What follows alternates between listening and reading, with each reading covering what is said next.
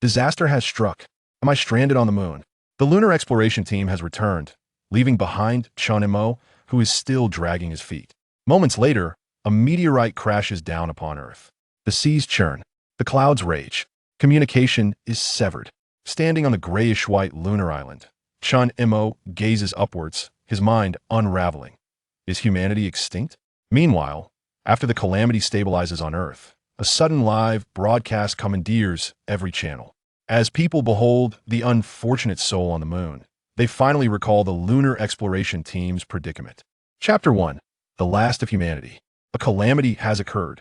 I seem to have been left behind on the moon. On the desolate and silent surface of the moon, a clumsy figure clad in a spacesuit struggles to sprint towards the distant return rocket.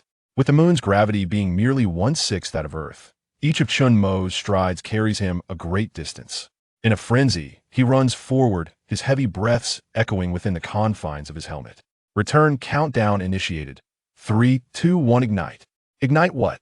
They've left someone behind.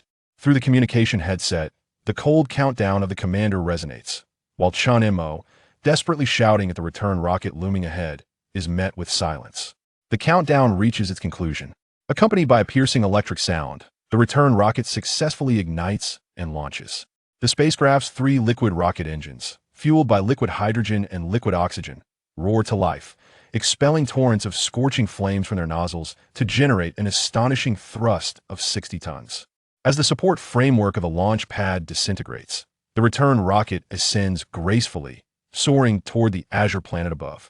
In the vast expanse of grayish-white desolation, the rocket's fiery ascent is a magnificent spectacle, yet this grandeur unfolds in eerie silence. Damn it! Why? Witnessing the epic launch up close, Chen Mo finds no joy in the moment. He stands frozen, head tilted back, gazing at the vast starry sky and the rocket that grows ever distant. His emotions a tumultuous mix of despair and heaviness. 300 souls had embarked on this journey, yet as they depart, 299 return successfully, leaving him alone on the lunar surface. Chen Mo despondently kneels on the ground, staring at the blue planet, 38,000 kilometers away, surveying the barren gray world around him, desolate and devoid of even a whisper of wind. Time rewinds to a year earlier. In 2101, the lunar base Tiangong was finally completed. From Earth, the Dongxia Space Agency led a joint research team of 300 individuals to embark on a year-long scientific expedition to the moon. As the sole maintenance engineer, Chen Mo accompanied the team on their lunar expedition. Unfortunately, over the past year, the Tiana base had not required his expertise in the slightest. Each researcher operated with utmost caution, fearing even the slightest error. Throughout the year, the lunar base functioned seamlessly, with not even a second of clock mismanagement. The only time Chen Mo had been called to repair anything was 6 months ago when he changed a light bulb. He had subtly expressed his desire to contribute, yet his colleagues responded with alarm, urging him to refrain from unnecessary interference. The consequence of this was a monotonous existence, leading to an increase in his weight since landing on the moon. After all, this was on the lunar surface. If his skills were truly needed, it would surely be a terrifying scenario. During the year, every researcher at the lunar base was busy, while Chen Mo's presence diminished to nearly invisible. In the later stages, he even transformed into a janitorial figure, diligently polishing the base's floors until they gleamed like mirrors. Consequently, he devised an automatic attendance device to leave in his dormitory, allowing him to register his presence each morning, thereby enjoying the luxury of waking at his leisure. Little did he expect.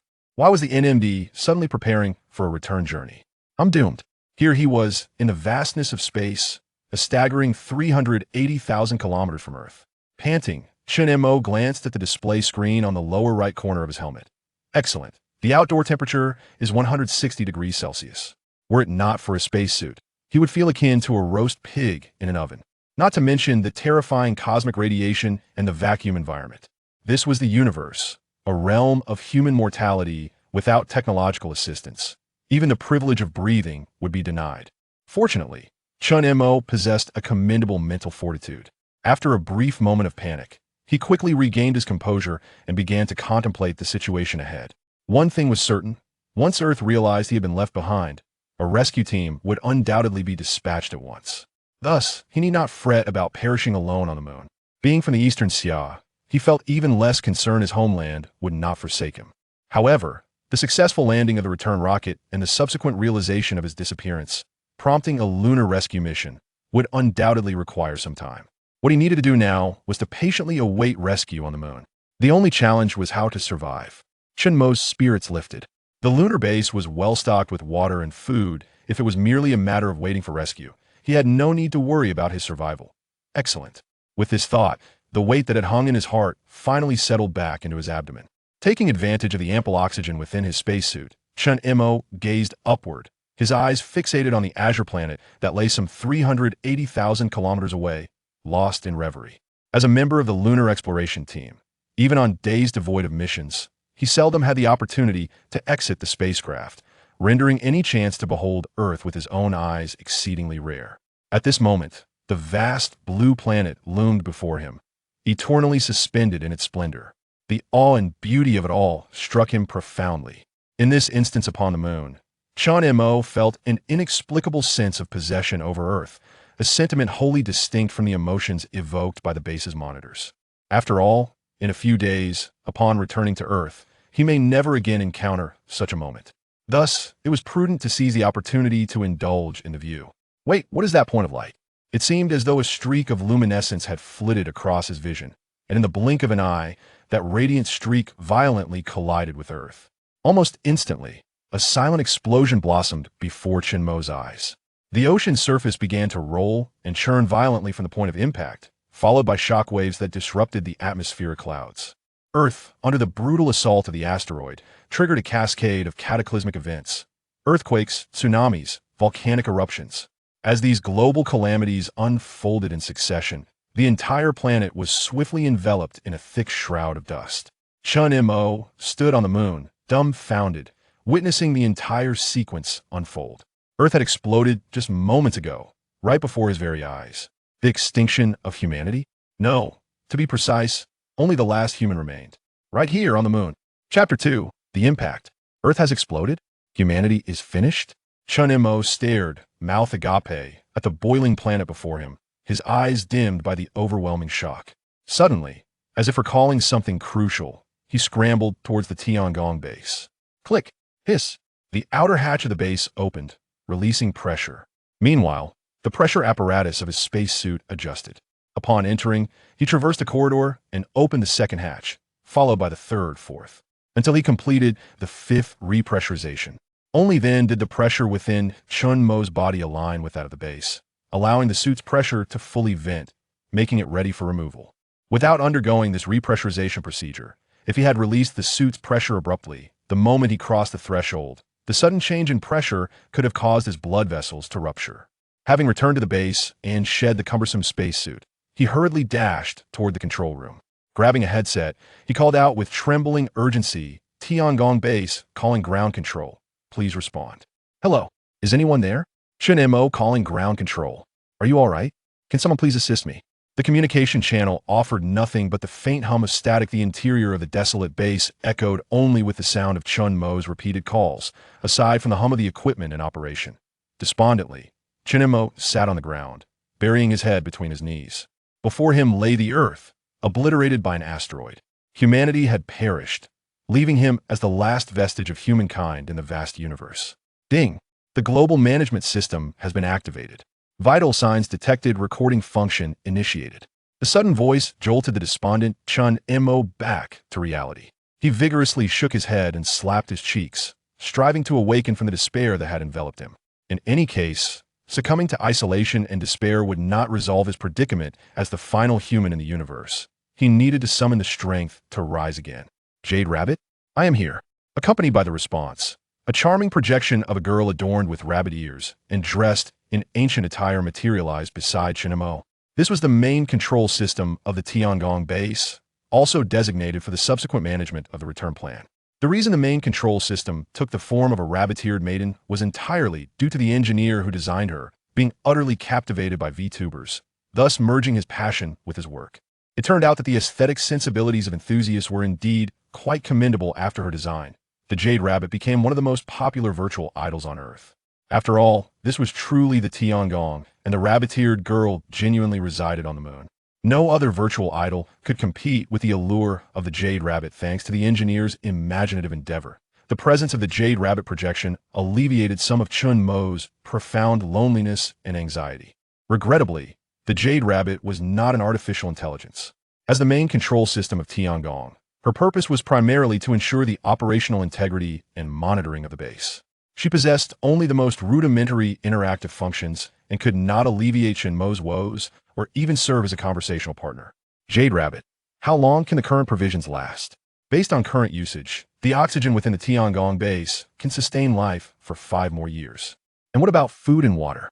The reserves of food and drinking water are ample, sufficient for your needs for 3 years. Ah, indeed, a bountiful supply. For a moment, Chen Mo felt a lump in his throat when it came to his life. Even the desire to jest had vanished. As a pioneering outpost for lunar tourism, the Tiangong base boasted an abundance of resources. Even with the scientific expedition having withdrawn, the remaining oxygen and food would sustain Chen Mo for many years. However, what would happen after 3 years? With the Earth now destroyed, no one would send supplies again. 3 years of food reserves may sound substantial. Yet if this constituted the entirety of the world's provisions, the gravity of such a number became tragically urgent.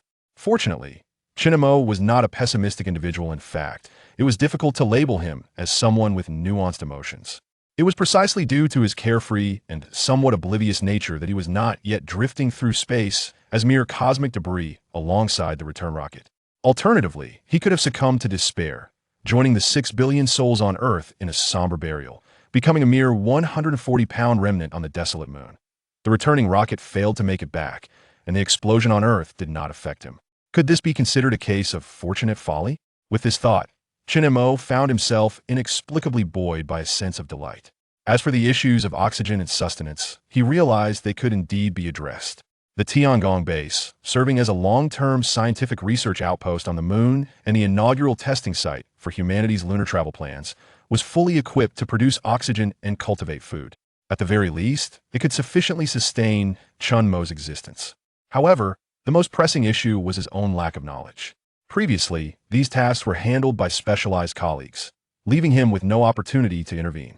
As a mechanical maintenance technician who primarily focused on mundane tasks, this predicament was decidedly beyond his expertise. No study today, become trash tomorrow. Chen Mo found himself regretting his prior complacency. Had he asked a few questions during his observations, he wouldn't be so utterly lost now. As a mechanical technician, he was not entirely without skills. At the very least, he was responsible for the operation and maintenance of the power systems. Unfortunately, the current power reserves at the Tiangong base were the least of his concerns. A lunar day equates to approximately a month on Earth, lasting a staggering 708 hours. With 13 consecutive days of daylight, uninterrupted by atmospheric attenuation, there was ample solar energy available for the solar panels to absorb, ensuring a substantial electrical reserve for the subsequent 13 nights. It seemed that fortune had tilted slightly in his favor. The 4 essential conditions for survival in space: food, fresh water, oxygen, and energy had begun to show their first glimmer of good news. There was enough power to last indefinitely. The bad news was that these 4 essential conditions operated under the principle of a wooden barrel. Chen Mo's remaining lifespan was equivalent to the shortest stave of that barrel: 3 years. If he had not figured out how to cultivate plants on the moon by then, he might as well prepare a beautifully crafted farewell letter, fold it into a paper airplane, and launch it into the vast cosmos. It was a rather romantic notion. Or perhaps not. First things first, I should figure out how to grow crops. Who could have imagined that after millennia of human effort to traverse the boundless starry expanse and reach the coveted lunar palace, the greatest worry would be agricultural? Muttering to himself, Chen Mo donned his heavy spacesuit and decided to check the planting module. Fortunately, the current food reserves afforded him ample time to experiment. With the previous research team's experimental records at his disposal, he believed that even a pig could yield results in this environment within 3 years.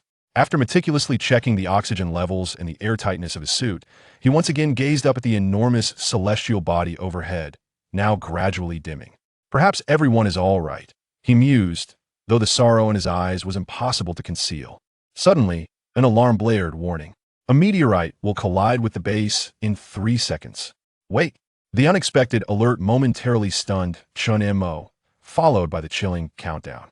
3, 2, 1. As the countdown concluded, a violent tremor jolted him from beneath. Chapter 3. planting potatoes when God closes a door, he always likes to seal up the windows as well, especially when he sees Chen Mo. He even thoughtfully cements up the dog door. He never imagined that this time the meteorite would be two pieces, one large and one small. The large piece has already struck the Earth, inadvertently triggering a species extinction-level disaster. The smaller piece followed closely behind, following a graceful arc before accurately colliding with the Tiangong base near the moon at a speed of 10 kilometers per second under the moon's gravity. The impact caused Chen Mo, who had just stepped out of the base, to stagger and almost lose his balance, and he hurriedly shouted, "Report the damage situation at Tiangong." Currently checking damage situation. Meteorite impact. Food warehouse damaged by 70. Just when it rains, it pours. The ship is late and encounters headwinds. The sudden bad news made Chen Mo's vision go dark, and he quickly drove the lunar rover towards the warehouse. He floored the accelerator, praying in his heart that the losses wouldn't be too severe. However, reality is always cruel. Damn it. Why? When he arrived at the food warehouse, the horrific scene almost made him cry out loud. More than half of the warehouse had collapsed and shattered, replaced by an irregular meteorite about 2 meters in diameter. The meteorite wasn't that large. If it were on Earth, it would have burned up and disintegrated into a shooting star during atmospheric entry. Unfortunately, this is the moon, which lacks atmospheric protection. The meteorite crashed down on the moon's food warehouse with tremendous kinetic energy. At this moment, the warehouse's refrigeration system was completely damaged and out of service, with the cooling pipes exposed and spewing cold air into the 160 degrees Celsius heat. Countless food supplies were floating in midair, bravely exploring the vast universe above. Exploring what? You're just a can of beef, okay? The warehouse was clearly completely wrecked, but those cans should still be salvageable. You two, cut off the power supply to the food warehouse. Okay. With the command issued, the cooling pipes finally stopped emitting white mist. After briefly dealing with the exposed pipes and wires, Chen Mo, panting, sat in the lunar rover and looked at the cans he had worked hard to salvage. Smiling for the first time. Great. I'm not going to die after all. Maybe it's not that unlucky, right? The words he spoke received no response. After all, with Yutu's level of artificial intelligence, Chen Mo's words had clearly exceeded her comprehension. On the display screen in the lower right corner of his helmet, Yutu tilted her head, blinking her big, innocent eyes at him. Fortunately, Chen Mo didn't expect Yutu to transform into a caring big sister to comfort him. He genuinely felt lucky. If the meteorite had deviated even a little during its flight, it might have directly struck the Tiangong base. At that time, it would have been a guaranteed death. Instead of that, at least he was still alive now, and he had even salvaged some food. Returning to the base to take stock of the remaining food, Chen Mo's expression suddenly turned grim. 1 month. The remaining food would only last for 1 month. Even if he scrimped and saved, that would only delay the time by a few weeks. Chen Mo frowned and sighed. The sudden disaster made the already tight timeline even more urgent. The lunar planting plan was evidently pressing. 80 years ago, when Dongxia's Chang'e 5 returned to Earth carrying lunar soil, scientists had already declared the impossibility of growing crops on the moon. However, this referred to the moon's native soil. Due to the lack of essential organic matter and moisture, along with excessive glassy materials in the lunar soil, plants simply couldn't survive. But with special processing, the lunar soil could be made suitable for planting. Dongxia did just that back then, and the experiment had been perfectly successful. Now, lunar planting technology was even more mature, and technicians had long completed lunar planting experiments at the Tiangong. They just needed to filter out the vitrified fragments caused by the meteorite impact and then supplement the lunar soil with a special nutrient solution to provide the missing organic matter and moisture. Chen Mo estimated that he should be able to succeed as well. The planting chamber. The planting chamber wasn't very large, and the internal environment felt like a vegetable greenhouse on Earth. Warm and humid, it simulated Earth's day and night changes with lights. After all, a lunar day and night lasts a full 780 hours, and Earth's plants obviously couldn't adapt to such a high-intensity time difference. Chen Mo frowned slightly.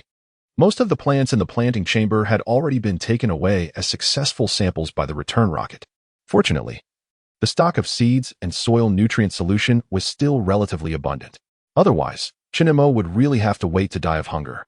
Looking at the well-preserved seeds, the anxiety that had been hanging over him finally eased. No matter how confident he was that he could grow enough food to sustain life within a month, all of this hinged on having seeds. A clever woman can't cook without rice. In fact, When Chen Mo first saw the empty cultivation trays, his heart sank halfway. He was afraid that the return rocket had packed away the seeds and soil too. If that were the case, he would just take off his spacesuit and run outside naked.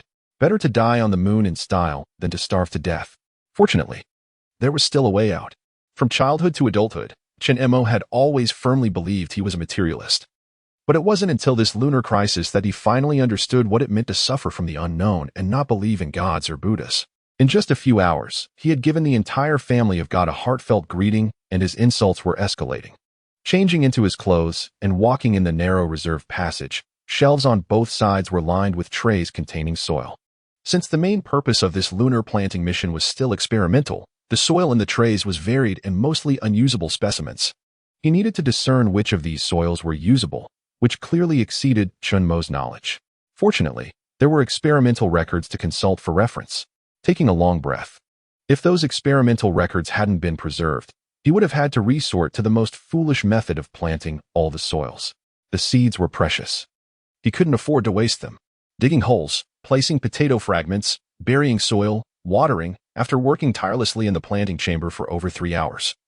He finally attempted to plant some potatoes and casually discarded all the other useless soil. Earth was already gone. Keeping these samples would just be a waste of space. The growth cycle of ordinary potatoes generally ranges from 60 to 100 days, while the special varieties in space take about 15 to 30 days. Potatoes have a short maturation period and are rich in starch. Given the current situation, there was no doubt they were the most suitable plants for Chen Mo to grow. If successful, at least he wouldn't starve to death relying solely on the potatoes from the planting chamber. Exhausted, he returned to the Tiangong base and collapsed onto his bed. Today's experience was truly magical and painful, both mentally and physically. He needed to rest quickly. Good night, you two. Good night. On the first night alone on the moon, Chen Mo dreamed. In his dream, the potatoes had already matured, and he was holding freshly baked potatoes, eating them deliciously. Thank you, potatoes. Chapter 4. Space Blind Box. Why haven't they sprouted yet?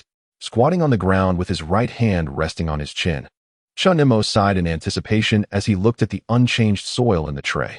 Of course, it wouldn't sprout. It was only the second day. In fact, under the extreme conditions on the moon, ensuring the survival rate of plants was more reliable through methods like mist cultivation, which is a soilless growing technique. Without soil, there was naturally no need to worry about the problems of planting and lunar regolith. This could be considered a fundamental solution to the issue.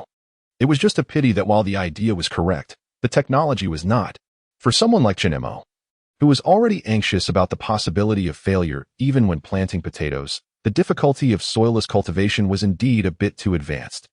Not wanting to linger too long in the planting module, he had many tasks to attend to today. The immediate priority was the food storage area. Although the entire warehouse had been completely destroyed by meteorites, many exposed pipes and lines still needed his attention. Lunar dust posed a significant threat to electronic equipment. Without the protection of an atmosphere, the extreme and harsh environment of space had resulted in the moon being covered with tiny silicate and glassy particles. The average diameter of these tiny particles was only 20 micrometers, with a considerable portion being less than 5 micrometers. If these particles entered electronic devices, the damage could be catastrophic, including but not limited to mechanical structure jams, sealing mechanism failures, reduced sensitivity of optical systems, component wear, and thermal control system failures. Even when wearing a spacesuit, the entry of lunar dust into the suit could pose a potentially lethal danger. These tiny particles formed a layer of regolith on the lunar surface that could be several meters thick, which is why the moon appeared as a gray-white desert. Driving the lunar rover to the ruins of the food storage area, Chen Mo could see the meteorite lying on the debris from a distance. After taking a glance, he lost interest. He had hurriedly salvaged canned food and compressed biscuits yesterday, so he had only done some basic cleanup before leaving. It was manageable for one night. But to truly eliminate future risks, he needed to completely sever all connections between the space station and the food storage area to eradicate the threat of lunar dust. If something was to be deemed scrap, it should look the part. At this moment, Chen Mo couldn't help but feel grateful that he was a mechanical repairman. Otherwise, the other members of the research team might have been completely at a loss in such a situation. First, he went to the control room to cut off the power supply to the video warehouse. Then he disconnected the electrical circuits, removed the cooling pipes, and installed backup panels to completely seal off all external interfaces of the space station. After a busy half-day, it took him half an hour just to check the cleanup. The food storage area was scrapped. But if he overlooked any part that allowed lunar dust to enter the space station, it would be a real disaster. After confirming that there were no issues, Chen Mo finally left the now-ruined food storage area. Unless something unexpected happened, he would not be returning here again. He pressed the accelerator to the floor. Chen Mo drove the lunar rover recklessly. Lunar racing. This was something he had been looking forward to for a long time. Watching the craters recede in his field of vision, Chen Mo quickly turned the steering wheel and then slammed on the brakes, causing the six-wheeled lunar rover to execute a beautiful slide. Unfortunately, there were no spectators. Otherwise, they would surely cheer for him. If the research team hadn't blown up like a cosmic firework, they would have been heartbroken to see Chen Mo treating the lunar rover like this, likely pulling him out for a beating and permanently banning him from approaching the rover. They typically used it with extreme caution, fearing even the slightest malfunction could cause damage. Yet now, it was drifting in Chen Mo's hands. After a brief moment of excitement, Chen Mo looked around at the gray, silent world, and feelings of emptiness and loneliness suddenly surged over him like a tide. He was all alone. Even if a meteorite suddenly fell, there would be no one to comfort him. Even if he executed a particularly cool drift, there would be no one to admire it. This place felt like a solitary island prison. A solitary island prison that was 380,000 kilometers from home, holding only him. The sentence lasted until death. There would never be a visitor, and there was no possibility of escape. The only companion he had was possibly a robotic assistant, the Jade Rabbit. He sat with his legs crossed in the lunar rover, gazing up at the endless shining stars in the sky and the Earth now covered in gray. Suddenly feeling the urge to smoke. Robinson Crusoe in space? He shook his head, feeling that he was quite different from Robinson, at least when Robinson was adrift. The Earth had exploded. For some reason, when he thought of this, Chen Mo suddenly burst into laughter. He didn't know if he was amused by his own sense of humor in creating dark jokes or mocking his own boring optimism. Or perhaps it was a combination of both. It seemed that optimism was the only option left. Otherwise, was he supposed to just die? This time it was truly a hell of a joke. Wait, what was that? Lying in the rover, staring into the vast starry sky, Chen Mo suddenly noticed what appeared to be a metallic box wobbling and falling toward him. He quickly straightened up, reigniting the lunar rover's engine. Skillfully shifting gears, he pressed the accelerator and sped off. Estimating the landing point of the box, he drove on the ground while occasionally looking up to check on the unknown box, ensuring he didn't veer off course. For some reason, he suddenly had a strange illusion of chasing an airdrop in a battle royale game. After chasing for about a kilometer, the metallic box finally landed. Eagerly getting out of the vehicle, he hopped toward the box in front of him. It looked a bit familiar. The metallic box was about 50 centimeters tall, not particularly large. If Chen Mo hadn't been quick-eyed, he might not have noticed it while lying in the rover. It wasn't until he pulled the box out of the pit that he realized why it looked familiar. Was this the research result that old Lu and the others had prepared a couple of days ago? Chen Mo had participated in transporting the return supplies, so he was naturally familiar with these boxes. Now seeing this box fall here could only confirm one thing. Old Chun and the others had indeed turned into fireworks in space, and they hadn't even managed to return to Earth before meeting their demise. Otherwise, if they had successfully entered the atmosphere, the pull of gravity would have prevented this thing from drifting to the moon. The research team at the space station consisted of 299 people, each studying different fields. Therefore, even Chen Mo had no idea what exactly was inside the box. It was a genuine space-blind box. Chen Mo was already curious about the contents inside. Chapter 5. Lunar Shield Project. What exactly was inside the box? Back at the space station, Chen Mo looked at the silver box in front of him, rubbing his hands together with anticipation in his eyes. The moon was like a huge treasure trove full of unknowns for humanity. For thousands of years, countless scholars and poets had poured their feelings into the moon, and innumerable scholars had yearned for the Chang'e Palace on the moon. Since ancient times, humans have had an almost obsessive fervor for the moon. Therefore, with the completion of the space station, the researchers who had gained this precious opportunity were full of ambition, aiming to delve into the research of the moon.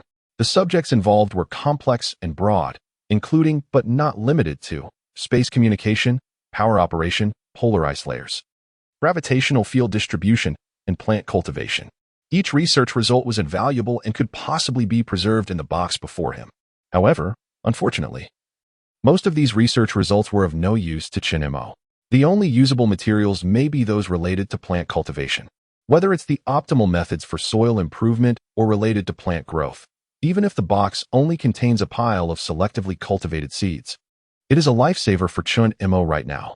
At the same time, to protect the precious research results, the box is made of a special alloy, with a layer of aerogel filling in between.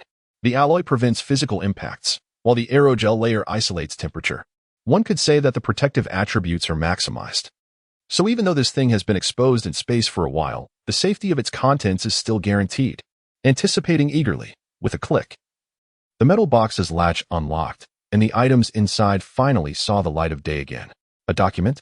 Looking at the contents of the box, Chen Mo's expression inevitably showed some disappointment. One of the three most useful options had already been eliminated, and now it was just a matter of whether this document was related to soil transformation or plant cultivation. If it were neither, then Chen Mo could only congratulate himself on upgrading to a high-level safe. He took out the thick stack of documents from the box and flipped through them briefly. One could only say that his luck was indeed not very good. This time he could eliminate all three of the most useful options. Before he had time to feel disappointed, the content of the document attracted Chen Mo's attention, and he frowned and read it carefully again. It was about the necessity of implementing the lunar shield project. This document was more like a planning petition than a research result. Earth has existed in this vast universe for 4.6 billion years. During these 4.6 billion years, countless meteors have fallen from the sky, breaking through the protective atmosphere and crashing onto the Earth. These meteors are of little consequence to the Earth itself, but for the species living on Earth, they undoubtedly represent repeated apocalyptic disasters. This is still due to the fact that most meteors have been intercepted by Jupiter, the largest planet in the solar system. Even if some slip through, the moon serves as a final line of defense. In fact, many large meteors have already crashed into the moon, shattering into fragments before falling to Earth. As Earth's only satellite, the moon has silently protected the Earth for billions of years. This is evidenced by the dense craters on the far side of the moon. However, relying solely on a celestial satellite's protection is still insufficient for Earth. Thus, the Lunar Shield Project was conceived.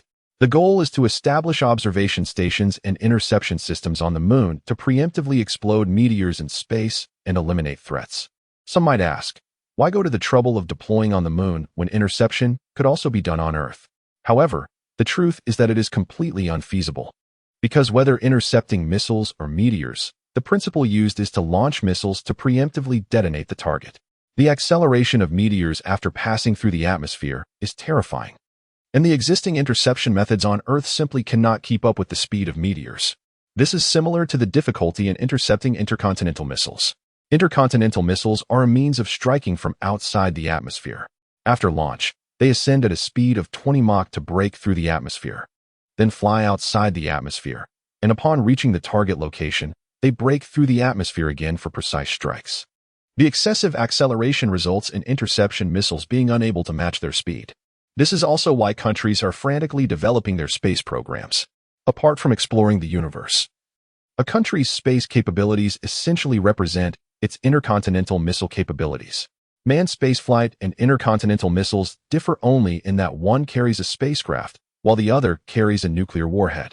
Therefore, to intercept meteors in space, they must be destroyed before entering the atmosphere.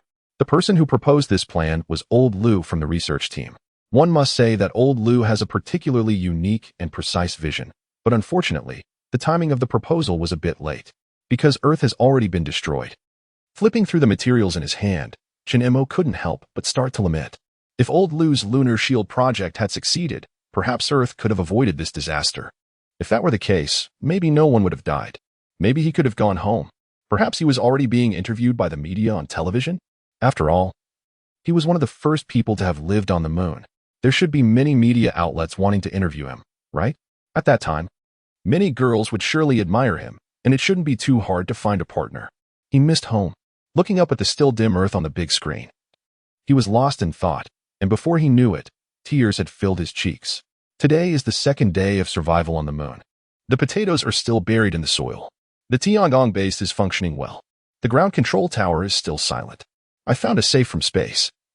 It is really great to find Old Lu's handwriting again. I will carefully preserve the materials regarding the Lunar Shield project. Chen Mo composed himself and began today's exercise plan. The moon's gravity is only 1/6 that of Earth. Living in such a low-gravity environment for a long time poses significant harm to the human body. Calcium loss in bones, brittle bones, muscle atrophy, and even the heart and blood vessels can deteriorate due to low gravity. Therefore, Chen Mo must maintain a certain intensity of exercise every day. Space sickness, a life-threatening issue. 201, 202, 203. Inside the Tiangong base, Chen Mo was focused on doing push-ups. With the virtual projection of the jade rabbit in front of him, nodding with its arms crossed as it counted the numbers, its ears shaking with the motion of its head. Such a simple counting task was still something the jade rabbit could handle well. Although it couldn't change the fact that the jade rabbit was just an artificial intelligence, its presence really made Chen Mo feel less lonely. Thank you, Jade Rabbit. Chapter 6. Signals from the Moon. In fact, humanity has not gone extinct. 7 days ago, a massive meteor with a diameter of 8 kilometers fell from the sky, breaking through the atmosphere, burning with flames, and crashing into the Pacific Ocean. It gave no one time to react. The tsunami triggered by the impact immediately submerged several nearby island nations. In the instant the meteor hit the ground, hundreds of millions of people disappeared in this disaster. Following that, continental plates shifted, sea levels rose, and underwater volcanoes erupted in unison.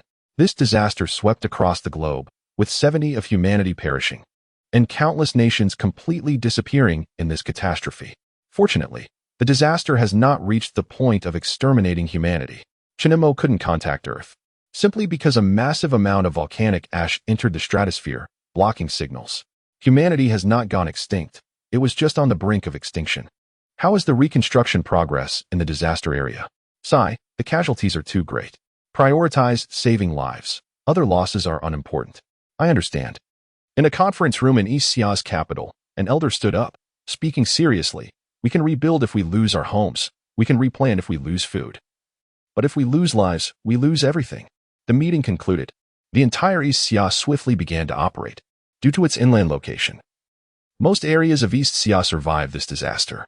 At this moment, factories that are still operational worked overtime to produce winter clothing and tents, sending them to the most severely affected areas without taking a penny in return. Countless vehicles spontaneously formed convoys to the disaster area, volunteering to participate in rescue efforts. Medical staff wrote a petition, and the angels in white cut their long hair, just to avoid delaying rescue efforts. Soldiers were the first to arrive at the disaster area, using their bodies to lift stones, all to save survivors trapped under the rubble. The disaster destroyed too many things, but not the human heart. Everyone is working hard for post-disaster reconstruction, busy saving or being saved. It seems that no one noticed that 380,000 kilometers away on the distant moon, there was a poor soul who thought humanity was extinct, squatting there waiting for potatoes to sprout. Until suddenly, a signal from space was received on Earth. Perhaps it was because the volcanic ash in the atmosphere finally stabilized. The signal from the Tiangong base was successfully sent to Earth through communication satellites. The signal indiscriminately connected to all available channels on Earth, then recklessly transmitted images from the moon. In an instant, the same scene appeared on screens around the world. It was a person. To be precise, it was a man. When Chen Mo appeared on family televisions, everyone finally remembered that there was indeed a space exploration team. Like a reality show, the Tiangong base recorded Chen Mo's every move and continuously streamed it to Earth through communication satellites, as if it were a mental illness. However, perhaps due to a malfunctioning satellite, the signals coming from Tiangong were silent, like watching a silent film. Chen Mo's life was faithfully documented by the Tiangong base and broadcasted for all survivors on Earth to watch. But that was enough because there were really no entertainment activities left on Earth. No internet, no TV shows, no anime or movies. Phones seemed to have turned into electronic bricks. No matter how advanced your smartphone was, it couldn't be smart anymore, because both TV shows and the internet relied on satellite signals. But now, the signal from Earth could not be transmitted at all, and the satellite began broadcasting Chen Mo's live signal from the second day after the disaster. People watched the man on TV, initially curious, then gradually feeling like they were getting to know a new friend. He looked so lonely. Who was he? Why was he the only one on the moon? The warehouse had been destroyed by meteorites. Just looking at it felt so hopeless. Was he planting potatoes?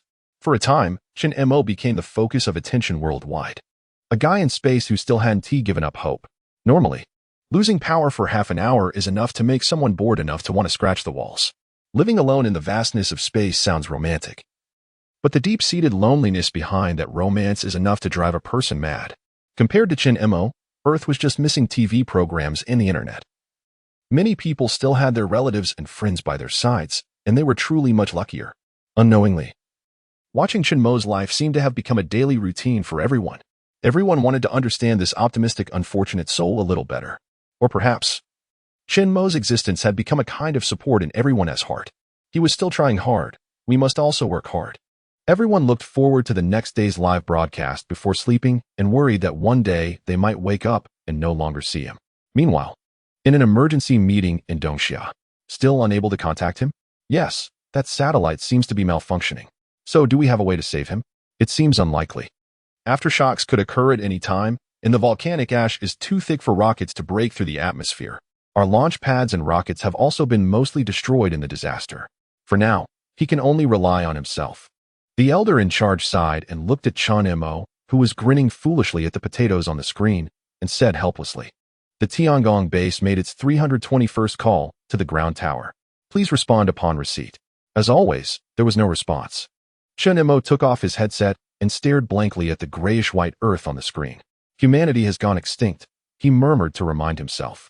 He leaned back, looking up at the ceiling in silence. He had advised himself countless times over the past few days, but he had never given up on contacting Earth, imagining that maybe one day his communication request would suddenly be connected. Thinking of this, Chen Mo couldn't help but chuckle at himself. How could that be? These days, the most he cared about was the potatoes in the planting chamber. The first thing he did every morning was run to the planting chamber to water and fertilize them carefully. Perhaps Chen Mo indeed had some talent for farming. Or the potatoes were touched by his sincerity. The potatoes finally successfully sprouted. In a while, they would be fully matured. Although some of them failed, that was completely acceptable. He had already dealt with the failed ones, leaving them for fermentation as fertilizer. He was not afraid of failure. He was afraid of not having a single success. Chen Mo happily watched the tender sprouts breaking through the soil. Now that the potatoes had been planted, how far could tomatoes be? At that time, potatoes would serve as the staple food to sustain life, while tomatoes would provide vitamins as fruit. Chen Mo even began to look forward to a carefree life of eating salt-boiled potatoes and tomatoes. Maybe he could even plant some peppers in the future? He still had many seeds left, and he would select the best batch of successfully grown potatoes to keep his seeds. He would not engage in overexploitation. It seemed that in less than a month, Chen Mo had successfully solved the food problem. He had to thank the experimental records left by the previous research team, which saved him a lot of trouble. Today marked the 7th day of survival on the moon. The potatoes had successfully sprouted. I have also planted some tomatoes beside them. It seems there is no need to worry about food anymore.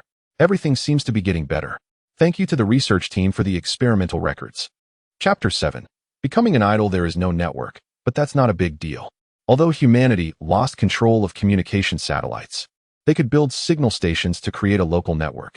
In other words, Dongxia has created a super large local area network based on the nation. Now, through the relay stations, at least daily communication and news broadcasting needs are being met. Welcome to today's news. Rescue efforts are urgently underway in all disaster areas, and yesterday alone, 500 people were rescued. Our station calls on all sectors of society to extend a helping hand to the disaster areas. Sincere thanks to everyone. This morning's news broadcast is over. Thank you for watching.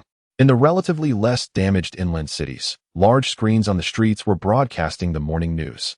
Tianjinghao, while eating breakfast, seemed to ponder after hearing the news, then hurriedly got up to pay and leave. "Boss, I'm taking leave to go to the disaster area." With a bun still warm in his mouth, he sent a text to his boss. "Don't worry. Your salary will be paid as usual. There is nothing for you to worry about at the company." His boss quickly replied, also including a crying cat emoji, clearly having just watched the morning news. Although Dongxia's disaster situation is considered better on a global scale, the casualties of hundreds of millions and the collapse of countless cities still plunged society into mourning. Decades of peace and happiness made the disaster seem even more cruel and ruthless. He drove straight to the nearest disaster-stricken city. Due to the disaster, transportation in Dongxia has completely collapsed. Neither trains nor planes can operate normally, so the only choice for Tianjinghao to reach the disaster area is to drive himself. Even choosing to drive, he inevitably encounters road collapses that require turning back and replanning the route. It's tough and dangerous, but he has never complained.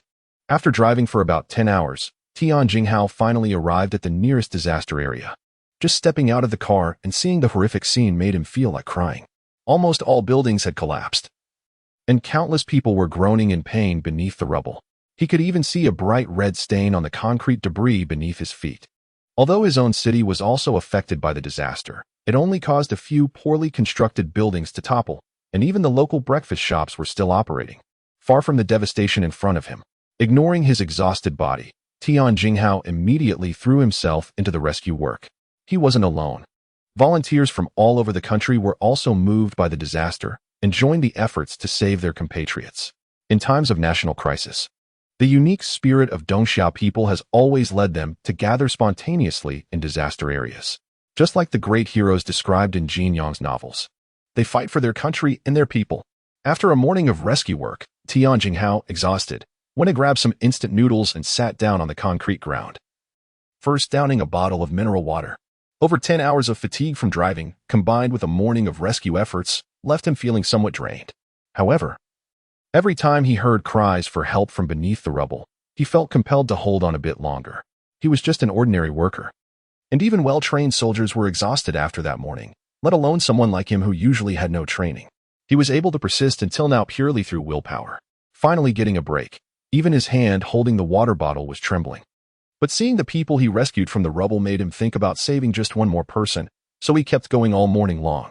While slurping noodles, he looked at his phone, which was streaming Chen Mo's live broadcast. On the desolate and silent moon, Chen Mo, dressed in a spacesuit, looked up at the grayish-white Earth. This was the first image of Chen Mo on Earth. The silent despair that came through the screen made everyone's mood feel heavy. Let's try to empathize. Alone on the moon, witnessing the Earth gradually dimming under the impact of meteors, followed by the destruction of the food storage upon which he relied for survival. In such an environment, one might have already collapsed.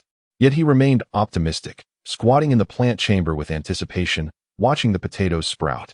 After days of watching the live broadcasts, everyone began to feel curious about this unfortunate guy left on the moon. It felt strange. After experiencing this disaster, everyone felt they were incredibly unlucky, that life was too cruel to them, and suddenly on their phones appeared a guy stranded in space. Hey, turns out someone is even more unfortunate. This was the reason most people tuned into Chen Mo's broadcasts. They watched him return to the Tiangong base to exercise, and followed along to see if the potatoes had sprouted yet. They saw him driving the lunar rover freely, and also witnessed him crying alone in a corner. From beginning to end, he never gave up. Even after being so unlucky, he still fought to live. As a result, people's perspectives began to shift.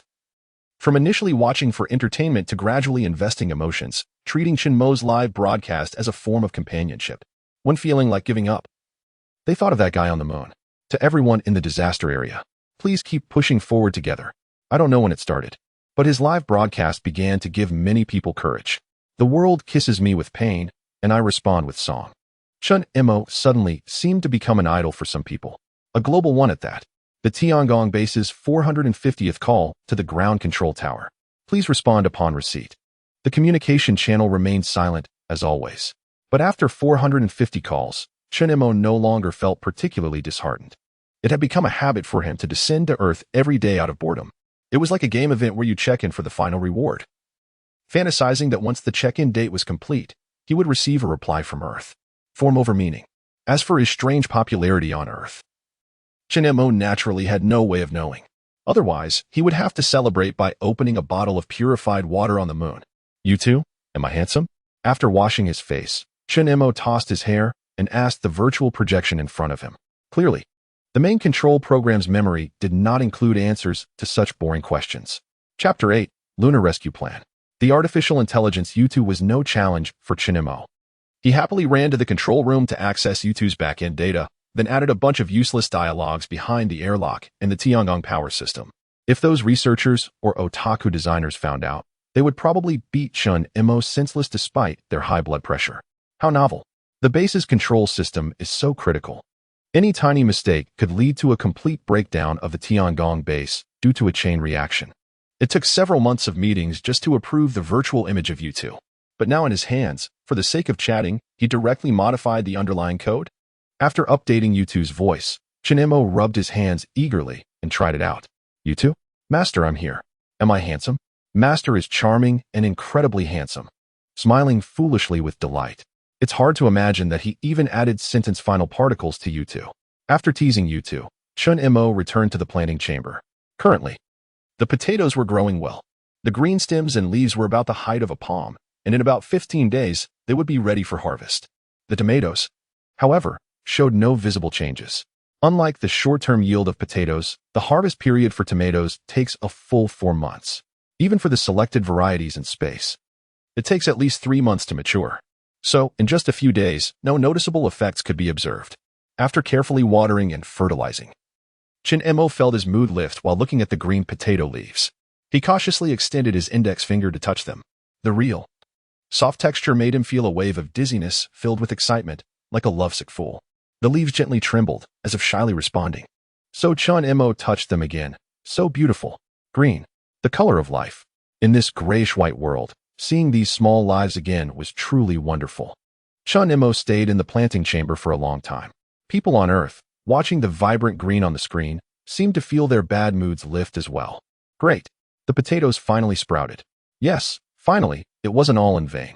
I can't imagine how sad he would have been if the potato planting had failed. During the earthquake, the concrete slabs crushed my spine, and after being rescued, I was completely paralyzed. I once thought about committing suicide, but seeing these potato sprouts, I suddenly felt that it wasn't such a big deal after all. The disaster made me an orphan, and I previously couldn't find the motivation to live. On the forum, countless people gathered to discuss one topic, Chen Mo. They are all people who have been saved by him to some extent, especially when that hint of life sprouts from the soil. The vibrant green breaking through the barren gray-white lunar surface is so striking. Watching Chen Mo gently touch the green leaves with his finger, countless people are healed and moved by the scene before them. Roman Roland once said, "There is only one kind of heroism in the world, and that is to love life even after seeing the truth of it." Unknowingly, Chen Mo has become that hero in the hearts of many. I really want to know his name. On the forum, the calls to know Chen Mo's name are growing louder. Soon, the Dongxia Space Agency released a video. According to the agency's information, the survivor on the moon is named Chen Mo, 25 years old, a mechanical repairman. He was a member of the lunar exploration team a year ago. The reason for his solitary stay on the moon is still unclear. Additionally, it was stated that Dongxia is actively contacting Chen Mo. "We will not give up on any citizen and will do everything possible to bring Chen Mo back." To be honest, the head of the Dongxia Space Agency, Li Xiang, is still baffled by why this guy stayed on the moon. According to the original plan, the exploration team should have returned long ago. At that time, he even thought that all the team members had perished. He never expected that there would still be survivors on the moon. Skillfully opening the forum, Li Xiang's expression changed drastically as he looked at the comments from netizens. Next door, Uncle Tian, clearly. The people from the Dongxia Space Agency are also fans of Chen Mo Ice and Fire Sixfold. Yes, otherwise why would the video be released so promptly? Help. I feel like I've socially died. Li Xiang, the head of the Tiangong project at the Dongxia Space Agency. Forum, Shadow Knight God, regularly posts sentimental literature on forums. Resourceful and idle netizens quickly dug up Li Xiang's alias on the forum, and soon countless private messages flooded into his user backend. Everyone is concerned about when the rescue plan for Chen Mo will start. Buzz, buzz, buzz. Feeling his phone vibrating incessantly, Li Xiang was stunned. He couldn't answer that question. They are willing but powerless regarding the rescue plan for Chen Mo, but such words are clearly not something they can openly say. Lying lifelessly in his office chair, he couldn't figure out how his alias had been discovered. He could only marvel at the vast network of netizens. "Li Gu, they're looking for you for a meeting." The office door was suddenly pushed open, and Li Xiang locked eyes with the newcomer. His desk faced the door, and since he was lying on the chair, most of his body was blocked by the desk. Coupled with his bewildered expression and the buzzing vibrations coming from under the table, the girl's face turned red, and she hurriedly closed the door and left. "Li Gu, you go ahead. Busy with what? This is not the situation you think it is." Li Xiang opened his mouth to explain, but the girl had already closed the door and left, giving him no chance to explain it all. Buzz, buzz, buzz. The phone was like an annoying little demon, continuing to vibrate. Li Xiang looked disheartened, feeling like life had suddenly become dull. "In Coco, It is said that a person has 3 deaths in their life. The first is when your heart stops beating, biological death. The second is at the funeral, when, with people's bows, your social status dies. The third, and final death, is when the last person in the world forgets you. Li Xiang felt he had skipped physiological death and fast-forwarded to social death. No other reason. The girl who just came in is a well-known blabbermouth in the agency. Now, everyone in the agency has probably started to misunderstand that he is playing with little toys at work. All right, the meeting. Adjusting his mindset as he entered the conference room, everyone's eyes suddenly turned to him. Their gazes were filled with curiosity and an inexplicable thirst for knowledge. When he took his seat, the director at the front hesitated for a moment before finally speaking. Shaoli, you should consider dating when you have time. A hint at something. Seeing Li Xiang's shocked expression, the director believed he understood. He then clearly pointed out the theme of this meeting, the Moon Rescue Plan. Chapter 9. Scurvy inside the Tiangong base. Chen Mo looked at himself in the mirror, feeling a bit at a loss. His face was frighteningly haggard, and his lips were pale and cracked. Opening his mouth, his gums had started to swell and bleed, causing his teeth to become somewhat loose. Lifting his shirt, large areas of bruising on his body also indicated his worrying condition. As an astronaut, Chen Mo was well aware of what his current state was, scurvy. If he did not promptly supplement his vitamins, he would soon face tooth loss, skin decay, and eventually, it could develop into paralysis. If it came to that, it would basically be equivalent to sentencing Chen Mo to death. After all, this is on the moon. Losing mobility is tantamount to death. In the 17th century, seafarers suffered greatly from scurvy, but this condition had almost disappeared in modern society, to the point where it could only be found in middle school textbooks. After all, contemporary people eating sugar tangerines to the point of turning yellow is enough for scurvy to hide in the corner, beaten by the justice of sugar tangerines. But now, this disease that seemed to only appear in middle school textbooks had, after several centuries, unexpectedly returned to haunt Chen Mo, who was in space. But he had no way out. Tomatoes still needed at least 2 months to mature, and even if they just bore fruit, it would take a month. He had searched every corner of the base and found no vitamin pills. His teeth had already started to loosen, and if he didn't find a way to supplement his vitamins soon, he might start losing them in just a few days. Damn it. Why? Clearly, the potatoes had already sprouted, and the tomatoes had already been planted. Chen Mo covered his face and hid in the corner of the room, tears dripping from his chin onto the floor. For the first time, he felt despair. He initially thought he would starve to death, but now it seemed that thought was rather superfluous. Humanity is truly fragile. Just a few fewer tangerines might be enough to take his life. The Moon Rescue Plan. When the director of the Dongxia Space Agency opened the meeting by confirming the main content, everyone put away their joking mood. After all, as the most talked about person in the world, everyone had some understanding of Chen Mo living alone on the moon. The difficulty of this task already started to frighten these space workers just by thinking about it. Any minor detail overlooked, or even just a grain of lunar dust, could lead to fatal consequences. It is precisely because of their respect for the universe that these space workers admire Chen Mo's efforts even more. Moreover, Chen Mo's condition cannot be delayed any longer. The large screen at the front of the conference room was showing the image of him looking in the mirror. Bleeding gums, bruised skin. These are clear clinical responses of scurvy. Like all the affected people, Chen Mo is also one of us from Dongxia. Originally, this matter required more meticulous planning. But everyone could see that Chen Mo's current state could not afford our continued hesitation. Under the current conditions, we truly cannot complete the manned space mission. And I cannot send our astronauts to their deaths. However, while we cannot send people, we can send supplies. Our task is quite simple. The director stood up and pointed at the projection screen behind him, continuing, load the supplies, and then launch them towards the moon. But with such thick volcanic ash in the sky interfering with the signals, it's very difficult for us to ensure the trajectory of the rocket. And we can't guarantee that the rocket will land safely on the moon. At this moment, Li Xiang voiced his concerns. The meeting room immediately fell into chaos. Just as he said, under the current harsh conditions, even without manned spaceflight, launching the rocket is already fraught with difficulties, let alone safely delivering supplies to Chen Mo. Just treat it like setting off a firework. The director waved his hand carelessly. We just need to get close to the moon, and the rest of the supplies will naturally float over due to the moon's gravity. Upon hearing this, everyone understood. This mission was completely different from the meticulous and rigorous launch plans of the past. It was a wild gamble. The thick volcanic ash in the sky made it impossible for them to accurately determine the moon's exact position. Even a slight deviation in the rocket's angle could result in all supplies, including the rocket itself, becoming a pile of space debris, even if the angle was correct. They couldn't guarantee that all the supplies would safely reach Chen Mo's hands.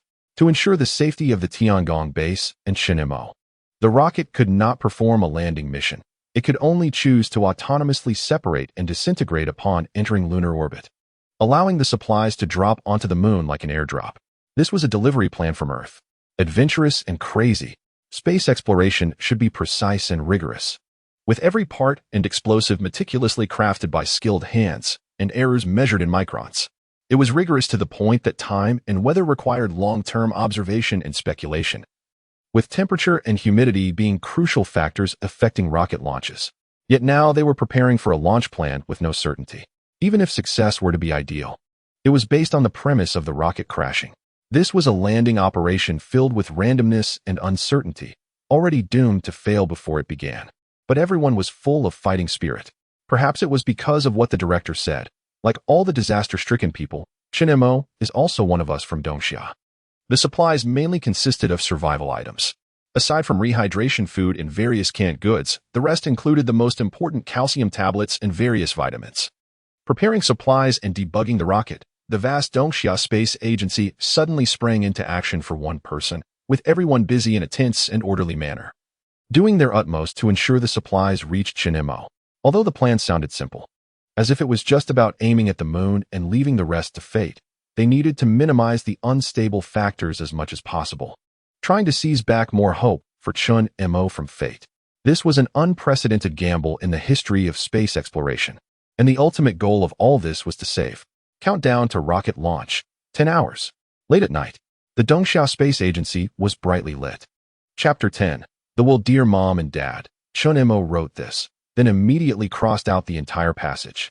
He suddenly remembered that such words could be saved to say to them face to face after he died, with the last humans in the universe about to perish. How should he write his will? Chen Mo bit his pen in thought, realizing he truly had no literary flair. Even writing a will left him struggling with how to start. I might die. The pretentious sentimentality really didn't suit him. Although he wanted to write a beautifully penned will that would leave everyone in awe, unfortunately, his abilities were limited. As someone who couldn't even come up with half a line of poetry in the Moon Palace, it was better for the will to be straightforward. Although he didn't want to say it, humanity might really face extinction. It was truly regrettable. It took humans 2 million years to step into the starry universe. He knew it wasn't easy, but he really couldn't find an orange. At this point, Chen Mo felt a wave of genuine absurdity. The last human in the universe. And the reason for his death turned out to be not being able to eat an orange. This way of dying was truly both frustrating and sad. The moon was actually beautiful. A grayish-white world, yet one could gaze up at the brilliant starry sky. The sun burned brightly, and the stars sparkled along with it. The blue earth was right in front of him, colorful and beautiful. During the new year, one could even see fireworks through the observatory. He suddenly thought that many people had probably never been to the moon, and so he enthusiastically began to introduce it in his will. Actually, I still prefer the blue earth from before. That felt like home. Even on the moon, just seeing it when looking up would bring peace. When he first left home on Earth, Chen Mo missed his hometown while looking at the moon. Later, upon arriving on the moon, he looked up at the Earth and missed home again. With this thought, the will came to an end. I miss home. I want to eat the stir-fried potatoes, eggplant, and bell pepper, and I also want to eat the cabbage dumplings my dad made. I still don't have a girlfriend and haven't gone on a date with a girl. Tears fell onto the paper, and by the time Chen Mo raised his head again, he was already in tears. He was only in his 20s, and life had just crossed a quarter mark. Scurvy constantly tormented his body and spirit, as if he could feel death gradually taking away his life. At the end of the will, Chen Mo seriously wrote 4 words on the paper. I don't want to die. Watching Chen Mo write down those 4 words, I don't want to die, brought a sense of loneliness and despair that could tug at anyone's heart, even through the screen. What made everyone feel even more heartbroken was that even at the end of his life, he still hadn't forgotten to share the magnificent universe he saw. This live broadcast was watched by billions of people. When Chen Mo raised his head, his face covered in snot and tears made everyone break down. No one would mock Chen Mo for being weak. On the contrary, everyone sincerely cared about this young man far away on the moon. Just as he once brought hope and courage to everyone, They now hoped to help Chen Mo. In an instant, voices supporting Chen Mo filled the air. Countless people spontaneously petitioned for the space agency to find a way to save Chen Mo. Many students majoring in aerospace even shared their rescue plans in the comments under the official account, trying to help the space agency with ideas. Although they were naive, they still tried their best to improve the plans. However, everyone understood deep down that Chen Mo was likely doomed, given the current situation. Completing the rocket launch was an impossible task, let alone conducting a rescue operation. But just at this moment, the space agency suddenly announced a rescue plan called the Lunar Express Operation, a rescue mission that was even more adventurous and unbelievable than those suggestions. Even those who had no knowledge of aerospace almost thought they were seeing things when they saw this plan. Surprisingly, it seemed more reliable than those seemingly precise and rigorous rescue plans, because this was a rescue plan that disregarded any costs or consequences. Abandoning all the pros and cons that needed to be pondered, the only remaining goal was to rescue Chen Mo. The entire rescue operation was live-streamed. The TV station thoughtfully combined the two live feeds. On the large screens in public squares, the left side showed the bustling scenes of the Dongxia Space Agency, while the right side displayed the live footage from the Tiangong base. This way, it saved everyone from the hassle of switching between live rooms. Countdown, 9 hours. Dongxia time, 2300 hours. The livestream room named Lunar Express program still had hundreds of thousands of viewers online, anxiously monitoring the situation on both sides. With hurried footsteps echoing throughout the room, reports on the status of the aircraft engine debugging were being made. Group 1 engine debugging completed. Group 2 engine debugging completed. Group 3 engine debugging completed. Li Xiang stared at the screen in front of him, carefully checking the detailed parameters flashing across it. As the overall commander of this launch, Li Xiang was clearly the one working the hardest in this operation. Not only did he need to coordinate the efforts of various departments, but he also had to ensure that every step before the rocket launch was error-free. Countdown to launch, 6 hours. The overall debugging of the rocket was completed, and the material loading work began. Li Xiang had no time to rest, picking up a metal box and joining the busy scene. Not only Li Xiang, but even the director was not idle. Despite being of a certain age, he was bustling about carrying supplies with vigor. Countdown to rocket launch, 3 hours. With the massive roar of machinery starting up, the launch pit opened. Immediately, the fully loaded carrier rocket slowly ascended from underground, pointing straight at the overcast sky. Countdown to launch, 1 hour. Wind speed normal. Temperature normal. The staff reported loudly. Countdown final 5 seconds. Li Xiang nervously clutched the hem of his clothes, sweat already soaking through the fabric in his hands. 5, 4, 3, 2, 1. Ignition. The countdown ended, and the space engine erupted with scorching, bright flames.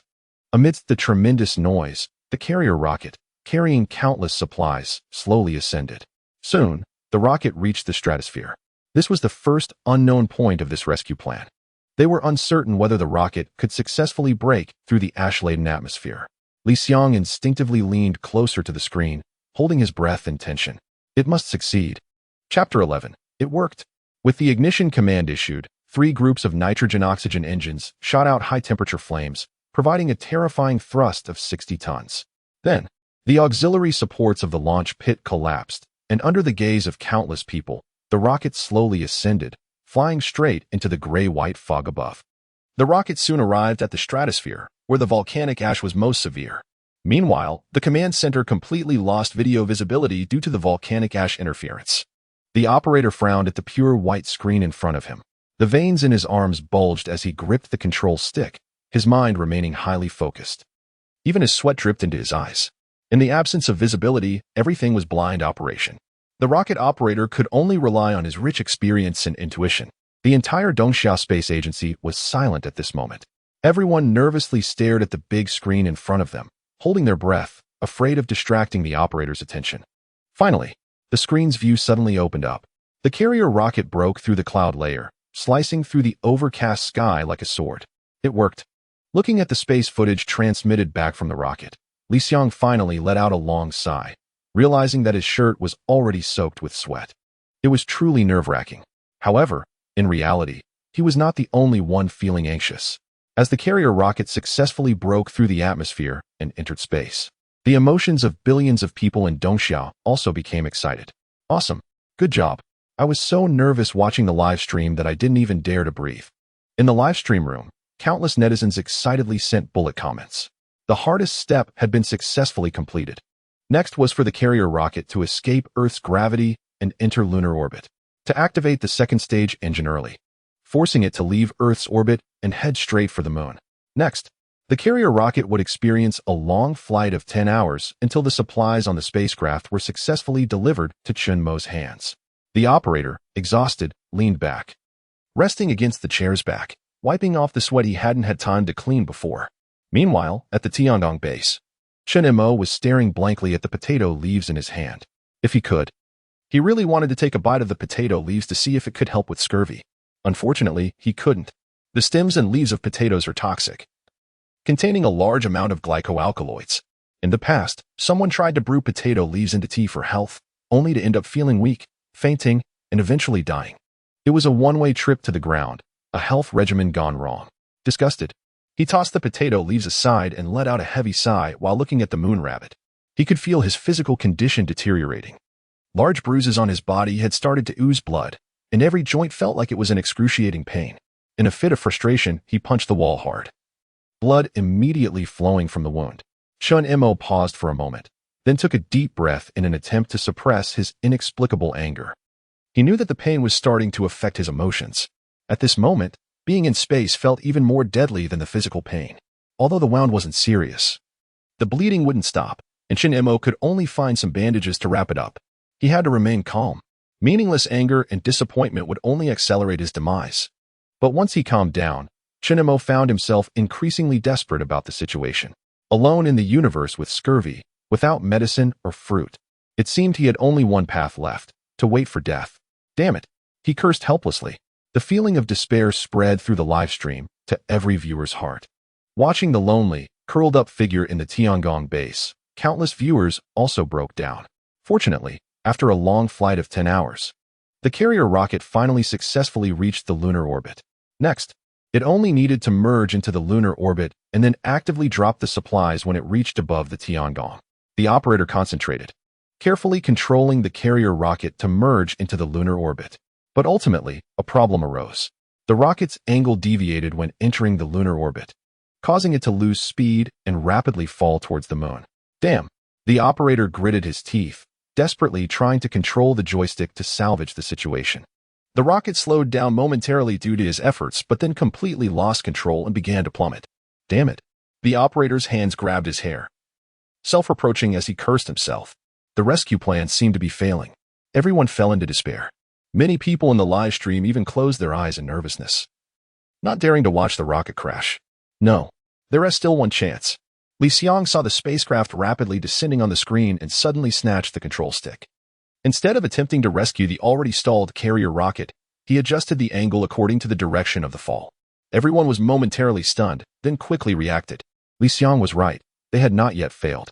Although the carrier rocket was doomed to crash under his control, it would have a brief moment to pass by the Tiangong base during its fall. As long as they could seize this opportunity to drop the supplies, then this rescue mission would still be considered a success. There was only one chance. The stalled carrier rocket was rapidly falling. Li Xiang focused intently on the positioning system screen. Then at the moment when the rocket overlapped with the Tiangong base, he forcefully pressed the button in front of him. Squeak. The hatch opened. Supplies released. Countless alloy boxes, like silver stars, slowly fell from the sky. The rocket that had completed its mission continued to lose speed and fell, finally crashing into the far side of the moon with a brilliant explosion. The lunar delivery operation. It was a success. With the rocket's crash, the video feed on the big screen instantly fell into darkness. After a brief moment of stunned silence, a huge cheer erupted. Long live. Brotherly is awesome. Damn. Turning the tide. So cool. Countless people cheered hoarsely, releasing the immense pressure built up from over 20 hours of intense work. No one blamed the operator who had been in control earlier. He had done very well under continuous concentration for hours. The toll on his attention was enormous, especially since he had been trying to save the situation. The director smiled at the cheering crowd in front of him, shook his head, and went home to sleep. He was getting old and couldn't keep up with these young folks. Chapter 12. Thanking Nature for its gifts. Alarm. An unidentified object is falling above the base. The alarm woke Chen Mo from his sleep, and he hurriedly got up from the ground, frantically running to put on his spacesuit. After a mental breakdown, he had inadvertently sat down and fallen asleep. Bloody bruises were visible on his exposed skin, and even his joints were slightly swollen. It was clear that Chen Mo's physical condition had deteriorated considerably. Here we go again? Damn it. Is it never ending? Are they trying to kill me? Cursing under his breath, he put on the spacesuit. The accumulated negative emotions from these days finally erupted. Why? There should be a limit to bad luck. Time and time again. Just when things were about to get better, disaster struck. Now I feel like I'm about to die. Can I get a break? Puffing with anger, Chen Mo opened the last gate and ran out of the Tiangong base, looking up to see what had fallen this time. Last time, a small meteorite had destroyed his food storage. This time, was it planning to destroy the Tiangong base directly? However, when he looked up, he saw not a meteorite or damaged satellite debris, but metallic boxes floating down from the air. Soon, the first metal box landed right in front of him. Chen Mo hesitated for a moment, ignoring the box, and scrambled back to the Tiangong base. He didn't even take off his spacesuit before rushing to the control room. Tiangong base calling ground control. Please respond. You are still alive, right? Chen Mo shouted excitedly into the microphone.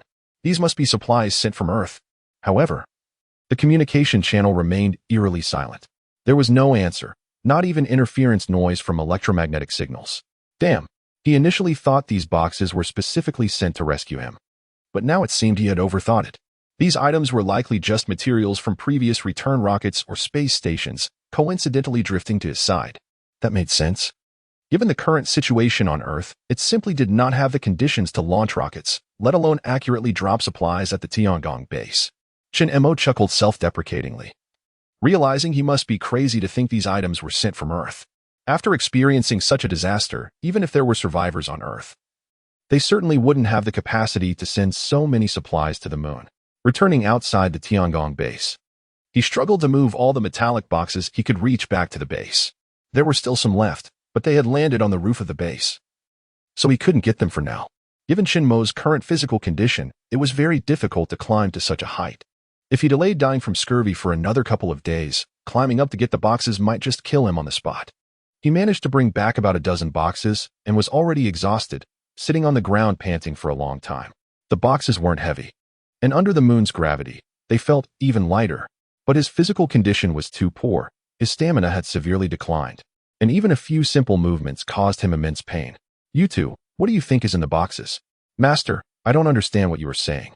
In the end, it was still an artificial intelligence that acted dumb when faced with questions it couldn't answer. Chen Mo rolled his eyes and excitedly opened the first box. This felt like a blind box lottery. Even knowing that the box probably contained a bunch of useless materials, his immense curiosity made him feel excited. If opening a blind box or lottery didn't bring satisfaction, how could otaku be willing to spend large amounts of money on them? Blind box. Lottery. It was like a trap designed specifically for humans. As the box was opened, the contents made Chen Mo pause in surprise. The overwhelming sense of joy even made him feel dizzy. The box contained various antibiotics and vitamins with neatly arranged small bottles, including the vitamins Chen Mo needed the most. This was something that could save his life. Carefully taking out a bottle of vitamins from the box, he stared at it for a long time. Yay, I'm not going to die. He poured 2 pills from the small bottle and swallowed them with water. This wasn't some elixir from an ancient sage. Even if he took them, he certainly wouldn't feel immediate effects, but Chen Mo felt like he wasn't in as much pain anymore. Looking at the small bottle in his hand, he still felt a sense of unreality. Did this mean he was okay? Really not going to die? He hurriedly opened the remaining boxes one by one and discovered that over half of them were filled with the medicines he urgently needed, while the rest contained various biological supplies. There were even several boxes filled with canned beef. Was the space station destroyed? Chen Mo stared blankly at the open metal boxes in front of him, completely unable to comprehend where all these items came from. Just these medicines alone could sustain a space station for several years, right? Could it be that the space station exploded and all its supplies conveniently fell to his side? With Earth still unreachable, this was the only possibility he could think of. Ah, thank you, nature, for your gifts. Chen Mo grinned foolishly at the boxes, even planning to climb up and retrieve the remaining boxes when he felt better. He took all the medicines out of the boxes and carefully organized them in the vacant rooms of the base. Then, as if remembering something, he bounced back to his room and picked up the letter he had written. Originally, Chen Mo intended to tear it up since he was now completely safe. He just needed to stabilize his vitamin intake for a few days, and he would recover soon. Naturally, the letter would no longer be needed. However, when he reached out, he inexplicably decided to keep it. Let it be, Chen Mo thought, and then carefully stored the letter along with the previous lunar shield plan. In this cursed place, no one knew when an accident might occur. Perhaps one day, this letter might come in handy again. But for now, he should get a good night's sleep. Food, medicine, water, electricity, everything would be all right? Just like this unexpected airdrop. Good night, you two. Good night, master. The lights in the Tiangong base went out, and soon the sound of snoring filled the air. Unfortunately, the news that humanity was still alive did not reach Chen Mo, who had already vanished with the rocket debris on the far side of the moon. On Earth, after the initial excitement, Li Xiang and the others watched the screen where Chen Mo had already fallen asleep, and they too felt exhausted and began to yawn. After 23 hours of sleeplessness, they had achieved this miraculous rescue operation. Now it was time for them to rest. It wasn't a gift from nature. It was the result of everyone's efforts combined with a bit of destined coincidence. Chapter 13. Distress Signal U2. Good morning. Master, good morning. After a few days of recovery, Chen Mo's scurvy was almost cured. After all, this disease is just a lack of vitamins. As long as he can supplement them in time, it can recover quite well. He was obviously in a good mood today. Those poets and philosophers say that people must gain some insight after experiencing death. But Chen Mo's only insight was, being alive is really great. After washing up, he hummed a song as he arrived at the control room. It was time for the daily call to Earth again. Tiangong base calling ground control for the 520th time. Please respond. Very well. The communication channel was as silent as ever. In fact, so much time had passed, if there was nothing wrong on Earth, the Aviation Bureau would have contacted him proactively long ago. Since there was still no response, it was likely that Earth was indeed as Chen Mo had predicted. Humanity had long been extinct. Who knows? Perhaps one day a survivor would connect to his communication request. Holding on to this hope, Chen Mo spoke to himself casually, treating it as a keepsake. After putting on his spacesuit, he prepared for a busy day. Calculating the days, the potatoes should be ready for harvest, and it was time to check the results. Old farmer ecstatic. After all, this was related to his life and livelihood. Chen Mo had been working tirelessly for his little potatoes. If the potatoes showed any sign of wilting, he would toss and turn all night, unable to sleep. It made him feel a strange illusion reminiscent of his past online crushes. Driving the lunar rover all the way to the planting module, Chen Mo looked at the green stems and leaves in the tray, carefully scraping the soil away. He moved slowly and gently, afraid of accidentally harming the potatoes. The reason he didn't just dig up the soil directly was mainly because he was worried the potatoes weren't fully grown yet. This way, he could also quickly cover the soil back if needed. If only he had a brush, he would have used it to carefully brush off the soil. This was not how one usually harvested potatoes. Even an archaeologist would call this method professional. As Chen Mo continued his careful movements, the potatoes buried in the soil gradually emerged, shedding the black dirt to reveal themselves. Looking at the potatoes, Chen Mo suddenly smiled like a silly fool. What was he doing? Why was he smiling so foolishly? He was digging up potatoes. On the forum, a newcomer expressed their confusion. Soon, an experienced viewer calmly provided the answer, digging potatoes. Unlike the curiosity of new viewers, the longtime viewers felt a genuine joy as they watched Chen Mo carefully extract the potatoes. After all, these potatoes had grown under their eyes. As they followed Chen Mo to the planting module 3 times a day, in just a short while, an old viewer had already edited a video showing the potatoes' transformation from sprouting to breaking through the soil and finally maturing. When they saw Chen Mo gently caressing the green leaves, many felt a lump in their throats. This kid had it tough. In just a few minutes, the video received over 100,000 likes and comments. It could be said that Chen Mo's popularity was truly deserving of being the #1 in the world. As for Chen Mo himself, his mood was even more excited now. The success of this potato planting had extraordinary significance for him. He wouldn't starve. The food in the Tiangong base would eventually be consumed. Now that the potato planting was successful, it meant that even when that food was gone, he wouldn't have to worry about starving anymore. Indeed, it was essential to master productivity. Humming happily while digging up potatoes, he needed to store this batch of potatoes while using the remaining soil to plant a new batch of crops. Just like a squirrel preparing for winter, he had to gather as much food as possible while it was plentiful so that he wouldn't starve when winter came. Chen Mo was now a little squirrel. He carefully scraped the soil off the potatoes back into the tray before placing the potatoes into the metal box he had brought. This soil was precious, and he felt pain to waste even a little bit, cheerfully planting a new batch of potatoes. Chen Mo then ran to check the still unchanged tomatoes before contentedly hugging the metal box and preparing to return. The Tiangong base had a cold storage room. Although it wasn't as large as the former food storage warehouse, it was sufficient for storing food for Chen Mo alone. Suddenly, a faint distress signal echoed through the communicator in his helmet, followed by a strong crackling sound of electricity. Chen Mo paused for a moment, then quickly reacted. There might still be other survivors on the moon. He immediately dropped the metal box he had been holding carefully and hurriedly ran out of the planting module to enter the lunar rover. He switched the communication channel in his spacesuit to the lunar rover, and as the radar on the vehicle activated, the previously vague distress signal finally became clearer. Rescue capsule of return rocket number 3 requesting assistance. The distress signal was still accompanied by electrical noise, but it was much clearer than before, indicating that the person was not in a very good situation. Tiangong base received the signal. Please state your current coordinates. My current coordinates are 177588, 45457. Although he wanted to confide in the person on the channel, Chen Mo forced himself to remain calm. He entered the coordinates and glanced at the light spot on the display. Very good. The distance isn't too far. He floored the accelerator, and the lunar rover surged forward in a cloud of lunar dust. Describe your current situation. The rescue capsule is severely damaged. There is an oxygen leak inside. My left leg is fractured and trapped under the debris, but fortunately, my spacesuit is intact. What is the oxygen situation in your spacesuit?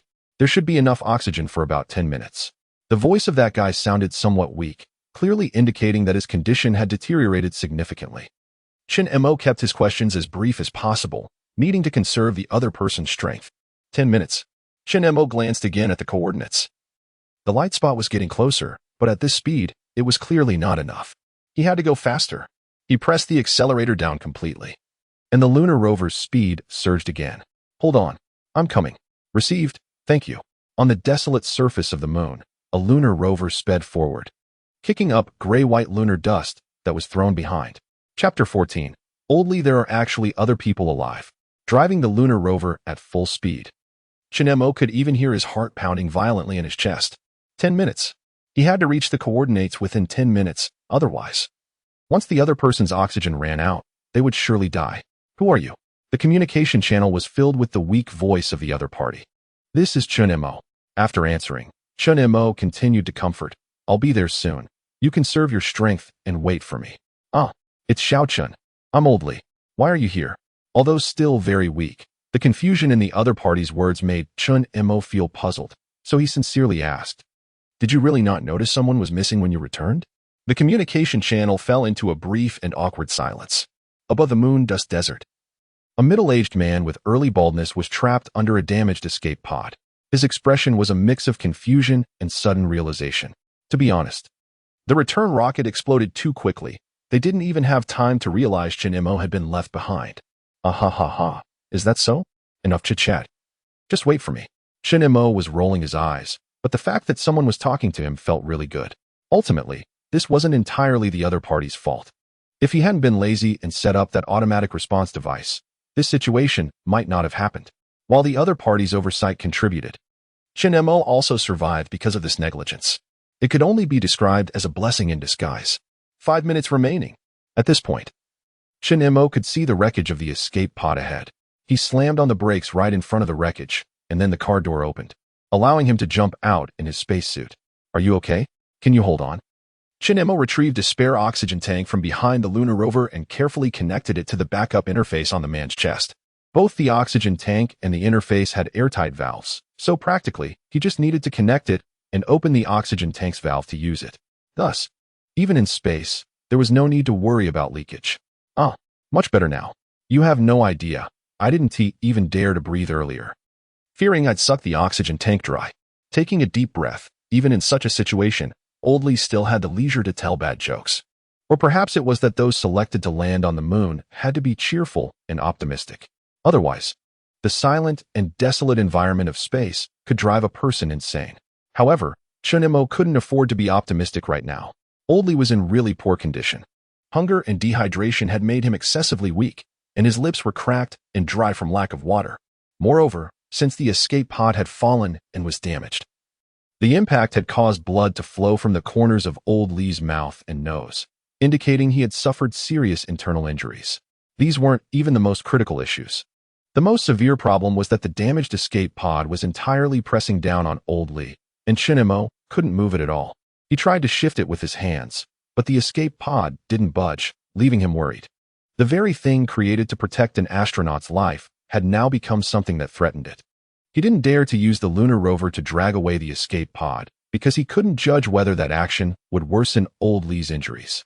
Not to mention, if he accidentally tore the spacesuit during the dragging process, old Lee would surely be doomed. Is there any water? Even if there is, you can't drink it. Old Lee was clearly confused from thirst, asking such a question at that moment. What the hell happened to you? Seeing old Lee's eyes starting to close, Chen Mo quickly engaged him. What happened after you returned? Oh, that. After we left the lunar orbit, a meteor suddenly flew past us, old Lee said, showing slight improvement in his condition upon hearing someone talk to him. The spacecraft wasn't hit directly, but it suffered significant damage, veering off its planned trajectory and spinning out of control in space. Alarms were blaring everywhere, and everyone was terrified. After prioritizing getting the women into the escape pod, we entered it and successfully detached from the return rocket.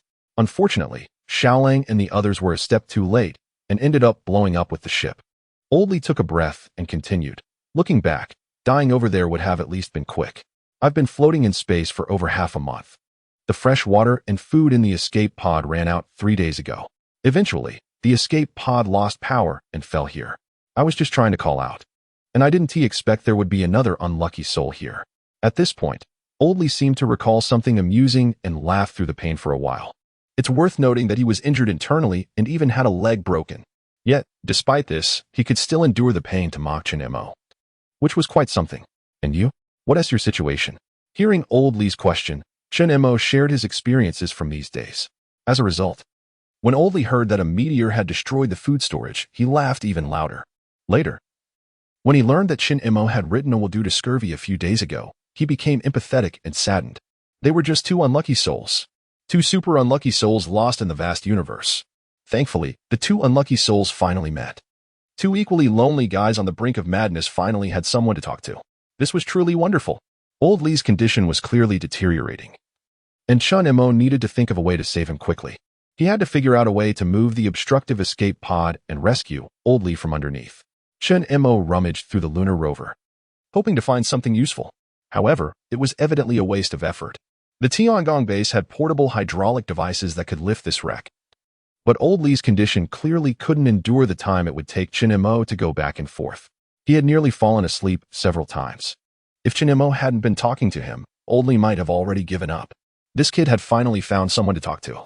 It would be too ridiculous for him to die like this. Thinking this way, Old Lee endured the pain and weakness, laughing heartily. Chapter 15. Hydraulic rod. Old Lee's condition was worsening. Yet Chen Mo still couldn't think of a way to save him. The wreckage of the escape pod was firmly pressed down on Old Lee, and with Chen Mo's strength, there was no way to lift it, even on the moon. Moreover, he couldn't use the lunar rover to drag the wreckage away. According to Old Lee, his broken right leg was trapped by the escape pod.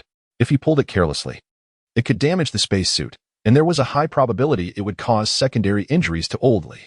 He could not endure such torment in his current state. The only thing that could save him was the portable hydraulic device, which was quietly lying somewhere in the Tiangong base. But this wasn't Earth. Chen Mo couldn't just make a call for someone to help fetch that damn thing. This was the moon. There were only two unlucky souls here thinking about how to save each other. Once again, he exerted all his strength to lift the escape pod. Chen Mo's face turned red from the effort, but the escape pod still didn't budge. Instead, due to an unknown obstruction, sparks flew from the exposed wires above the escape pod. Xiao Chen, stop wasting your effort, Lao Li sighed. He was an experienced astronaut, having completed 3 space missions. From the moment he saw that the lunar rover didn't carry a single-person hydraulic device, he already knew his fate was sealed. Death seemed predestined. The reason he allowed Chen Mo to struggle here and cooperated with his survival efforts was simply that he didn't want this kid to regret it after his death. Don't speak for now. Conserve your strength. I will definitely save you. I will. Sweat dripped from Lao Li's chin onto his space helmet. He squinted, unable to see Chen Mo's expression beneath the visor. The visor reflected the sunlight, making it too blinding. Lao Li didn't argue. Instead, He obediently fell silent and quietly regained his strength. From his current perspective, he could just tilt his head to see Earth. Although it was now just a gray and white mass, seeing it at this moment was truly wonderful. Realizing that this effort might be futile, Chen Mo once again directed his attention to the lunar rover behind him. Dragging it was definitely out of the question. That would only give Lao Li a quick end. However, Chen Mo took a wrench and a screwdriver from the toolbox inside the rover. He certainly didn't intend to perform a live disassembly of the escape pod. He had already observed that the impact had severely damaged and deformed the mechanical structure of the escape pod, making it impossible to dismantle. Moreover, even if he managed to take it apart, the heavy metallic shell capable of space travel was still beyond his strength to move. What he needed to disassemble was the lunar rover. All he had to do was remove the auxiliary motor of the rover and then detach the two hydraulic rods of the lift. Finally, by assembling these two components, wouldn't he have a makeshift portable hydraulic device? The sudden inspiration made Chen Mo excitedly exclaim, startling Lao Li so much that his heart almost jumped out of his mouth. I'm sorry. What's wrong? I thought of a way to save you. Then go for it. Lao Li clearly didn't have high hopes for Chen Mo's words. Mainly because Chen Mo had already come up with 4 winning strategies just to comfort himself. It seemed that after being idle for too long, Chen Mo had almost forgotten his original duties. When he finally came to operate on the lunar rover, he realized just how difficult it was. The heavy spacesuit made it hard for him to perform precise movements, and in the weightless environment, he had to use his feet to push against the wheel just to exert enough force to loosen the nuts. Otherwise, he might float away with any effort. Fortunately, nothing went wrong in the end. Although it required considerable effort, Chen Mo successfully removed the auxiliary motor from the lunar rover. With that experience, the hydraulic rods of the lift were much easier to handle. This component, while not particularly useful, was meant to assist the driver in safely getting in and out of the vehicle, but Chen Mo usually just jumped directly onto the wheels. It was quite useless. Now that it was disassembled, it could be put to good use. Or perhaps its existence was meant to allow Chen Mo to take it apart to save Lao Li. He was starting to believe in some sort of fate. He connected the hydraulic rods to the motor's output interface, found the right angle and force point, and propped the hydraulic rods under the escape pod. Chen Mo nervously stepped back a bit, then pressed the switch in his hand. As the motor started, the hydraulic rods rose, and the escape pod indeed began to lift slowly, just as Chen Mo had anticipated. Got it. Lao Li. It really worked.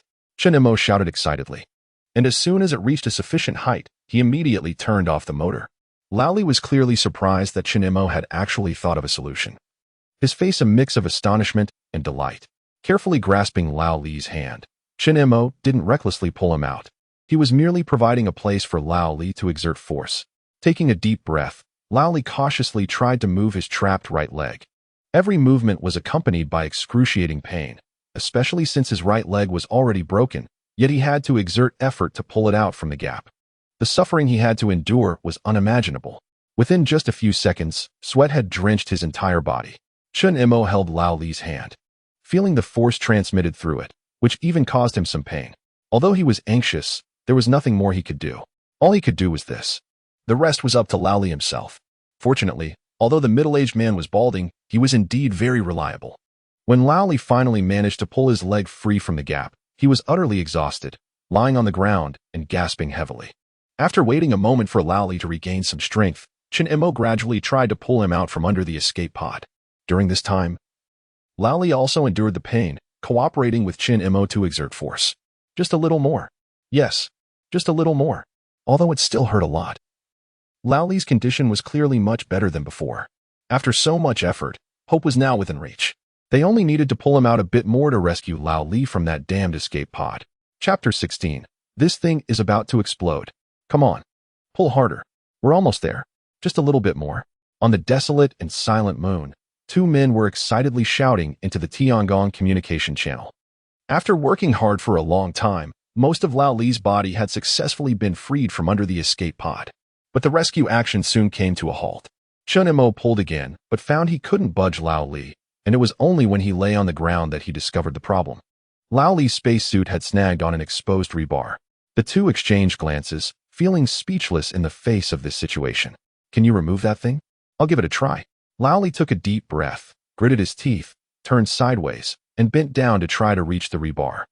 After straining to reach for a while, he could only helplessly admit, "No, my arms are too short." Faced with this situation, Chen Mo was also a bit dumbfounded. They were so close to success, yet a piece of rebar was blocking them. It could only be said that they were indeed the last two unlucky guys in the universe, with nothing good to say about their luck. Chen Mo lay on the ground, trying to crawl in to help Lao Li remove the snagged part. But he got stuck at the helmet position and couldn't get in at all. The height of the escape pod was too low, and the helmet was too large. The spacesuit's helmet had sunk into the sand, and his hands couldn't reach in much. Furthermore, there was a serious problem. In this position, Chen Mo couldn't see where the rebar was. All he could see in front of him was the gray and white sand. Clearly, this method wouldn't work either. Nonchalantly standing up, he patted himself down and absent-mindedly wiped the visor. What if we raise it a bit more? Lao Li suggested, but Chen Mo's expression was not good. Because this device was ultimately just a makeshift modification. Just two lonely hydraulic rods propped under the escape pod. And the fact that they had managed to lift it to this level without collapsing was already a stroke of luck. If they continued to raise the height, the angle of the escape pod would become steeper. At that point, it would be difficult to guarantee that the two hydraulic rods could still hold up. They might lose balance due to the angle. Weight, combined with the tilt angle, it seemed that a collapse was inevitable. Old Li was obviously aware of the dangers of continuing to raise the hydraulic rods, but he still took the initiative to say so. Because in this kind of multiple-choice question, he couldn't let Chen Mo decide. In fact, they could think of more solutions. It's fine, just raise the hydraulic rods. At worst, it would just hit once. Chen Mo was still a bit hesitant, and it was Old Li who took the initiative to comfort him. However, the comforting words were really hard to make one feel at ease. Hit once.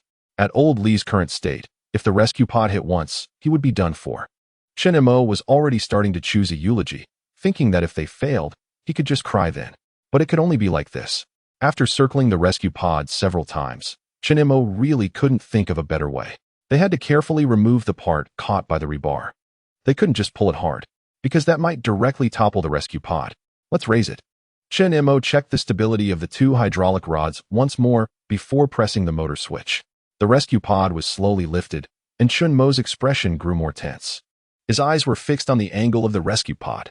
If there was any deviation, he would stop immediately. It was no exaggeration to say that he was holding Old Li's life in his hands. The tension made Chen Mo's palms sweat profusely, but fortunately, he had gloves on, so he wouldn't slip. Buzz, buzz, clank. Although he couldn't hear the sound, the sudden tremor of the rescue pod made Chen Mo's heart tremble. The height of the hydraulic rods had reached its limit. After all, this thing was just taken down from an automatic ladder, so its length was naturally not excessive.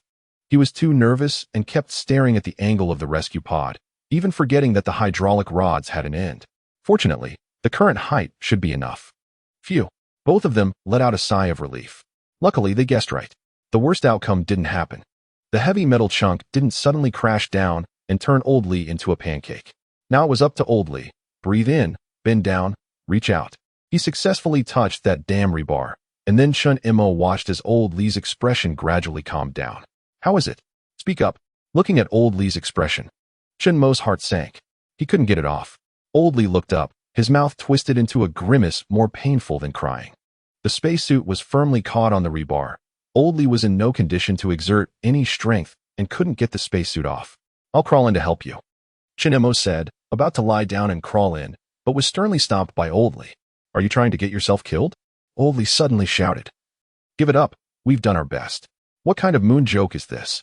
With just two hydraulic rods, any slight movement could cause the rescue pod to topple and crush both of them underneath. Old Li knew this, and Chen Mo knew it too. He couldn't possibly let Chen Mo do something so dangerous for his sake. Not to mention that there were no professional medical personnel at the Tiangong base right now. Even if he managed to get rescued, his physical condition made it hard to survive. He, who was about to die, couldn't possibly drag Chen Mo down with him at the last moment, could he? There were only the two of them left in the entire universe. They couldn't let a broken rescue pod kill them both. So, that's enough. You've done your best. I'm tired too. Old Li said this, calmly looking into Chen Mo's eyes. His body had long reached its limit. If it weren't for Chen Mo, he might have given up long ago. Now, Chen Mo should give up too. He was beyond saving. After trying hard, he was completely beyond saving. Whether to give up or not was not for you to decide. Chen Mo looked into Old Li's eyes and said seriously, don't move. Wait for me to save you. Old Li looked at him, and in the end, He could only helplessly turn his head to avoid his gaze. Be careful. He really had no strength left. Even speaking took a long time to catch his breath. Otherwise, he would rather push down the hydraulic rods and sacrifice himself than let Chen Mo do something so dangerous for him. The height of the rescue pod from the ground was just barely enough for Chen Mo to crawl inside. If he accidentally bumped into something during this process, it could mean both of them going down together. Chen Mo carefully lay on the ground, his back pressed against the surface as he cautiously crawled inside. Phew! The first step succeeded, and Chen Mo let out a long sigh of relief. Then he moved a little further in and finally saw where Oldly was caught. The exposed rebar had just penetrated the leg straps. No wonder Oldly couldn't untie it. He simply didn't have enough strength. Now that he understood what was going on, it was easy to handle. He didn't even need to struggle with the rebar. He just needed to loosen the strap that was caught. Outside the rescue pod, Oldly looked at the wreckage of the rescue pod above him with worry. This thing was now sparking frightening electric sparks due to a short circuit. From Oldly's experience, this thing was likely about to explode. But he didn't know what was happening on Chen Mo's side, and he didn't dare to speak up, fearing it would distract Chen Mo and lead to an operational mistake. He could only see Chen Mo's feet outside, apparently exerting force. Done. After a lot of effort, Chen Mo finally untied the strap and crawled backward out from under the rescue pod. When he saw the sparks flashing all over the wreckage, he clearly realized how dangerous it was now. He quickly bent down and grabbed Oldly's helmet, pulling him out from underneath like he was pulling a radish. Without saying a word, he threw Oldly into the lunar rover and then jumped into the driver's seat, propping himself up against the outer shell. There was no time to worry about safety belts. Oldly was slumped awkwardly in the passenger seat, and in the chaos, they accidentally hit the playback button on the radio. The high-pitched electric guitar kicked in first, followed closely by the drums and bass. The upbeat rhythm of rock music made Oldly involuntarily nod along to the music. Throw away the watch, throw away the jacket, throw away the backpack, and then throw away the nagging. Throw away the TV, throw away the computer, throw away the brain, and then throw away the worries. Ashen's voice rose with the sound of the engine as Chen Mo stepped on the gas and turned up the volume a bit more. The lunar rover charged forward like a wild horse. At that moment, the damaged rescue pod behind them finally couldn't hold on any longer. Amidst the thick smoke, a silent explosion suddenly occurred. The shockwave stirred the smoke, which spread out violently. At this time, the song on the radio had reached its climax. A heart was pounding wildly. In an instant, all worries were forgotten. I shake off the earth shakes off me. As long as I jump higher and higher. In the explosion's firelight, the lunar rover broke through the thick smoke. Inside the vehicle, Chen Mo was shouting along with the music. Escape from the Earth's surface? They had already escaped. Unfortunately, the worries hadn't been forgotten. Instead, there were more and more. But none of that mattered anymore. They succeeded. He saved Oldly. Oh my God. Slow down, slow down. Can you please slow down? What? What did you say? I said slow down. Please. The music was too loud. I can't hear. His driving experience during this time clearly hadn't improved Chen Mo's driving skills. Instead, he had become more adept at speeding. Starting the lunar rover feels just like a damn rally race. Stepping on the gas is just a rush, with no concept of slowing down in my mind. Anyway, on this vast moon, it's just me, with no need to worry about accidents or yielding to pedestrians. Unfortunately for Oldly, he's already weak and seriously injured. Now that he's in Chen Mo's car, he feels like all his remaining life points are being thrown out the window with the speed of the vehicle. Tired. Just let it be destruction. After failing twice to fasten his seatbelt, Oldly simply clutched the backrest tightly. His eyes filled with terror as he watched the scenery flying backward. Damn it, we're going to crash. Seeing the Tiangong base getting closer, Oldly was almost shouting.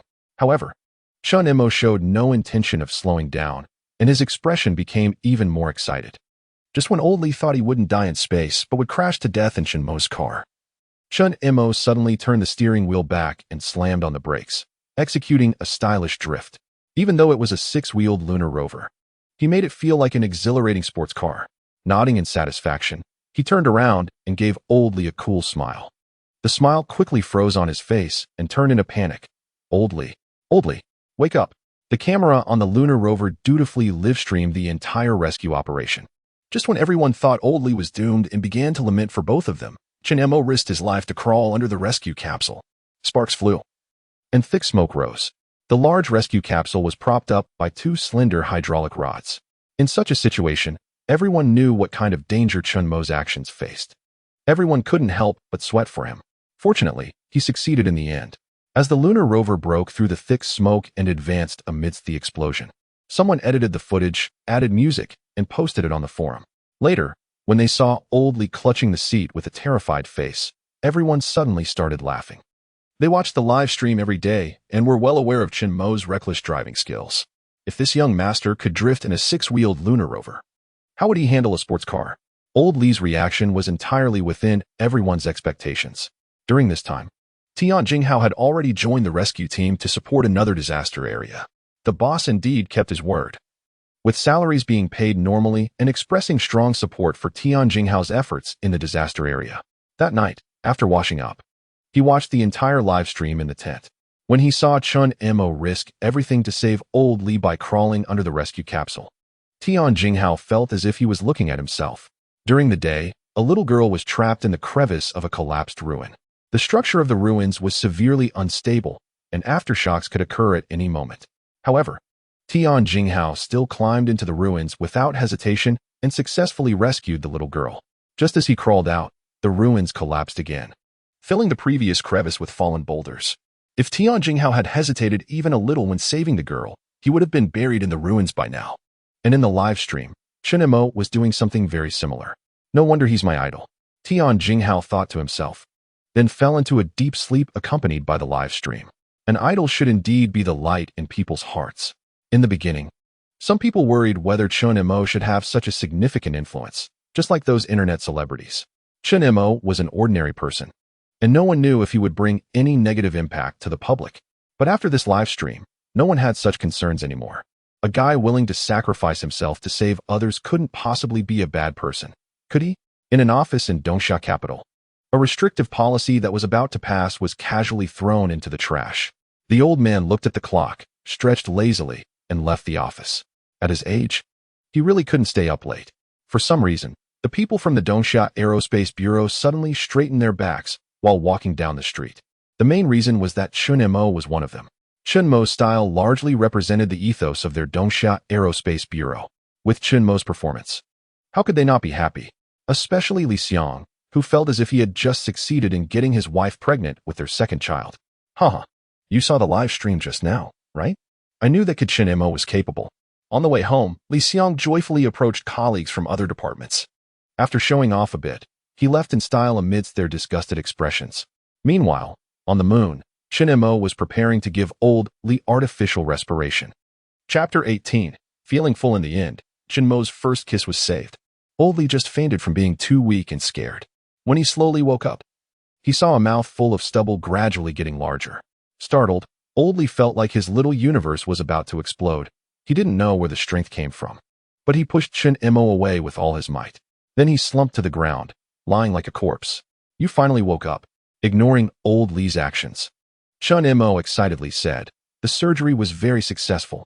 You're now a girl. What the hell, a girl? Old Lee really wanted to scold this guy, but he genuinely didn't even have the strength to speak. Water. The extreme lack of water made Old Lee's vision start to blur. He squeezed out those two words with all his effort. Fortunately, although Chen Mo loved to joke around, he was still reliable in situations like this. He held warm water and fed it to Old Lee little by little, although Old Lee was already at the limit of thirst.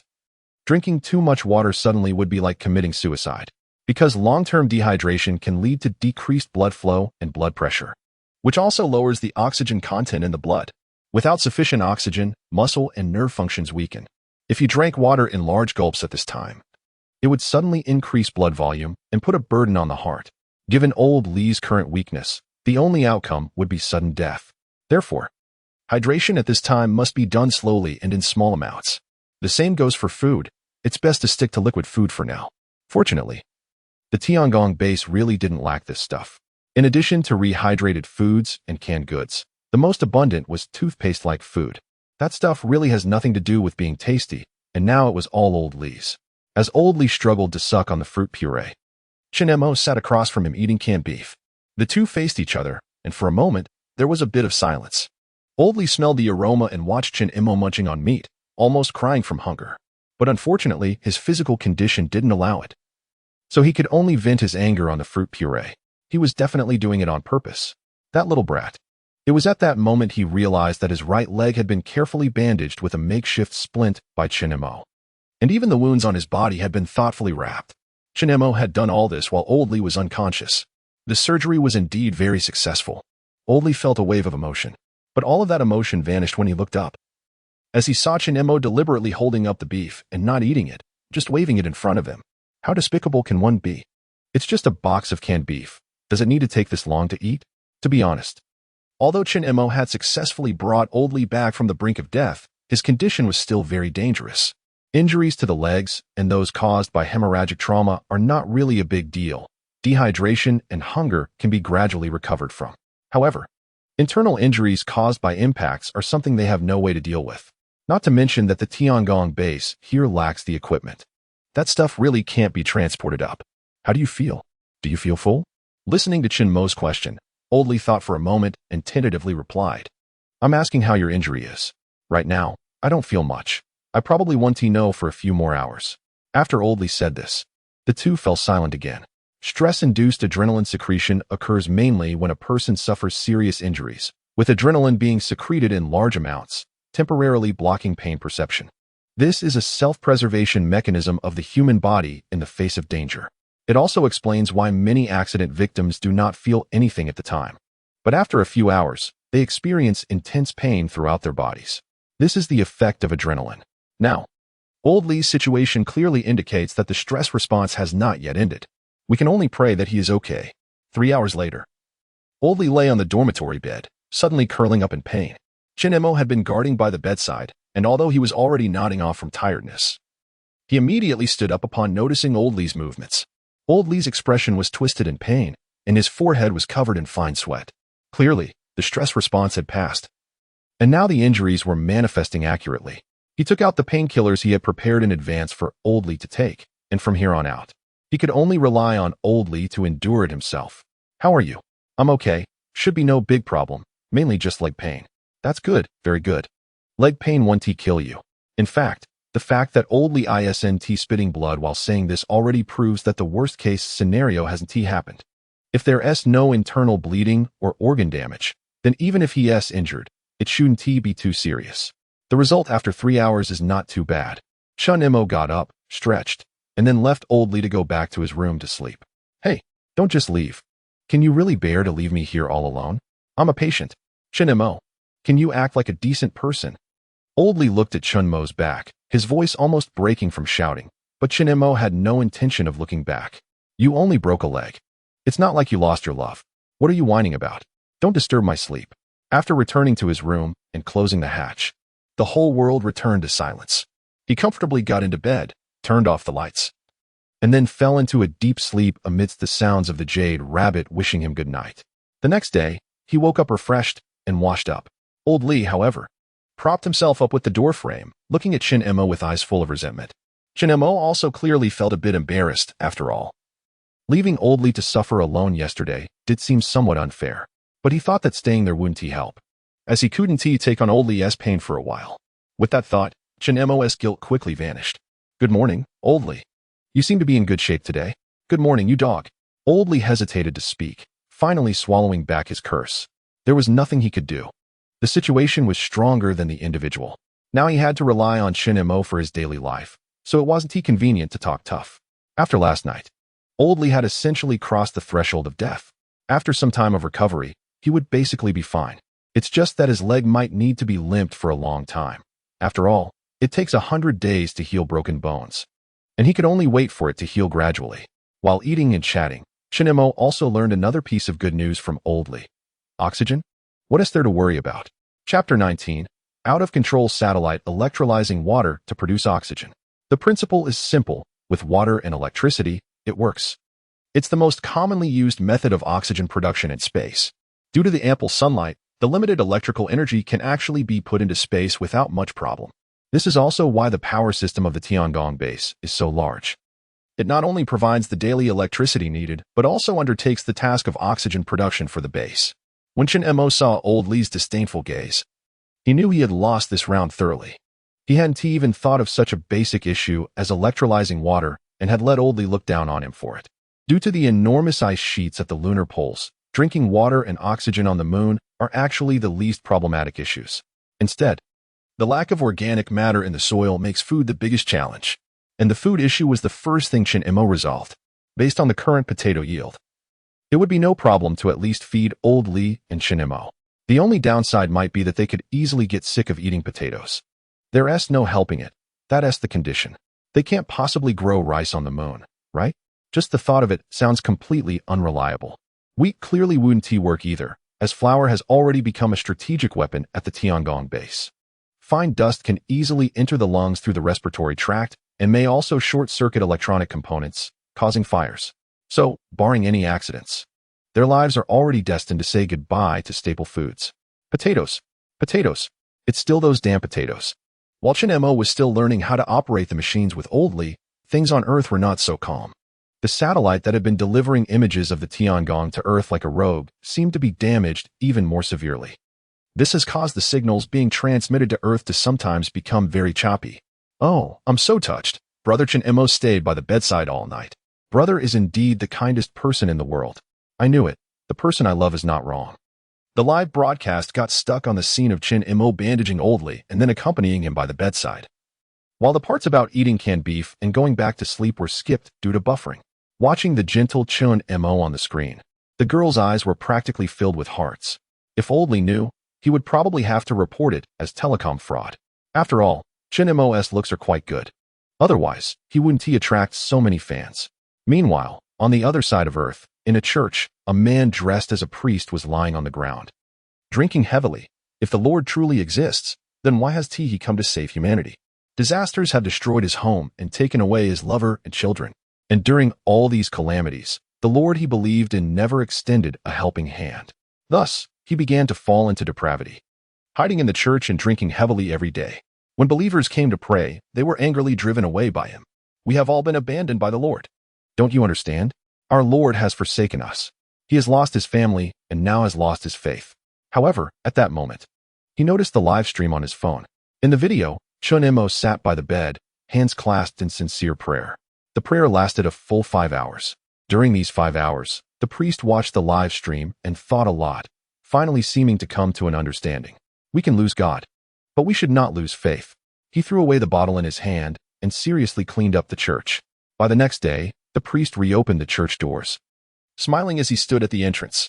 If everyone is suffering, then I am more than willing to be a listener.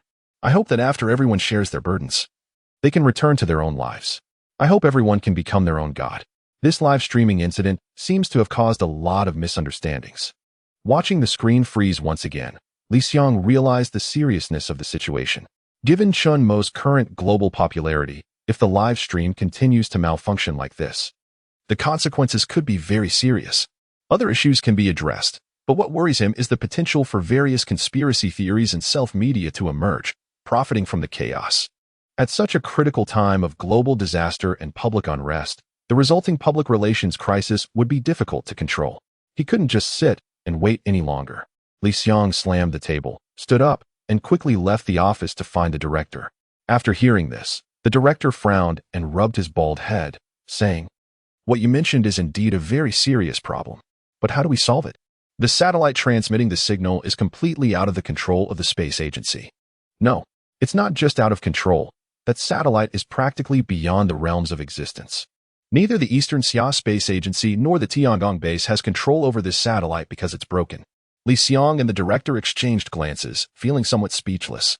The problem was identified in time, but finding a solution had become a significant challenge. They could block external signals directly, but that would mean no one could watch the Tiangong live stream. This would indeed eliminate the possibility of overinterpretation, preventing those foolish self-media from analyzing bizarre commentary about Chen Mo in space. However, this still wouldn't solve the problem. They could only find a way to strengthen the signal. Ultimately, the issue with the live stream was due to the weakened signal transmission. So as long as they resolved the signal problem, the live stream should return to its previous state. This problem was actually not too difficult to solve. The space agency had large radars that could be used to receive signals. The current live stream signal was directly pushed from the satellite to everyone's phones and TVs.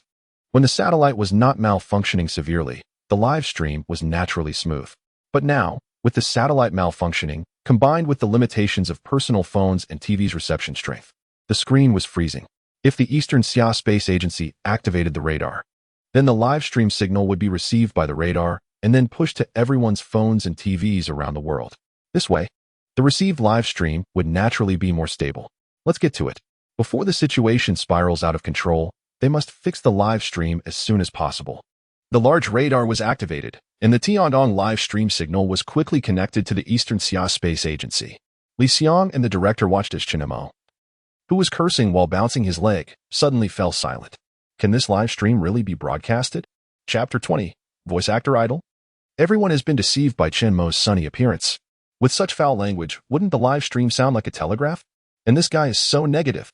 The director, having lived over 50 years, had never seen someone so negative. The director turned to Li Xiang, who was staring blankly at the screen showing Chen Mo. It was evident that this incident had hit him hard. The director reached out and silently patted Li Xiang's shoulder, saying nothing more. What else could be said? Sympathy was all they had. After all, everyone had seen how much Li Xiang admired Chen Mo. Moreover, during this time, Li Xiang had not hesitated to show off to people from other units. If they knew Chen Mo was like this, Li Xiang would really die a social death. Everyone had always thought Chen Mo was a sunny boy who loved life even in dire situations, but now it seemed it was all an illusion. This person curses life and fate 100 times a day, with a vocabulary so rich it could be published as a book. How is he not mute? The director sighed, already sensing how tricky things were about to get. His character was ruined. If this kind of footage were to be broadcasted, the consequences could be worse than what marketing accounts could stir up. Countless confused and desperate people have reignited their hope for life because of Chen Mo. If they found out that Chen Mo was actually more negative than they were, it would undoubtedly be a huge blow to them. The director rubbed his bald head. His eyes filled with melancholy. A good young man. What a pity he opened his mouth. This live stream absolutely cannot go out. As a key figure in the Eastern Xia Space Agency, Li Xiang quickly recovered from the blow and looked at the director firmly, saying, "We absolutely cannot let the public know the truth about the live stream. Right now, only Li Xiang and the director can see this live stream. Let's stop it here. We can't let anyone else know. This isn't hiding the truth, it's a kind lie. But how can they keep the live stream from the public? Get a voice actor." Li Xiang pondered, and suddenly his eyes lit up. "We can delay the live stream by 10 seconds. As long as we have a voice actor dub Chen Mo's words during that time, we won't have to worry about what he says. Negative energy? I'll turn you into a positive energy lecturer." Li Xiang was amazed by his own genius idea. The director seemed to be deep in thought, clearly moved by the plan. Let's act quickly. Dog Z, a well-known voice actor in the industry, was famous for his versatile voice. He could easily switch between youthful, strong man, elderly, or even various character voices. However, this top voice actor had been going through a rough time recently. "Shaoan, wake up." On the hospital bed, a beautiful girl lay unconscious. This was his girlfriend, Shaoan, during the disaster. Shaoan was at home studying for her graduate entrance exam and didn't manage to escape when the earthquake struck. After 4 hours of rescue, Shaoan finally escaped life-threatening danger but had remained in a coma without any sign of waking up. During this time, Dog Z had been by Shaoan's side, taking care of her meticulously. However, the hospital bills were burning money every second, and Dog Z had already spent all his savings, yet it still wasn't enough.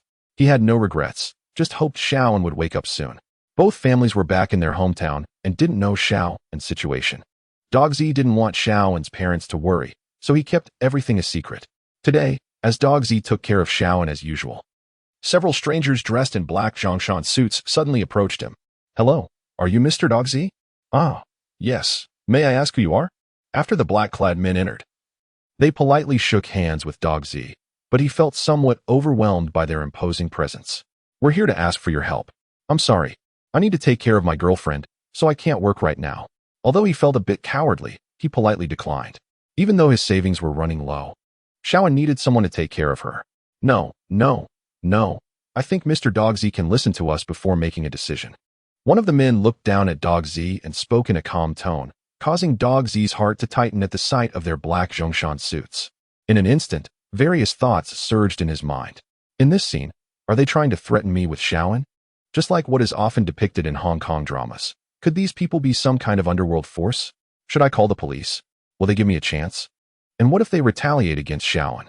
He is just a voice actor and doesn't have much money. I really don't understand why these people are targeting me. Let's go outside. Dog Z ultimately remained calm. Even if something unexpected happened, He didn't want to implicate Shaoan. The group arrived at the corridor. The men in black then spoke. I know Mr. Dogsy is currently in need of money and wishes to treat your girlfriend.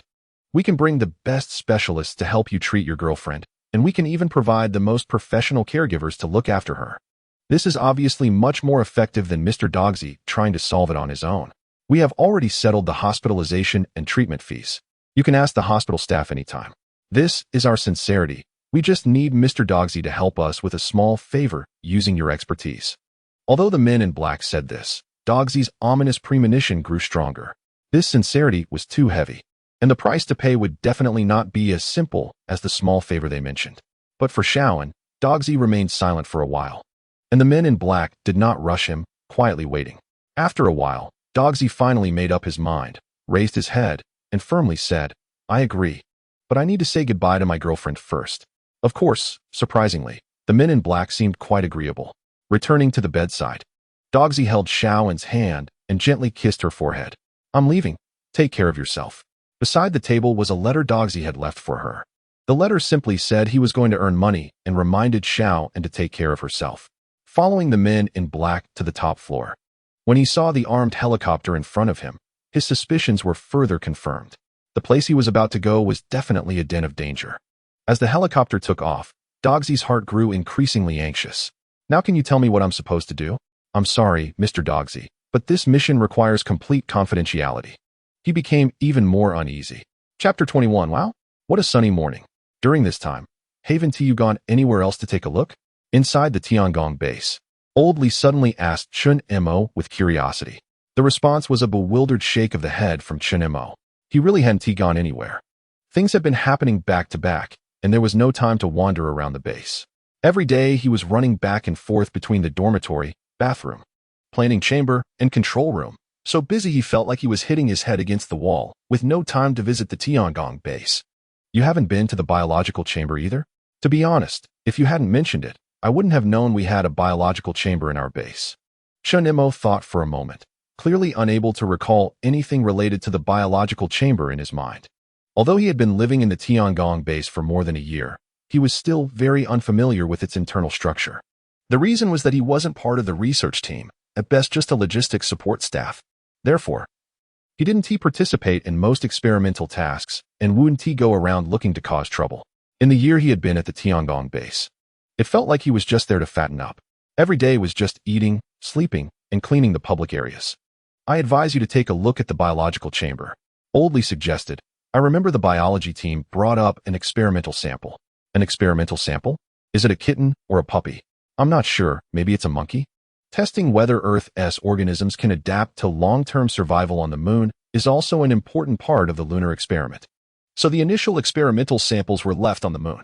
Anyway, once the scientific expedition team returns to Earth, the second batch of scientific expedition teams will come back soon. It's just right to use this time without people to test the effectiveness of the Tiangong base's autonomous operation and see if the experimental organisms can survive or not. But unexpectedly, something went wrong. The scientific expedition team didn't return, and the return rocket exploded in space. Moreover, the second batch of scientific expedition teams couldn't come up either because Earth exploded. Fortunately, the biological chamber had plenty of food and water, so the experimental samples wouldn't starve to death. Raising pets in space? Hearing Old Li's words, Chen Mo couldn't help but feel a bit excited. After all, in this broken place, it had only been him before, and now it was just him and Old Li. Every day arguing with Old Li was really unlucky. This guy, even with a broken leg, could still hop over to argue with him. That was enough. If he could raise a kitten, or a puppy would be great too. Chen Mo was already looking forward to the future. After all, cats and dogs are really healing for the soul. In fact, it wasn't just Chen Mo. Even Old Li was looking forward to it. Whether it's a kitten, dog, or monkey, anything would be better than spending every day with Chen Mo. Both of them were action-oriented, and as soon as they thought of it, they couldn't wait to rush to the biological chamber. Old Li leaned on his crutch in front, leading the way, while Chen Mo eagerly followed behind. After passing through a long corridor, Old Li stopped in front of the hatch, looking up. This is it. What are we waiting for? Hurry up and open the door. How long will it take us to get there? Dogsy and the others got out of the hospital and directly boarded the helicopter. Along the way, Those guys dressed in black Zhongshan suits didn't mention a word about what they were going to do next or where they were going. When answering Dogsy, they only said 2 words, confidential. This filled Dogsy with fear of the unknown. Where were they taking him? What were they going to make him do? This helicopter wouldn't fly straight to northern Myanmar to harvest his kidneys, would it? Dogsy's mind was racing with thoughts. But when he thought about how Xiaowen's medical and hospitalization fees had already been settled, he felt a bit less afraid. If it were just those verbal promises, Dogsy naturally wouldn't agree to leave with them so easily. What truly moved Dogsy was the fact that the medical and hospitalization fees had been settled. Just as Dogsy was lost in thought, the helicopter finally began to land slowly. They had reached their destination. It looked like a military base, with armed soldiers everywhere wearing military uniforms. Dogsy shrank his neck. He was a bit nervous, but no longer afraid, because these soldiers were all in Dongxiang military uniforms. No wonder those men in black seemed to have such strong auras. It turned out they were all soldiers. Then it's fine. Following the men in black, they went up to an office. This place seemed like a command room, with walls covered in monitors and busy people sitting in front of computers everywhere. At the front of the command room, 2 people in military uniforms were conversing, looking slightly anxious with furrowed brows. When they saw Dogsy and the others coming, they hurriedly waved for Dogsy to come over. The 2 in military uniforms were naturally Li Xiang and the director. Comrade, you must be Dogsy. Don't be nervous. We specifically brought you here for an important matter that requires your help. Both of them were perceptive and could clearly see that Dogsy was not in a good state. The director subtly glanced at the men in black behind him, instantly understanding the reason for Dogsy's tension. These guys all come from special forces, and they have serious faces every day, just like debt collectors. No wonder they scared the kids. After all, anyone who is honestly staying at home would get suspicious when suddenly confronted by a bunch of muscular men in black. However, in such situations, only these soldiers from special forces can guarantee the fastest speed in bringing the dog over. Time waits for no one. The live broadcast cannot continue to be delayed like this. It must be restored as soon as possible, because there are already ill-intentioned people on the forum trying to create a narrative. If this drags on, who knows what unexpected events might occur. Li Xiang took out his phone to check, silently noting down all the troublemakers. We invited you to help with the voiceover. In a moment, we will connect the live broadcast, and at that time, you will have 10 seconds to perform freely. What you say must be positive and uplifting. Avoid any profanity or negative energy. We trust your professionalism, Dogsy. Just relax and perform freely. This live broadcast is extremely important. Remember, there is no script, only 10 seconds. It's a pity the satellite broke down so suddenly. Otherwise, Li Xiang and the others would have had a more comprehensive plan. Now, they can only squeeze out 10 seconds for them to operate. Live broadcast countdown. 5, 4, 3, 2, 1. The live broadcast screen reconnects. Meanwhile, at the Tiangong base, Chen Mo and Old Li have already opened the hatch of the biological chamber. Oh, what a clear morning. In the live broadcast footage worldwide, a muscular kangaroo crossed its arms and spoke in a low voice. Chapter 22, Carrot. Actually, we weren't talking about giving it a voiceover. Looking at the screen showing the muscular kangaroo with a disdainful expression, Li Xiang and the director said with a face full of despair. The plan failed right from the start. It can only be said that no plan is foolproof. They actually forgot to tell Dogsy who to give a voiceover for. Having long been involved in the anime field and voiced various strange things, Dogsy never doubted for a second about giving a voiceover for a kangaroo. Not to mention that among the 3 creatures present, only the kangaroo couldn't speak and needed a voiceover, right? Naturally, Dogsy skillfully entered work mode. But seriously, how could this kangaroo be so big? Li Xiang muttered, and the director beside him nodded in agreement. Yes, how could this kangaroo be so big? The expressions of anticipation froze on Chen Mo and the others' faces. When the hatch slowly opened, and a 2-meter-tall, muscular kangaroo looked down at Chen Mo and Old Li. Both of them realized the seriousness of the situation. This is the pet you mentioned? Chen Mo turned to blame Old Li, but found that Old Li, who had been beside him, had disappeared without him noticing. Turning again, he saw Old Li had thrown away his crutch and was hopping on one leg. Damn it, run. Chen Mo suddenly realized, but it was already too late. The kangaroo tilted its head at Chen Mo and then delivered a fierce straight punch. Friend, take this straight punch of love. Thud. A deep, pleasant bubble sound gently echoed. In the live broadcast, Dogsy still maintained a stable performance. However, Chen Mo was about to be sent away by this punch. As he fell backward, He vaguely seemed to see his mother kindly waving at him. The problem was, Chen Mo's mother had passed away 4 years ago. He fell heavily to the ground, and the right side of his face visibly swelled up. Soon after, the kangaroo jumped towards Old Li. "Oh, my friend, don't go. Don't be fooled by the kangaroo's bouncy appearance that looks like it can't run fast. A full-grown kangaroo can actually reach speeds of up to 50 kilometers per hour. Their well-developed leg muscles and robust tails give them explosive power when they run. So, Old Li, the cripple, obviously couldn't hop faster than this kangaroo, even before Old Li could get too far. The kangaroo caught up from behind and knocked him down with a punch. After taking down both of them, the kangaroo scanned its surroundings and then raised its 2 front paws to proudly display its muscles. "Oh, look at my beautiful physique. Look at my handsome pectorals. I'm simply too beautiful." Dogsy's voiceover was rich in emotion, with a deep and sexy tone. But whether it was Li Xiang or the director, they were now sweating for Chen Mo and Old Li. They didn't even have time to care about the fact that the live broadcast plan had completely failed. A super strong adult male kangaroo had appeared at the Tiangong base. The consequences were not just a simple matter of Chen Mo and Old Li getting beaten up. Previously, it had been locked in the biological chamber, which was designed for it, so it could mess around in there without issue. But now it was released. And Chen Mo and Old Li clearly couldn't stop it. Who knows if such a creature would run into the control room and cause chaos. Even if it didn't cause destruction, pressing some important button would be a big problem. It must be put back. Chen Mo clearly understood the consequences of letting the kangaroo run wild. He grabbed Old Li's crutch that had been thrown aside and struggled to stand up from the ground. "Damn it, bring it on. Oh, young man, do you still want to challenge me?" Just like a battered hero holding a crutch to challenge the big demon king. The dramatic expression in the live broadcast was almost overflowing from the screen, and Dogsy truly lived up to being a top voice actor. That deep voice combined with the kangaroo's disdainful expression indeed created a powerful atmosphere of a demon king descending. Although it was unclear why the kangaroo could talk, every viewer was emotionally invested in the live broadcast, silently cheering for Chen Mo. "Go for it, big brother with the crutch." Chen Mo's face was swollen on one side, gripping the crutch tightly as he nervously stared at the kangaroo in front of him. He had already experienced the kangaroo's strength and speed, which were enough to crush a normal adult male. Now, Chen Mo's only advantage might just be the metal crutch in his hand. Equipment advantage.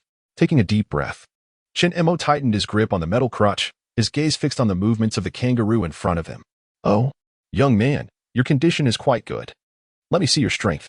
As the words fell, the kangaroo forcefully pushed off the ground with its tail and leaped towards Chen Mo like a speeding bullet.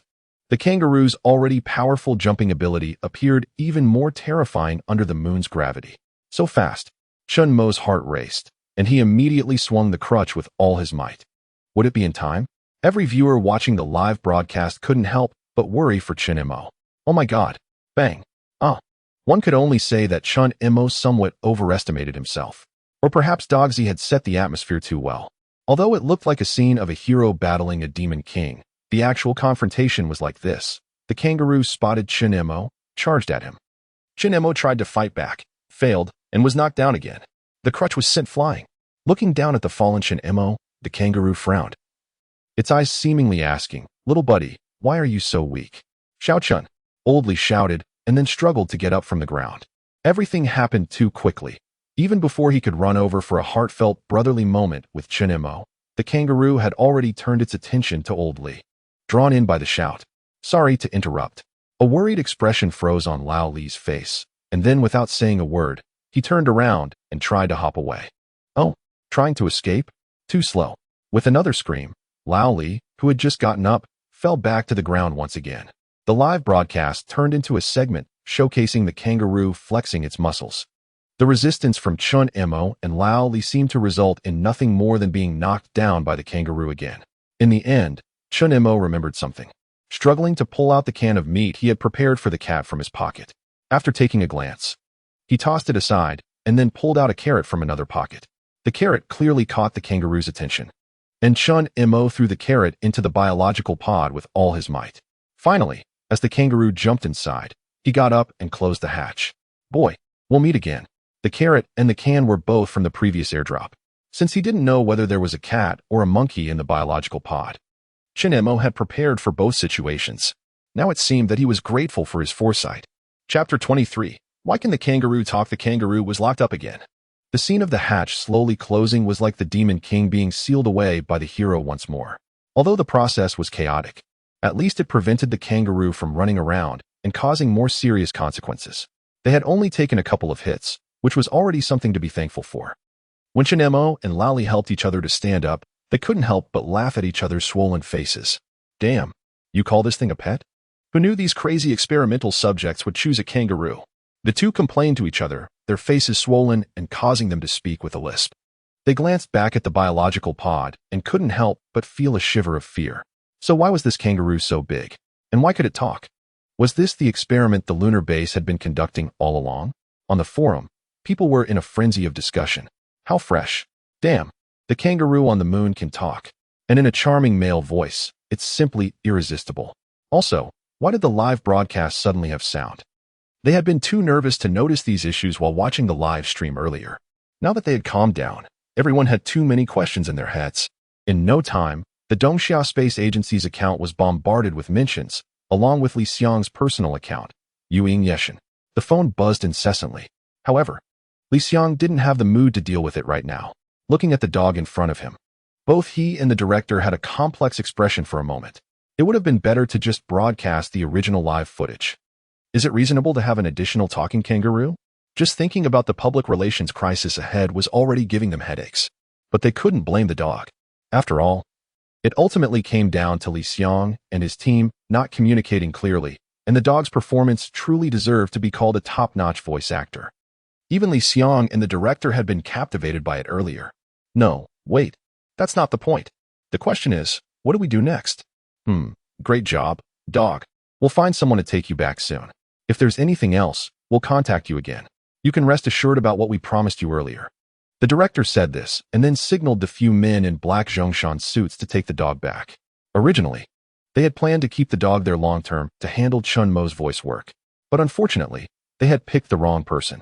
Now that the kangaroo had already been successfully locked up by Chen Mo and the others, there was no need for the dog to stay at the space agency for the time being.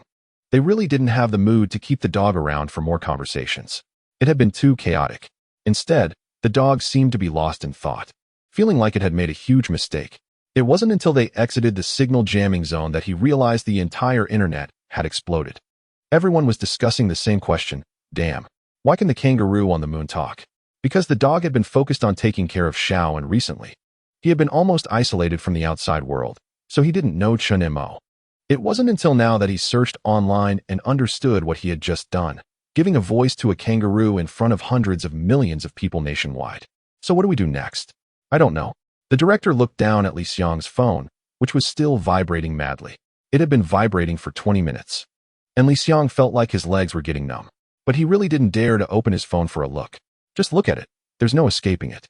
The director lit a cigarette, took a deep breath, the red glow lighting up for a few seconds, and then white smoke billowed from his mouth and nose, obscuring his expression. Indeed, avoiding it wouldn't solve any problems. Now, the Dongxia Space Agency was facing the biggest public relations crisis in history. Or, from another perspective, their initial mission had been successfully accomplished. No one was paying attention to Chen Mo's foul language, nor did anyone care about his negative energy anymore. Everyone was asking the same question. Why? Damn it. Why can the kangaroo on the moon talk? Let's get to work. The director extinguished his cigarette and patted Li Xiang on the shoulder, saying, "What about you, director?" Li Xiang was clearly a bit flustered. Me? They aren't asking me. The director shrugged, indicating that he was helpless. What you said makes a lot of sense. Maybe people always have to pay the price for their actions. Just like Li Xiang had already been destined to face this public relations crisis alone after posting sad literature on the forum. Should we just come clean? The thought of giving up flashed through Li Xiang's mind, but was quickly abandoned. If they came clean, the reputation of the Dongxia Space Agency would be ruined. Then it wouldn't just be a public relations crisis, it would be a crisis of public trust. In fact, this kangaroo was a special individual. Its vocal cords were exceptionally developed, and it had lived with humans since childhood.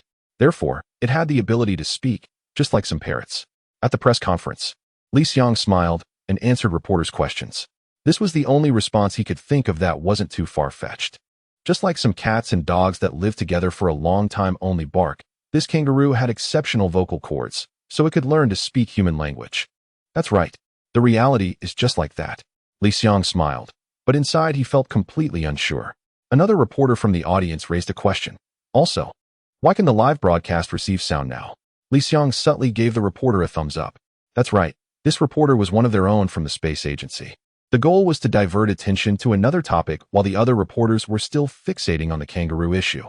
Since Li Xiang dared to hold a press conference, he certainly wouldn't do so without preparation. That's a great question. The reason the live broadcast can receive sound now is that our space agency has activated a large radar to better receive space signals. I know that everyone is very concerned about Chen Mo, who is far away in space. We at the Dongxia Space Agency are equally concerned. Therefore, in order for everyone to understand the situation at the space base more promptly and accurately, our director decided to activate the large radar despite the costs. We assure you that the live broadcast channel will remain open until we successfully bring Chen Mo back. This press conference will conclude here. Thank you for everyone's support and concern. The press conference ended, and Li Xiang hurriedly left. The press conference was just the first step. Next, various biologists would come forward to confirm the possibility of what Li Xiang had said. Once you've told a lie, you need countless other lies to cover that first one. Now, all I hope is that everything ends here. No more concern for that damned kangaroo. Chapter 24. Digging soil. It has been a week since the kangaroo incident. At first, people were skeptical of Li Xiang's statements. After all, the idea of a talking kangaroo was too shocking to everyone's worldview. However, as more biologists came out to support him, the doubts gradually disappeared. Instead, people began to marvel at the wonders of nature. Additionally, it is worth mentioning that with the public relations crisis resolved, the dog was recalled to the space agency and became the exclusive voice actor for the kangaroo. After finally getting everyone to accept the idea of a talking kangaroo, they couldn't just suddenly make it mute in the next live stream, could they? My dear friend, do you have any worries? In front of the biological chamber, Chen Mo was gazing deeply at the kangaroo through the glass. The kangaroo was munching on a carrot, happily chewing away. Chen Mo saw that the corner of the biological chamber was piled high with boxes of carrots and kangaroo feed, feeling his blood pressure rise. Just before, he had almost died of scurvy here. And now, the biological chamber was apparently free of carrot shortages. He felt a mix of emotions, realizing he was doing worse than a stinky kangaroo. Also, why were the curtains in the observation room left on the kangaroo's side? Pull the curtains back. Do you hear me? Who allowed you to pull the curtains? I know you can hear me. Don't hide in there without speaking. He angrily banged on the glass. But the kangaroo completely ignored him. Through the curtain's shadow, he could even see the kangaroo flexing its muscles. In the end, it was Old Li who came over with a cane and pulled Chen Mo back. Forget it, Xiao Chen. There's no need to get angry with the kangaroo. After some persuasion, Chen Mo finally calmed down. That kangaroo was smart. This was the conclusion reached by Old Li after observing it for a while. It could clearly understand what Old Li and the others were saying, but most of the time, it just couldn't be bothered to respond. It could use the toilet by itself and would always pull the curtain in the observation room when it went to the bathroom. Perhaps that was why the curtain was left on the kangaroo's side. Unfortunately, the kangaroo still looked down on Old Li and Chen Mo. Or rather, it mainly looked down on Chen Mo. When it saw Old Li through the observation window, it could at least busy itself and ignore Old Li's presence. But as soon as Chen Mo appeared in the observation room, it would adopt a posture ready to fight, sneering and flexing its muscles against the glass. Every time. It ended with Chen Mo getting upset. There were only the three of them here, and their relationship shouldn't be this strained. Of course. A more important reason was that they were eyeing the pile of carrots in the biological chamber. There weren't many vegetables and fruits in the base, so they had to be frugal. The tomatoes in the planting chamber would take a while to mature. Now that they suddenly discovered so many carrots in the biological chamber, both of them turned green with envy. So, they were genuinely trying to build a good relationship with the kangaroo during this time. If it weren't for the fact that they really couldn't beat it, they would have already opened the hatch, punched the kangaroo, and run away with a box of carrots. They were on the verge of tears from longing. Unfortunately, Chen Mo's luck with animals was just too poor. Over the past week, their relationship with the kangaroo hadn't improved at all. Instead, Chen Mo was getting more and more frustrated every day, nearly developing high blood pressure. We need to get some lunar soil, Old Li said seriously. Previously, some idiot dumped all the lunar soil from the planting chamber, leaving us with insufficient soil now. Old Li looked up, curiously watching Chen Mo. Do you have any leads? The potatoes and tomatoes in the planting chamber were growing well. Now, Old Li wanted to continue planting, but couldn't due to the soil issue. Upon hearing this, Chen Mo's gaze wandered all over the place, and he shook his head vigorously. Ha ha ha, how would I know? Old Li clearly didn't expect Chen Mo to be so shameless, making his emotions incoherent. The sarcastic remarks he had prepared got stuck in his throat, leaving him unsure of what to say next. We need to go get some lunar soil back. After all, the important matter took precedence. Old Li pointed to the statistics they had compiled and continued, otherwise, with this little soil, the yield from planting will clearly not be enough for the two of us and that squirrel. It can be said that Old Li was still quite meticulous. When calculating food, he even remembered to include the kangaroo in the biological chamber. After all, there were only the three of them left in the universe, and no one wanted to see that unfortunate kangaroo die like that, especially now that the food resources were sufficient to support all three of them. It wouldn't be a big deal to keep a kangaroo alive as well. I understand. I'll go dig now. As a typical action-oriented person, Chen Mo said this while already running to put on his spacesuit. Finally, Old Li, looking speechless, stopped him. What are you digging for? If you go out now, what you'll bring back will only be lunar dust. It can't possibly be lunar soil. Old Li pointed to the exploration vehicle on the monitor in the lower right corner and continued, we need to dig on the far side of the moon. For a long time, the moon was tidally locked to Earth, meaning it could only face Earth at the same angle. Thus, throughout history, humans have had all sorts of strange speculations about the far side of the moon. It wasn't until October 7, 1959, when the Soviet spacecraft Luna 3 sent back the first images of the moon's far side, that humanity saw the far side of the moon for the first time in history. The terrain on the near side of the moon is mostly flat and covered with lunar seas, while the far side is characterized by rugged terrain and lunar land. It should also be noted that although the lunar seas are called seas, there is actually not a drop of water in them. The lunar seas refer to the large, darker areas on the moon, which are actually broad plains. These areas reflect sunlight poorly, making them appear darker than the surrounding areas, resembling oceans on Earth. The lunar land refers to the lighter-colored areas observed, which are similar to land on Earth, hence the name lunar land. According to the giant impact hypothesis of the moon's formation, the lunar land is older than the lunar seas. Furthermore, the far side of the moon retains a more primitive state, with geological structures different from those on the near side. Therefore, to obtain suitable lunar soil for planting, they could only take the risk of digging on the far side of the moon. Or, Chen Mo could carry a shovel and dig through 10 meters of lunar dust in one go. Chapter 25, Alien Spaceship Mistaken? Chen Mo clearly did not have the ability to dig through 10 meters of lunar dust, so he could only rely on the exploration vehicle. After a thorough check, the exploration vehicle was ready to go, dressed in a heavy spacesuit. Chen Mo carefully checked the status of the exploration vehicle and turned to give a thumbs up to the camera above. In the control room, Old Li switched the main view screen to the perspective of the lunar rover. He then carefully controlled the exploration vehicle to set off toward the far side of the moon. It takes about 3 hours from the Tiangong base to reach the far side of the moon, thanks to the fast speed of the exploration vehicle. If it were a lunar rover, the time would extend to 5 hours, and it would need to be driven by Chen Mo. The journey from the base to the far side of the moon is undoubtedly the most challenging part. All around is the same desolate scenery, with very few reference points. Just ensuring not to get lost is already a significant test of the operator's skills. In any case, Chen Mo wouldn't manage it. Forget about arriving at the far side of the moon in 3 hours. Even if he had 30 hours, reaching it would still depend on a bit of luck. Old Li was focused on controlling the exploration vehicle as they moved forward. They had to hurry because it was getting dark. Next door, Grandpa Tian asked, "What are they doing?" Chi Feng Daoyu replied, "I don't know." Yu Ying Yeshan added, "They are going to the far side of the moon to collect lunar soil." In the forum, the discussion, which had been going well, suddenly went off course with Li Xiang's participation. "Worship the big guy? Ah, it's Yeshan. I'm dead. Lick the big guy? When can the big guy bring Chen Mo and the others back?" Li Xiang's mouth twitched, already regretting why he had impulsively answered that question. This is just the trouble of being a public figure, especially when he thought that he might not be able to publish sentimental literature in the future. Li Xiang felt a genuine heartache. Lunar soil sampling wasn't something to worry about. There was no danger, even if they went the wrong way. It would just mean taking a couple of extra detours. During this time, the space agency had sent out probes to check the thickness of the volcanic ash in the atmosphere.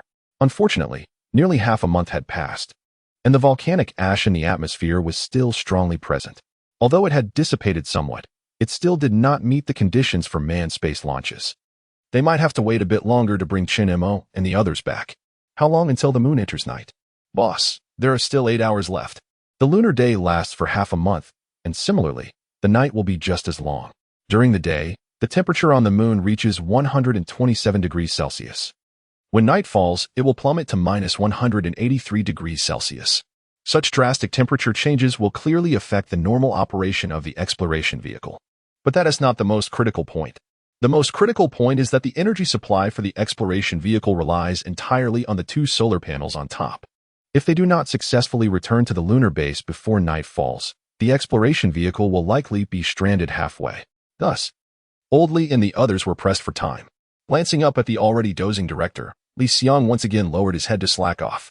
He skillfully logged into the forum and quietly posted a long comment, mainly explaining what Chen Mo and the others were doing and the threats they faced. After Li Xiang's post was published, there was an immediate wave of praises for the big guy in the comments, leaving Li Xiang immersed in the flattery. Meanwhile, on the moon, after a 3-hour journey, the exploration vehicle finally reached the far side of the moon. Next, it was time to collect lunar soil. Under Old Li's control, the mechanical arm at the back of the exploration vehicle slowly extended, carefully digging out lunar soil and storing it in the back compartment. They changed locations several times during the process to prevent the issue of fixed locations making the lunar soil unusable. Just as Old Li was confirming the last location and preparing to start mining, Chen Mo suddenly shouted, "Wait, turn the camera back. There seems to be something there." Old Li had been focused on the lunar soil, so he hadn't paid much attention to the surrounding environment. Following Chen Mo's command, he adjusted the camera to zoom in, and indeed, a blurry wreckage appeared on the screen. However, due to the distance, even when zoomed in, all they could see was a pixelated image. What is that? It looks like the wreckage of a spacecraft. Could there really be aliens? Don't be ridiculous. How could that be possible? Old Li dismissed Chen Mo's bold speculation. But he wasn't entirely confident either. An alien spacecraft on the far side of the moon? This topic is one of the most classic hypotheses in lunar conspiracy theories. However, both Old Li and Chen Mo scoffed at such claims. After all, they had been living on the moon for over a year. If there were really alien spacecraft, how could they not know? But how should they explain the wreckage before them? Old Li and Chen Mo exchanged glances and simultaneously swallowed hard. Should we go over and take a look? Okay. The exploration vehicle retracted its mechanical arm and began to drive towards the blurry wreckage. Meanwhile, people on Earth watching the live stream also became excited. Aliens really exist. Shocked. Alien spacecraft discovered on the far side of the moon. Countless posts with similar headlines suddenly sprang up like mushrooms after rain. The blurry wreckage image, combined with Chen Mo and Old Li's conversation, seemed to solidify the existence of aliens.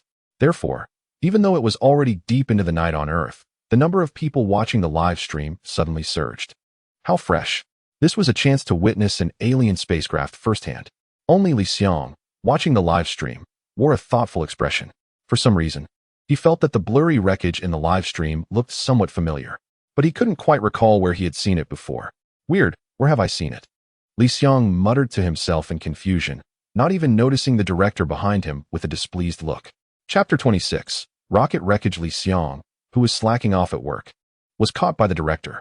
The director's hand was raised in the air, ready to smack the back of his head. But he was captivated by the image on Li Xiang's phone. This looks a bit familiar.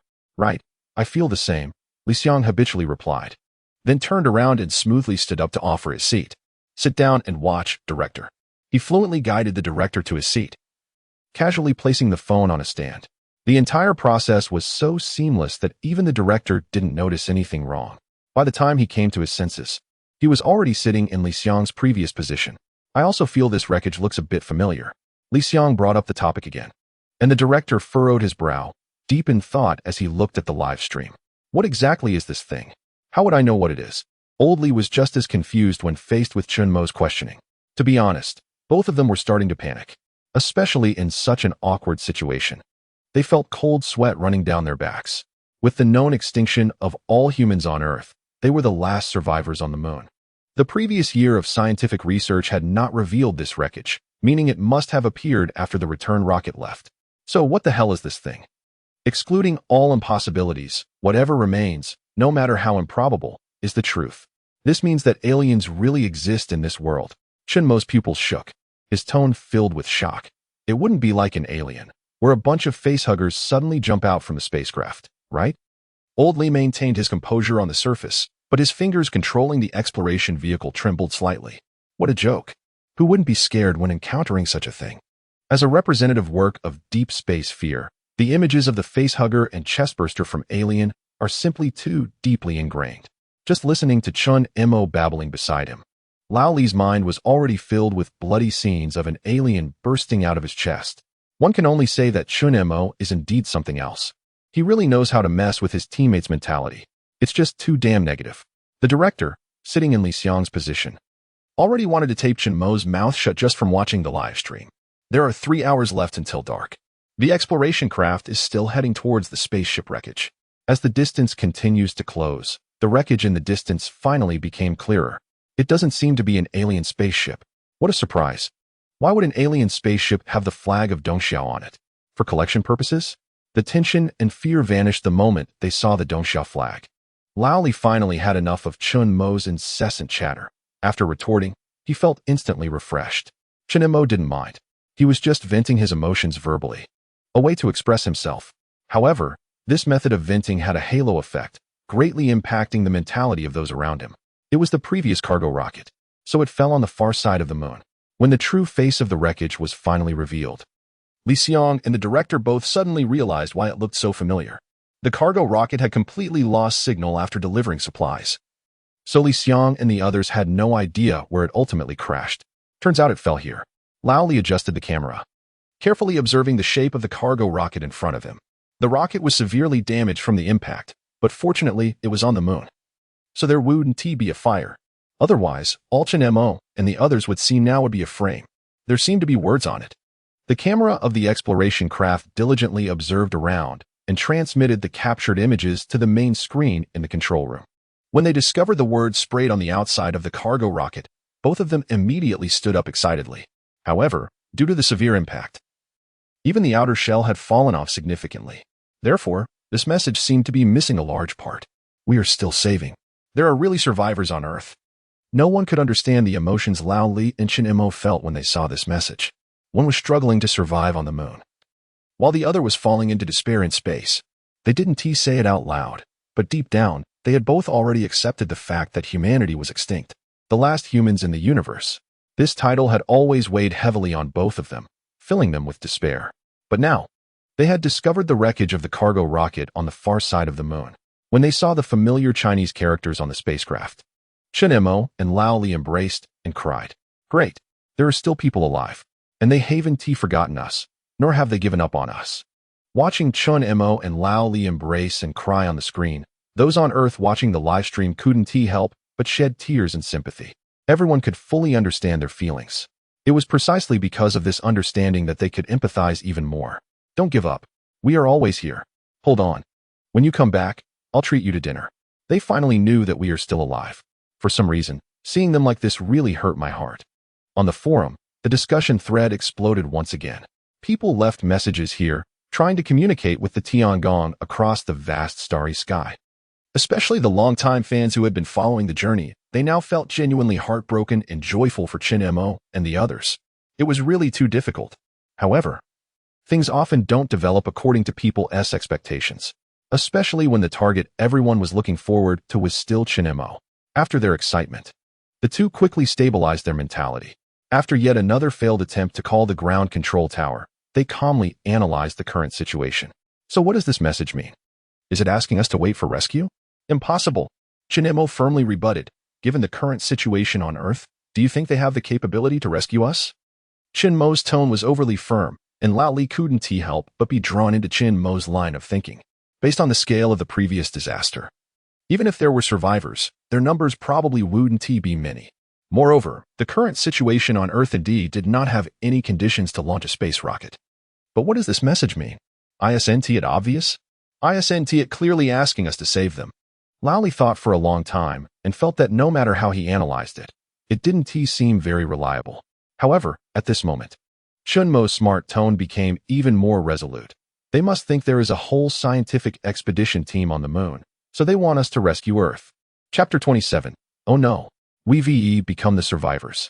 Carefully observing Thinking deeply, analyzing thoroughly, Lally suddenly felt that Chen Mo might actually have a point.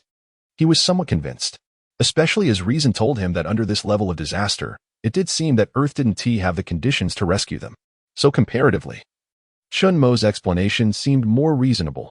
Earth's survivors believed the moon was a restructured scientific expedition team, thus trying to request assistance from the moon.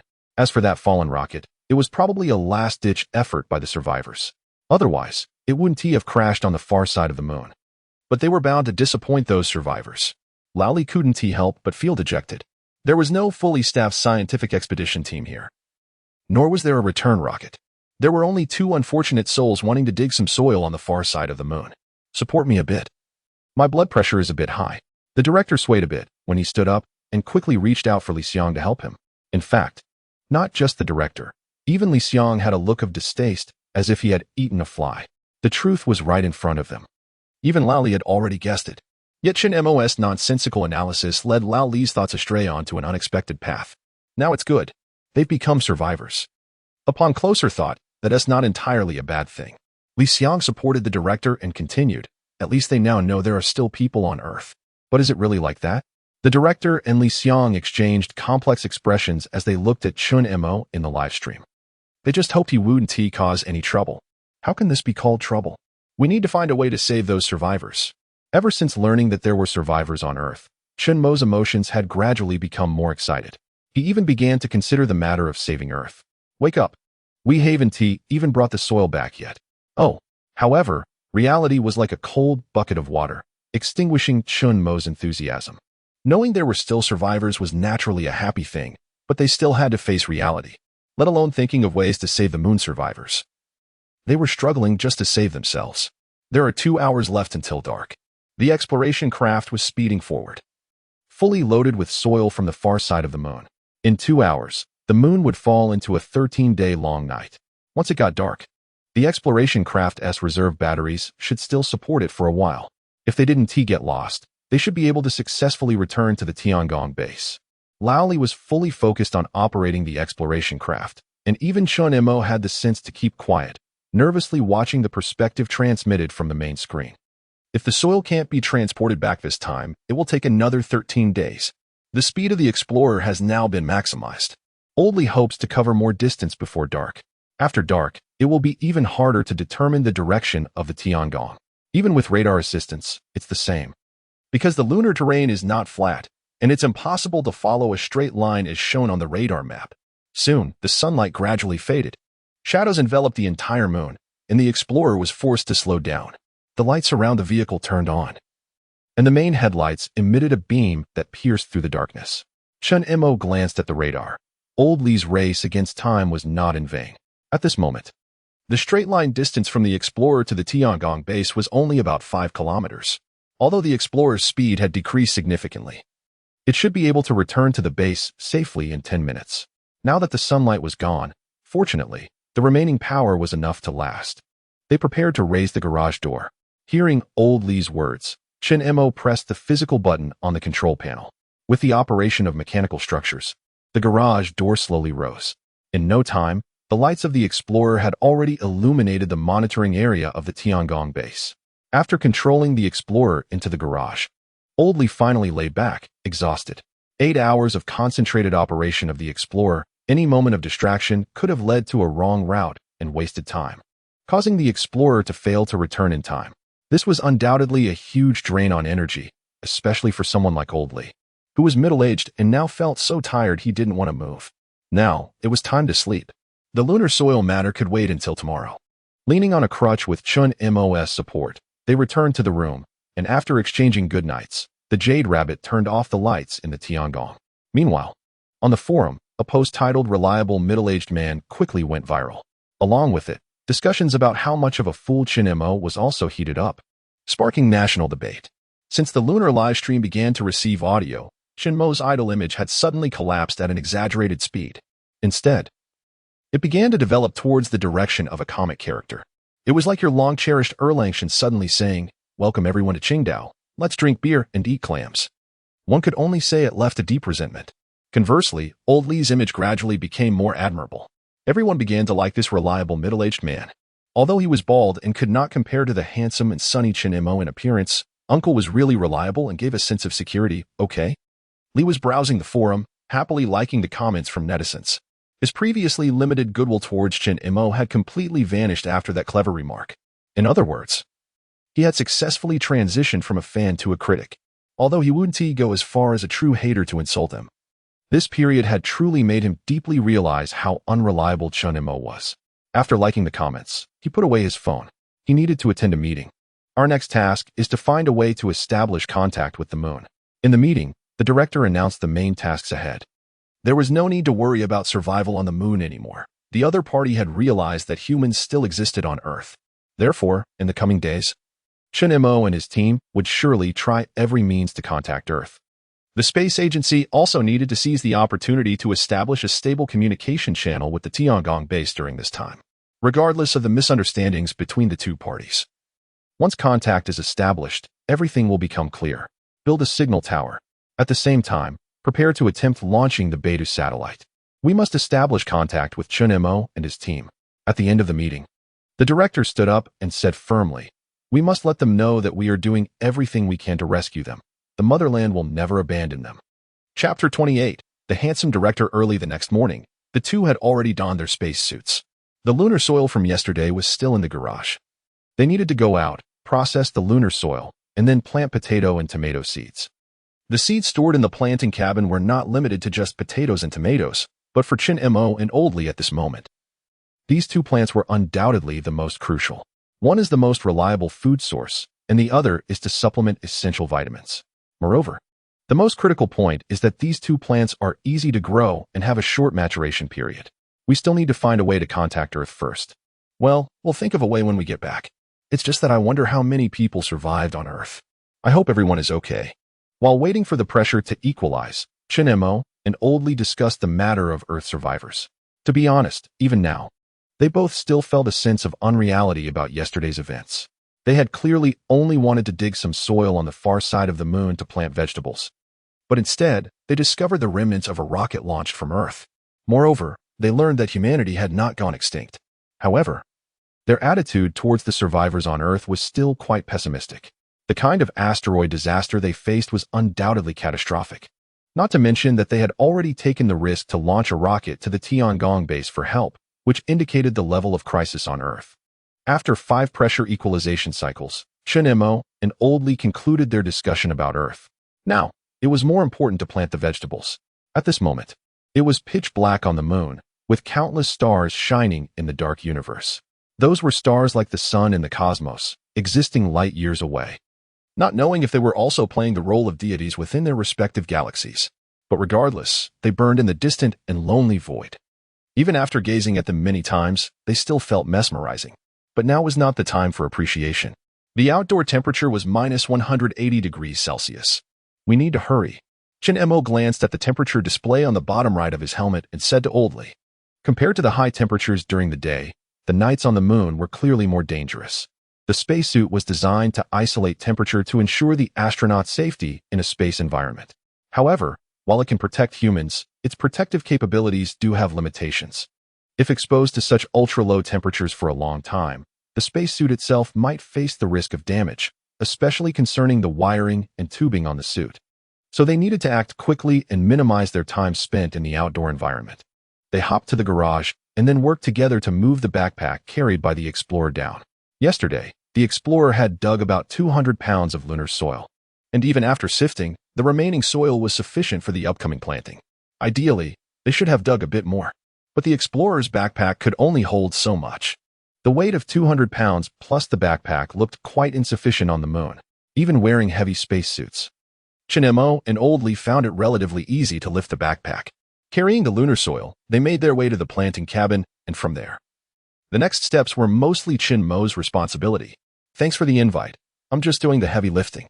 To be honest, when Chen Mo first brought Old Lee into the planting cabin, Old Lee looked at the potatoes and was amazed by the resilience of life. "Do you water them once a day?" "Yeah, isn't it just like taking care of flowers?" After this conversation, Chen Mo was completely blacklisted by Old Lee from the planting cabin. According to him, "Stay the hell away from my precious potatoes." After all, potatoes belong to the starch family. So once they enter the maturation stage, water intake must be reduced, especially when the underground tubers have matured. At this time, it's crucial to strictly control the watering frequency, as this is an important phase for potatoes to accumulate protein and starch, especially in the 7 to 10 days before harvest. Watering is strictly prohibited to avoid affecting quality. Also, who the hell waters their flowers every day? So, the fact that the potatoes Chen Mo planted managed to mature really makes one marvel at the resilience of life. On the contrary, after hearing old Li's explanation, Chen Mo finally understood why the potatoes he planted were getting smaller and smaller. It can only be said that Chen Mo indeed lacks talent in this area. Who knew there were so many points of knowledge involved in planting potatoes?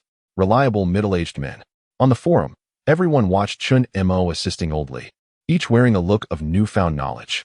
It was indeed refreshing to hear. After all, today's young people live in cities, and even if they occasionally go to the countryside, it's mainly for sightseeing and leisure. They really have no chance to learn the basic knowledge of such crops. If you ask them how many seconds until the opponent flashes, they could all answer immediately. But if you asked them how long it takes for potatoes to mature, that would venture into a knowledge blind spot. Just like Chen Mo now. Speaking of which, wasn't it said that the soil on the moon can't grow vegetables? Yeah. Why can they grow potatoes using lunar soil? The topic shifted back to the issue of lunar soil. After all, when the news broadcasted this event, the entire internet was sad for quite a while. Some even tagged Li Xiang, Shadow Night God, asking why they can grow potatoes. Shadow Night God. The native lunar soil indeed lacks organic matter, which prevents plant growth. However, if you sift out the glassy material and lunar dust from the lunar soil, and then add a nutrient solution, it can be used as planting soil.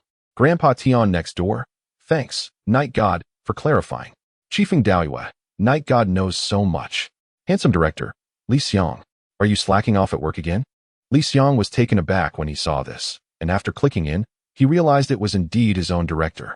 He even got an official certification as the director of the Dongxia Aerospace Bureau on the forum. Meanwhile, in the director's office, the director was looking at his phone with reading glasses, enthusiastically greeting netizens. He had noticed long ago that Li Xiang was chatting on the forum every day. So he had the young people in the bureau help him register a forum account. The netizens were indeed very enthusiastic. Wow, this young man. The director adjusted his reading glasses and completely forgot about Li Xiang. Chapter 29. Inside the planting cabin. Chen Mo was panning heavily, stirring the soil with a shovel. Sweat dripping from his chin onto the soil, as if he could hear the sound of it breaking. Move faster. Don't slack off. Old Li, sitting in a chair, frowned and urged him like a supervisor, looking at the empty tray in his hand. If it weren't for the fact that he didn't have a whip, he would definitely look like a landlord from the old society who deserved a beating. The soil needed processing before it could be planted. They had to sift out the glassy material and lunar dust from the lunar soil, then mix organic matter with the soil nutrient solution in proportion and stir it. Only then could they put it into the tray for planting. Unfortunately, due to his lack of knowledge, the responsibility of stirring fell entirely on Chen Mo. After half an hour of heavy labor, Chen Mo hadn't even had a sip of water. Even a good donkey would get a break. After hearing old Li's words, he finally snapped and started to think about whether he should break his other good leg too. Speaking of which, are there really survivors back on Earth? One eyebrow raised. Old Li subtly changed the subject, and Chen Mo was indeed attracted by this remark. Who knows? Chen Mo leaned on the shovel and replied. I've called the tower a few hundred times during this period, but I haven't received any response at all. Could it be due to signal issues? Wiping the cold sweat from his forehead, Old Li buried the potatoes deeper in the tray. Maybe it's due to poor signal. After all, such a large rocket wreckage is lying on the far side of the moon. The existence of survivors on Earth was already a foregone conclusion. Moreover, due to the professional knowledge required for rocket launches, there must be people from the Dongxia Aerospace Bureau among the survivors. This means that the calls to Earth during this time might not be due to a lack of survivors, but rather because the signal was so poor that the other side didn't receive it at all. While pondering, he continued his actions. He buried the potatoes and tomatoes in the soil and carefully watered them. Only then did Old Li clap his hands and stand up. Let's go. Let's think of another way. Meanwhile, Li Xiang and the others also saw what Old Li had just said in the live broadcast. So everyone got busy, checking output signals, checking the Tiangong channel, attempting to establish a connection. The ground control tower of the Dongxia Aerospace Bureau powered up, and at the same time, Old Li and the others had already returned to the control room. After putting on their headsets, they tried again. Tiangong Base calling ground control tower. Please respond if you receive. Li Xiang nervously stared at the staff responsible for communications, but the other party just shook his head helplessly. Failed. Although the live broadcast picture and sound were very stable, the Tiangong communication channel still received no signal at all. In the headset, there was still only the noisy static sound. Failed. I heard it. Listening to the background noise in the headset, Chen Mo and Old Li were disappointed but prepared. After all, they had never given up on contacting Earth during this time. There was no reason why things that had never worked before would suddenly succeed this time. But it didn't matter. They still had. Old Li leaned on his crutch and left the control room. Not long later, he returned with a large antenna in hand. Chen Mo was completely bewildered, having no idea where Old Li had found such a treasure. He motioned for him to put on the spacesuit and took this time to emphasize again what they needed to do. In simple terms, they needed to climb to the top of the signal tower and plug this large antenna into the radar interface at the top. This task was a bit dangerous. After all, it was the dark night on the moon, and climbing under these conditions was not a wise choice. Both the nighttime environment and the extremely low temperatures would pose many obstacles to the climbing operation. But continuing to wait like this was certainly not Chen Mo's style. So after Old Li explained the situation, the plan to climb up and insert the antenna was set in motion. Before leaving, Old Li carefully checked Chen Mo's spacesuit, ensuring that the power and oxygen were both sufficient before allowing Chen Mo to open the cabin door. Remember, you only have 2 hours. Once 2 hours are up, you must give up the mission and return to the base. Old Li's voice echoed in the communication channel, reiterating the importance of Chen Mo's safety. As the last hatch opened, the lights outside the Tiangong base turned on, dispelling the darkness. At the same time, the lighting system on both sides of the spacesuit helmet activated, helping him see what was in front of him. There was a bare ladder outside the signal tower for climbing. Chen Mo looked at the steel framework before him and stepped up steadily. He was about to start climbing the tower. Old Li nervously watched the scene on the monitor, inevitably sweating for Chen Mo. The heavy and bulky spacesuit was already interfering with Chen Mo's movements, not to mention that it was nighttime, which significantly obstructed his vision. He climbed up step by step. As the height increased, even the people in the live broadcast room began to feel anxious. God, this looks so dangerous. Maybe it would be better to wait until morning to go. In the forum, those concerned about Chen Mo were worried for him. But they obviously couldn't understand the feelings of Chen Mo and Old Li. In the vast gray-white desert, the last two lonely souls in the boundless universe. Hundreds of thousands of calls had long since made their expectations numb, and they had even accepted the reality that humanity had already perished. But just then, someone suddenly told them that humanity had not been extinguished, and there were survivors on Earth. Chen Mo couldn't wait to talk to Earth and wanted to know what was happening over there. He couldn't wait even a minute. He locked the safety buckle around his waist onto the iron ladder. Chen Mo gasped for breath, tiredly looking up at the dim giant planet. Old Li, yes, I'm here. What if humanity really got destroyed? Old Li fell silent for a moment. After all, they had only discovered the wreckage of a rocket. No one could say for sure when this rocket had crashed here. Maybe it was from a mission before the disaster. At the same time as aerospace personnel, they knew all too well how difficult it would be to launch a rocket to the moon under such disastrous conditions. Rationality was constantly reminding them, stop dreaming. Humanity is long gone. Haha, I was joking. There must be survivors, right? Chapter 30. Tower received hundreds of calls, had received no response. The gray volcanic ash still shrouded the Earth. Now, can one determine that there are definitely survivors based solely on a rocket wreckage that crashed on the far side of the moon at an unknown time? Chen Mo didn't know, but he wanted to give it a try. He removed the locked safety buckle and climbed up again. In the live broadcast footage, in the pitch-black void of space, Chen Mo, clad in a heavy white spacesuit, clumsily climbed upwards. Due to the helmet of the spacesuit, he couldn't look down to see each step clearly, so he could only feel for the position with his feet. Occasionally, his foot would slip and miss a step, causing everyone's heart to race. Fortunately, nothing unexpected happened in the end. After about 10 more minutes, Chen Mo finally reached the top of the signal tower. He struggled to turn over and, after steadying himself, took a breath. It was only then that Chen Mo reached behind him to take down the antenna. Radar interface, he circled around the communication radar and finally found the interface Old Li had mentioned at the base. He lifted the protective cover and inserted it. The specially designed interface fit perfectly, effectively replacing the previous protective cover. And then, Chen Mo asked Old Li. The camera on the spacesuit was still on. so Old Li was fully aware of Chen Mo's progress. Just plug this antenna into the receiver at the center of the radar. The Tiangong base is not an old-fashioned radio. Just standing up an antenna won't be enough to receive signals from 380,000 kilometers away. The antenna Chen Mo carried was essentially a signal enhancement device. When the enhanced antenna was successfully placed on the radar center receiver, Li Xiang and the others began their actions again, attempting to connect to the Tiangong channel. Waiting. Failure. Replaying. Connection successful. With the successful connection of the signal, a harsh electric noise suddenly rang out in Old Li's headset. ZZZZ, tower received. The moment Li Xiang's voice echoed in the communication channel, even the harsh electric sound became pleasant. The communication signal synchronized in Chen Mo's helmet. He stood foolishly at the top of the signal tower, looking up. As the earth above him refracted sunlight, emitting a faint blue glow, Old Li was already so excited that he was in tears. The deafening cheers erupted in the command room of the Dongxia Aerospace Bureau, and the director and Li Xiang stood in place, tears streaming down their faces as they watched the two on the screen. The long-standing loneliness of being abandoned by the entire world had wrapped around them. In the stillness of the night, it had relentlessly eroded their remaining will to survive. They had clearly survived on the moon for a year, but these past 2 weeks had been the most torturous time for them. Because of the lack of a way back, they became increasingly desperate. Fortunately, they finally saw the light at the end of the tunnel and successfully contacted the survivors on Earth. Are you all okay? How many survivors are there? Old Li suppressed his excitement and asked into the headset. ZZZZ. Unfortunately, the effect of the enhanced antenna seemed to be limited to this.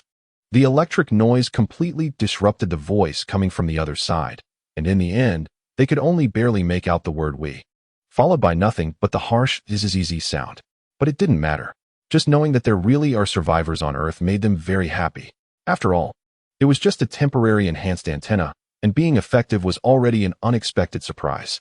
Not to mention that in such harsh temperatures, just a few seconds outside could freeze the internal electronic components of the antenna. Chen Mo, come back. Oh, during his time outside, Chen Mo had already felt a bit cold. Even though the spacesuit isolated most of the temperature and had a self-circulating air conditioning system for heating, the extreme cold that could freeze steel was quietly invading the insulating material. Carefully climbing down the ladder, this process also came with the danger of falling. But fortunately, nothing unexpected happened. Although Chen Mo usually seemed unreliable, he was very dependable when it came to serious matters. He stepped firmly onto the ground. On the way back, Chen Mo couldn't help but tiptoe and bounce happily. In the live broadcast footage, he was seen in a spacesuit, joyfully waving his arms. Ah, brother is so cute. I love him. Even through the screen, one could feel Chen Mo's happiness.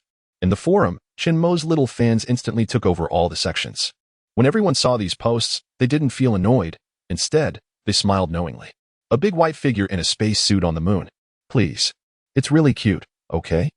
Not to mention Chen Mo's little fans. Even the middle-aged director felt a bit unexpectedly touched. They sincerely felt joy for Chen Mo and his team. Although the communication lasted for less than a few seconds, it was finally successful once. Next, it was up to the Dongxia Aerospace Bureau. Launch the beta satellite. Wait until morning. The director said this, and after ordering takeout for everyone, he couldn't resist going home to sleep. After all, he was getting older and really couldn't stay up late. Instead, after the director left, Li Xiang took out money to buy beer and enjoyed it with everyone. The hardships of this time dissipated along with the bubbles of the beer. Li Xiang raised his glass towards Chen Mo on the screen and then tilted his head back to drink it all in one go. Wait a bit longer. We will definitely take you home. Chapter 31. The Kangaroo's Escape. Outdoor work time, 2 hours and 40 minutes. He ultimately went over time. After returning to the Tiangong base, with Lao Li's help, he took off his spacesuit. Chen Mo couldn't help but shiver, feeling a chill. One can only say that the ghostly weather on the moon at night is really eerie. A spacesuit worth tens of millions is somewhat ineffective in the face of such harsh conditions. The extreme cold seeped through every crevice of the spacesuit, penetrating through the skin and flesh down to the bones. By now, Chen Mo's lips were already dark blue, and he was uncontrollably chattering his teeth.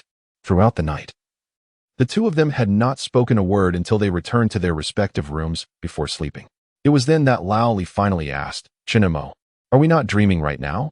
Shouldn't be, Chen Mo replied. That's great then.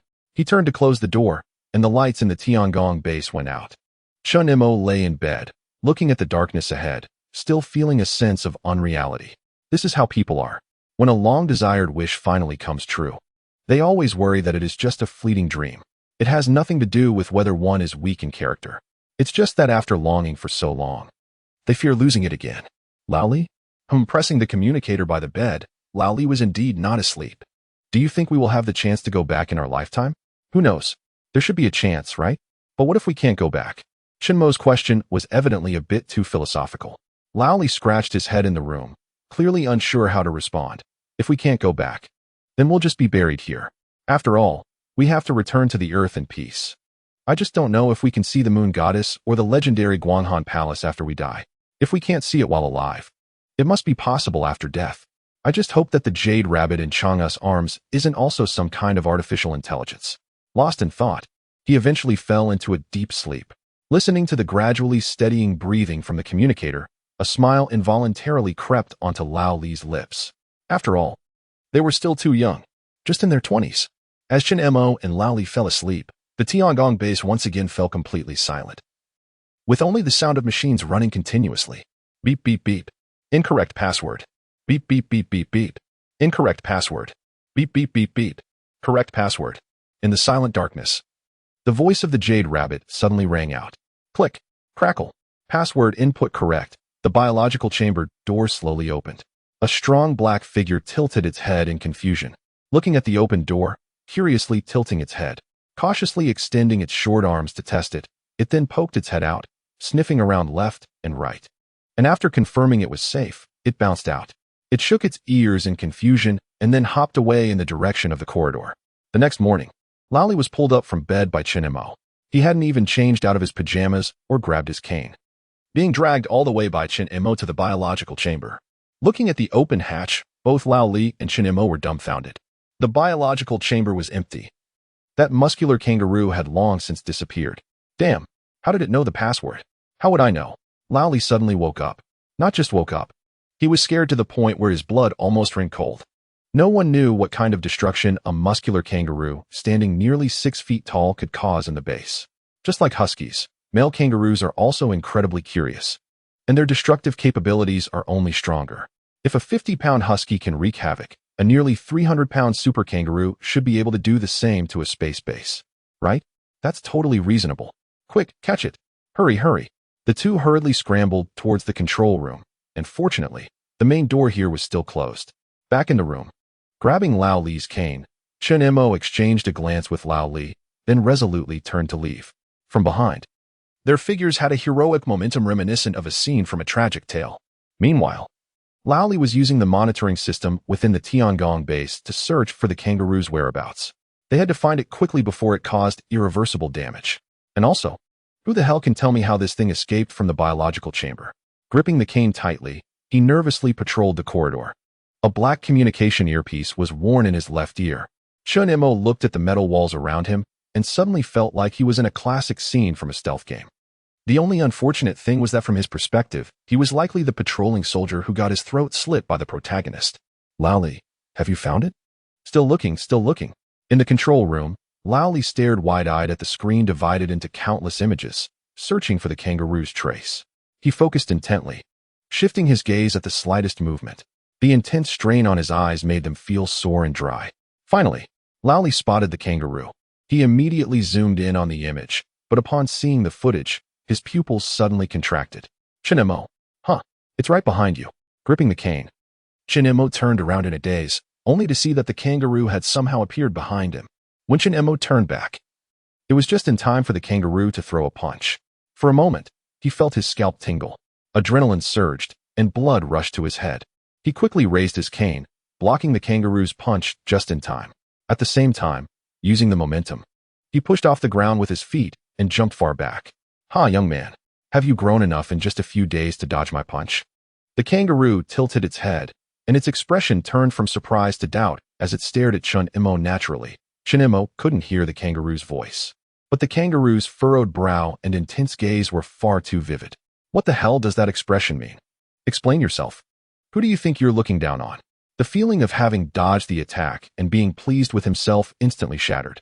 Chen Mo, gripping the cane, looked at the kangaroo in front of him, feeling completely unguarded. The only consolation was that, despite feeling unguarded, his mind was still clear. He didn't recklessly charge at the kangaroo with his cane. Instead, it seemed the kangaroo understood Chen Mo's words, its expression shifting from confusion back to its initial disdain. Too bad. In my perfect physique, your final outcome can only be failure. It squinted its eyes and snorted, then raised its right paw as if to provocatively show off its muscles. Chapter 32. Putting an elephant in the refrigerator. In a certain metal corridor of the Tiangong base, Chen Mo faced off against the kangaroo. One person and one kangaroo were like cowboys dueling in an old Western film. Unfortunately, there was no wind in the base. Otherwise, if there were two tumbleweeds, the atmosphere of this duel would be even more perfect. Lally looked down at his right leg, hesitated for a moment, but ultimately couldn't rest easy, so he leaned on another cane and ran towards Chen Mo. Meanwhile, back on Earth, go brother, go kangaroo. The world is never short of fun people. Let alone that Chen Mo's opponent was a muscular kangaroo that could press bubbles with a male godlike voice. Its popularity on Earth was currently no less than Chen Mo's, okay?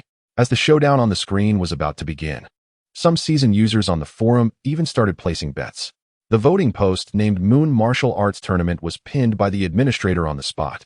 One side supported Chen Mo, while the other supported the kangaroo. The two factions had almost cursed each other's brains out on the forum without determining a winner. Hey, kid, since you've chosen to challenge me, be prepared to face my beloved Iron Fist. After finishing his display of muscles, the kangaroo suddenly lunged at Chen Mo like a cannonball. Chen Mo was highly focused the entire time, but the opponent's speed still made his pupils contract. His muscles tensed up instantly. Then he sidestepped to dodge. He avoided it. Just barely getting out of the way of the charging kangaroo, he swung his cane down hard towards the kangaroo. Was it successful? Watching the live stream while holding his phone, Tian Jinghao felt nervous alongside Chen Mo's movements. Unfortunately, the descending cane was dodged by the kangaroo tilting its head, and at the same time, it reached out its paw and grabbed it forcefully. A tremendous force came from the other end of the cane, causing Chen Mo to stumble. Immediately after, the kangaroo swung its tail and struck Chen Mo in the stomach. By the time Old Li finally arrived, leaning on his cane, Chen Mo was already lying on the ground like a shrimp. His gaze shifted from Chen Mo on the ground to the kangaroo that was showing off. The kangaroo tilted its head and met Old Li's gaze for a moment, and in the silence, Old Li turned and began to run back. Unfortunately, it was too late. When Old Li lay on the ground looking at the ceiling, his thoughts inevitably returned to the scene of their first meeting with the kangaroo.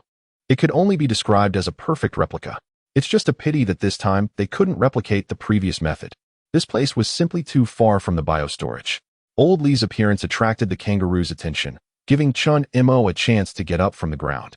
Enduring the pain, he chased to the corner and shouted at the kangaroo's back, "Hey, big rat." Everyone's attention immediately focused on Chen Mo. He took out a carrot from his pocket. A carrot? Does he want to replicate the previous method? But it's too far from the biostorage. How can he throw the carrot in? Some people on the forum were analyzing Chen Mo's strategy, but his next move made everyone shout brave. Chen Mo took a bite out of the carrot in front of the kangaroo and provocatively began to chew, making a crunching sound. The kangaroo, Old Li. Audience. Before the kangaroo could go on a rampage, Chen Mo turned and started running for his life. In that moment, he seemed to embody both. Feeling the heavy footsteps behind him, Chen Mo ran as if he wanted to throw his tongue out. "Chen Mo, what are you doing?" Old Li shouted loudly in his earpiece. "Are you looking for death?" Being chased by an angry male kangaroo in this situation was undoubtedly akin to looking for death. Watching the two healthy figures disappear from sight, Old Li lay on the ground, his heart racing with anxiety. "Dr. Lu." Chen Mo shouted a name that made Old Li's heartbeat skip a beat. "Get Dr. Lu's video to the control room." Suddenly, he crouched down to dodge the kangaroo's flying kick, while the kangaroo, unable to stop, charged forward a distance. Chen Mo shouted, "I know you have it on your phone." A brief silence filled the communication channel. After hearing Chen Mo's words, Old Li gasped and even began to consider whether to simply let the kangaroo silence him.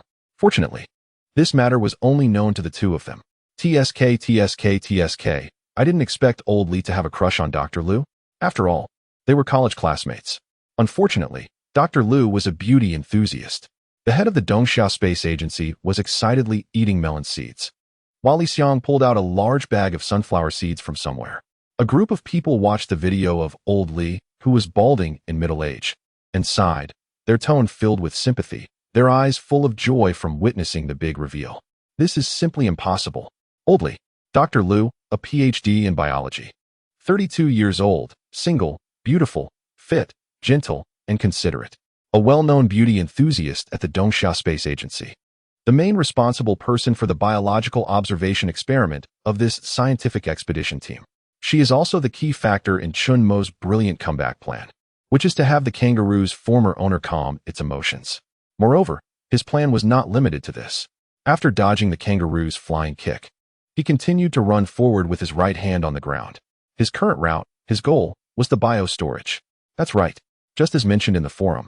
Diverting the kangaroo was not only to save Old Li's life but also to take this opportunity to lock the kangaroo back up, just like before. Relying on the kangaroo's turning weakness, he planned to make a slick turn at the biostorage door. Just like the classic question of how many steps it takes to put an elephant in the fridge. The elephant has already opened the fridge door by itself. But how to get the elephant into the fridge still requires a trigger. He was that trigger, unlike the previous simple method of throwing a carrot. This time Chen Mo directly transformed into a carrot, activating his taunting skill while running wildly. Although the kangaroo was fast in a straight line, its turning ability was poor. Chen Mo frequently turned corners, which is why he had not been caught by the angry kangaroo behind him. The biostorage was right in front of him. There was no news from Old Li yet, but Chen Mo clearly couldn't wait any longer. Victory was already in sight. All he needed to do next was to use the same trick to achieve great success. He suddenly braked hard in front of the biostorage door. And just as he wanted to make a beautiful sharp turn like before, the sounds behind him suddenly tightened his heart. He underestimated the kangaroo's speed. An ominous premonition suddenly arose, followed by a violent impact. Bang! Looking in horror at the hatch slowly closing. Chen Mo awkwardly yet politely smiled at the kangaroo in front of him and said, "If I apologize now, will you forgive me?" Chapter 33. So when will you tell me you love me? Now there are chickens and rabbits in the same cage, with 35 heads above and 94 feet below. How many of each are there? When the chicken-rabbit problem turns from a math question into an adjective. So, will the chicken be kicked to death by the angry rabbit? What a coincidence. Right now, Chen Mo was locked in with a giant angry muscle rabbit. Chen Mo tried hard to maintain a smile, and even his tone became much calmer. He just hoped to calm down some of the kangaroo brothers' anger with his smile. However, the carrot bits stuck in his teeth became the last straw that broke the kangaroo's back. The kangaroo's muscles bulged, its brow furrowed, and its expression turned serious. When it saw the carrot bits at the corner of Chen Mo's mouth, a visible vein popped up on its forehead. Anger had clouded the kangaroo's mind. I'm doomed. As he watched the kangaroo raise its fist, Chen Mo suddenly realized. According to his original plan, he was supposed to find a way to divert the kangaroo to protect Old Li, and then Old Li would play Dr. Liu's video to protect himself. Unfortunately, he had slightly overestimated Old Li's speed and underestimated the kangaroo's speed. Fortunately, at least the kangaroo had been locked up again, and Old Li was safe. What a coincidence. We meet again. Just as Chen Mo took a deep breath and prepared to fight the kangaroo, a gentle female voice suddenly echoed in the biostorage. The kangaroo immediately stopped its movement, raised its head, and looked around in confusion as if searching for something. Its paws obediently dropped to its belly, and even its ears drooped down submissively. Dr. Liu's voice indeed calmed the kangaroo's emotions. Is it you, my honey? The deep male god voice echoed once again. During the live broadcast, the dog was still steadily exerting itself. After seeing the kangaroo's reaction, Chen Mo finally relaxed, plopping down on the ground and gasping for breath. The previous battle and the desperate escape had left him somewhat exhausted, and now that he was relaxed, his legs felt as if they were filled with lead. Little did he know that since Chen Mo and the others had left, Old Li had been almost flying around in circles to save Chen Mo, but fortunately, he finally caught up. Ah, how coincidental. Are you taking photos? Yes, I'm capturing the sunset. How romantic. Can you take a few pictures for me? The video on the phone continued to play. On the control room's large screen, a figure in a floral dress suddenly appeared. The girl smiled and waved at the camera. The sunset in the dusk seemingly becoming a backdrop at that moment. Is that okay? Of course. Looking at the light-colored floral dress on the big screen, Old Li's memories seemed to return to that summer in his mind. The sunset that day was beautiful. Old Li had searched for a long time for the right angle to capture a satisfactory photo. But when the girl appeared in the frame, all the scenery seemed to pale in comparison. A gentle breeze blew, and the tips of the girl's hair fluttered slightly. The afterglow of the sunset seemed tender at this moment. Click. The shutter was pressed, and the image was frozen in that instant. Thus, under the choice of the fate stone, the bond between the two was established.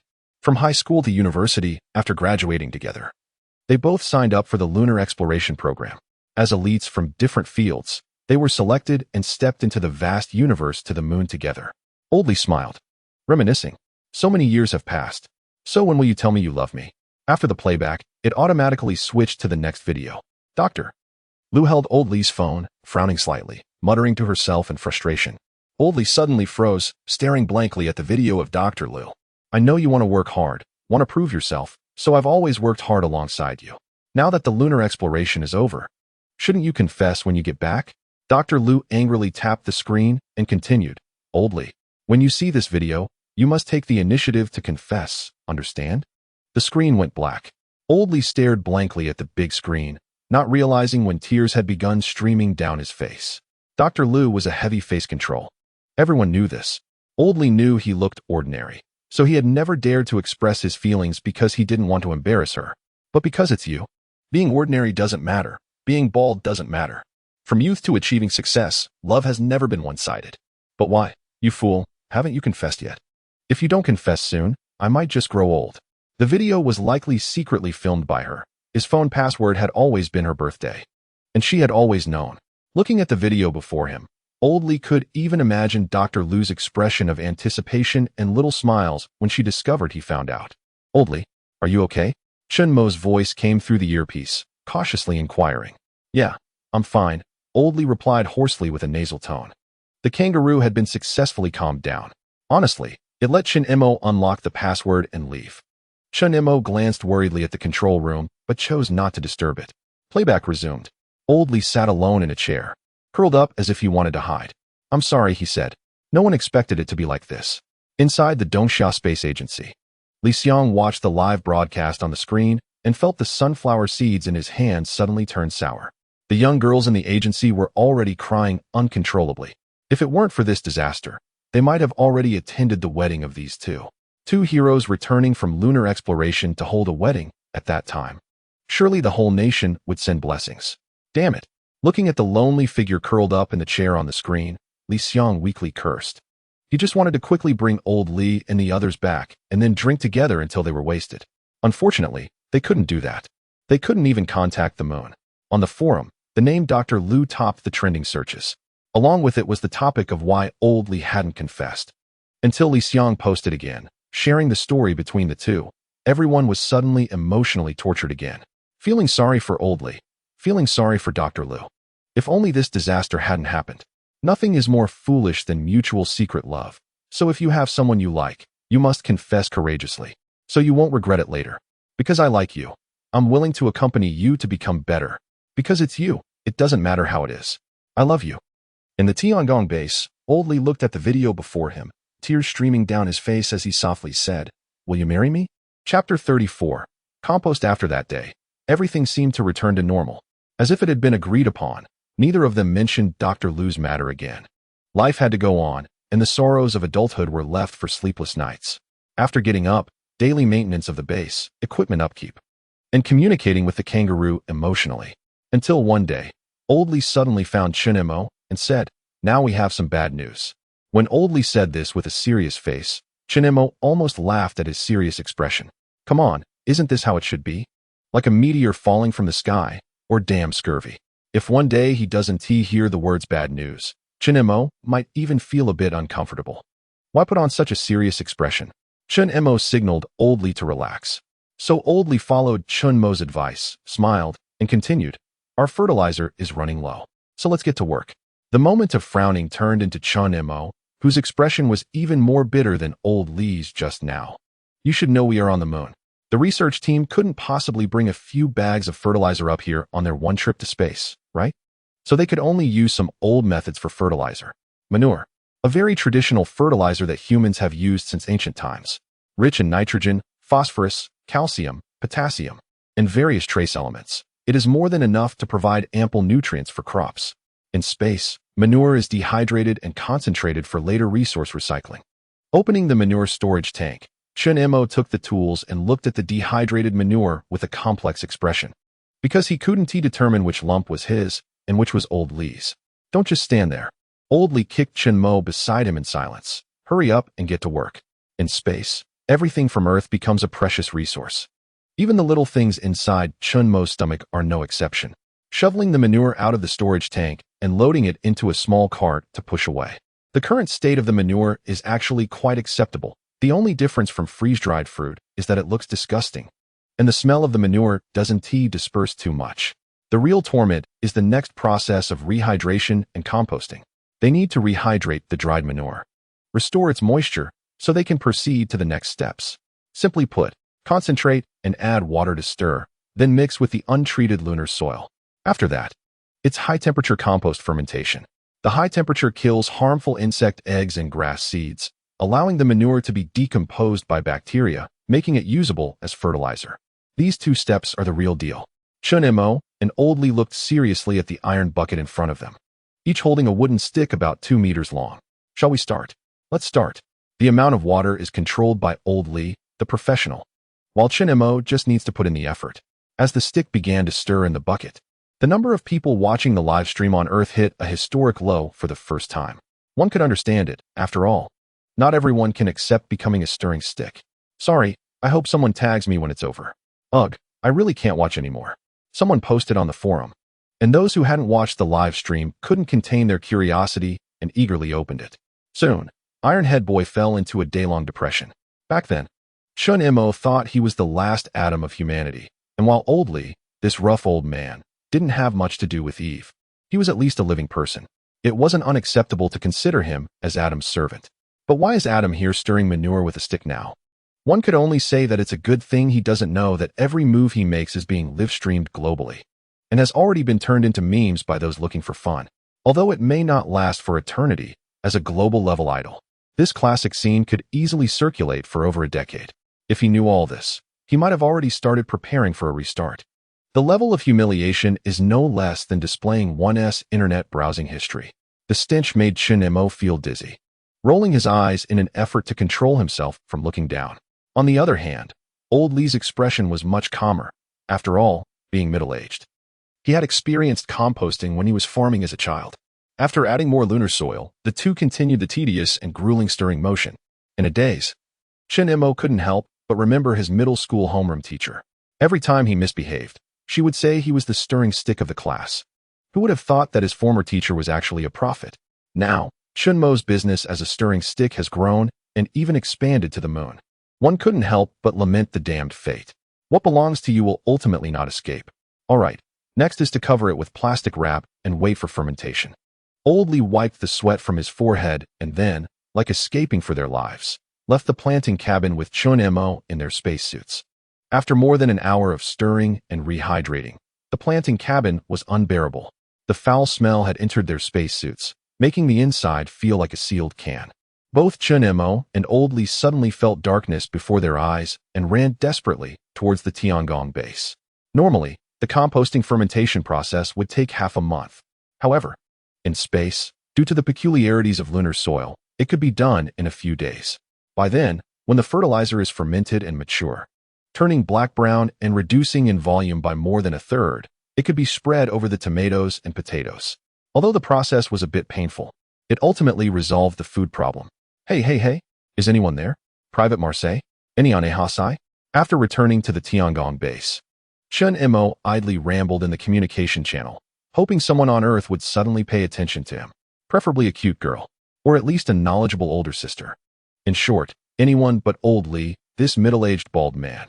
He was truly fed up with spending every day with him. Knowing that there were still people on Earth made every minute here feel unbearable. Please follow, bookmark, and vote. Everyone is welcome to discuss rationally. Foodies saw many familiar faces leaving comments, asking if it was the same as the previous one. Here's a unified reply. That previous one was also written by me.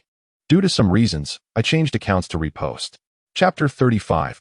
High fever. Old Lee fell ill. The fever wouldn't go down.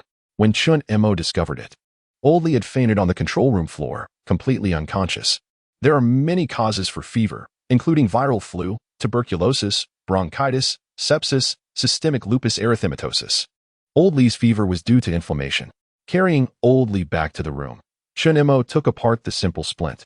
Inflammation had caused the wound on Old Li's right leg to start swelling and festering, having narrowly escaped death from a serious illness. Not to mention the various struggles over the past few days. Whether it was controlling the exploration vehicle to dig on the moon's far side or directing Chen Mo to install the reinforced antenna, and even later, when the kangaroo escaped. He found a way to help Chen Mo and with the compost fermentation yesterday. Each of these tasks was inseparable from him. Not to mention the incident with Dr. Liu. Although Old Li didn't say anything, he had been working intensively these days. It was as if he was punishing himself, starting work from the moment he got up and staying busy until he was exhausted and fell asleep. Now his body finally couldn't take it anymore, which is why he fainted in the control room. Boil water, clean the wound, prepare anti-inflammatory medicine, and finally place a wet towel on Old Li's forehead. Chen Mo said nothing, but the worry on his face was evident. Although he often complained about Old Li, when it came to the moment Old Li fell ill, Chen Mo was more worried than anyone else.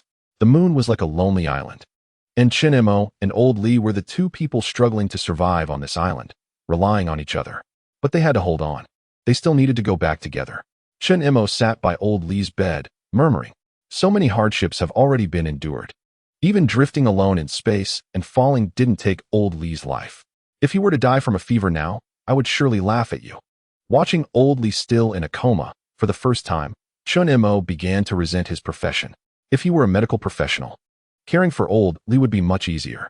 He would know what to do for Old Li's current condition, whether to use anti-inflammatory drugs or treat the wound, or how to reasonably use antibiotics to reduce the fever. But he was just a repairman. He could quickly determine what size wrench was needed for a screw and could repair a damaged lunar rover. But for the now unconscious Old Li, he felt powerless. All he could do was feed him anti-inflammatory and fever-reducing medicine, then sit by the bed, murmuring prayers to the heavens. Old Li fell ill. When the viewers in the live stream saw Old Li fainting in the control room, everyone inevitably became anxious. Lying on the cold floor, his brows furrowed in pain. Fine beads of sweat covered his forehead and nose. Even his face began to turn an abnormal red from the high fever. "Where's Chen Mo?" Old Li fainted. "Come quickly and check on him." Everyone watching the live stream was very anxious. Unfortunately, these comments could not span 380,000 kilometers due to their feelings and finally reached Chen Mo's eyes. By the time Chen Mo finally returned from the planting cabin and noticed Old Li, he had already been lying on the cold floor for nearly half an hour. Then Chen Mo carried Old Li back to the room, carefully wiping his body and looking after him. However, when it came time to choose medication, the viewers were anxious.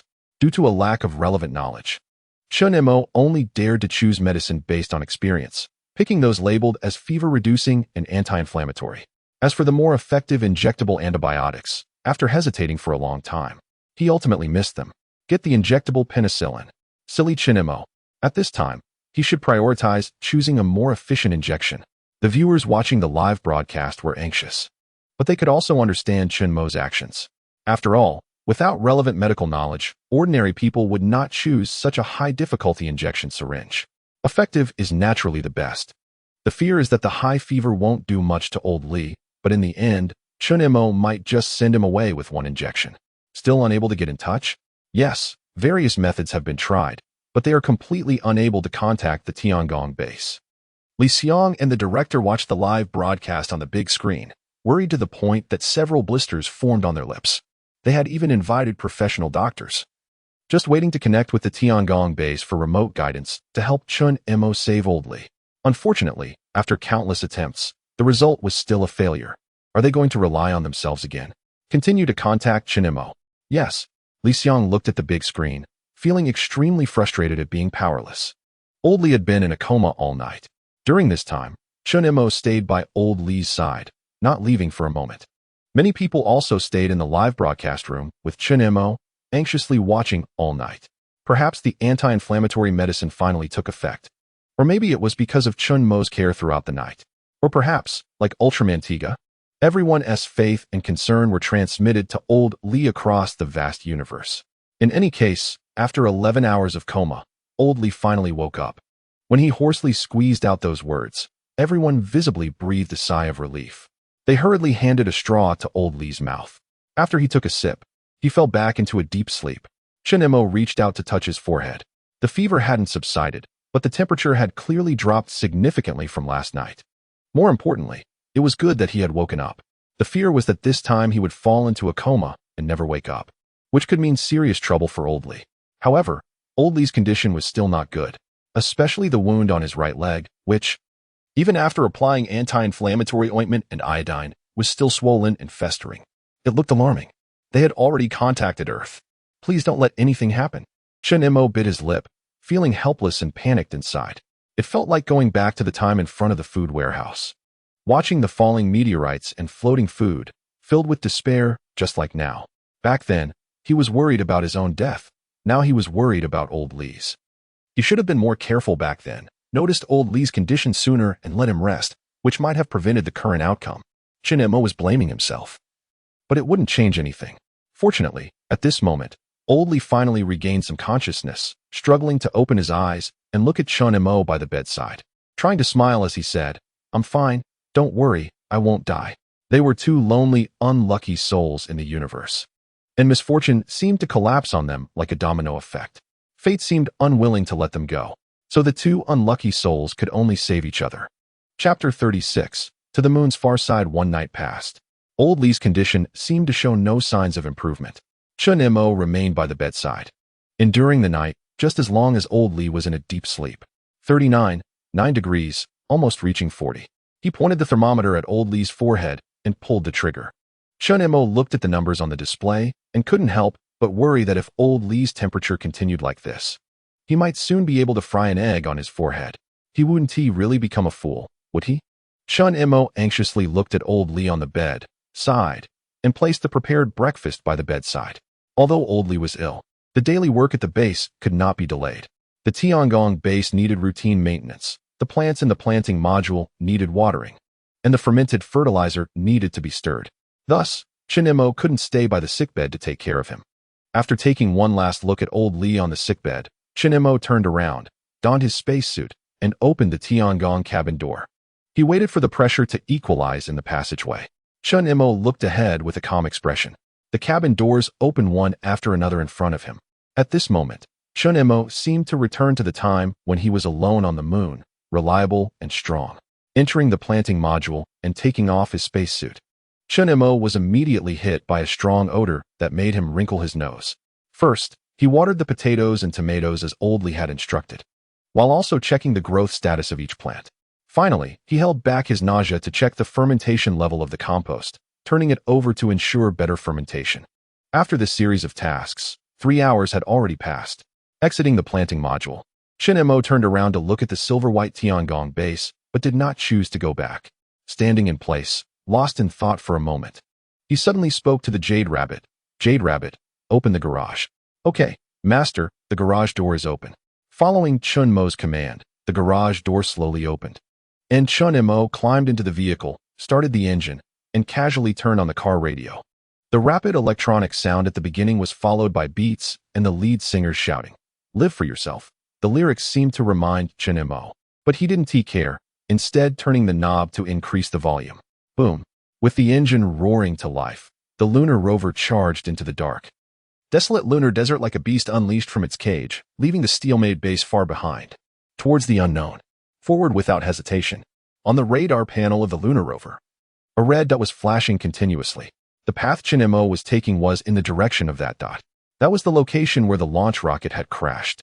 Thus, Chen Mo's purpose became clear: to go to the far side of the moon to find the launch rocket and then dismantle the communication device on the rocket to enhance the Tiangong's radar system. Sitting by the bed and praying wouldn't solve anything. He had to do something. Otherwise, with Old Li's current state, if the fever continued, he would really be doomed. He needed to contact possible medical personnel on Earth as soon as possible. That was the only hope to save Old Li's life. A simple temporary antenna could allow them to receive a brief signal, so dismantling an entire launch rocket shouldn't fail. This was a journey filled with the unknown and danger. There was a possibility of getting lost in the dark or even falling into a lunar pit, and the return rocket's communication system might have been damaged when it crashed. Even if he did manage to contact Earth, they might be powerless to help Old Li. The chances of success were slim. But he couldn't just watch Old Li die in front of him because of the risk of failure, could he? It was just an adventure, after all. Since he had been alone on the moon, he had never lacked the courage to take risks. He would rather fail than do nothing. The lights of the lunar rover violently tore through the darkness, heading straight for the target. Chen Mo gripped the steering wheel, nodding along with the music from the radio, as if to vent his emotions. At this moment, he finally spoke. "Let's just wait and see. I hope someone can pray for me. I pray that someone brings me hope." The top-notch fast lyrics combined with a captivating melody, and more importantly, the meaning contained in the lyrics. For some reason, it unexpectedly resonated with Chen Mo's current situation. Perhaps this adventure would ultimately be in vain. So what? Let us just wait and see. Misfortune came one after another, but he never gave up. Surrounded by darkness, the light from the car ahead seemed like a sharp blade, cutting through a path named Hope. Chen Mo was now driving on this road. Was he going to his death? No. He didn't want to wait for death. Inside the Dongxia Aerospace Bureau, Li Xiang and the director looked at the large screen in front of them, feeling a heavy sense of foreboding. Driving to the far side of the moon at night was already a very risky endeavor. It was easy to lose direction during the day, let alone in the dark of night. Moreover, due to lighting issues, there was always the danger of falling into a lunar pit. If that happened, it was uncertain whether old Li could be saved, and Chen Mo might find himself in dire straits as well. As they watched the live broadcast, Li Xiang and the director grew increasingly anxious. They were worried not only about old Li, who was unconscious at the base, but also about Chen Mo. "We can't wait any longer." The director suddenly asked, "How is the Beidou satellite preparation going?"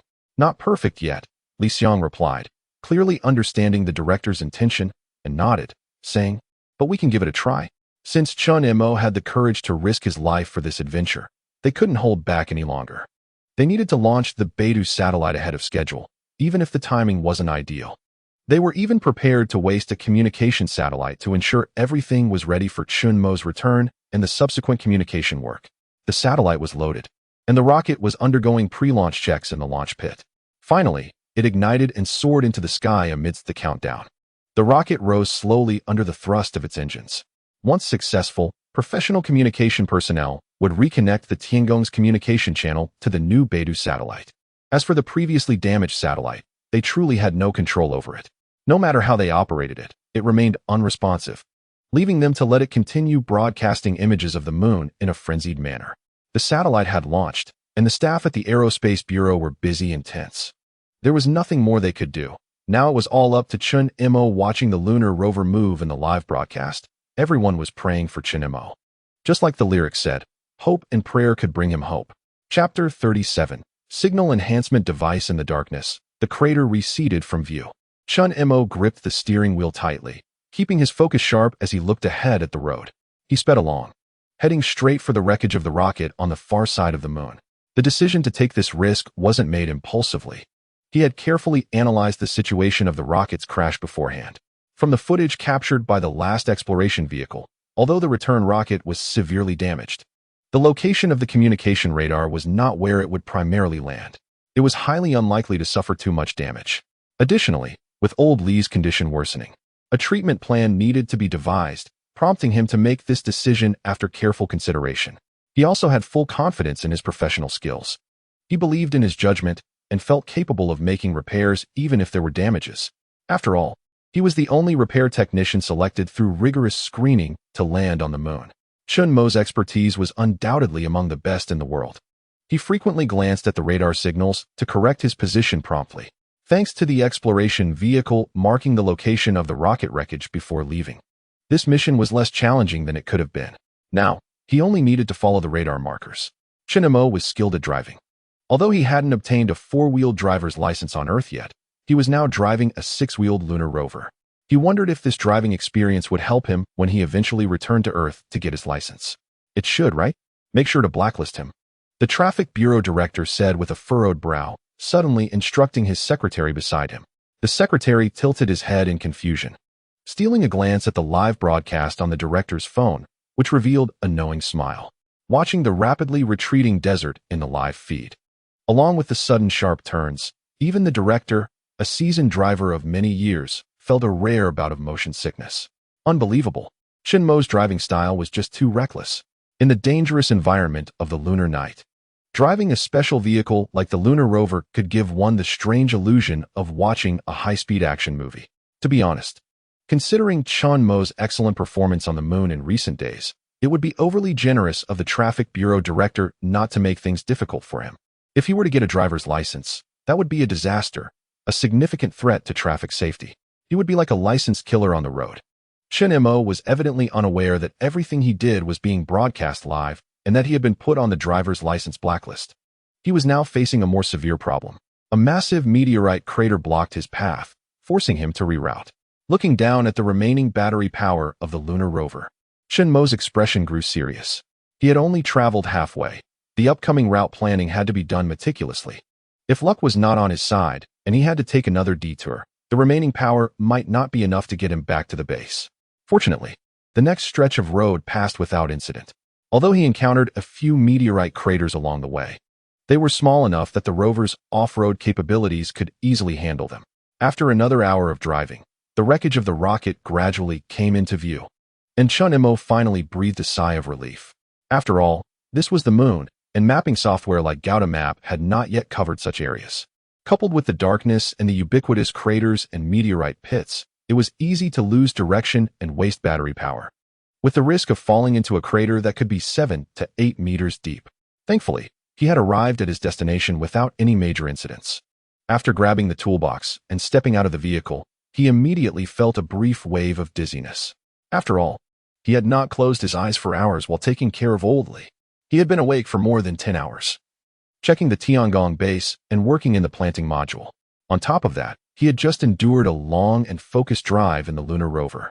Now, stepping out into the open, he suddenly felt a lack of oxygen in his brain.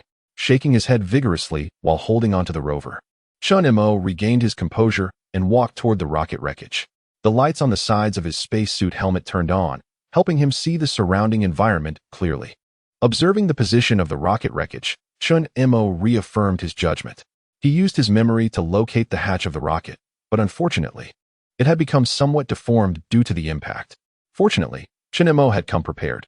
He retrieved the magnetic thermal cutting machine from the lunar rover, and the high temperature gradually turned the cutting head red. Then, he began to work on the pivot point of the hatch door's connection.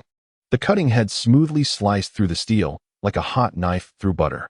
After severing the stress points and connections of the hatch, Chen Mo put away the cutting machine and took a deep breath in front of the hatch. Bang! He kicked the hatch hard, and it fell inward with a sound. Entering through the damaged hatch, Chen Mo navigated toward the location of the communication system based on his memory of the structure. As predicted, due to the main impact point of the rocket crash being on the other side, the damage to the communication facilities was almost negligible. He took out a universal wrench to disassemble the outer shell of the main control room, then unplugged various connected lines, finally retrieving a black box-like object from inside. This was also Chen Mo's purpose for coming here, the signal enhancement device for the rocket's communication system, excluding any damage that might be caused by the impact and vibrations. Once this enhancement device was installed on the radar, it should be able to establish contact with Earth. If that happened, Old Li's condition would likely be saved. Carefully putting away his tools, he then took the toolbox and the disassembled parts and left the interior of the rocket. Chen Mo habitually flipped over to get into the vehicle, but this time he lost his balance and fell to the ground in a dizzying swirl. In a daze, he gasped for air. He could clearly feel the weakness spreading through his limbs, and even his temples began to throb due to rising blood pressure. After lying on the ground for about 3 minutes, Chen Mo finally leaned against the lunar rover and slowly stood up. Using both hands and feet, he crawled into the cockpit and closed the door. The lunar rover started up once again. Chapter 38. Climbing upwards, the lunar rover drove through the darkness. Chen Mo's mental state had deteriorated to the extreme, but he had to hold on because Old Li was still waiting for him to return. It was just an all-nighter.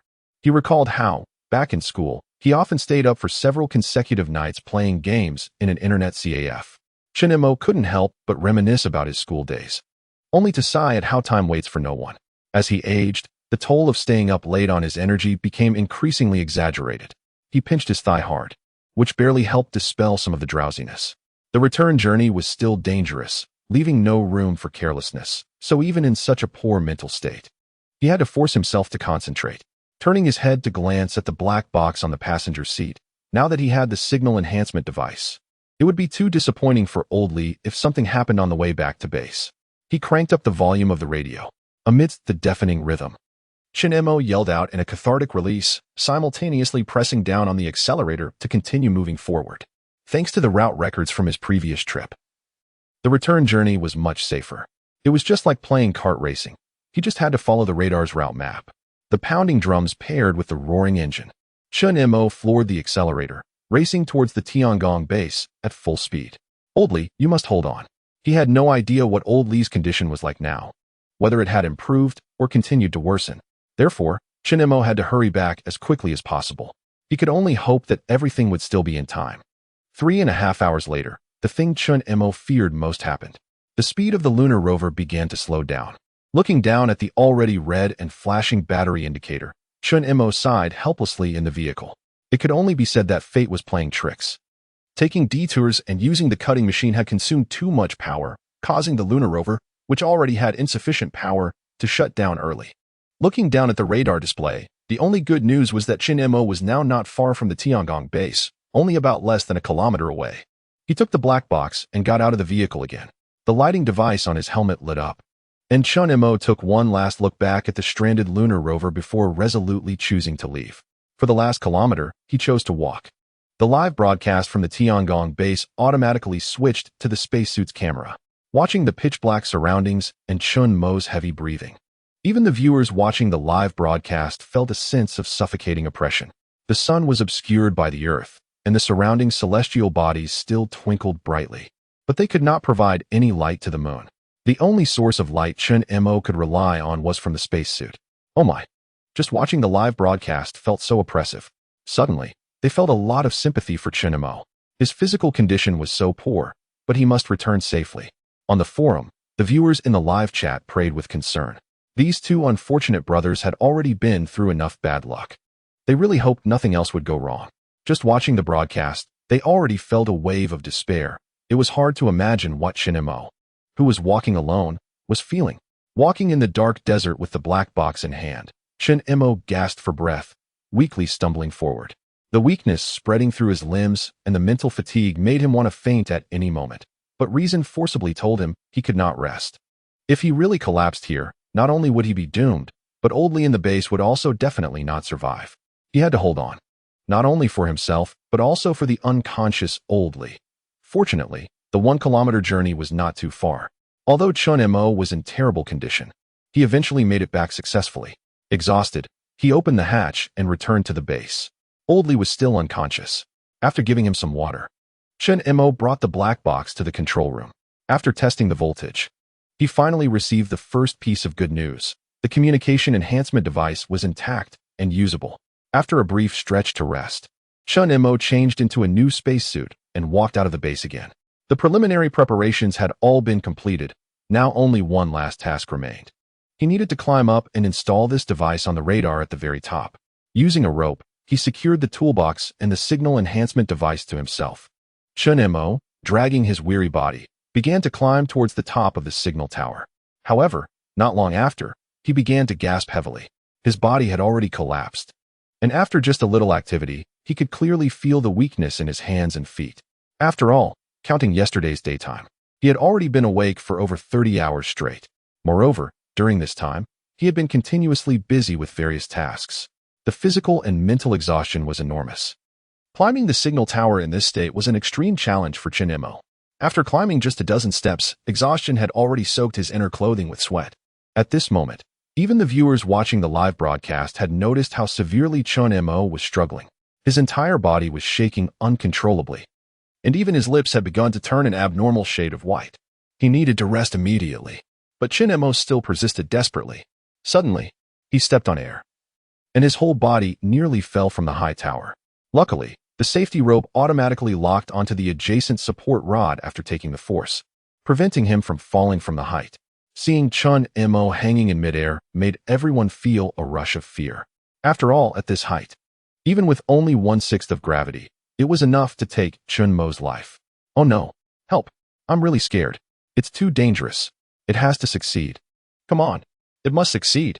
Gasping heavily in midair, Chen Mo struggled to grab the ladder next to him and pulled himself back up, unlocking the safety buckle. Chen Mo pressed his lips together without saying anything. He continued to climb silently upwards.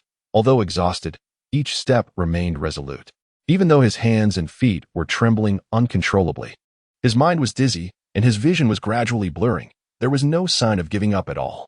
On the steel-constructed high tower, Chen Mo, dressed in a white spacesuit, was struggling to climb up, carrying the hopes and encouragement of billions of people as he ascended. Chapter 39. A world-class social death. His hands and feet shook, and his breathing was heavy. Due to prolonged outdoor work, the spacesuit could no longer withstand the extreme cold of the lunar night. Although the internal air conditioning of the spacesuit was still functioning, the cold gradually seeped into Chen Mo's limbs, making his movements more sluggish and stiff. Taking a deep breath, he temporarily secured the safety rope and looked up at the few steps above, exhaling deeply. Come on. Taking the opportunity to move his arms a bit, he whispered to himself for encouragement. After a brief rest, the climb continued. 10 minutes later, when Chen Mo finally reached the top with great effort, everyone watching the live broadcast let out a sigh of relief. It was truly nerve-wracking. From falling down to the lunar rover breaking down and walking all the way, every viewer was genuinely afraid that Chen Mo wouldn't be able to hold on. There was no time to rest. Chen Mo took off the signal booster and toolbox that had been strapped to his back. First, he instructed the U-2, Jade Rabbit, to shut down the radar's power supply. Then, using a hex wrench, he opened the cover of the radar base to carefully connect the signal booster to various circuits. This operation was not difficult for Chen Mo, but due to his stiff, trembling hands, the entire process required considerable effort. Holding his breath, he connected the last wire, and the entire signal booster was finally installed successfully. U-2, I'm here. Restart the radar system power supply. Okay, Master, the radar system power supply has been restored. The radar system resumed operation, and the signal booster began to function perfectly. Switch to the ground tower channel. Okay, Master. Switched. The Earth communication channel in the control room had been kept open since Chen Mo left. So now he just needed to transfer the lunar communication channel in his spacesuit to the ground tower to make a call. Crackle, as the channel switched. A harsh electric sound came through the headset. Chen Mo frowned, and a wave of unease suddenly rose in his heart. Tiangong base calling the ground tower, please respond. Crackle. Tower received. This is Li Xiang. Chen Mo, can you hear me? The Dongxia Space Agency was watching the live broadcast throughout, even launching communication satellites in advance to connect this call from the moon, and everyone had made tremendous efforts for this. Fortunately, they finally managed to communicate with Chen Mo. At the moment when Li Xiang's somewhat distorted voice came through the headset, Chen Mo looked up at the Earth above him and suddenly felt like crying. In the night sky, sunlight refracted from behind the Earth, as if adorning it with a halo of deep blue light. At this moment, it quietly hung above Chen Mo, like a gentle gaze upon its child. Hearing Chen Mo's choked reply, his emotions became uncontrollable, and he cried out in distress. Li Xiang did not rush him, but quietly waited for Chen Mo to vent his grievances. You've worked hard, he said. Immediately, Chen Mo cried even more pitifully. Really? I was just about to recover. So good. Finally connected with them. Chen Mo, don't cry. It hurts to see. Looking forward to bringing them both home soon. It's 3. You know. There's also a kangaroo. That night, on the forum, countless people watching the live broadcast were also moved. So good, his efforts were not in vain. Truly wonderful. Perhaps because they finally connected with Earth, Chen Mo felt filled with energy as he returned to Tiangong base. Going down the tower, his movements were noticeably quicker than when he was climbing up. However, once the excitement subsided, he finally realized a serious problem. That is, how did Li Xiang conclude that he was Chen Mo? And how did he know that old Li was currently sick and unconscious?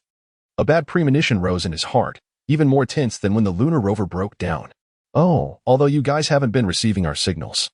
Every move you made on the moon was broadcast live by Tiangong base. Every move? Almost, except for places like the bathroom and shower where there are no cameras. It was almost a full live broadcast. Oh, you don't know, your popularity right now is just ridiculous.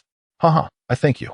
The joy of being rescued didn't even last 10 minutes before it was followed by tragic news that could break anyone's defenses. Chen Mo was silent for a moment. Looking at old Li on the bed, he suddenly felt an impulse to just strangle him and commit suicide, especially when recalling all the foolish things he had done before. He felt a bizarre illusion, as if his browsing history was being made public to the world. I'm tired. Let it all end. Other social deaths are limited to their own social circles and a few friends. But for him, it was the whole world. Almost everyone was a loyal fan of this lunar reality show. Every move he made was broadcasted live by U2 and then transmitted to the world through that malfunctioning satellite, including the messy situations he had been in these past few days. Expressionless, he followed the instructions to clean old Lee's inflamed wounds and then took out the penicillin injection. It was the 47th hour since old Lee fell ill. Chen Mo finally had time to rest a bit and prepare something to eat. Holding a salt-boiled potato and eating it heartily, he was utterly exhausted, even too lazy to think about his social death. Don't worry about old Lee, take a rest, Li Xiang said in the communication channel. Chen Mo responded, and then lay down on the bed, falling into a deep sleep, not even having time to take off his clothes. Soon, the sound of his tired snoring echoed in Tiangong base. Let him have a good sleep. Li Xiang hung up the communication and said to the director beside him. The two exchanged glances and couldn't help but smile. It was truly wonderful that all the hard work over such a long time had not been in vain. Everyone has worked hard. Tonight, let us treat everyone to barbecue, the director said with a smile. Everyone, whether those two on the moon or everyone in the agency, has worked hard during this time. Hooray! Long live the director. The agency's operator girl was the first to cheer, and everyone's faces were filled with proud and satisfied smiles. In fact, it wasn't just Chen Mo. The moment the channel connected, everyone in the Dongxia Space Agency was also moved to tears. We endured countless late nights just to tell you that the motherland has never given up on you. So, amid the clinking of beer glasses, everyone happily celebrated. In the live broadcast, the snoring continued. Chen Mo changed positions, a reassuring smile on his lips. Chapter 40. Hello everyone. Old Lee finally recovered from his fever. Watching Old Lee wolfing down potatoes on the bed, Chen Mo finally felt relieved. Good eat. Having an appetite proves that his condition has indeed improved a lot. I contacted Earth. Huh. Cough, cough, cough. Chen Mo's words were shocking, and Old Lee almost choked on a piece of potato that he hadn't swallowed. After a fit of painful coughing, he finally managed to drink some water and catch his breath. What did you say? He even began to doubt his own ears. I said I contacted Earth. Chen Mo repeated with a smile. Little brother, this is not a joke. Old Lee was completely stunned and said in a daze. Really got in touch? Really? Chen Mo confidently gave a thumbs up and nodded vigorously. Seeing that Old Lee was still suspicious, he simply pulled him over to the control room. When the director's voice came through the headset, Old Lee immediately fell into the same surprise as Chen Mo had before. He didn't even notice Chen Mo's sympathetic gaze beside him. My dirt on you is nothing more than a pile of farm manure. But everyone in the world knows about your affair with Dr. Lunel. Sure enough, when the director subtly mentioned the live broadcast, Old Lee's face visibly darkened. He patted the other man's shoulder, and Chen Mo, suppressing a laugh, hummed a little tune and left. Although he knew he had socially died, Chen Mo was genuinely happy. What could be better than knowing someone else is worse off than you? With a cheerful daily maintenance, they continued to pile up manure. We have hope of going home. Inside the biological chamber, a kangaroo tilted its head, staring at Chen Mo with a look of confusion. But he didn't care at all. Still happily chattering to the kangaroo. I heard we're stars now, and many people around the world like us. When we go back, I'll definitely introduce you to a female kangaroo. After thinking for a moment, he corrected himself. No, I'll introduce you to a whole bunch of female kangaroos. The kangaroo's eyes clearly lit up, then it looked at Chen Mo with a face full of disdain. Chen Mo raised an eyebrow and slowly typed a question mark. But the kangaroo didn't want to hear his explanation, even bothering to ignore him, and directly pulled the curtain shut again. What do you mean? Chen Mo pressed his face against the glass and shouted, Open it for me. Can you hear me? Open it. Behind the curtain. The kangaroo ignored the agitated Chen Mo and struck a bodybuilder pose with its upper limbs. Let me go. Old Lee. I'm going to fight it. Old Lee. With a dark expression, pulled Chen Mo away, feeling somewhat speechless at this embarrassing guy. Dude, we're being broadcast live globally. Can you pay a bit more attention to your image? I just talked to the director in them. Seeing that Old Lee was getting serious, Chen Mo straightened up and listened earnestly. There wasn't much else to say. They could see the Earth's current environment right here. Old Lee pointed to the high-definition video on the control room's big screen. The conditions on Earth right now are simply not suitable for manned space missions. So there's no way for them to bring us back. I understand this. After all, Chen Mo had undergone professional space training and completely grasped what Old Lee meant. So the only task given to us is to wait patiently for them to come pick us up. Old Lee scratched his head and continued, when conditions allow, the space agency will definitely bring us home as soon as possible. This answer wasn't too surprising for either Chen Mo or Old Li. It was completely within their expectations. Li Xiang also told them about the efforts of the space agency during this time. And Chen Mo knew that the supplies that had been airdropped previously were the result of their utmost efforts.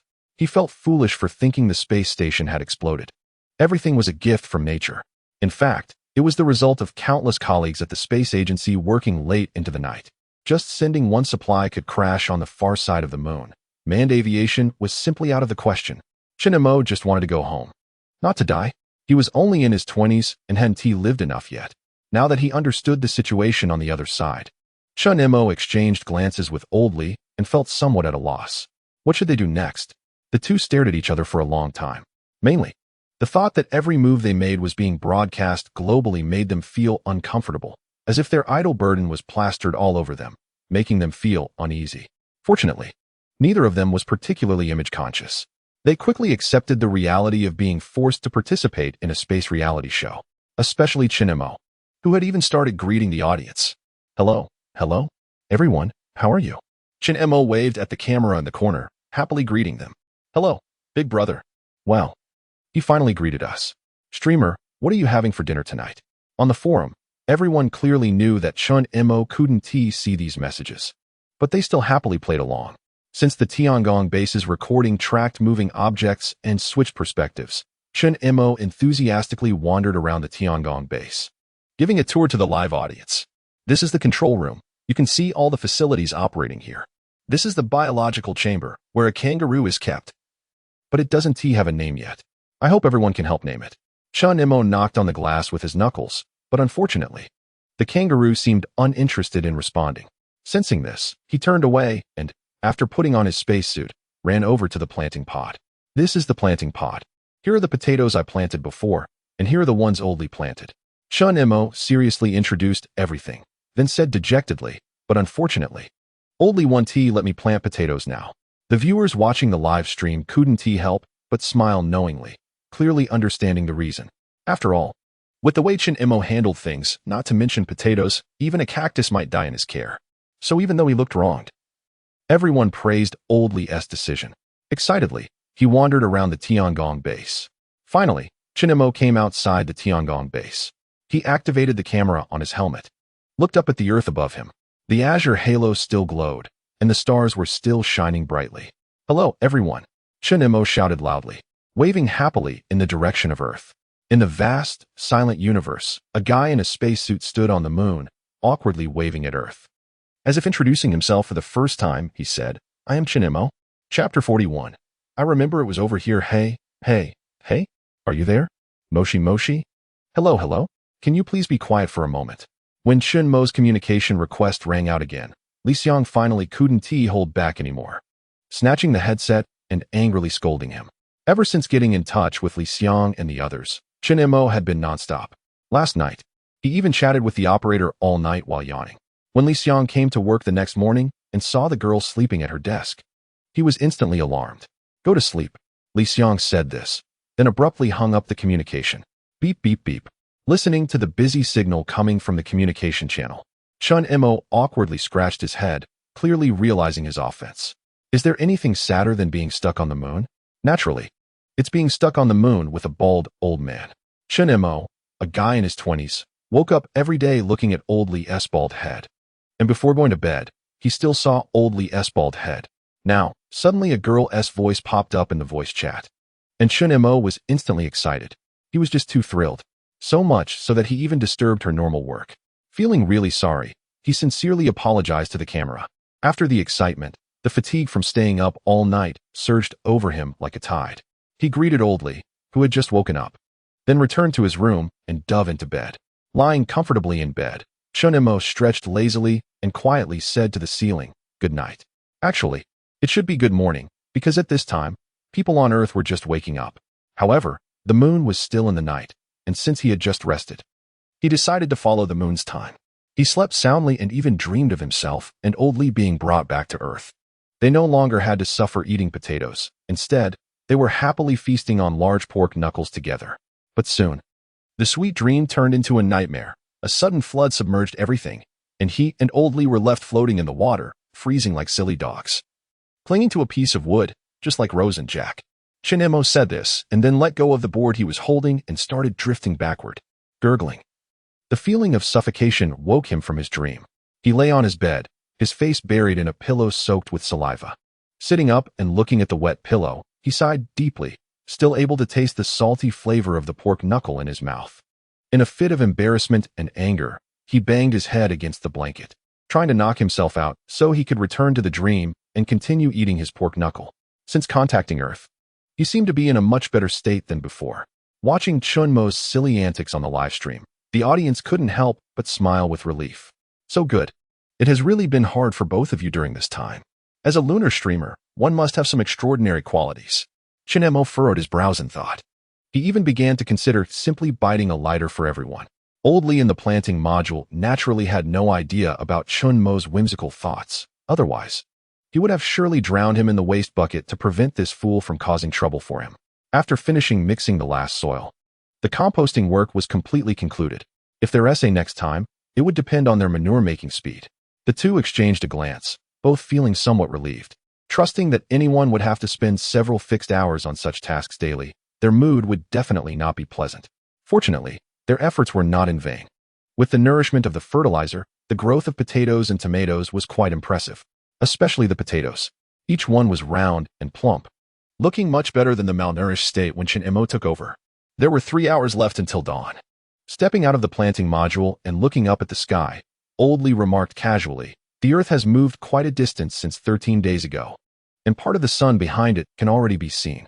Chen Mo drove the spare lunar rover out of the base, and the two sat in the vehicle, quietly waiting for dawn through the glass sunroof. As they watched the sun gradually appear, both felt a strange illusion of hope after surviving a disaster. In fact, it was no different from surviving a disaster. Old Lee fell ill and lost consciousness. Chen Mo risked everything to save her by driving the lunar rover, almost dying outside the base. Fortunately, both of them ended up safe, and they even managed to contact Earth, chatting with the girl all night long. Now the night had finally passed. The sun appeared once again in the sky above them, burning brightly and dazzlingly, as it had for billions of years. "Let's go?" "Wait. I haven't fastened my seatbelt." The spare lunar rover started up. Amid Old Lee's frantic screams, it sped away. They were going to retrieve the stranded lunar rover today. Otherwise, if they left it there, it would soon become a pile of scrap metal. A kilometer was not a long distance for Chen Mo. However, when he and Old Lee reached the destination, there was not even a shadow of the lunar rover to be seen. Looking at the empty desert, Old Lee's tone was filled with doubt. "Are you sure it's this way? I remember it broke down around here." Chen Mo was puzzled and wanted to scratch his head, but he could only reach the large astronaut helmet. "Where's my car? My huge car?" Chen Mo turned around, feeling lost. Since the lunar rover had broken down due to a lack of power, they couldn't even use the positioning system to find the lunar rover. They could only rely on Chen Mo's memory. Unfortunately, his sense of direction seemed to be lacking. Moreover, it was still dark, and everything around was pitch black. Chen Mo didn't even manage to remember a clear reference point. With the first target missed, the workload for both of them increased significantly. Unfortunately, Chen Mo had been in poor condition at that time and couldn't remember the exact coordinates. The only thing he remembered clearly was the 1 kilometer distance he had walked step by step. So they had to expand their search range from the first target. Within a 1 kilometer radius of the Tiangong base, the two ran to 4 possible locations before finally spotting the long-awaited number 1 lunar rover in a crater. So now, how could they get it out? Chapter 42. Lunar miners looking at the crater in front of them.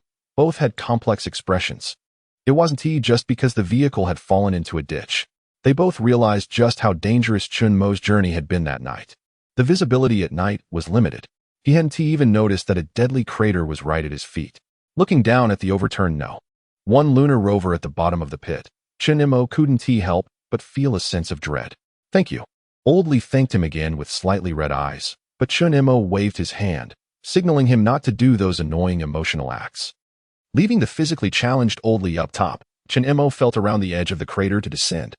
He took a few steps closer to the lunar rover to check the damage. It was okay. It had just flipped over and scratched some paint. He explained the situation to Old Lee over the communication channel, but the next problem was how to get it back up, which left both of them perplexed. The 1 lunar rover was lying there. To pull it up, they first needed to find a way to flip it over. Chen Mo glanced down at his pitiful little body. Clearly, He did not have that capability. Fortunately, having learned from past experiences, he had tools this time to help. Since Old Lee had been trapped under the life pod, Chen Mo had kept various tools in his vehicle. Opening the side of the vehicle facing up, Chen Mo climbed in with difficulty and took out the electric jack from the toolbox. Finding a support point, he wedged it underneath and secured the towing rope that Old Lee had thrown down. "I'll count to 3. You hit the gas." Chen Mo said this, then quickly ran away to start the jack's motor. 1, 2, 3. The jack slowly raised, and Old Lee on top also stepped on the gas. The heavy No. 1 lunar rover slowly tilted toward Old Lee under the combined force of lifting and pulling. As the tipping angle of the lunar rover increased, Chen Mo quickly retreated a safe distance, fearing that some parts might fly out and hit him. Soon, the lunar rover fell silently. Dust rose. The 3 wheels of the number 1 lunar rover, which had been suspended for several days, finally returned to the ground. Surrounded by lunar dust, Chen Mo felt a sharp pain in his heart, unable to breathe. So much lunar dust. How long would it take to clean it all up when they got back? Now that the problem of it being overturned was solved, the next step was to figure out how to get it out of the pit. Putting away the jack that was almost buried in lunar dust, Chen Mo opened the door and started the engine. After all this fuss, the solar charging panel on the vehicle had stored enough power. Chen Mo stepped on the gas and charged straight up the steep slope ahead, trying to use speed to leap over the meteorite crater. Unfortunately, the wish failed. The edge of the crater was simply too steep. After all, the lunar rover was not an off-road vehicle and couldn't possibly climb such a slope. How about trying a tow strap? Chen Mo looked up at Old Lee above and asked. "Not really. The angle is too steep. If we recklessly drag it, it might tip over again at any moment." Old Lee leaned down to look for a while and then shook his head, denying Chen Mo's reckless suggestion. The lunar rover had to be brought back no matter what. Otherwise, if left here, it would only end up being eroded by lunar dust into a pile of scrap iron. In this resource-scarce situation, they couldn't afford to simply scrap a lunar rover here. Then there was only the most foolish method left. Chen Mo rubbed his hands and took out a pickaxe from the cabin. Fortunately, the crater wasn't very deep. Even at the highest edge, it was only about 2 meters high. Considering the angle of the crater, their workload wasn't too large. Otherwise, they would really have to give up on this vehicle. But only when Chen Mo actually started working did he realize how hard this task was. Due to the impact of the meteorite, the soil in this area was distinctly different from other places on the moon. After digging through the surface lunar dust, what lay beneath wasn't the soft lunar regolith, but rather a hard glass-like material similar to a rocky area formed by the impact. With one swing of the pickaxe, sparks flew, and all he managed to do was dig a small hole in the ground. Frowning, he cursed under his breath. God knows how long it would take to successfully get the number 1 lunar rover out at this pace. He was afraid he might die in front of the lunar rover himself. He called Old Lee down to help. The two of them, in their spacesuits, swung the pickaxes vigorously on the moon, creating a scene that had a touch of postmodern abstract style. "Hey, Gold!" A surprised shout came, and Old Lee turned his head to look, indeed seeing Chen Mo holding up a fist-sized piece of shiny gold, proudly showing it off. Due to the low gravity, gold reserves on the moon were not abundant. Even if there was any, it wouldn't be of the size Chen Mo was holding. Old Lee estimated that this piece of gold must have been created after some unknown supernova explosion in the universe, floating around in space for who knows how long before landing on the moon, finally being dug out by Chen Mo with a pickaxe. It was indeed fist-sized. Back on Earth, it would probably be enough to buy a house. Chen Mo thought happily and casually tossed it aside before continuing to swing the pickaxe. After working intermittently for over 2 hours, they had only managed to dig out less than 1/5 of the job. The two miners were really struggling to endure such heavy labor, helping each other back to the Tiangong base. In fact, they were indeed like miners. Not only because of the piece of gold they stumbled upon. The hydrogen element on the moon undergoes physical changes due to various cosmic rays, forming helium-3. The fusion of deuterium and helium-3 can serve as energy for nuclear power plants. This fusion does not produce neutrons, is safe and pollution-free, and is easily controlled. The estimated content of helium-3 in the lunar soil is 715,000 tons, which is 2 million times the reserves on Earth. For every ton of helium-3 extracted from the lunar soil, they could obtain 300 tons of hydrogen, 70 tons of nitrogen, and 600 tons of carbon. To say that lunar soil is priceless is not an exaggeration at all. In fact, compared to the lunar soil, The value of the piece of gold in Chen Mo's hand was almost like that of a stone. Unfortunately, even knowing the preciousness of lunar soil at this stage, it was just useless waste soil for Chen Mo and the others, rather than concern themselves with such elusive things. They were more worried about how much longer they would have to dig to get the #1 lunar rover out. The kid was really struggling. Swinging the pickaxe was making his waist hurt. Chapter 43, South Pole Subbase, early to rise and late to return. Focused on digging the pit. The #2 lunar rover was parked at the edge of the crater, and the camera on the vehicle was directly facing the two cosmic workers diligently at work in the pit, allowing everyone in the live stream to experience the joy of Cloud's supervising. Although it was a pity that he didn't have the chance to light a lighter for everyone, Chen Mo still took care of the viewing experience of the Earth audience. I need to go to the South Pole Subbase. When Oldly leaned on his pickaxe and looked into the distance, he suddenly turned to Chen Mo, who was working hard, and said earnestly. Chen Mo raised an eyebrow, turned to look at Oldly, who was slacking off behind him, and thought, "Don't you want to dig the pit?" "Absolutely not." Oldly quickly denied it, trying to keep his composure, and then explained the reason. "The water and oxygen reserves in the base are running low, and we need someone to go to the South Pole Subbase to activate the equipment." In fact, it was mainly about the drinking water reserves. The remaining water resources at the Tiangong base were already not much, and with careful use, it was barely enough for Chen Mo to use for 3 years. Now that Oldly was added, the daily water consumption had doubled, not to mention the potatoes and tomatoes in the planting cabin that needed care. As a result, the previously manageable 3-year water supply was rapidly declining, and now, not considering the planting cabin, it was estimated that there was only enough water left for Chen Mo to use for about a month. Therefore, they had to solve the water issue as soon as possible. Otherwise, it wouldn't matter if Chen Mo was thirsty for 2 days. But the potatoes and tomatoes in the planting cabin couldn't endure such treatment. Of course, Oldly looked at the remaining quarter of the hard slope, and with his left hand, he discreetly rubbed his old waist. "I'm getting old. I really can't keep going." After 2 days of digging pits with Chen Mo, Oldly felt like his back was about to break. This can't go on. If it continued like this, he might not be able to save the #1 lunar rover and would end up dying in this pit first. The glassy substance left by the meteorite impact was just too hard to chew through. Swinging the pickaxe caused his hands to go numb and sparks to fly. Yet he could only manage to dig out a small hole. This kind of heavy labor was indeed something a sickly person like Oldly couldn't handle. He also felt embarrassed to watch Chen Mo work alone, so it was better to set off early to solve the water issue at the Tiangong base first. "When are we leaving?" "Now." "So urgent?" "There's no time to lose." Chen Mo looked suspiciously at Oldly, feeling that this guy was hiding something from him. The work at the South Pole Subbase really required Oldly to go. Even if Chen Mo went, he would only be able to stare blankly at the various instruments. There was a lot of solid water ice at the moon's poles. They were stored in the shadow areas of the lunar poles, which are low-lying areas that sunlight never reaches. At the same time, because sunlight doesn't reach them, the highest temperature in the shadow areas has never exceeded -121 degrees Celsius, providing perfect conditions for storing water ice. About 35 of the lunar polar surface contains water ice resources, and the South Pole is obviously richer in reserves than the North Pole. This is also why the mining subbase was established at the lunar South Pole. The subbase mines water ice in the South Pole and then converts it into usable water resources through equipment, finally transporting it back to the lunar base via pre-laid underground pipelines. After that, part of the water resources is used to supply daily needs at the Tiangong base, while another part is converted into oxygen for storage. "Do I not need to accompany you?" Chen Mo was still a bit worried. It would be convenient for mutual support if something happens. Ba. Oldly looked at Chen Mo with a face of bad luck.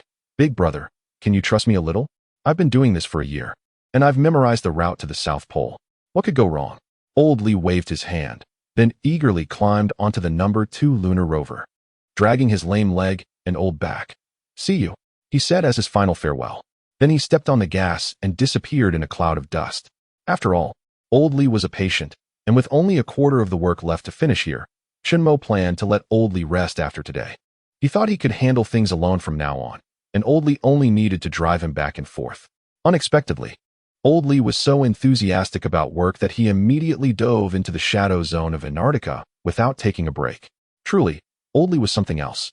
Chen Mo shook his head in amazement, full of energy.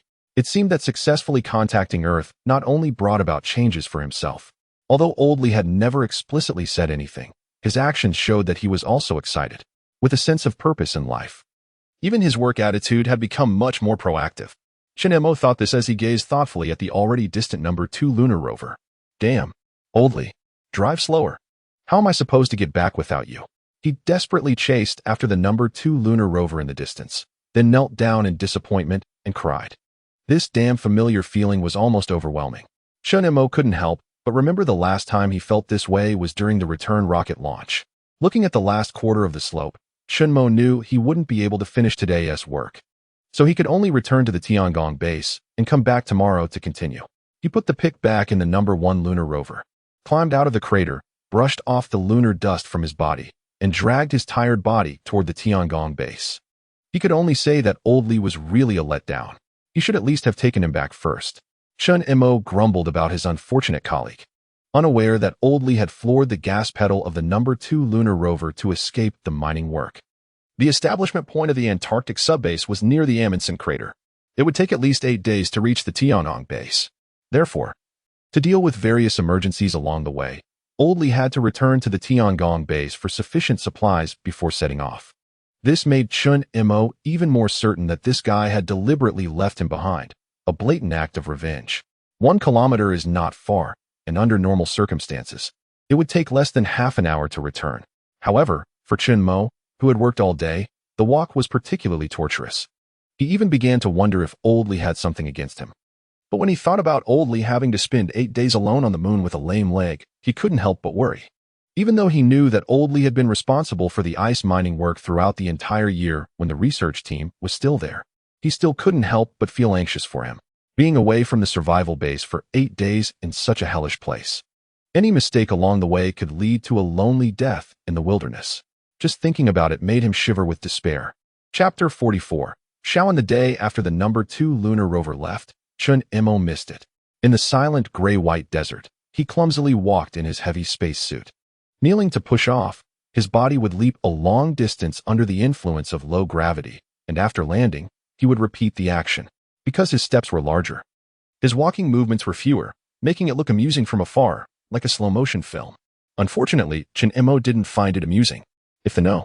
2 lunar rover were still here, he could comfortably sit in the vehicle instead of enduring the scorching temperature of 127 degrees Celsius.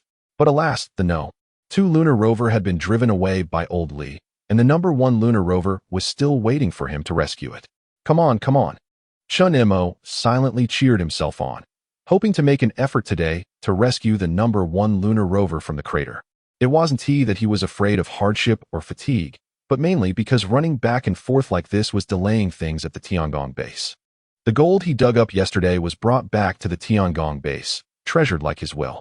In fact, he could have left it in the lunar rover and drove it back later. After all, this was the moon, and there was no need to worry about it getting lost. But Chen Mo was like a dragon guarding a treasure, unable to trust leaving his precious gold in such a hellish place. What if my precious gold gets dirty? Chen Mo swung the pick joyfully, while the viewers in the live stream continued to enjoy their cloud supervision. Chen Mo, don't slack off. Get to work.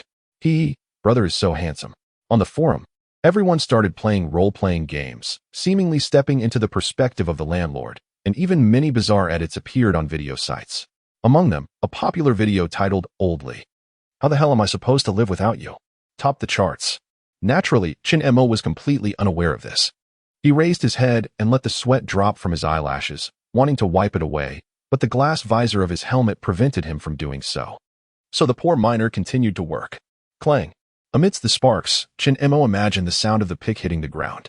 But in the live stream, the silent image showed only Chen Mo mechanically swinging the iron pick, again and again, repeating the lonely and monotonous task. On Earth, due to the recent kangaroos being obediently kept in the biological warehouse, and with Chen Mo immersed in swinging the pick every day, Dogsy suddenly found himself free. Dogsy, you've worked hard during this time. Since there's nothing to do now, why don't you go back to the hospital to see your girlfriend? The director knew that Dogsy had been thinking about his girlfriend, so he generously gave him a day off. Dogsy was naturally ecstatic. However, just before leaving, he felt a bit guilty about the ambiguous look the director gave to Li Xiang. Thank you. The memory ends here. Getting off the camouflage-painted Hummer off-road vehicle, Dogsy politely thanked the driver, who merely nodded coolly and suddenly handed him a bouquet of roses through the window. "See you," the Special Forces cool guy said, leaving Dogsy standing there, feeling a bit moved. There were no flower shops within several kilometers of the space agency, and roses only bloomed in the city. Even though he had gotten used to the other party's hardcore style, Dogsy couldn't help but feel a surge of emotion. Shaoan hurriedly walked into the hospital. Just as an elevator stopped on the first floor, he looked up at the crowded elevator and then down at the rose in his hand. After hesitating for a moment, he turned and entered the stairway corridor. He didn't want the crowd to crush the rose and waste the Special Forces cool guy's kindness. Nor did he want to wait for another elevator and delay seeing Shaoan. The separation during this time had already made Dogsy's longing pile up thickly. He had so much to say to Shaoan. Just sitting by her bedside and rambling would be fine, even if he didn't get a single response from her. Finally, he arrived at the 6th floor. Dogsy jogged to the familiar ward door. He adjusted his breath, which was disordered from running, tidied up the colorful wrapping around the rose, and finally gently smoothed out the wrinkles on his clothes. When meeting his lover, he naturally wanted to present himself in the best condition. Holding the ward's doorknob, Dogsy took one last tense deep breath, then pushed the door open with a smile. "Shaoan, I'm back." He pushed the door open. The bed was empty. All the heavy and complex life support machines had disappeared. By the window, Shaoan stood there smiling gently at him. Tears streamed down her cheeks uncontrollably as she gazed intently at the dog standing foolishly at the door, unable to blink. "Shaoan, are you okay?" The scene before him clearly exceeded his expectations, and his voice trembled with excitement. For a moment, he stood there dumbfounded, not knowing what to do. But what responded to him was Shaoan's outstretched arms and open embrace. "If you don't know what to do, then just hug me. I've missed you so much during this time." The experts were far more reliable and professional than imagined. While the dog was busy at the Dongxiao Aviation Bureau, they had successfully awakened Shaoan. Afterwards, the experts called the director and Li Xiang, thus arranging a romantic surprise for the middle-aged couple. Although Shaoan was unable to know what had happened during her coma due to the disaster, she learned from others about the unwavering care the dog had provided. She understood the dog's character, so she knew just how much effort he had put in while she had been unconscious. The long-separated lovers held each other tightly in the hospital room. At the door, several gray-haired medical experts crouched down, peeking through the crack of the door. These were authoritative figures in the medical field, part of the professional medical team promised by the director. In the face of disaster, the director naturally would not casually occupy medical resources. The elderly had long since retired, and their age left them with no energy to support various hospital affairs. Coming to treat a young girl was no big deal, especially given their long-standing friendship with the director. During this time, Shaoan's cheerful and optimistic personality had endeared her to these old folks, so when the dog suddenly appeared, trying to take the cabbage away from Shaoan, they certainly wanted to ensure she was well cared for. They had been waiting in the corridor for quite some time. When they saw the dog running out of the stairwell holding roses, the 70-something-year-old neurology expert immediately elbowed the old man beside her. They were indeed satisfied with the dog's performance, but had a few opinions about their own old man. Chapter 45. A deep kiss. The lovers embraced in the hospital room, expressing their longing. They started from the worries and fears when Shaoan was injured to the panic she felt when being confronted by the men in black. When she talked about her voiceover mistake and the addition of a talking kangaroo, Shaoan couldn't help but laugh heartily. The dog awkwardly scratched his head and then noticed the roses in his hand. "Is this for me?" "MHM. Shaoan smiled as she accepted the roses. Taking a deep breath, "It smells great. I really like it." She had been standing by the window waiting for him, and naturally saw the Special Forces guy handing the dog the flowers, but she didn't choose to expose this little lie. During a date, one should always save face for the boy. Moreover, she knew what kind of fool her boyfriend was. There was no way his wooden brain could think of something like buying flowers. "I've missed you so much." "MHM, me too." The dog had countless feelings he wanted to share with her, but the moment he saw Shaoan, all those words were pressed down in his heart, finally transforming into a hug that tightly embraced the person he had longed for. He reached out to wipe the tears from Shaoan's cheeks, then lowered his head and seriously kissed her enticing lips. This wooden head. How dare he? Shaoan's eyes widened and her body stiffened, but then, under the passionate kiss, she seemed to lose all her strength and awkwardly responded, "It's been such a long time since I last saw you. So, borrowing a little longing, I'm asking for a deep kiss." Worries, longing, grievances, fatigue, and fear. Warm tears fell on Shaoan's face, and repressed emotions finally erupted at this moment. She gently wrapped her arms around the dog and softly caressed him, She understood everything, which made her heart ache even more.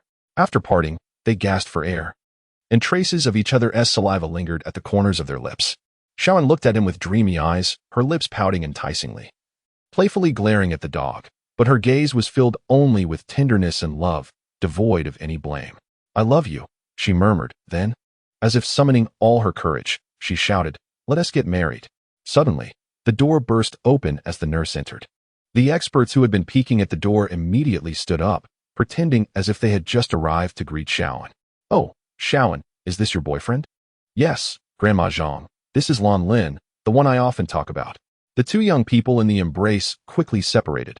Xiaoan was fine, but the dog stared blankly at the scene before him. He had been so engrossed in watching that he hadn't even noticed when the nurse arrived. Grandma Li secretly pinched her old partner in reproach. The similarly gray-haired professor looked aggrieved, but dared not express his anger, only casting a pleading glance at Xiaoan. Xiaoan noticed the little antics of the two elderly people, but could only stifle her laughter and give them a helpless expression. The two elders had been bickering their whole lives, having loved each other for decades, yet they were still just like in the beginning. "Thankfully, I have him too." Xiaoan looked up at the dog beside her, whose demeanor was stiff and expression serious, resembling a good student facing an unexpected home visit from the homeroom teacher. "How cute," Xiaoan thought to herself as she pulled the dog to introduce him to the elders before her. Looking at the medical experts in front of him, the dog's mind began to crash. He merely bowed and shook hands, politely addressing Grandma Zhang. His mind was filled with, "Wow, I've seen this person on TV, and I actually have the chance to meet them in person. Oh no, I even voiced over a medical animation with this grandpa as the main character. How amazing is this person too?" Watching his girlfriend chat and laugh with these medical experts like a junior, the dog's gaze was filled with admiration, feeling that his girlfriend was both beautiful and capable. "Truly, she is my girlfriend. No wonder everyone loves her." He completely forgot that these people were here because of his efforts. If he hadn't boarded that helicopter back then, Xiaoan might still be lying in bed with a respirator mask on.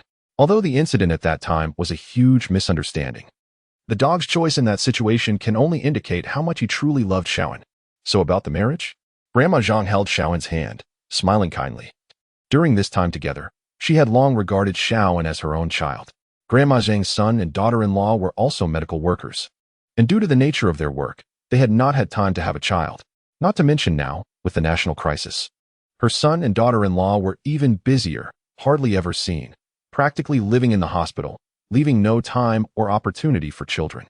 Although the old lady didn't say it, she still wished to hold her grandchild as soon as possible. Now that it seemed Xiaoan had a chance, the old lady perked up, hoping the two young people would quickly get their marriage certificate and have a child, fulfilling her wish to hold a grandchild. Xiaoan's face turned red with embarrassment.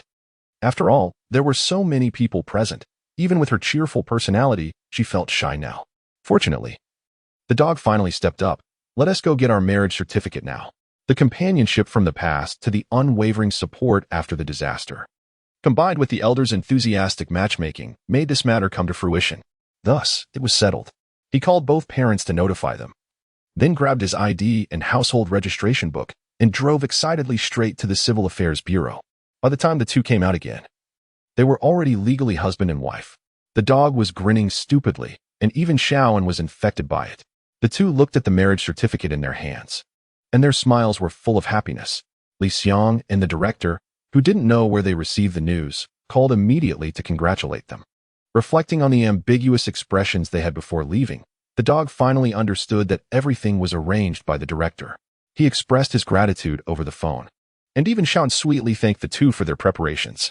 It can only be said that although they are middle-aged when it comes to romance, they are by no means inferior to the young. That's great. Woohoo. It really feels good now. On the moon, Chen Mo gasped as he threw away the iron pick in his hand, looking excitedly at the finally leveled slope and shouting. 3 days had passed, and he had finally managed to conquer this piece of land. Picking up the pick he had just thrown away, he eagerly jumped onto the moon rover. Touching the familiar steering wheel, he was almost moved to tears. Virum.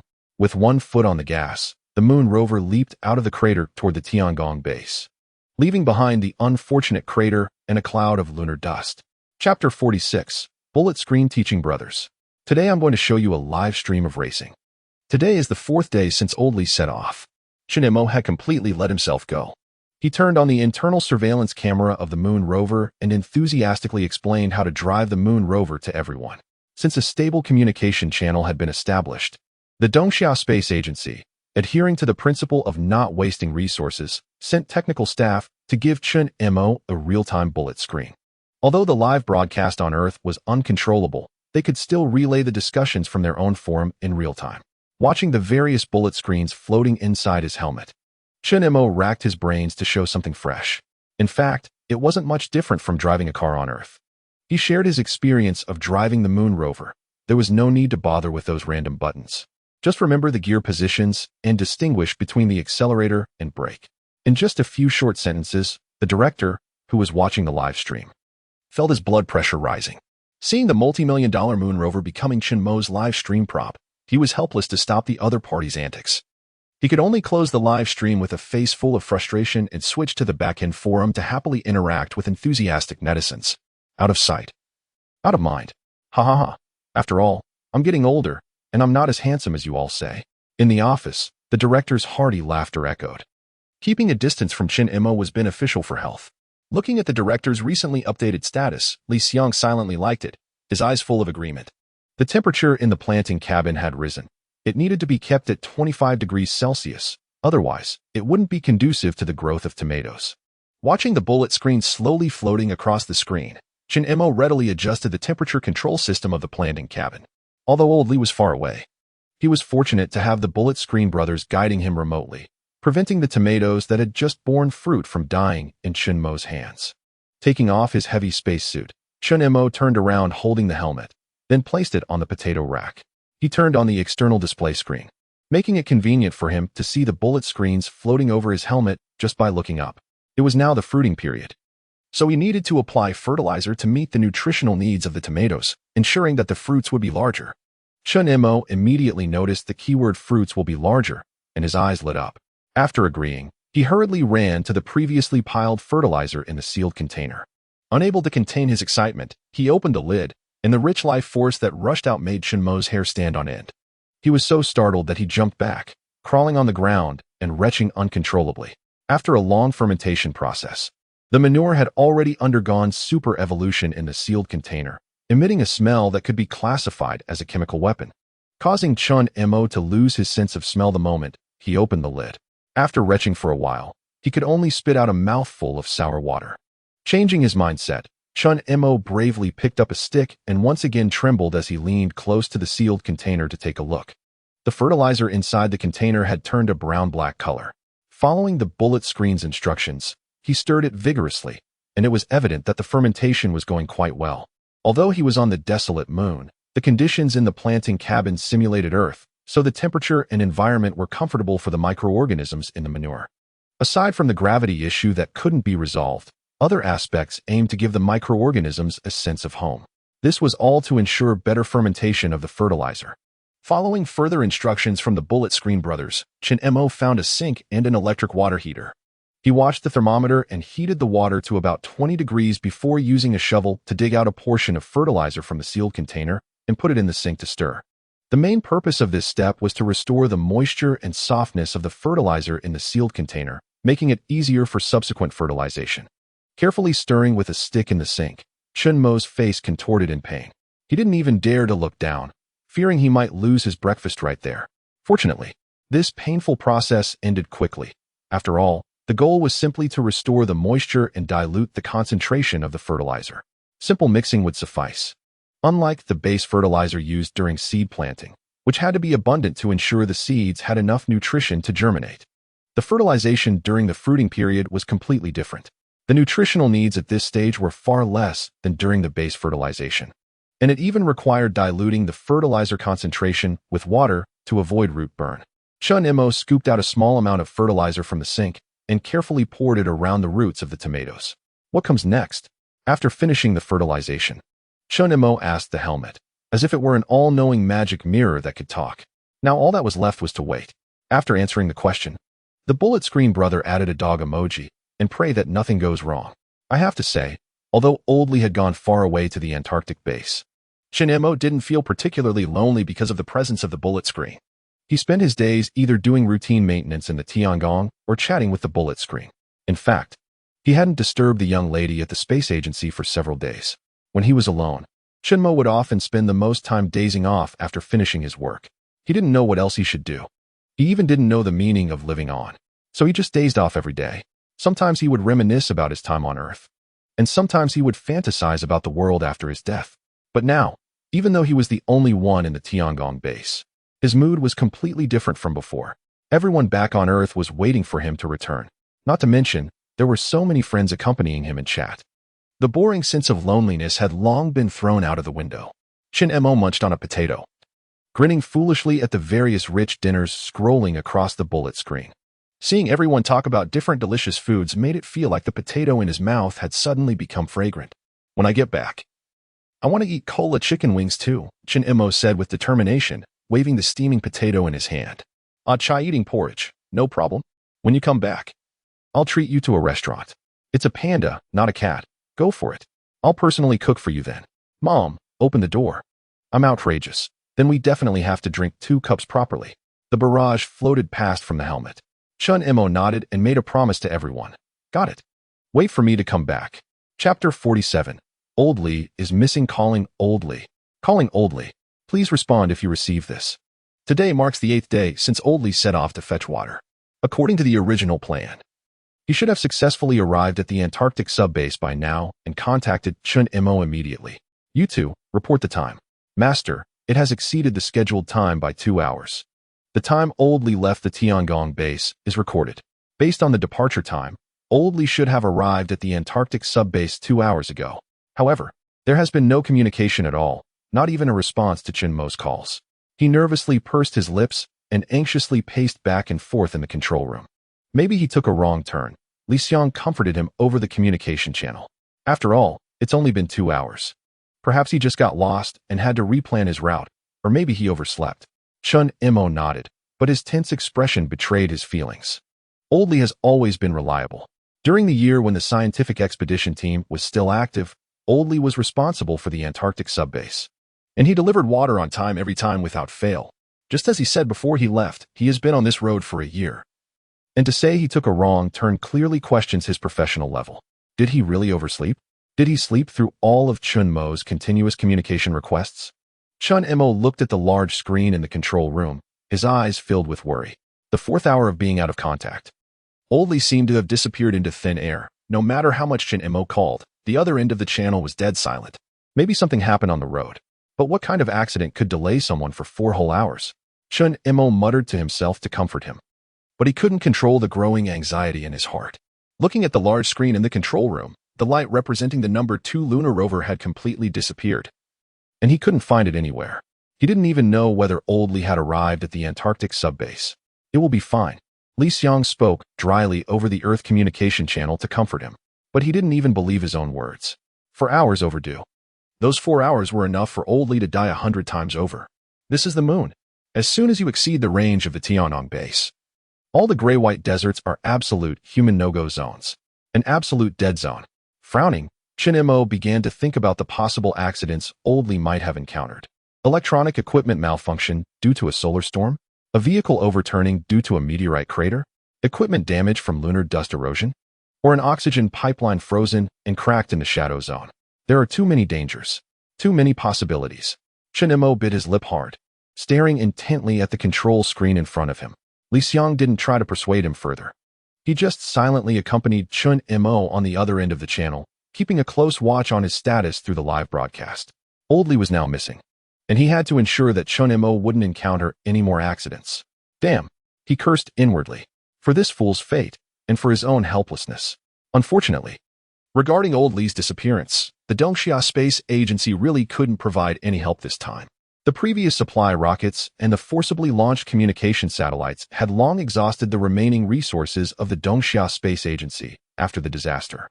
Even if they wanted to rescue him, they couldn't produce a usable launch rocket in a short time. The communication satellite that had been launched was now quietly floating in Earth's orbit and couldn't provide Chen Mo with a high-definition view on the moon. Not to mention Li Xiang's helplessness. Even Chen Mo, who was also on the moon, could only be at a loss for what to do regarding the current situation. Because he had no idea where Old Lee had gone missing, even if he wanted to risk going out to rescue him. He wouldn't know where to go to find old Li. You have to stay calm. Seeing that Chen Mo hadn't spoken for a long time, Li Xiang quickly comforted him. We have to believe in old Li. Let's wait for him. Maybe he will contact us soon. In response to Li Xiang's comfort, Chen Mo smiled helplessly and said, Brother, you said the same thing 4 hours ago. Don't worry, I'm fine, he said calmly, then turned and walked out of the control room to start today's routine maintenance work. I'm not a headstrong fool. I wouldn't choose to go out and seek death at this time. Hearing him say that, Li Xiang breathed a sigh of relief.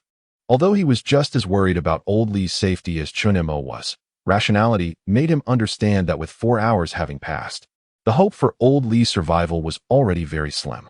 They had already lost one old Li. They couldn't let Chen Mo go out and put himself in danger again.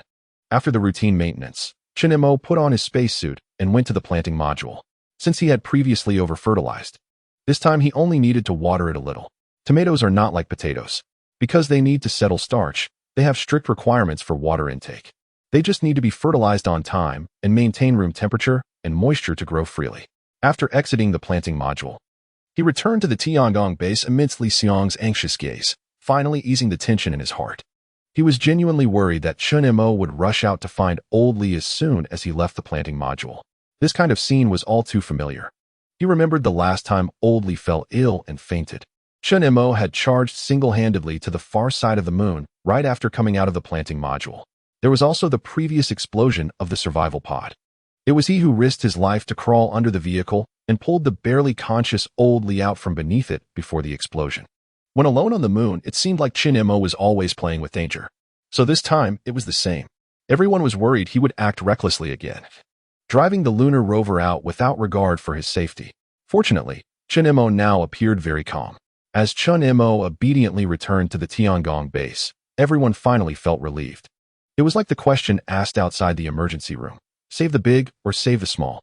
The subtext of this question is that you can only choose one. Otherwise, the final outcome might be that neither can be saved. And at this moment, Chen Mo not only held the power of choice, but he was also one of the dilemmas, either big or small, protecting himself rationally, or risking his life for a minuscule chance. The lights in the Tiangong base had long been turned off by him. Chen Mo sat in front of the large screen. The changing lights cast his face in alternating shadows and brightness. In his ears, Li Xiang's incessant persuasion continued. On the screen, a stream of concerned messages kept scrolling by. Chen Mo just sat there, silent. Chapter 48. The 7th hour Earth time, 3 o'clock in the morning. The 7th hour since old Li went missing. Chen Mo sat in the control room, occasionally chatting with the barrage. He appeared emotionally stable, which allowed Li Xiang, who had been watching him, to finally relax. Chen Mo had been sitting here, worried about missing any potential distress signals from old Li. But nothing came. For a full 7 hours, the Tiangong base had not received any news regarding old Li, neither good nor bad. At this moment, it was deep night on Earth. Most people had already gone to rest, and even Li Xiang on the other end had started to snore. You two, I'm here. Cut off all cameras at the Tiangong. Received? Master. Chen Mo stood up, and immediately under his command, all the live broadcast screens plunged into darkness. The night owl still watching the live stream suddenly woke up, clearly realizing Chen Mo's intention. Just like before, he ultimately chose to search for old Li. Looking at the live broadcast screen that had already gone black, the audience in the live stream room felt a long-lost surge of excitement. That's right. This is the Chen Mo they know. As for saving old Li, Chen Mo had never hesitated even a bit. The reason he waited for 7 hours at the Tiangong base was primarily out of concern for missing old Li's distress signal. Now, with no news after 7 hours, Chen Mo could only prepare for the worst, searching bit by bit until he found old Li, quietly organizing the necessary tools, along with backup food, water, and oxygen tanks. He even brought along a spare spacesuit to avoid potential accidents. As the live stream room fell into darkness, despite it being late at night, the Xia Aerospace Bureau's phone lines were immediately overwhelmed. Not only that, even the director and Li Xiang's private messages on the forum were suddenly flooded. Everyone was talking about the same thing. Chen Mo is going to rescue old Li. The phone rang. Li Xiang, who had fallen asleep on the table, instantly woke up, without waiting for the call to connect. He looked at the dark screen and immediately understood what was happening. Chen Mo, what are you going to do? Li Xiang shouted anxiously in the communication channel. Stay calm. I've always been calm. Chen Mo's reply came through the communication channel. along with the live broadcast screen lighting up again. However, this time the perspective of the live stream changed to Chen Mo's spacesuit helmet. In the footage, he quietly placed the last oxygen tank into the lunar rover.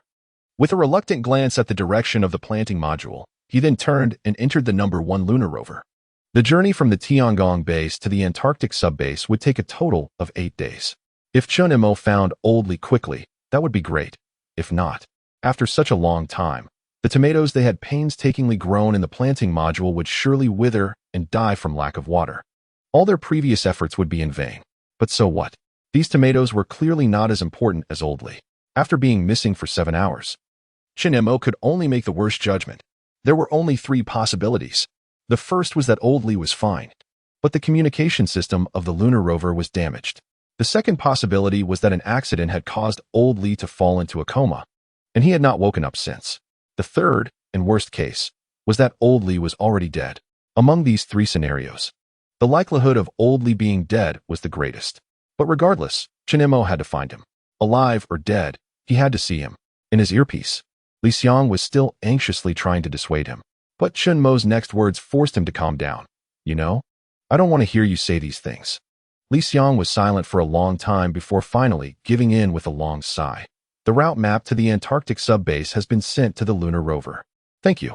Chen Mo said this, and then the engine started. The reason he didn't hang up on Li Xiang was not to continue listening to him nag like an old lady, but because he needed his professional help. The reason for starting the live stream was to prevent missing Old Li on the way, with the bullet comments to remind him. As Chen Mo said, he had always been very calm, so the decisions he made were all the right ones. Whether it was the 7-hour wait or the current adventurous departure, the purpose was the same, to save Old Li. In silence, the lunar rover sped off into the distance. Chen Mo looked down at the radar route map that had just been transmitted, verifying and confirming his travel route. If the direction was wrong, it should shift left by 30 degrees to be correct. Taking a sip of the strong coffee he had just brewed to refresh himself, Li Xiang watched the live stream screen and corrected Chen Mo's direction based on his experience. He wasn't a stubborn guy, since it was clear he couldn't dissuade Chen Mo. He could only provide help as much as he could. Moreover, he secretly hoped to bring Old Li back. Slow down, Li Xiang reminded. Also, be sure to pay attention to all the craters along the way. Chen Mo nodded and gradually slowed the vehicle's speed. Their main task for this trip was searching and rescuing. As the key Antarctic subbase, there was actually no rush. Because if Old Li really had an accident in the shadow area, he would likely have turned into an ice sculpture by now. Under the eternal cold of the shadow area, the spacesuit could not protect his life at all. Only if an accident occurred on the road would Old Li have a chance of survival. So Li Xiang recommended Chen Mo to slow down, to prevent missing the possibly stranded Old Li due to speed issues. Wait, wasn't he that the number 2 lunar rover we just passed? A comment suddenly floated across the screen, making Chen Mo's expression brighten, and after looking around, he indeed spotted the blurry outline mentioned in the comment. He immediately turned the lunar rover around and excitedly sped towards the distant blurry wheel track. However, upon getting closer, he discovered it was just a protruding rock on the moon. Chen Mo bit his lip, not too disappointed.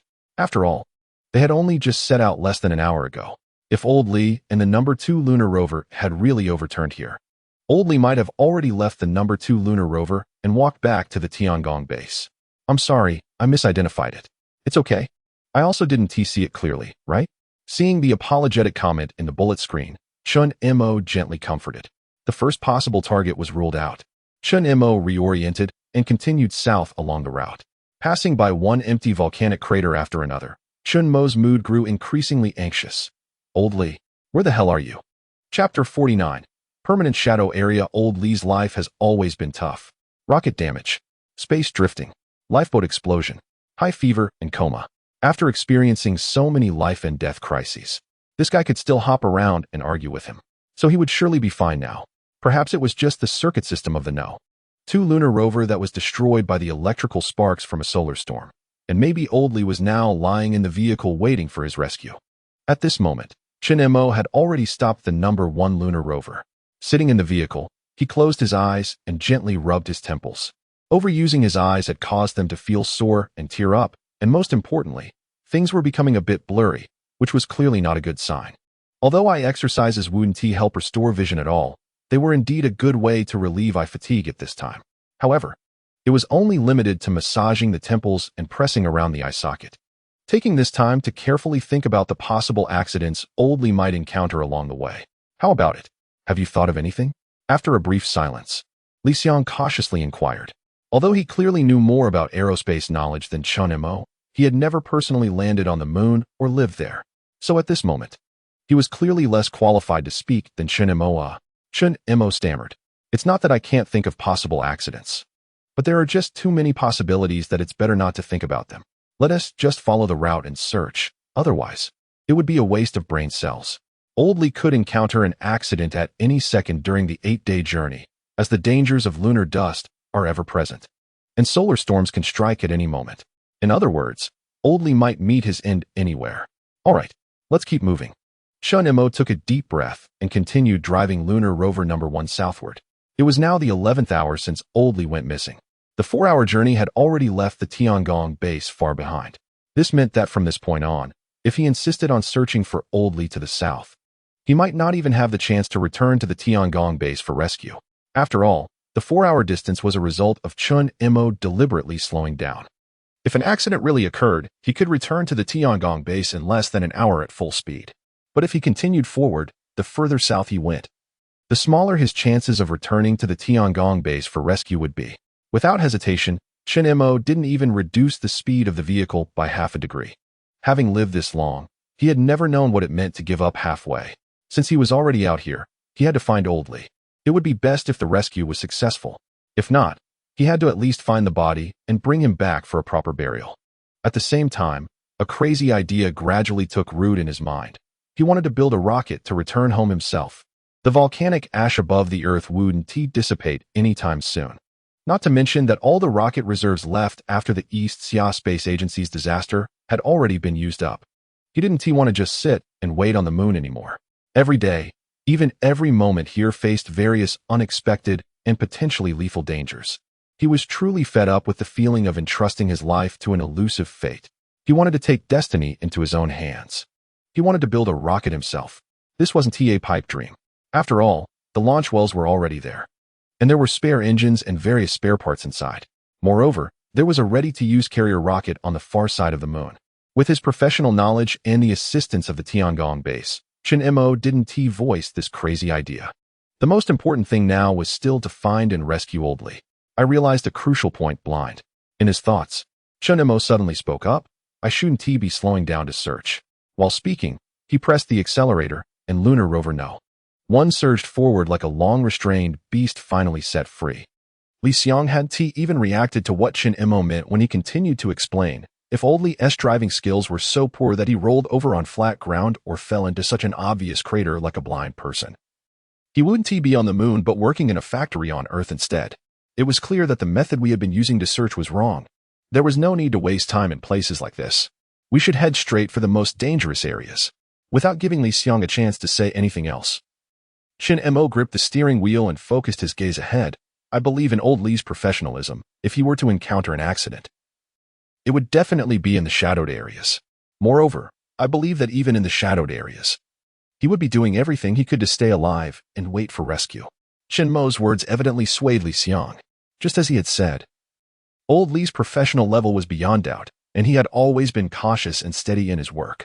More critically, if they continued searching at this speed for 8 days, not only might they not save Old Li, but Chen Mo would also end up stranded here. They had already wasted too much time. Time was of the essence, and Chen Mo's gaze was resolute, not giving anyone else a chance to take in the surrounding scenery.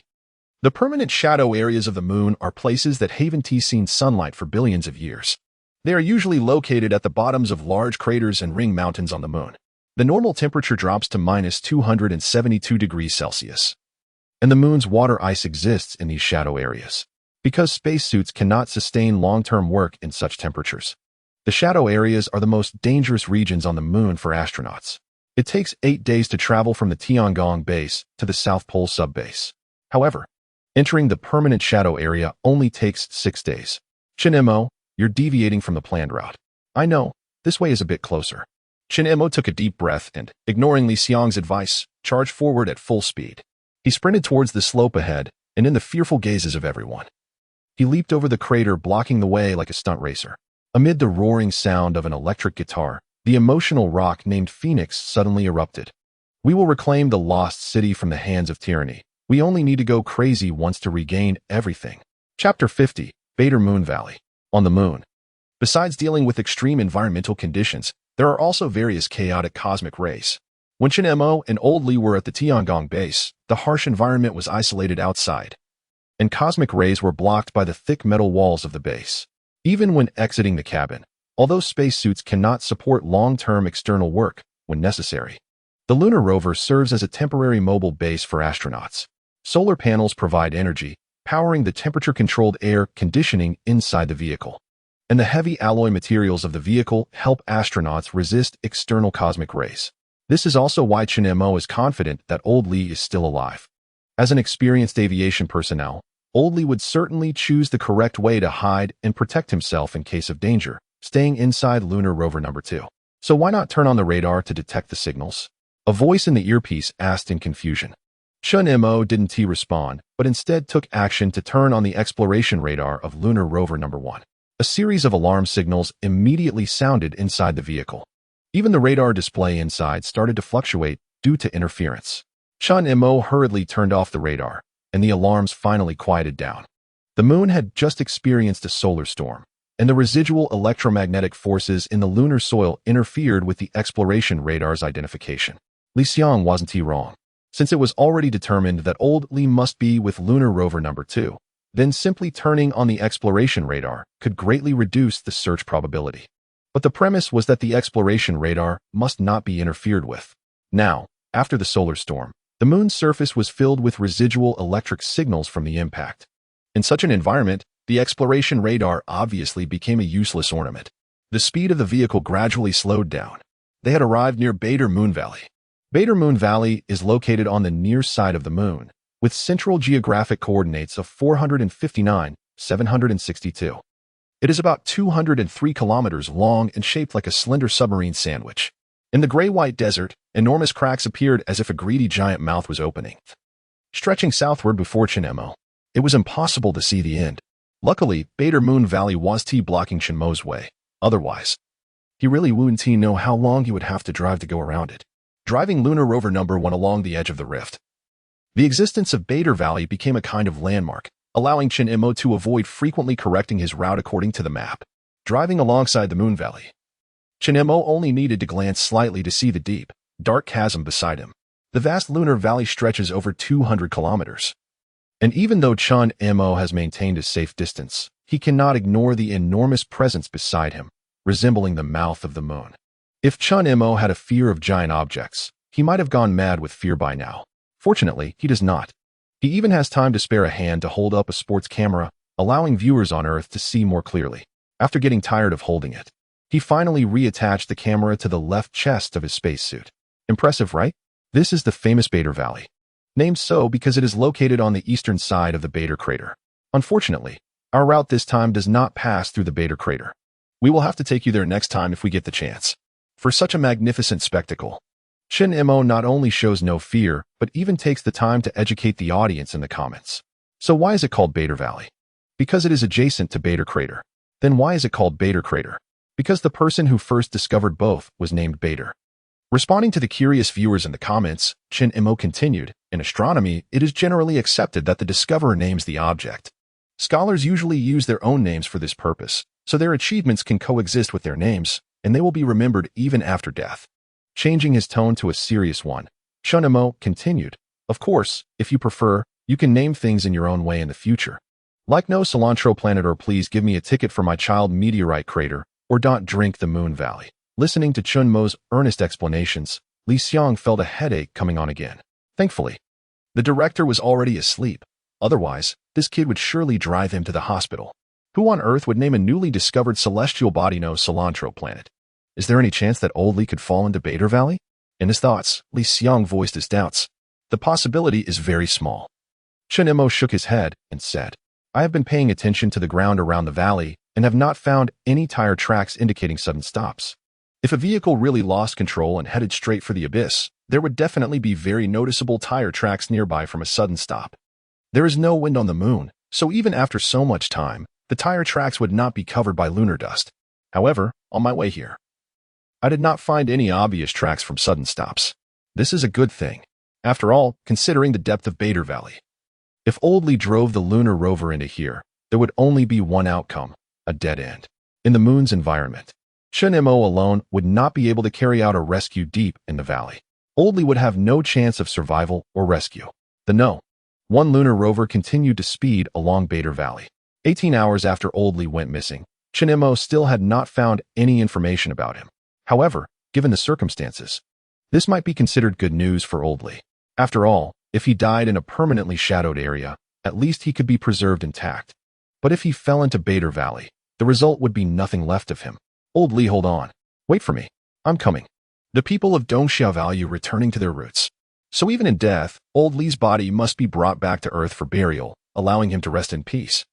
18 hours have passed. Can Oldley really hold on? Although Chen Mo has been showing optimism as time goes by, even he cannot help but start to doubt himself. Oldley will be fine. Li Xiang clearly noticed the change in Chen Mo's mindset and emotions, so he immediately spoke to comfort him. Oldley has a guardian angel. However, such words clearly did not reassure Chen Mo, so he changed his tone. Good people don't live long, but disasters last for 1,000 years. Clearly, in Chen Mo's mind, Oldley was on the side of disasters, so he nodded vigorously in agreement. You're right, Oldley, this disaster will definitely be fine. Chapter 51. Lunar Rover Accident. The Moon. South Pole.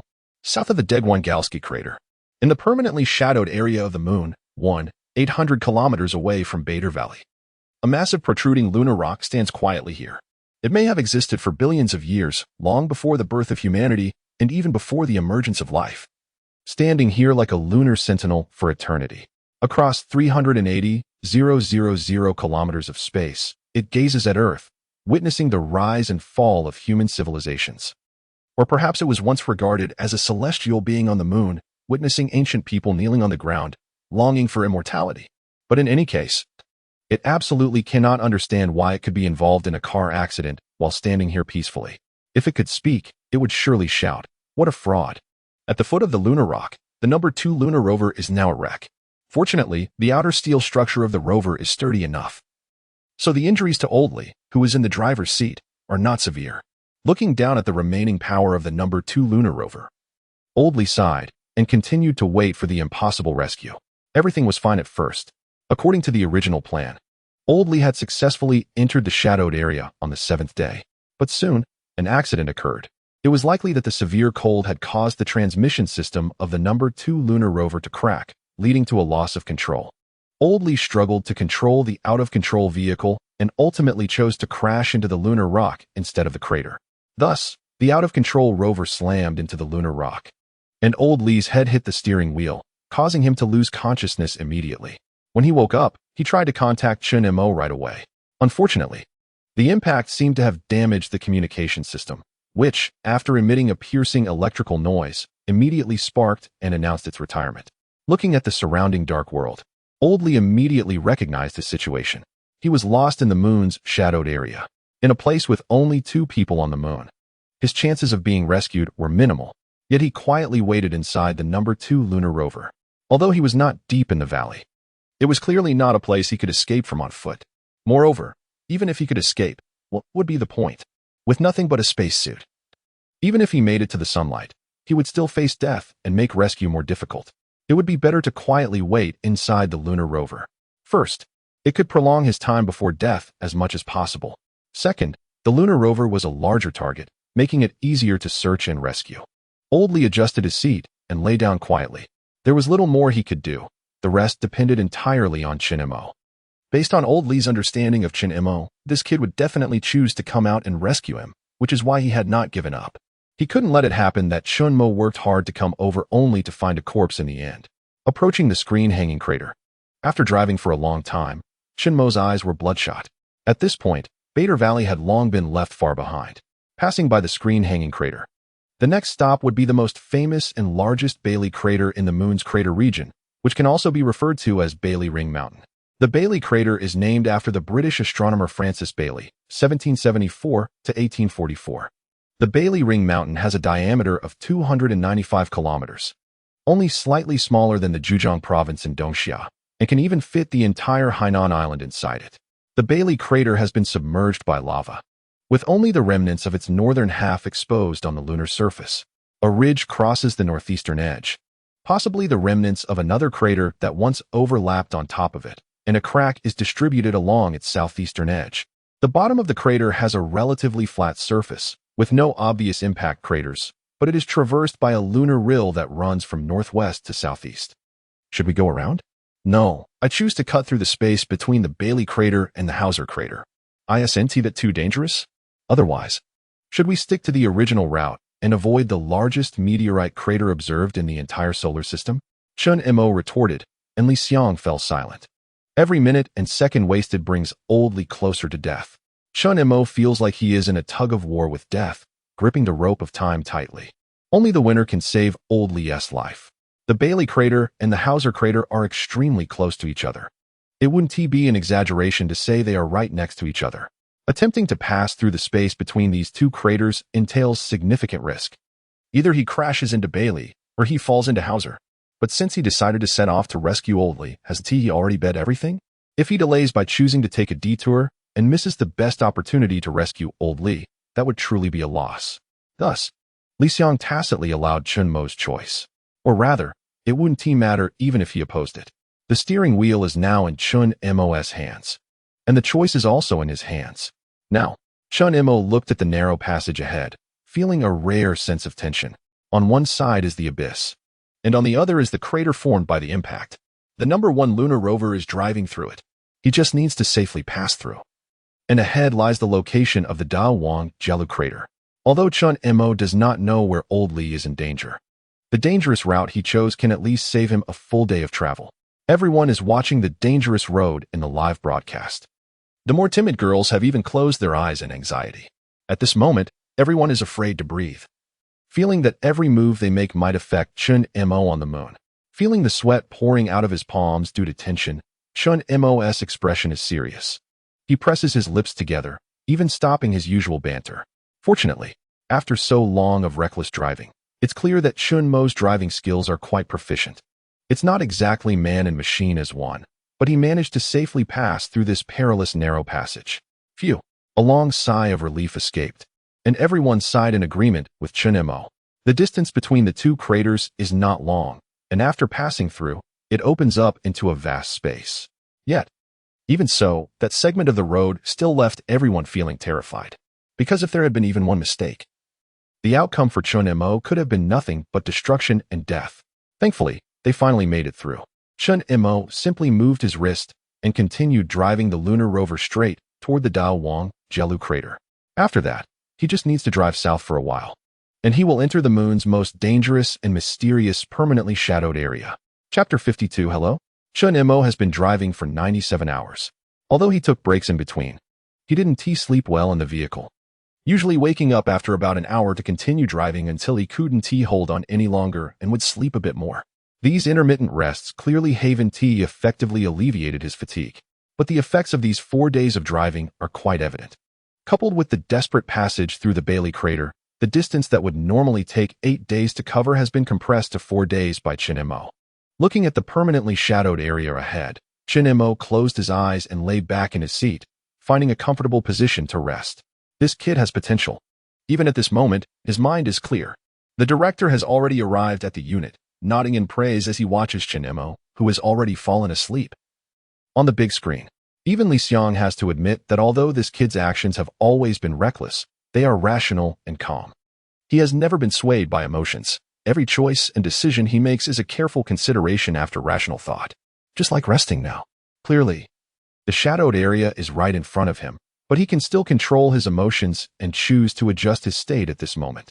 Because once he steps into the shadowed area, he must race against time to find Old Li. Without the protection of sunlight, the lunar rover, which seems to have unlimited energy, will no longer have the opportunity to recharge. If it remains in such harsh conditions for too long, the rover's components could freeze and crack, leading to accidents. It can only be said that the probability of danger occurring in the shadowed area is far higher than in ordinary regions. That's why Chen Mo chooses to adjust his state before entering the shadowed area. He also allows time for the lunar rover's power to remain full. An hour has passed. The preset vehicle alarm suddenly sounded a cheerful electronic tone. Chen Mo woke up from his sleep, rubbing his somewhat oily face vigorously to regain his alertness. He didn't dare to rest too long. Even this hour was spent mostly in a light sleep. Forcing himself to focus, he started the lunar rover and slowly drove into the darkness ahead. The view in front suddenly became pitch black, while looking back, everything remained bright. This feeling is quite peculiar. It's as if light and dark are divided by a line drawn by a deity, and Chen Mo is currently crossing that line.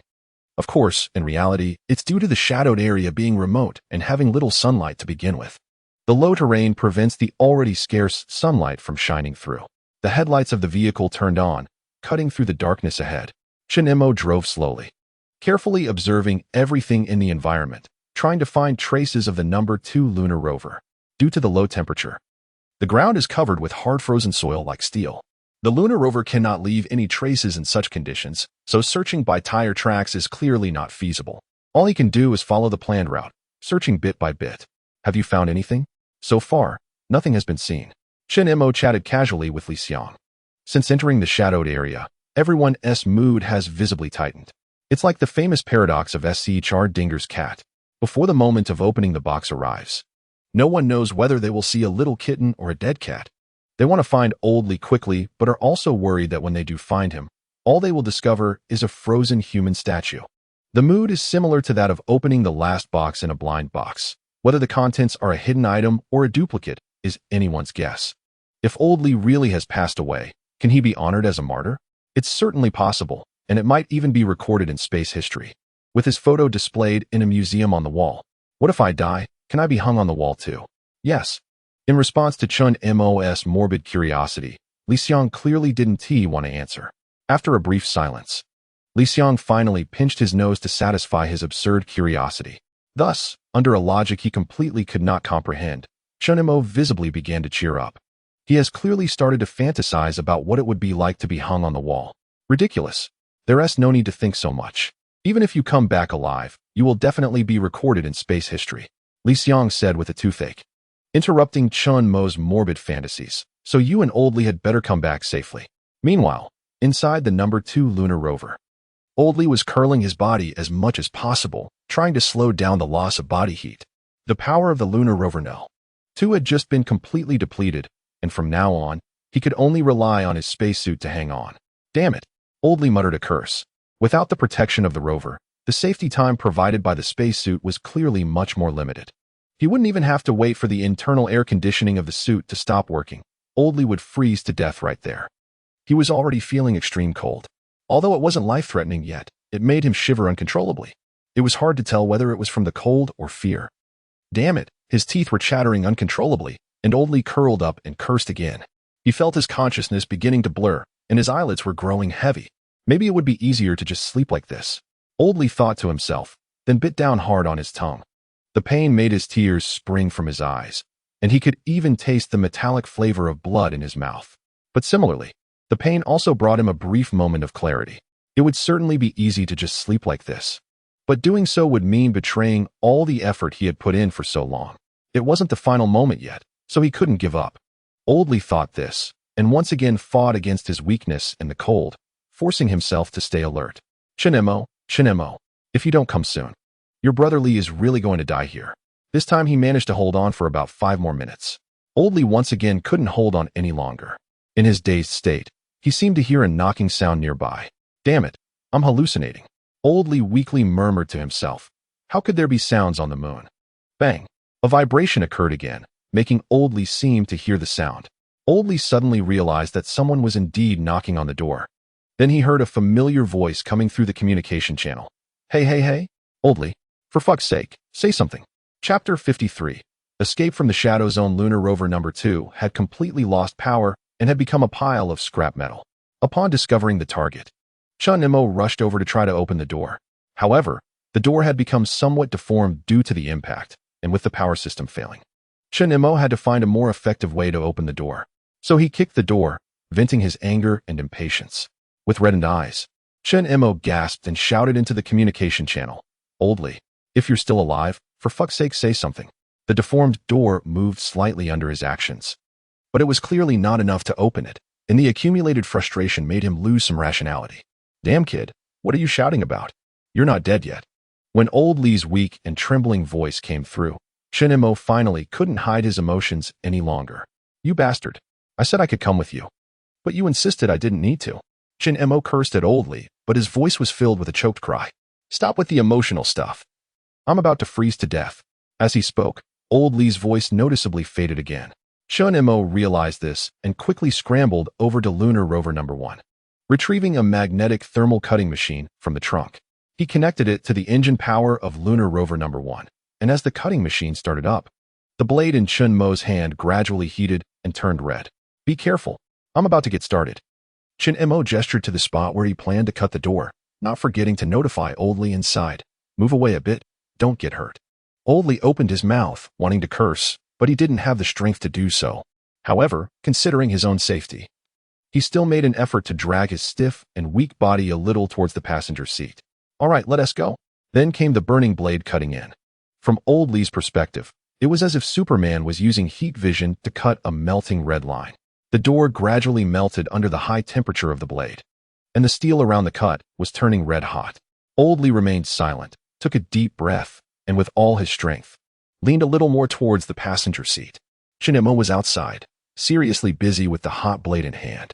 First, he cut through the outer layer of composite steel used for the door's protection, which was thick and solid to ensure the driver's safety, making this the most time-consuming and troublesome step. Once the outer composite steel was cut through, Chen Mo sidestepped with the cutting machine to make room, then reached in to pull aside the heavy steel. As the heavy steel plate slowly fell, what remained was just the insulation layer and the internal steel of the cabin. The hot blade pierced through, and the insulation material immediately released a cloud of white smoke. Chen Mo didn't pay it any mind. After all, there wouldn't be any flames in a place like the moon, at most just a bit of smoke. With the final cut completed, the deformed door was finally opened by Chen Mo. The door swung open, and the lights from Lunar Rover number 1 shone in, illuminating the pitch-black cabin. Old Li was huddled in the seat, trembling uncontrollably. Upon noticing the light, he stiffly turned his head and forced a smile that looked worse than crying at Chen Mo. Chen Mo rushed in at once to drag Old Li out of Lunar Rover number 2. At this moment, Old Li's limbs had stiffened from the cold, and the interference from the spacesuit made Chen Mo's rescue particularly difficult. Fortunately, Old Li was tough and managed to use all his strength to cooperate with Chen Mo's rescue efforts. This allowed Chen Mo to successfully pull him out of the cabin. Then he quickly tossed the guy into Lunar Rover number 1, giving one last glance at the already scrapped Lunar Rover No. 2 before turning around and jumping into the vehicle. The door sealed tightly. The cabin's oxygen was replenished. The air conditioning inside was set to maximum. Only then did Chen Mo promptly remove Old Li's helmet. "Stay awake. Don't you dare sleep." Seeing Old Li's eyelids slowly close, Chen Mo raised his hand and slapped him across the face. Then, as Old Li looked at him with a dazed expression, he skillfully turned the Lunar Rover around. They were lucky. They quickly found the location of Lunar Rover number 2. But now, even though they had successfully rescued Old Li, they still couldn't consider themselves safe. The first thing they needed to do was to escape the shadow zone as quickly as possible. This way, Lunar Rover number 1 could recharge its power at any time, maintaining the high-output operation of the vehicle's air conditioning. While driving, Chen Mo talked to Old Li, making small talk. Whenever there was no response from Old Li, Chen Mo would slap him again, using the pain to drive away sleepiness. This method was simple and effective, the only downside being that it was a bit harsh on Old Li. After a while, Old Li's face was already swollen from the slaps. But there was no other way. Although he knew Old Li was very tired, if he let him fall asleep in his current state, it might be the last time he ever woke up. So he had to hold on until his body recovered a bit and they completely left the danger zone before he could sleep peacefully. "Hey, can you lighten up a bit?" Old Li's mouth was already numb from the cold, and now with Chen Mo slapping him, he was struggling to speak. "Can you not fall asleep?" Chen Mo smiled slightly, and seeing Old Li not respond, he slapped him again.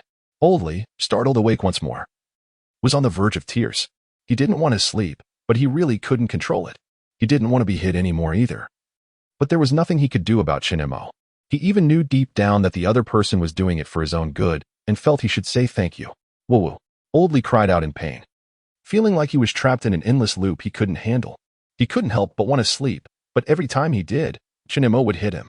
Fortunately, the two of them had finally managed to escape the shadow zone. Looking at the long-lost sunlight in front of him, Lao Li felt as if he had been reborn after death, as if he had stepped into another world. He stared blankly at the bright world before him. Although the moon was still desolate, Lao Li was mesmerized by it. Only those who had personally experienced the shadow zone would understand how terrifying that permanent darkness truly was. The cold eroded his body and sanity. The endless darkness blurred his perception of time. In that environment, even if the second hand only moved a few steps, it felt as long and despairing as several centuries. Bang! Chen Mo. Cough, cough, cough. I'm going to fight you. Oh, my mistake. My mistake. Chen Mo awkwardly explained. I thought you had fallen asleep again since you didn't reply. Ha ha ha ha. Chapter 54. Woo-woo. My tomatoes. The number 1 lunar rover parked outside the shadow zone. Inside the vehicle, Lao Li lay in the passenger seat. Thanks to the air conditioning being on full blast and having eaten a little something, he had almost completely recovered. It can only be said that it was fortunate to have the double barriers of the lunar rover and the spacesuit, which kept most of the severe cold from the shadow zone outside.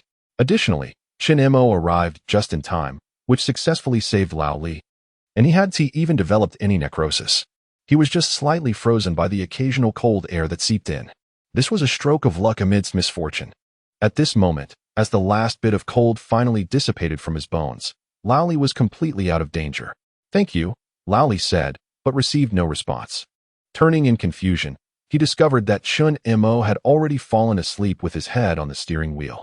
He hadn't had a proper rest for 4 days. In the communication channel, Li Xiang began explaining to Lao Li that in order to avoid delaying the rescue time, he had even risked deviating from the planned route to cross the Bailey crater and the Hausen crater. Lao Li was momentarily at a loss for words. He turned to look at Chen Mo, who was deeply asleep, and discreetly wiped away a tear. Just getting out of the cabin for the rescue was a very risky choice, let alone the fact that they had also risked deviating from the planned route for progress. Lao Li was deeply moved, but considering there was still a live broadcast, he gritted his teeth and held it together, pretending as if nothing was wrong. His eyes were red, and tears could fall at any moment. So he lay back in the passenger seat, tilting his head to prevent tears from spilling out. A strong middle-aged man. Yes, the vanity of middle-aged men. It's not a crime for a man to cry. The barrage teased Lao Li. But since he was looking up, he saw nothing in the end. Soon, snoring began to come from Lao Li's nose. He fell asleep just like that, lying back. Both Lao Li and Chen Mo had been too exhausted these past few days. Especially Lao Li, who had been waiting for death almost every minute of the day. His mental state was already on the brink of collapse. Now, with his tense nerves suddenly relaxing, he fell into a deep sleep like a dead pig. Li Xiang silently hung up the communication channel, and a smile unconsciously crept across his face as he watched the two of them on the live broadcast. The director, however, was the complete opposite of him. He took a sip from his teacup, his expression more bitter than the tea inside. Ever since he met these two, the entire East Xia Space Agency seemed to be working overtime. For a young man like Li Xiang, who was not yet 40, it was manageable. But for someone of his age, he genuinely felt a bit overwhelmed. If this continued, he might just die of a heart attack before they returned. Should he just retire? The director pondered as he held his teacup. Just then, there was a suitable candidate to take over this mess. If he didn't retire now, then when? The director discreetly glanced at Li Xiang, who was celebrating with the young people in the agency, and his inner conviction about this idea strengthened. The future would inevitably belong to these young people, and his grandson was about to be born. He wanted to spend more time with him in peace. Resolving to retire early, the director quickly tidied up his things and returned to his office, where he began writing a retirement application letter. Li Xiang was still happily celebrating with everyone, completely unaware of this. He didn't even know that the director was preparing to recommend him as the next person in charge. Ying Night God, congratulations on Chen Mo's successful rescue this time. On the forum, Li Xiang logged into his account after a long time to post a congratulatory message. The post quickly topped the hot list. Countless people followed by commenting below. Although the process made everyone anxious, the outcome was good. Lao Li ultimately survived well. When the lunar rover drove out of the shadow zone and broke through the darkness into the light, the change in the scene left everyone watching the live broadcast in shock. Someone edited this rescue operation and posted it on the forum, starting from when Chen Mo sat alone in the control room. The light from the monitor shone on his face, obscuring his expression, then all live broadcast footage was cut off. In the darkness, a deep bass sound began to play. As the footage reconnected, it showed Chen Mo's hands from his perspective and the number 1 lunar rover in front of him. Then a drumbeat sounded. He was going to save Lao Li. This sentence filled the screen, a comment under the East Xia Space Agency account on the forum. Then the vehicle started, and the lunar rover headed south, leaping over craters and moving alongside the Battley Valley, which resembled the mouth of the moon. Then it deviated from the original route, traversing the Bailey crater until it crossed from light to dark, entering the permanent shadow zone, akin to the underworld. He ultimately found Laoli, pulled him out of the second lunar rover, which resembled a coffin, and brought him into the sunlight. It was as if he had snatched Laoli back from the hands of death. Chen Mo was more exhausted than anyone else, but he never complained even once. At the end of the video, Chen Mo was shown sleeping in exhaustion. The video naturally topped the forum's trending list, even surpassing Li Xiang, who hadn't spoken up in a long time. In the live broadcast, Chen Mo and Laoli were still fast asleep. They were both too tired. Many viewers watching the live broadcast couldn't help but cry. Perhaps they sympathized with these two unfortunate souls. Or perhaps they were reminded of the unfairness of fate in their own lives. Chen Mo slept for a full 20 hours.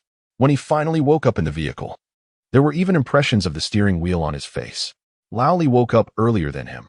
Although still weak, his mental state was much better than before. However, they couldn't go back yet. The situation at the Antarctic subbase still hadn't been resolved. Laoli had only just entered the shadow zone when the accident occurred, so the Tiangong base still had no water source available. Now that they had rested enough, they needed to return to the shadow zone. The Antarctic subbase had already been closed before the research team returned, and now they needed to restart the extraction facilities at the Antarctic subbase. They would extract water ice and convert it into usable water, which would finally be transported to the Tiangong base through buried underground pipes. Oh no! Thinking of the water source, Chen Mo suddenly slapped his thigh. They had been delayed for so many days. He had no idea how the tomatoes in the planting cabin were doing now. So many days without care, not even a drop of water. It must have already withered away. Ooh, my tomatoes. Chapter 55, Iron Fortress. After a break, the two planned to return to the shadow zone. This time, Chen Mo would be the driver. Anyway, the water issue at the Tiangong base must be resolved. Old Li sat in the car, looking at the dark front. Hesitant to speak, his face filled with conflict and resistance. After all, he had just escaped from this hellish place. And now he had to go back in the blink of an eye. The psychological shadow in his heart was almost as vast as the shadow zone ahead. Don't forget to check the vehicle. After struggling for a long time, Old Li finally said this, then emphasized in a mumble, drive slowly. The vehicle started and slowly drove into the darkness ahead. That's why I said we should have come together from the start. Chen Mo patted Old Li on the shoulder, signaling him to relax. Don't worry, if something goes wrong, I'll fix it. Then fix the number 2 lunar rover. Looking for trouble, huh? One can only say he was bold to say that. Even a complete lunar rover, if parked in the shadow zone without power for over 20 hours, would freeze into a pile of brittle scraps in the extreme cold. Not to mention the No. 2 lunar rover, which had already been smashed into scrap metal after colliding with the moon rock. Chen Mo rolled his eyes, not wanting to engage with Old Li, who was being argumentative. He even suddenly regretted coming all the way to rescue this guy. Now, this banter was raising his blood pressure. They were currently only just entering the shadow zone, and there was still quite a distance to the Antarctic subbase. You should sleep for a while. Chen Mo tossed an eye mask to Old Li, really not wanting to hear this guy talk anymore. Of course, that was just one reason. His physical condition was too weak right now. He should take the time to rest. After all, once they restarted the ice mining at the Antarctic subbase, it would all depend on Old Li to manage, and Chen Mo couldn't help much with that technical work. The lunar rover drove through the darkness, with Earth quietly watching over them from above. Like a guardian deity, it made Chen Mo feel fearless even in the endless dark. Perhaps Old Li reignited his hope every time he looked up at Earth while trapped, allowing him to hold on until Chen Mo came to rescue him. After all, for these two cosmic orphans, being able to look up and see Earth was the happiest thing. The lunar rover moved slowly. Chen Mo, who usually loved to speed, unusually followed Old Li's suggestion this time and voluntarily slowed down, driving while listening to Old Li's snores. Chen Mo seemed to have lost his sense of time in this darkness. He didn't know how long it had been when they finally arrived at the Antarctic subbase. In the perpetual extreme cold and darkness, a fortress seemingly built of steel appeared before Chen Mo. It was completely different in style from the Tiangong base. The Tiangong base was exquisitely designed, with visible lines of beauty brought by technology everywhere. At the Antarctic subbase, it looked like a towering tower, with external alloy steel reflecting a deep blue cold light under the severe cold. Not far from it was the drilling equipment for ice mining. The steel tower stood for ages over Antarctica, lonely, watching the darkness in front of it. From a distance, it presented a kind of violent beauty entirely different from the Tiangong base. If the Tiangong base was a refined young lady, then the Antarctic subbase was a tough, iron-blooded man. This was also Chen Mo's first time seeing the Antarctic subbase. The overwhelming sense of pressure made him feel a sense of awe. Previously, he had been cleaning at the Tiangong base and hadn't had the chance to come to such a distant place as Antarctica. Of course, more importantly, nothing had broken down at the Antarctic subbase, so there was no need for him to come and fix anything. Driving the lunar rover forward, the Antarctic subbase recognized the vehicle's access permission and the door opened. Chen Mo drove in with Old Lee, waking him up who was still asleep. We're here? Although tired, Old Lee still forced himself to get out of the car. At this time, the Antarctic subbase had not fully restarted, retaining only the most basic functions. Following Old Lee, they entered the Antarctic subbase through the hatch in the garage. As a subbase established in the permanent shadow zone, solely for the purpose of ice mining, it was evident that there was no need to meet the conditions for human comfort. So even the garage was connected to the base's interior. Entering the base didn't even require depressurization, since there was no intention of allowing you to take off your spacesuit inside. There were only a few emergency pressure chambers for astronauts to change their spacesuits and oxygen tanks. As they walked, Chen Mo also noticed another difference from the Tiangong base. It was not smart enough. Without the presence of the Jade Rabbit, they had to manually turn on the lights.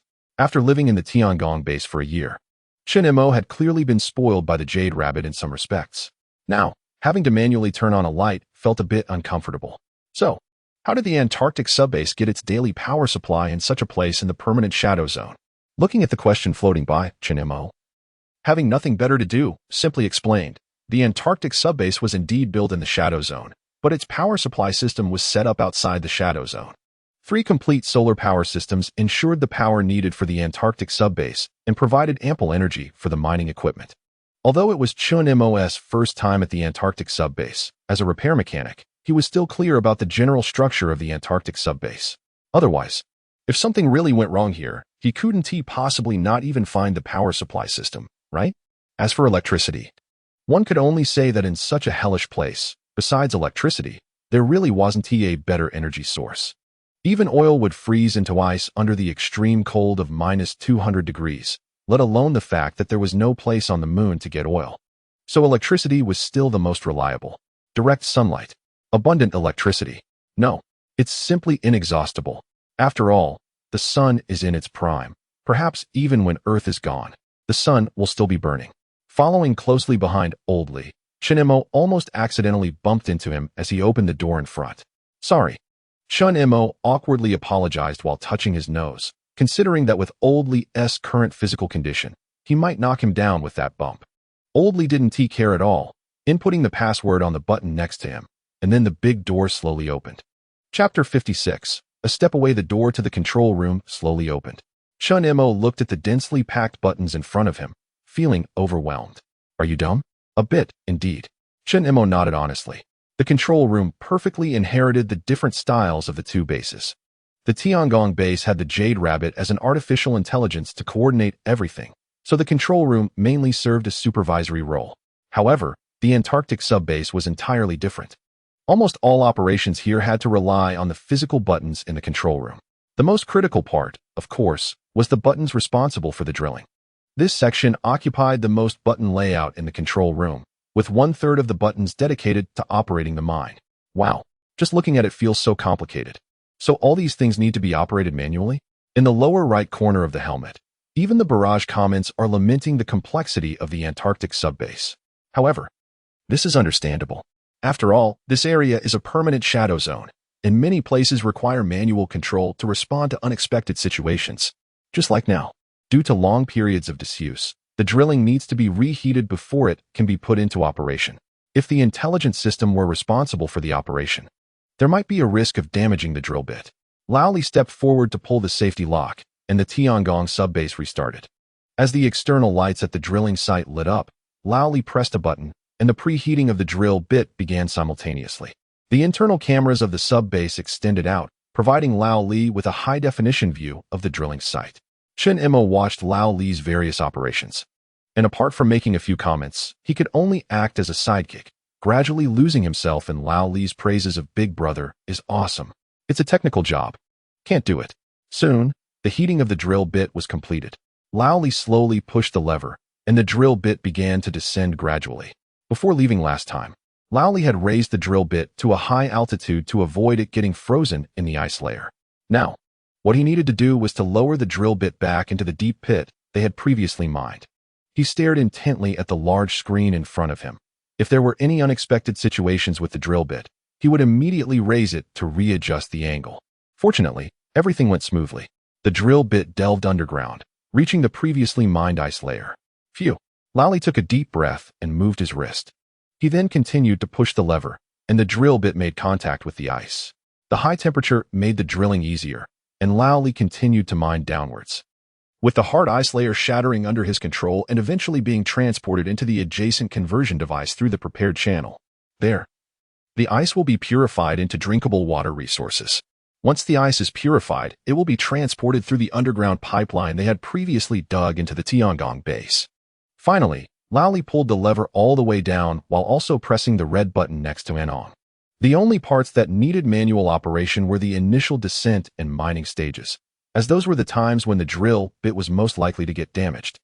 So a professional like Lao Li had to control it based on experience. After that, it could be handed over to mechanical automation. Otherwise, it would make sense to assign someone to manually mine here all the time. That would be inefficient and a bit too much for Lao Li. Is that it? Chen Mo asked. Yes, that's it, Lao Li shrugged. Now that the Antarctic subbase has restarted, all that's left is to leave it to automated operations. The next time they come back, it will be to close the Antarctic subbase when the water supply is sufficient. Mechanical operations incur wear and tear, and so does the drilling bit. Therefore, once the water supply is adequate, the subbase must be shut down to stop unnecessary wear from continuing. After going downstairs to the garage, the two entered the lunar rover. In a good mood. Lao Li even turned on the radio to play a tango piece called A Step Away. As the soothing prelude of the accordion played, both of their moods seemed to relax along with the music. The vehicle slowly drove out of the subbase, moving through the darkness. In the dark world, their spirits also lightened with the music. As a quintessential representative of Argentine tango music, it is well known and beloved by music fans worldwide. This world-famous piece, composed by Carlos Gardel, is especially recognized for its classic scene in the movie Scent of a Woman, when the blind colonel danced with a lady on the dance floor. The tango piece A Step Away played at the right moment, adding a unique elegance to the colonel's dance. Now, Lao Li was lost in the wonderful melody of the accordion, his right hand raised, while his left hand mimicked a waist-holding gesture. He moved passionately with the rhythm. Chen Mo glanced at Lao Li beside him, completely surprised that this guy had such an artistic side. As the piece ended, Lao Li graciously performed a bow. A student taught me this, he said, his eyes filled with nostalgic memories. At that time, the school organized a dance competition, and she dragged me over to be her partner. Lao Li smiled. Unfortunately, my coordination wasn't great, and despite her teaching me for a long time, I never got it right. In the end, we came in last place at the dance competition. If only she had a different partner, she could have won first place. Although he spoke with regret, there was a warm smile on Lao Li's face. As a consolation, I took her to see a movie. The film she chose was Scent of a Woman. Unfortunately, my understanding at that time was terrible. The colonel's harsh words didn't wake me up, and in the end, I wasn't even as brave as a blind man or a student. I couldn't express my wishes or do what I wanted. Although he didn't understand it then, from that day onwards, A Step Away became Lao Li's favorite music. Perhaps it was because it was the first dance they shared, so the memory remained fresh. Just like the song's title suggests, there was only a step between them, yet that step remained uncrossed until the end. Chen Mo remained silent. He didn't know that the song held such memories for Lao Li. He just gripped the steering wheel and drove in silence. As they exited the shadow zone, the whole world suddenly brightened. Everything will be fine, Chen Mo said. Everything will be fine. Yeah, Lao Li replied with a wry smile, closing his eyes. Tears streamed down his cheeks, and he murmured, everything will be fine. Chapter 57, Retirement Tomatoes. In northeast China, they are also called foreign persimmons. Since being introduced from South America during the Ming Dynasty, they have been one of the main agricultural outputs in our country, along with potatoes, cabbages, and peppers, which have long occupied market stalls. So, has a new chapter opened? This beginning seems a bit watery, right? Will the readers be unhappy? On the way back to the Tiangong base, Chen Mo, who was resting, complained about the ebook on his phone. Lao Li, on the other hand, had no such enthusiasm. Throughout the journey, aside from taking turns driving, he spent most of his time dozing off. Fortunately, his temperature was normal and he wasn't running a fever. He was just weak from exhaustion of spirit and energy, and after a good rest, he would recover significantly. Having dealt with the Antarctic subbase, there was nothing left to worry about. Chen Mo's biggest concern now was the lovely little tomatoes in the planting module. When he left, the tomatoes were in the fruiting stage, which required fertilizer and moisture. Under normal circumstances, tomatoes can survive without watering for 15 to 20 days in suitable conditions. But that's south when they are close to maturity and everything is stable. During the critical fruiting period, going without water for 7 to 10 days can lead to the tomatoes dying from lack of moisture, and he would need at least 13 days to return. After all, Lao Li had successfully rescued him, and on the way back, they naturally didn't need to risk going straight through Bailey Pit. It took 4 days to come here. 1 day to restart the Antarctic subbase, plus 8 days for the return trip. Exactly 13 days. They would return just in time to give the tomatoes their last rites. Whoa, I haven't even had a single bite. Chen Mo cried, feeling sad at the thought of continuing to eat vitamin pills in the future. Lao Li didn't comment, sleeping like a dead pig in the passenger seat. The lunar rover sped across the gray-white sand. Chen Mo held the steering wheel with one hand, looking cool like a space cowboy. Of course, this space cowboy was just as troubled as a traditional Western cowboy for not being able to get fresh tomatoes.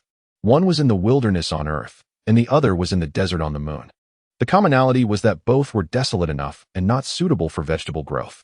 After leaving the Antarctic base and traveling for 8 days, Chen Mo and his team finally returned to the Tiangong base, looking at the silver-white buildings filled with a sense of technology from a distance. Chen Mo couldn't help but feel excited.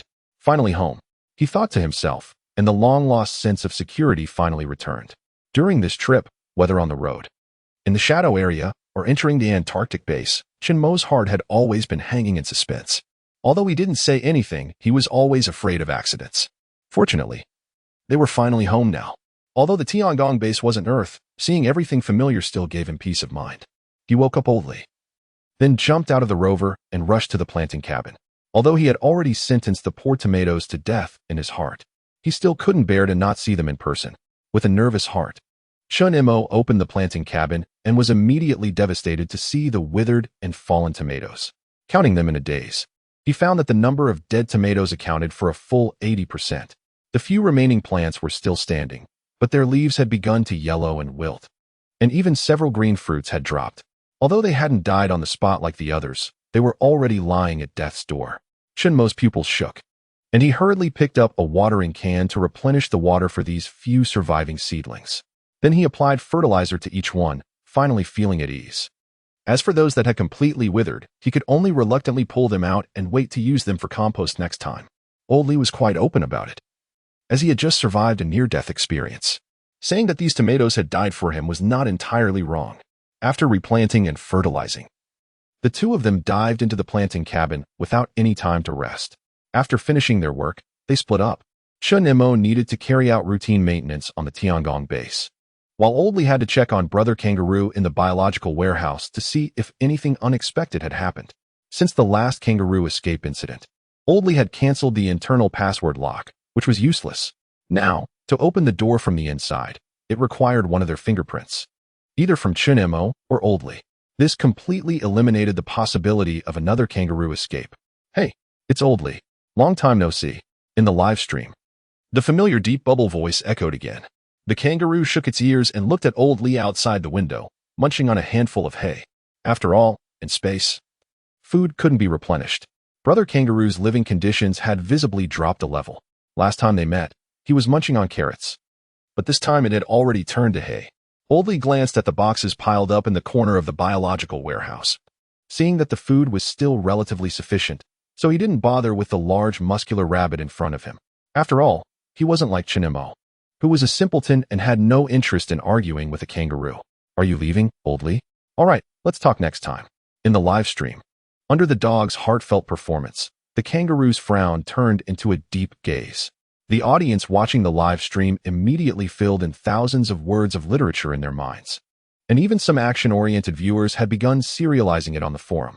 One could only say that both humans and animals could have their quirks, which was indeed quite absurd. Want to come and crack some sunflower seeds? Seeing Chen Mo and Old Li safely back at the Tiangong base in the live stream, Li Xiang extended his hand to offer the sunflower seeds to the director. The director didn't hold back and eagerly cracked a handful. Frowning at the love story between Old Li and the kangaroo that was being serialized on the forum, the director was so shocked that he couldn't help but exclaim, realizing he was a bit out of touch and that the current young people were truly creative. By the way, I've decided to retire. Oh, what? The director's nonchalant tone almost confused Li Xiang, and when he realized it, he looked at the director in shock. Recently, I've found that I really can't keep up with the times. It's better to retire early and make room for others. I've recommended you as the new director to the higher-ups. After a while, when I step down, I should be handing over the position to you. I'm getting old and really can't stay up late anymore. The director chuckled, finally patting Li Xiang on the shoulder while cracking sunflower seeds as he left. Do well and keep watching. I have high hopes for you. Chapter 58. Building a rocket. I want to build a rocket. After the polar night. When Chen Mo said this with a serious face, not only Old Li in front of him, but even Li Xiang far away on Earth wore a strange expression as if to say, "Are you okay? Running a fever?" Old Li reached out to check Chen Mo's forehead, but was swatted away by Chen Mo. I'm not joking. Chen Mo's tone was very serious. We need to find a way to save ourselves. Otherwise, we'll eventually die in this damn place. The Earth had already spent too many resources to save Chen Mo and Old Li. The only two usable rockets of the space agency after the disaster had one left on the moon for transporting life-saving supplies, and the other was used to launch a communication satellite. Now they had completely lost the ability to reach outer space. Given the pace of post-disaster reconstruction, who knows when they could restart such a large-scale project as a space rocket? If Earth couldn't do it, could it be easier to build a rocket on the moon? There were indeed spare rocket engines at the launch pad, and the moon had the conditions for rocket launches. Theoretically, it was indeed possible to complete the task of building a rocket and returning home, but just relying on the two of them? Or even just on Chen Mo alone? What a joke. Old Li was so amused that he almost laughed, immediately feeling that Chen Mo must be crazy. Even the viewers in the live stream thought he was joking. Chen Mo smiled, but didn't explain anything. After washing up, he went to bed. Thus, they had no further conversation that night. The next morning, while Old Li was still sleeping, Chen Mo had already gotten up early. He washed up, brushed his teeth, and ate 2 saltwater boiled potatoes on the way. Amidst the puzzled glances of everyone in the live stream, he donned his spacesuit and drove the lunar rover away from the Tiangong base. Where are you going? Someone in the comments asked in confusion. To the far side of the moon. Chen Mo replied with a smile. That's right, he was going to the far side of the moon. If they just relied on the existing conditions at the Tiangong base, it would indeed be a bit difficult to create a rocket. But didn't the far side of the moon have the remains of a rocket? Although it had crashed on the far side, most of the parts could still be repaired and used. Since this wasn't his first time going to the far side, and Chen Mo usually drove fast, this time he reached the crash site in just 3 hours. During the previous 2 urgent trips, he hadn't had the chance to carefully observe the launch vehicle. It wasn't until this 3rd visit to the far side that he had the time to take a serious look. Not bad. Chen Mo nodded in satisfaction. After all, without the obstruction of an atmosphere, and with the moon's gravity not as strong as Earth's, the launch vehicle, although it had crashed, had not been damaged as severely as he had imagined. Next, he needed to figure out how to bring this thing back. The rocket wreckage was enormous and clearly not something a lunar rover could tow. It can only be dismantled bit by bit and brought back. Chen Mo sighed in frustration, feeling overwhelmed by the workload he was about to face. He roughly estimated that even if he dismantled the rocket wreckage in front of him into several parts, with such a large volume, it would take at least 10 trips with the lunar rover to transport it all. A round trip would take 6 hours. Not to mention that dismantling the rocket itself was a time-consuming and labor-intensive task. This meant that just to transport this thing back to the Tiangong base, he would need to spend a week. It was quite overwhelming. However, Chen Mo did not complain. After all, it was his own choice and decision. He just needed to work hard to do it well. He took out the cutting machine he had prepared from the lunar rover and planned to start with the alloy shell of the rocket wreckage. I'll build a rocket and then go home. This thought had been hard to suppress since it first appeared in his mind. If it hadn't been for the primary task of rescuing Old Li at the time, Chen Mo might have already started preparing for it. Although this idea sounded fanciful, it was actually a decision Chen Mo made after careful consideration. The most challenging part of building a rocket was its engine. Calculating thrust, designing, manufacturing, assembling, and testing. This entire process would take at least 3 to 5 years to complete. On the contrary, manufacturing the rocket body wasn't too difficult. As long as the engine could be assembled and meet manned conditions, it could barely take off. The most challenging engine part was readily available on the moon, so Chen Mo didn't need to worry about it. The only parts he needed to handle were the welding of the rocket's main body and how to solve the manned issue. Simply put, it was entirely feasible. He was the kind of person who would take action once he made a decision. A standard doer, as people said. So even though the workload ahead was enormous and required dismantling an entire rocket wreckage, he never entertained the thought of giving up. He just felt it would be a bit challenging. He started working along the joints of the rocket shell, and with the thermal cutting blade gliding over the metal shell, he soon managed to remove the last piece of composite steel plate. Chen Mo happily tied the metal cable to the stack of steel plates, tugging on it twice to confirm it wouldn't fall off before driving the lunar rover to tow the steel plates back. The hardest part was at the beginning. Now that he had easily solved the first step, he only needed to make 9 more trips to transport the wreckage back to the Tiangong base. Come on, come on. Victory is just around the corner. Chen Mo cheered himself on. Driving the lunar rover ahead, he was towing several heavy steel plates behind him, leaving a long dragging mark on the ground. It extended all the way from the far side of the moon towards the Tiangong base. Chen Mo, where are you? Groggy. Oldly got up from bed and searched the base, but couldn't find Chen Mo. He initially thought Chen Mo had gone outside for routine maintenance, so he didn't think much of it. But after waiting for a while, and still not seeing Chen Mo return, he began to worry. He suited up and went to the planting module, but found no trace of Chen Mo. Then he rushed to the garage, and seeing the empty garage, his heart sank. Where could he go? Where could he drive the lunar rover at a time like this? Oldly was anxious. It wasn't until he saw Chen Mo driving the lunar rover, towing a large piece of rocket wreckage into view, that he finally realized Chen Mo's earlier words were no joke. He really intended to build a rocket to go back. Right here, on the moon. Just the two of them. Chapter 59. Hex-wrench vacuum electron beam welding is a method that utilizes the heat generated by a focused high-speed electron beam striking the joint of the workpiece in a vacuum environment, causing the base material to fuse and achieve welding. It has the advantages of not requiring welding rods, being less prone to oxidation, having good process reproducibility, and a small amount of thermal deformation. The only drawback is that it must be performed in a vacuum environment, so its application on Earth is not widespread. But here, on the moon, the drawback of vacuum electron beam welding becomes its greatest advantage, undoubtedly making it the primary choice for space welding work. Ziz. On a flat area outside the Tiangong base, Chen Mo, dressed in a spacesuit, was welding the steel plates he had prepared. He held the welding gun with a serious expression, while the tool cart lifted the steel plates to facilitate his subsequent operations. The welding gun made contact with the steel, emitting a bright arc. While conducting the welding work, Chen Mo made Ziz sounds to accompany the arc. Can you please shut your mouth? Oldly shouted in frustration. Feeling overwhelmed by this lunatic. There's no sound on the moon, and you're just making sound effects yourself? Is it bothering you that you can't hear the noise of the welding?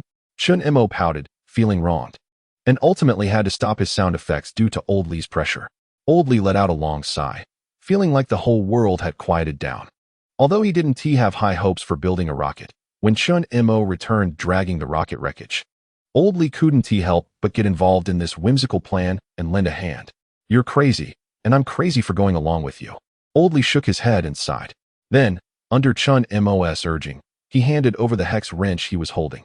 Hey, here it is. Is this the hex one? TSK. No, it's the 18mm hex wrench. The one you handed over is the 14mm, Chen Mo complained. So Oldly hurriedly ran off to find the 18mm wrench. Li Xiang stared at the live broadcast screen, momentarily at a loss for words. Just yesterday, Oldly had confidently assured that he would never be so childish, fully expressing his mockery of Chen Mo. Who would have thought that after just one night? This old fellow had switched sides and was actively cooperating? Do you think they can pull this off? The director walked over with a teacup and plopped down next to Li Xiang. Ever since he decided to retire early, the director's work attitude had become increasingly lazy, delegating most of his tasks to Li Xiang under the pretext of handing over work. Even during routine meetings, he had transformed into Di Rinjie, constantly asking, Li Xiang, what do you think? before the official documents had even been processed, and even the director's retirement application hadn't been approved. Nearly everyone in the bureau already knew that Li Xiang was set to succeed the director of the Dongxia Aerospace Bureau. It's possible, but the chances are slim. Li Xiang pondered, stroking his chin, then reiterated emphatically, the chances are just too slim. Whimsical? Outlandish? These words seemed inadequate to describe what Chen Mo wanted to do now. It was more like a miracle akin to Nuwa creating humans. Two people building a rocket, even with the entire Tiangong base as support, was still incredibly difficult. Forging, molding, welding, assembling, building a rocket was far from playing with building blocks. Without a professional team to cooperate, if any one link went wrong, the final result would only be failure. Not to mention the rocket they were building had to carry both Chen Mo and Old Li across the 380,000 kilometers of cosmic space, and ultimately re-enter the atmosphere to return to Earth. This was simply against everything Li Xiang understood as an aerospace professional. In his eyes, this wasn't he building a rocket at all. This was simply a giant firecracker. Otherwise, our military factory has long been destroyed, and even half of the factory workers have died or were injured.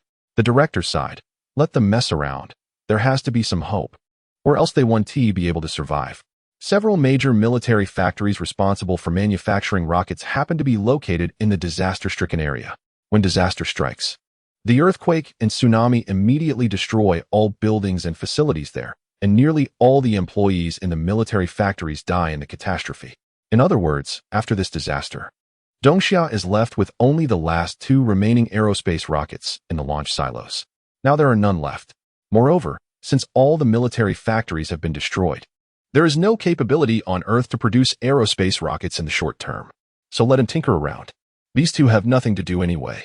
The director, being experienced, did not intervene at all in Chen Mo's actions. In such a place, idleness can drive one mad. Just let him mess around. How long will it take for him to build a rocket? A year? In a year, our military factories will have been rebuilt, right? We still want to be able to bring those two back? The director smiled and patted Li Xiang on the shoulder, and everything was understood without words. Li Xiang, enlightened by the hint, realized the director's good intentions. In fact, the crux of the matter has never been whether they can complete this unprecedented miracle. It's not about whether they can build a rocket or whether they can return to Earth with just the two of them. It's about them needing a motivation to actively survive on the moon. Otherwise, facing one crisis after another, even Chen Mo will eventually be unable to hold on. The act of building a rocket itself is a small hope for the two of them on the moon. Chen Mo, of course, was unaware of the subtle thoughts on Earth. He had you to pull up the blueprints for the rockets and was busy hammering and wrenching away. Old Li was clearly stirred by Chen Mo's enthusiasm, running back and forth to assist him. He carefully calculated the errors using a level and laser rangefinder. The first thing he tackled was the tail end of the rocket, the part connecting the rocket engine. It was essential to ensure minimal error to avoid any accidents when installing the engine. The two worked hard all day, exhausted and panting, but their progress could only be described as minimal. Yet, no one complained. Instead, they were filled with hope for the future. You think when we go back, we might win a Nobel Prize or something. A Nobel Prize is unlikely, but a Guinness World Record should be possible. The first to build a rocket on the moon. An unprecedented achievement. As they chatted, Chen Mo couldn't help but laugh. His laughter was infectious, and Old Li joined in. So the two unfortunate souls found satisfaction in their laughter while looking at the rocket blueprints on the moon. Chapter 60, Potato. Oh, Potato, good morning, Mr. Fitness. Good morning. You little rascal. Chen Mo was in a good mood and didn't forget to greet the kangaroo in the biological isolation chamber while conducting routine maintenance on the base. Mr. Fitness was a name given to the kangaroo by netizens through a vote. Holding a vacuum cleaner to clean. Chen Mo looked at the kangaroo whose chest muscles were bouncing and felt that the name given by the netizens perfectly matched this muscular rabbit's attributes. Do you miss home? Chen Mo tilted his head and stared at the kangaroo in the isolation window, then suddenly leaned in and asked mysteriously. The action of chewing hay suddenly stopped. Mr. Fitness abruptly raised his head, the movement so vigorous that even his long ears had trouble keeping up. He hopped a few steps to the window, seeming to understand Chen Mo's words, and placed his paws against the glass, eagerly pressing his upper body against it. I'm building a rocket myself, and once it's done, the three of us can go home together, Chen Mo said proudly to the kangaroo. Man and kangaroo locked eyes. After about 3 seconds, the kangaroo pushed itself away from the glass window. The little bear threw up his hands, shaking his head with a sigh. A few movements vividly expressed the word doubt. What do you mean? Chen Mo broke down on the spot, pressing his face against the glass and shouting, "You little rascal! What do you mean by that?" Due to excessive force, his handsome face was squished and deformed. Sticking tightly to the glass, he yelled, "Who do you look down on? Who do you look down on?" The kangaroo tilted its head, its eyes filled with pity, perhaps not wanting to engage with this fool any longer. It slowly pulled the curtains. Chen Mo followed the curtains all the way across the glass, his eyes filled with anger as he watched the kangaroo. Knowing the curtains were completely closed, all he could see in the shadow was the kangaroo leisurely chewing hay. Clearly, even a kangaroo didn't believe him. "Good morning." Old Li, just out of bed, walked out of his room, groggy, and greeted Chen Mo. However, the latter did not respond, merely puffing up with anger as he walked past and headed to the changing room to put on his spacesuit. With the inner layer of the base's main door opening, Chen Mo left silently with his toolbox. Old Li raised a question mark, completely baffled by his sudden mood swing. Reflecting on Chen Mo's direction of departure, he then chuckled, realizing something. Though he didn't understand why, it seemed Chen Mo always managed to argue with the kangaroo. Clearly two entirely different species, yet their brain circuits could bizarrely connect. Unfortunately, the two were incompatible, and every heartfelt conversation ended with Chen Mo breaking down. Old Li sighed and shook his head. Watching Chen Mo put on his spacesuit and exit the cabin, he did not hurry to follow. Instead, he enjoyed a brief and quiet moment alone without Chen Mo. Washing up and having breakfast. "Don't bother with that." Old Li waved to Chen Mo, interrupting his cutting work. "What?" Chen Mo looked up with confusion in his tone. "Potatoes. The second batch of potatoes needs to be harvested." Old Li shouted at Chen Mo, and only then did he realize. Quickly putting down the tools and excitedly clapping his hands as he stood up. The potatoes in the base were nearly eaten up. Calculating the days, it was about time for the second batch of potatoes to be harvested. The two astronauts in spacesuits stood in front of the planting chamber door, filled with anticipation. Since the first batch of potatoes was planted by Chen Mo, who overwatered them during the starch phase, this batch of potatoes was terrible in both taste and size. If these potatoes were on Earth, they would probably be rejected even if given away for free at the market. But here on the moon, having something to eat was already a blessing from the heavens. Not to mention that even such deformed potatoes meant they were about to run out of food. Every day they tightened their belts and economized, reluctant to eat enough, savoring a single potato throughout the day. They had been starving for several days now. Now that the second batch of potatoes was finally ripe, how could they not be excited? "Potatoes, my potatoes." As the door slowly opened, Chen Mo rushed into the planting chamber, looking at the green seedlings on the potato racks and smiling like a fool. In comparison, Old Li appeared much more composed. But he couldn't control the smile creeping at the corners of his mouth, which betrayed his mood. Inside the planting chamber, the oxygen and pressure mimic Earth's environment. And since Chen Mo and the others didn't need to take off their spacesuits, they didn't have to undergo decompression to adjust the pressure between the spacesuit and the cabin, taking off their helmets and heavy gloves. They needed to dig up the potatoes from the soil and store them. Otherwise, if they remained buried in the ground after ripening, they would eventually shrivel and rot. "Chen Mo, you wouldn't want to see the potatoes you worked hard to plant rotting in the ground, would you?" Rubbing his hands in anticipation, Chen Mo took a small shovel and, looking at the tray before him, couldn't help but feel excited. As the first shovel of soil was dug up, the yellowish plants buried in the ground shyly revealed themselves. "Hee, they're really big." Looking at the faint shapes in the soil, Chen Mo drooled and laughed like a fool. This netizen from Dongxia should calm down a bit. Chen Mo's smile was almost perverse.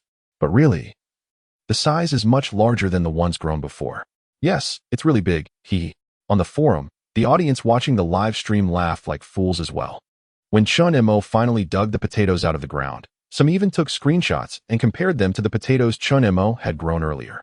The difference was quite obvious. For a moment, the fun seekers were ecstatic. The entire thread was filled with a joyful atmosphere. In fact, the potatoes grown by Old Li were just of normal size, but with Chen Mo's failed examples for comparison, they suddenly felt like giants among potatoes. Seeing the post go viral, everyone was eager to join in. Under the original post, a classic photo of an ordinary person with Yao Ming was shared. Chen Mo had no time to deal with the fun seekers on Earth now. Afraid that the hard metal would bruise the potatoes, he carefully used his hands to dig the soil. Cradling the potato like a treasure, Chen Mo couldn't stop grinning at it. "How impressive," Old Li muttered disdainfully. then also imitated Chen Mo and tossed away the shovel, opting to dig with his hands. With thoughts of a hearty meal today, the two of them worked even harder. It was just a tasteless and choking potato, and the first time Chen Mo had it, he even complained about how hard it was to swallow. Perhaps humans are such complex creatures, greedy yet easily satisfied, greedy enough to hold on to what they have and unwilling to let go. Hence Chen Mo took the risk to venture to the moon's far side, just because he didn't want to give up on Oldly. Content enough to feel grateful for a single potato. Chapter 61. Returning to the food warehouse. Rainbow Cat. You need to work hard. The neighboring blue rabbit is about to mature. After the last mass die-off of the tomatoes, only the last 8 seedlings remained, amidst a sea of withered yellow leaves. They stubbornly persisted like swordsmen fighting to the death until Chen Mo and the others returned. Thus, they gained the favor and blessing of Father Chen Mo, being named the 7 swords led by Rainbow Cat, along with the black little tiger that grew in the same tray as the blue rabbit. While digging potatoes, Chen Mo chattered to the tomatoes. If you don't grow up faster, the blue rabbit will be snatched away by the black little tiger, saying this while chuckling. He seemed as excited as an enthusiastic netizen from the 11th district. Oldly rolled his eyes, nearly unable to suppress the murderous intent in his heart. He almost wanted to transform into a pure love warrior and wield a shovel to eliminate this perverse minotaur. The refrigerator in the base could no longer hold so many potatoes. Oldly began to discuss serious matters, interrupting the even more perverse thoughts flooding Chen Mo's mind. Huh? Can't fit? Chen Mo was puzzled, remembering that last time it could still fit. The number of trays in the planting chamber was only so many. And the number of potatoes planted wasn't too much different from last time. How could it not fit? Oh, it turns out my potatoes are too small. Woe is me. Then it's fine. Chen Mo felt dejected, the sense of defeat overwhelming him like a tide. Can the food warehouse be repaired? Oldly stroked his chin and asked. It's unlikely, being hit directly by a meteorite. It's now an open-air room. Chen Mo recalled the scene at that time and shook his head, denying the possibility. What if we just fix a small area for storing potatoes? Oldly continued to inquire, posing a very constructive question. This time, Chen Mo didn't rush to deny it. He scratched his head in thought and finally gave the most Chen Mo-esque answer. He said, we can give it a try. Unlike other delicate fruits and vegetables, potatoes can be stored for a long time at room temperature without rotting. However, they will sprout. Sprouted potatoes are toxic. Potatoes contain a toxic substance called solanine, which, under normal circumstances, contains about 10 milligrams of solanine per 100 grams of potato and does not harm the human body. However, for sprouted potatoes, the solanine content can reach about 500 milligrams per 100 grams. A normal person will fall ill after consuming 200 milligrams of solanine at once. Initially, symptoms include itching in the mouth and throat, followed by upper abdominal pain, nausea, vomiting, and diarrhea. If one consumes 300 to 400 milligrams of solanine, symptoms can include dilated pupils, light sensitivity, tinnitus, convulsions, difficulty breathing, and even death. Clearly, 100 grams of potatoes is not enough to fill you up. The good news is that after eating, you won't have to worry about not being full anymore. Right now, the Tiangong Base's refrigerator is insufficient. So Chen Mo and the others must resolve the storage issue before the potatoes sprout. Driving the lunar rover to the food warehouse, the meteorite still lay quietly there, and the warehouse's ruins were scattered with lunar dust and glass. Due to long neglect, combined with the ubiquitous dust, it had become incredibly dilapidated in just half a month. If it weren't for Chen Mo's explanation, Oldly would have almost thought this was some legendary alien ruin. This is a food warehouse. Oldly's tone involuntarily rose, producing a sharp sound akin to that of a eunuch from the Eastern factory. Chen Mo, the little bear, shrugged his shoulders, refusing to answer this idiot's question. In fact, the lunar dust wasn't a problem. It could be cleaned up later. The most crucial aspect now was the specific damage inside the warehouse, and how much of it could still be repaired, whether it could still be used for storing food. Carrying a toolbox, he walked into the food warehouse. Since the last meteorite strike, Chen Mo seemed to have never come back here. Returning this time, everything around him seemed somewhat unfamiliar. He originally thought he was the only one left on the moon. The big refrigerator at the Tiangong base was completely enough for his use. So there was no need or meaning to repair this food warehouse. It was a waste of time and troublesome, and most importantly, it was completely unnecessary. But now the situation was entirely different. One person had suddenly become 2. The work in the planting chamber was progressing smoothly, and their food reserves were becoming increasingly abundant. Now there were potatoes, and in a while, there would be tomatoes. Later, Old Lee even planned to try growing cucumbers or pumpkins. Thus, repairing the food warehouse became a very necessary task. After all, to plan for the future, it would be best if the food grown could fill the entire warehouse. It can be repaired. After inspecting the interior, Chen Mo turned to Old Lee and announced the first piece of good news. Although the ceiling of the food warehouse had been damaged by the meteorite, the good thing was that it was only an unimportant part. The critical temperature control system was not in the damaged area, and the remaining parts had not suffered too severe damage. The overall damage situation was roughly as follows. The refrigerator's preservation layer was broken, but it wouldn't interfere with the normal operation of the cooling layer. Now the most troublesome problem was how to patch the big hole in the roof, and how to get this unfortunate meteorite out. Damn it. No way. Let us smash it. Chen Mo pondered. After dismissing numerous plans, he glared at the meteorite in front of him and said angrily, "Smash it?" Old Lee transformed back into the sharp-tongued eunuch, questioning Chen Mo's nonsense. This is an iron or meteorite. Even if you swing a hammer until it smokes, you won't be able to break it. Unless the chicken finishes the rice, the dog licks the flour, and the fire breaks the lock. Such a job that would outlast the meteorite. Old Lee clearly was going to do it. Chen Mo was obviously just joking. He knew very well how hard the iron meteorite was. The lunar rover wouldn't work either. It was too heavy, and the rover simply couldn't drag this chunk of iron. "Can you accept having a meteorite in your cold storage?" Chen Mo asked, and after exchanging glances, the two could only pinch their noses and admit this fact. Whether they were willing to accept it or not, it seemed that this meteorite was destined to lie in the food warehouse. All that was left was the big hole above their heads. The two looked up.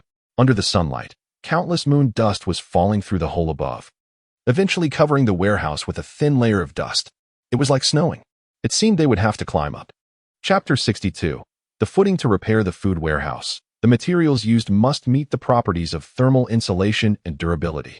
In the extremely harsh environment of the moon, the ability to effectively isolate external temperatures was even more crucial than being sturdy and durable. The temperature difference between day and night here exceeds 300 degrees. If the internal temperature cannot be kept constant, the stored food will still spoil. This was also why Chen Mo chose to give up the food warehouse in the first place. A clever woman cannot cook without rice.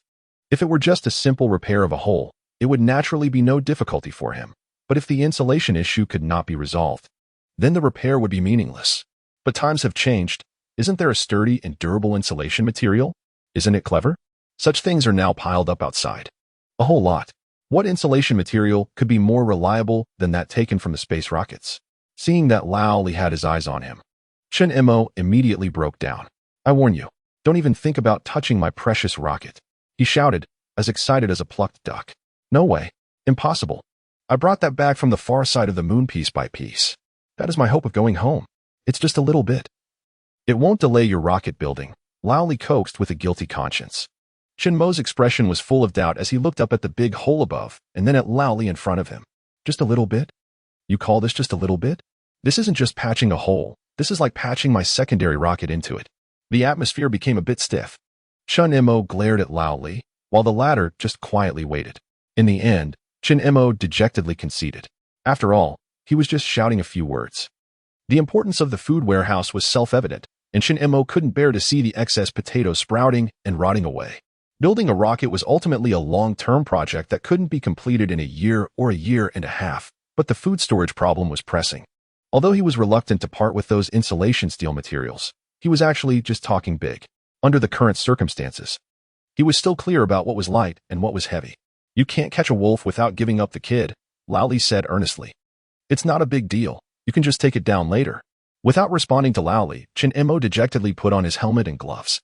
After confirming that the airtightness of the connection point was fine, Chen Mo walked out of the planting pod and soon drove over all the tools and insulation steel materials he needed. "Be careful." He carried the tools onto the crane, and what answered Lao Li was a raised middle finger. The hoist slowly rose, and Chen Mo stood on the platform until it was level with the food warehouse before signaling Lao Li to stop, tentatively stepping onto the roof of the food warehouse. He confirmed it was sturdy enough before taking down the toolbox and welding machine from the crane's platform. "Okay, you can send up the steel materials." "Got it." The hoisting platform slowly descended. While Lao Li was busy, he took the opportunity to observe the damage. To say it was not optimistic would be an understatement. Frowning, Chen Mo's expression turned grim. Due to the damage caused by the meteorite impact, the edges of the hole were extremely irregular, making subsequent repairs quite difficult. More importantly, the impact had caused the ceiling of the video warehouse to start to sag and deform. The depression spread outwards from the hole, turning the nearby area into a funnel shape. The closer it got to the hole, the higher the risk of falling. Looking down along the hole, Chen Mo couldn't help but feel a bit dizzy. Although it couldn't be compared to the Tiangong base, falling from this height would still be enough to break a leg. TSK. Feeling the tilt beneath his feet, even Chen Mo realized how tricky this job was. Lao Li had just recovered from using a cane, and he didn't want to seamlessly inherit the other person's troubles. Passing around crutches was not a good tradition, so he could only be extra careful.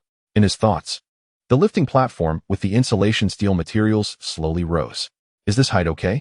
All right, you can stop. Struggling to move a piece of insulation steel down, Chen Mo looked at the slope in front of him and grimaced. What's wrong? In the communication channel, Lao Li heard Chen Mo's intake of breath and asked worriedly, Is there a problem? Do you need me to come up and help? No need, Chen Mo rejected firmly. Just wait for me down there. That foolish Lao Li couldn't even tell a hex wrench apart. He wouldn't be able to help much if he came up. Not to mention that it was too dangerous here. But how could he send these steel plates down? Chen Mo furrowed his brow in thought. The area near the hole was completely smooth, leaving no foothold at all. Given the current angle of inclination, the steel plates would undoubtedly slide down into the hole and crash onto the floor of the food warehouse. Moreover, welding repairs required him to operate right at the edge of the pit, and the tools and steel plates needed must be within reach. Otherwise, he couldn't keep running back and forth to get them from the flat ground, right? That would be too dangerous and troublesome. So he needed a foothold. First, to place the tools and steel plates for repairs.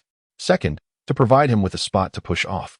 Chen Mo looked down at the welding gun in his hand, and a good idea suddenly popped into his mind. After cutting the required shape from the steel, he carefully edged the welding gun to the edge of the hole. Phew. After succeeding, he couldn't help but breathe a sigh of relief. Next, he would use the welding gun to make a foothold. Chen Mo's movements remained cautious, tentatively squatting down. He took out the steel he had just cut. With his left hand stabilizing the steel and his right hand holding the welding gun, he began welding. As the welding gun made contact with the steel, accompanied by the first flash of electricity, a sturdy makeshift foothold was soon completed. After waiting a moment, Chen Mo happily stood on it. I'm a genius. That self-praise without context left Lao Li confused, and he reflexively replied, A fool in the sky? Haha. Coming up with such an old joke is quite a feat for you. Chen Mo rolled his eyes, too lazy to respond. What a terrible joke. It was enough to freeze the readers. After welding all the remaining pieces in the same manner, Chen Mo nodded in satisfaction. Next, it was time to start the official work. Chen Mo stood up. Suddenly, his feet slipped. Chapter 63, Building a Plane Bang. Lao Li heard Chen Mo's muffled grunt and immediately felt a tightness in his chest, rolling and scrambling into the food warehouse. It seemed a heavy object had fallen, shaking off the moon dust covering the ground. The stirred-up dust immediately obscured Lao Li's vision. Chen Mo, seeing the scene before him, old Li's pupils suddenly constricted. And then he shouted Chen Mo's name with all his heart. What are you shouting for? You scared me. Chen Mo's heavy breathing came through the communication channel, and he complained. There was nothing going on until you scared me and almost made me lose my grip. Hearing this, old Li quickly looked up. He saw Chen Mo hanging from the ceiling. Most of his body had already fallen through the hole. Phew. Chen Mo, who had narrowly escaped with his life, let out a sigh of relief. He looked down at the height below, and the breath he just released was instantly sucked back in. Reflecting on the danger he had just experienced, he felt like all the blood in his body had turned cold. After securing his footing, he was about to start repairing the damaged hole. But as he stood up, everything went black. Orthostatic hypotension caused insufficient blood flow to his brain, making his consciousness blur for a moment. This symptom is very common. Almost everyone experiences it in daily life. When a person squats or sits for a long time, blood circulation is obstructed. Suddenly standing up releases the pressure on the lower leg veins, causing blood to rush rapidly to the waist and legs. This results in a lack of blood in the upper body, especially the head, leading to temporary insufficient blood supply to the brain. The human brain and eyes are most sensitive to ischemia. Just 1 to 2 seconds of insufficient blood supply can cause dizziness and blurred vision. This would normally be no big deal. But right now, Chen Mo was above a food warehouse, and he was just a step away from the hole in the ceiling. The consequence was that, in a dizzying sensation of weightlessness, Chen Mo fell toward the hole. If he hadn't reacted quickly and firmly grabbed the previously welded foothold the moment he regained consciousness, it might have been him falling instead of the welding machine. Chen Mo tried to crawl back up to the roof while flailing his legs.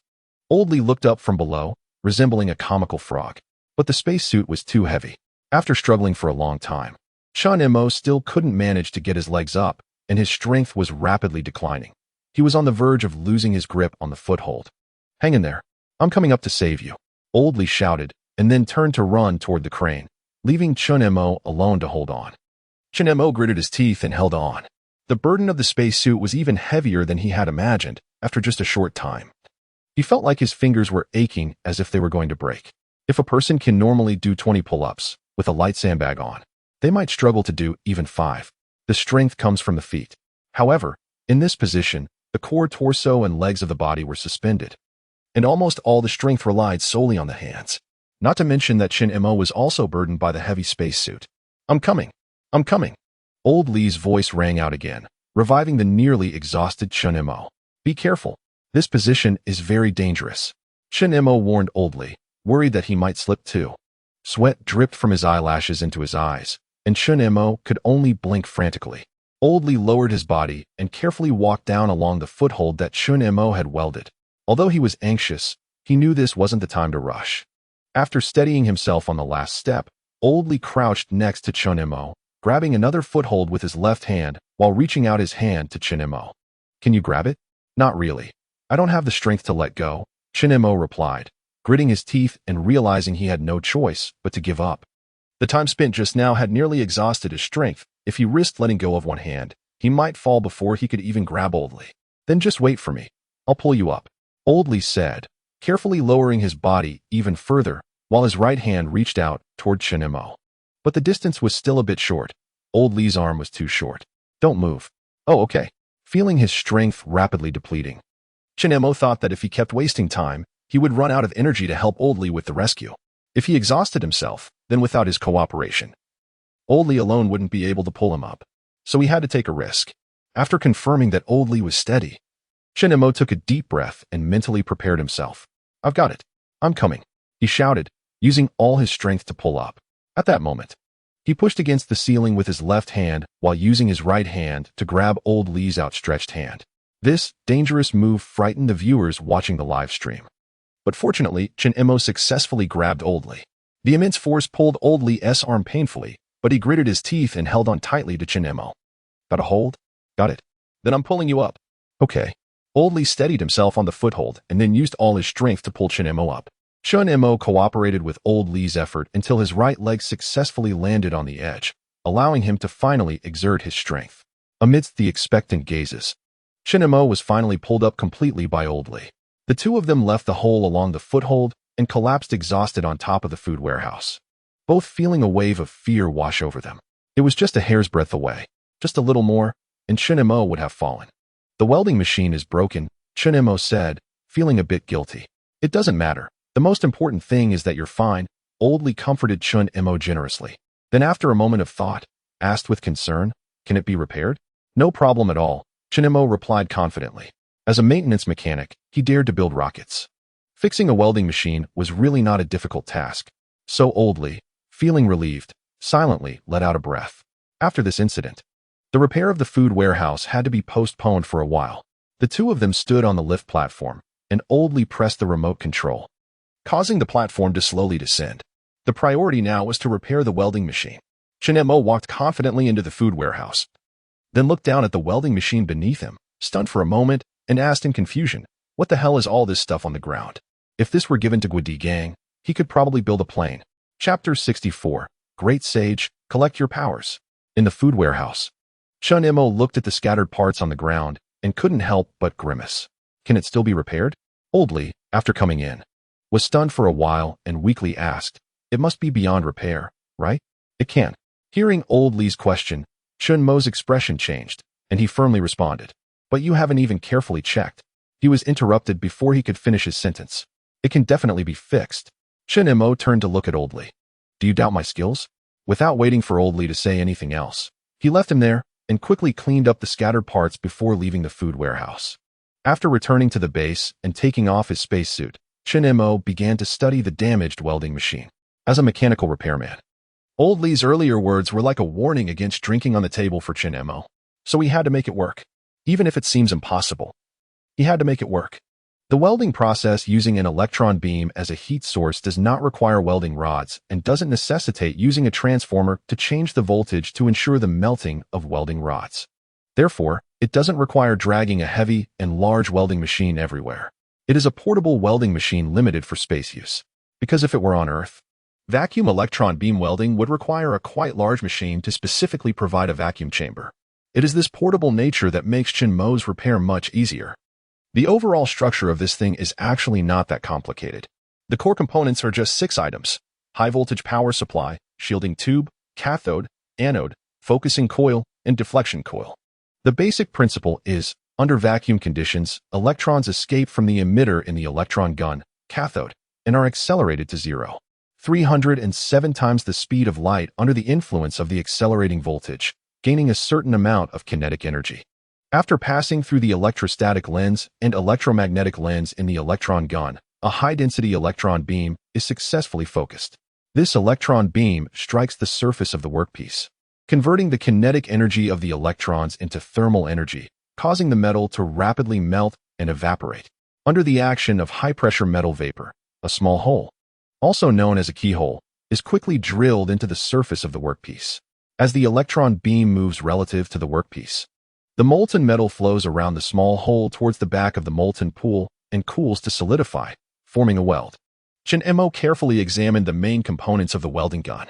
It actually just looks tragic, with a mess of shell fragments and screws scattered everywhere.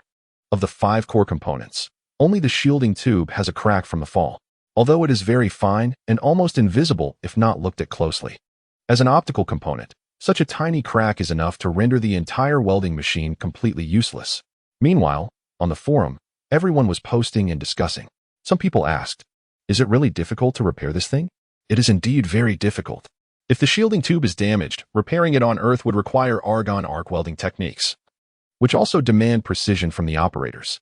For such precision components, to achieve repair without affecting usability, at the very least, one would need to be a highly skilled welder. Not to mention that the broken item is the welding machine itself. Even if Chen Mo could do it, there would be nothing to repair. The discussion continued. Some knowledgeable users stepped in to clarify the doubts of the newcomers, explaining the dilemma Chen Mo was facing. Even if he had the kind of high-precision operation skills, he didn't have the welding tools. Surely, he couldn't just use glue to make it work, right? But even if he awkwardly glued it, it would melt the moment the machine started up due to the high temperature. The group on the forum was stumped by the problem in front of them. Yet Chen Mo still appeared nonchalant. In fact, after discovering that only a light shield tube was damaged, he even breathed a sigh of relief. Why make it so complicated? Chen Mo tilted his head in confusion, looking at the increasingly abstract repair methods in the comments, sincerely asking, "Isn't using body filler or cold weld material good enough?" The comments abruptly stopped.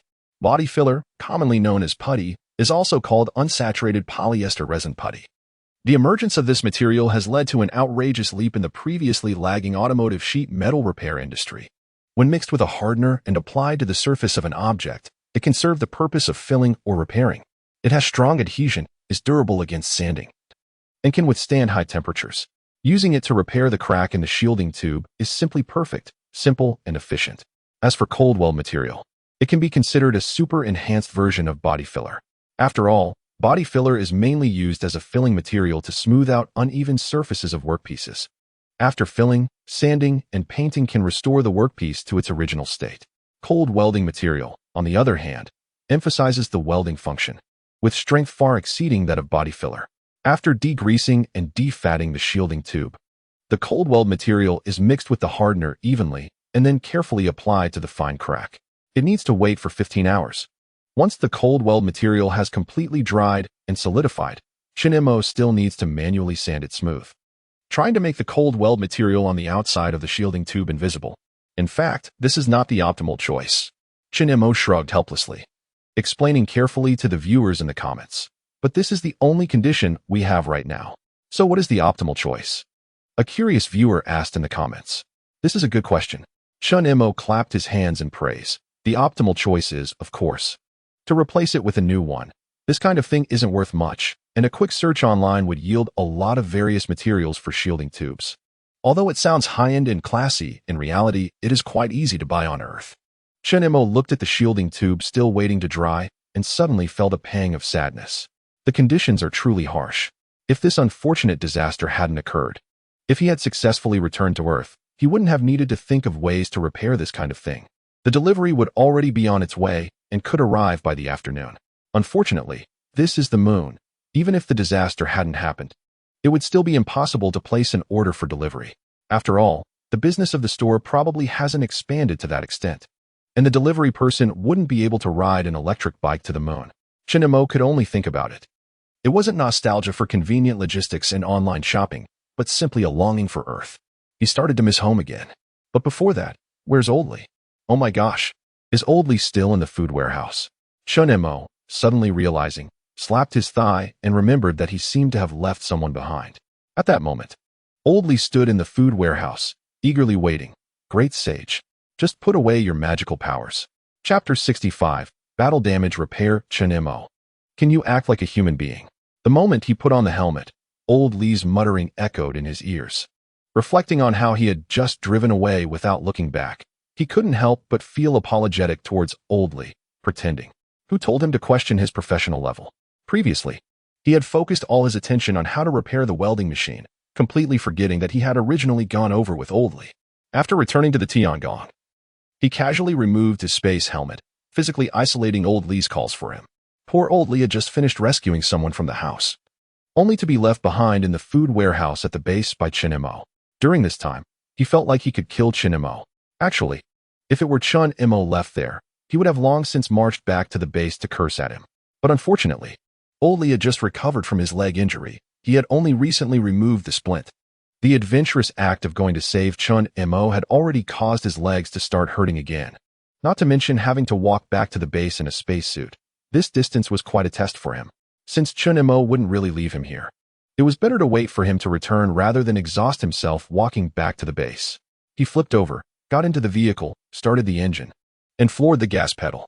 Chen Mo's driving actions were now smooth and seamless. It would have been even better if he weren't wearing a spacesuit, but a stylish black trench coat. After all, the heavy spacesuit always made his movements appear clumsy. If he were in a black trench coat, he would at least look like a super handsome guy on the level of Keanu Reeves. Unfortunately, the spacesuit limited his performance, turning him into a cute Baymax in the comments. He instantly went from the Matrix to Big Hero 6. His age seemed to drop by several decades.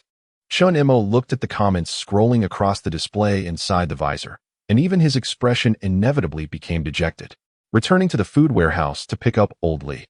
Even Oldly noticed Chen Mo's gloomy mood and didn't dare to say anything harsh. It's okay if it can't be repaired. It can't be repaired. After a brief moment of reflection, Oldly concluded that the only thing that could make Chen Mo feel down was the welding machine. Can't be repaired? Who knows? Upon hearing this, Chen Mo immediately became displeased. Who are you scolding? What do you mean it can't be repaired?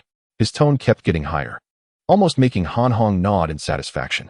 Instead, Oldly looked completely bewildered, not knowing what this crazy person was up to. It wasn't until the barrage of comments reminded him that he finally reacted, nonchalantly starting to praise Chen Mo's repair skills, and that was how the matter was settled. Although he was easily provoked, he was still quite easy to appease. Oldly had clearly mastered the winning strategy for getting along with Chen Mo. After a wait of 15 hours, the cold welding agent had completely dried and solidified. Chen Mo first used sandpaper to smooth out the obviously protruding parts, and then used water sandpaper for fine polishing, worried that the dust from the polishing would scatter. He did all the polishing steps outside the base. After finishing the polishing, Chen Mo returned to the base to carefully check everything, confirming that the repair was complete before he started reassembling the welding machine. Any fallen screws and nuts could be replaced with spare parts from the toolbox. As for how to repair the damaged protective shell, he simply didn't have the conditions at home. He just wrapped a few layers of bandage around the broken areas to make do. Chen Mo clicked his tongue, and soon a battle-damaged electronic beam welding machine wrapped in bandages was reassembled. It was clearly a high-end gadget limited to space, but after Chen Mo's repairs, it had a strangely whimsical post-apocalyptic steampunk vibe. The style had completely changed. However, Chen Mo appeared indifferent, As long as it worked, the appearance didn't matter. I can draw a flower on the bandage if it looks ugly. Incredible. There were even options. Oldly watched the whole process. When he saw Chen Mo wrapping the bandage around the welding machine, he hesitated to speak, but then fell silent again. Even he, a complete outsider, was left speechless by Chen Mo's antics. Looking at the Iraqi-style electronic beam welding machine in his hands, he couldn't shake the feeling that it was completely unreliable. But Chen Mo was quite satisfied. After all, under such conditions, it was only possible to make do with medical bandages. As long as it didn't hinder usage. The appearance wasn't important. In fact, just being able to repair it in such a place was already a miracle. This unconventional repair approach and method were hard for anyone other than Chen Mo to think of. At least those academic repairmen would never come up with it. In extreme environments, practicality is paramount. Buzz buzz. Zzz. The welding machine was fixed, and it was time for Chen Mo's favorite dubbing segment. However, unlike Chen Mo, who was enjoying himself, Oldly stood by the crane, feeling utterly disheartened, almost automatically tuning out the annoying noise. He couldn't turn off the communication channel because he still needed to hear Chen Mo instruct him to pass the tools and steel plates he needed. Could you please shut your mouth? Stop making those annoying noises. Oldly finally lost his cool, but all he got in response was the indifferent, emotionless buzzing sound. It felt as if it were deliberately annoying him. Listening to Oldly's frustrated curses only made Chen Mo more cheerful in his dubbing. Inside the Dongxia Space Agency, Li Xiang watched the live stream with a smile, thinking how lucky they were to be stuck with a lively character like Chen Mo for such a long time. If both of them had been as serious as Oldly, they would probably be waiting for rescue on the moon like it was a mission. Even if they didn't die from various accidents, the loneliness and solitude would soon drive them mad. But it just so happened that the one left on the moon was Chen Mo, who didn't like to follow rules. Although there were only the two of them on the moon, he managed to find new fun every day in Oldly. Likewise, Oldly found new ways to get mad every day. Every day was fulfilling to the point of exhaustion. Loneliness, solitude, monotony. Sorry, with Chen Mo around. There really isn't any time for that. He was like a large fun virus. And even the usually upright and reliable Oldly gradually began to let loose after spending time with Chen Mo. At least in the past. He would never have done something like leaning on a crutch to go find someone to argue with. Chen Mo had never been a rule follower. Otherwise, he wouldn't have created that automatic answering device. It was precisely because of his disregard for rules that he repeatedly risked his life, going deeper and deeper into danger to save Oldly. To borrow a comment from the forum, in times of danger, Chen Mo is the most reliable companion. In the absence of danger, he is the source of everyone's suffering. Chapter 66. If infinite space. Vast universe. When humanity steps out of Earth and sees the universe, the endless vastness will make you understand what true insignificance is. Perhaps the starlight you catch a glimpse of could be the last farewell of a dying star. After billions of years of a long journey, who will ultimately see it, and then it will completely dissipate and cease to exist. Perhaps that dead star once birthed life or even intelligent races, and maybe those races once created epic civilizations. Then, with the death of the star, everything will cease to exist, and that glimmer of starlight might be the only proof of their existence. Rebirth or destruction. In this universe, such things are too common. Whether it's a supernova explosion or the destruction of a galaxy, it quietly witnesses everything, like a solitary and unfeeling supreme deity. And for space workers, its magnificence is precisely because of this. Now, let us zoom in. Until the moon. If one day we really go back, what do you plan to do? Perhaps because the wait was too boring, or maybe just to make Chen Mo stop making annoying noises, Oldly looked up and asked a rather thought-provoking question. Where to go back? Back to Earth? Yes, back to Earth. After hearing Oldly's question, Chen Mo indeed stopped the annoying buzzing sound. He pondered for a moment, then took another steel plate from behind and continued to repair the hole in the food warehouse in a different direction. While keeping his hands busy, he lowered his head and replied, if one day we really can go back to Earth, I would probably go home first, back to my family, back to Northeast China. He smiled, I miss my dad. My mom passed away early, and my maternal family doesn't recognize me. For all these years, it's been my dad and grandma taking care of me. I asked Li Xiang before, and my hometown, that kind of inland city, wasn't a major disaster area. During the earthquake, my family only suffered minor injuries and didn't have any accidents. When Chen Mo said this, a hint of fear flashed across his expression. And he was also grateful for his family's safety. If I can go back to Earth, I will definitely go home to see my family first and have a meal of dumplings made by them. After that, my family will probably urge me to go on blind dates. After all, I'm not young anymore. They must be eager to have grandkids by now. But I probably want to go on blind dates. It just feels too purposeful. I would prefer to be with someone I genuinely like. At this point, Old Lee couldn't help but ask, what if you don't find that person you like? This question seemed to stump Chen Mo, or maybe he had never thought about it before. After a brief moment of contemplation, he smiled and replied, then I'll just take my time to find them. Under the impact of the electronic beam, the steel slowly melted and finally fused together. The steel plate in his hand was thus welded to the top of the warehouse, merging with the missing part. Although he kept talking, his repair work never stopped. What about you?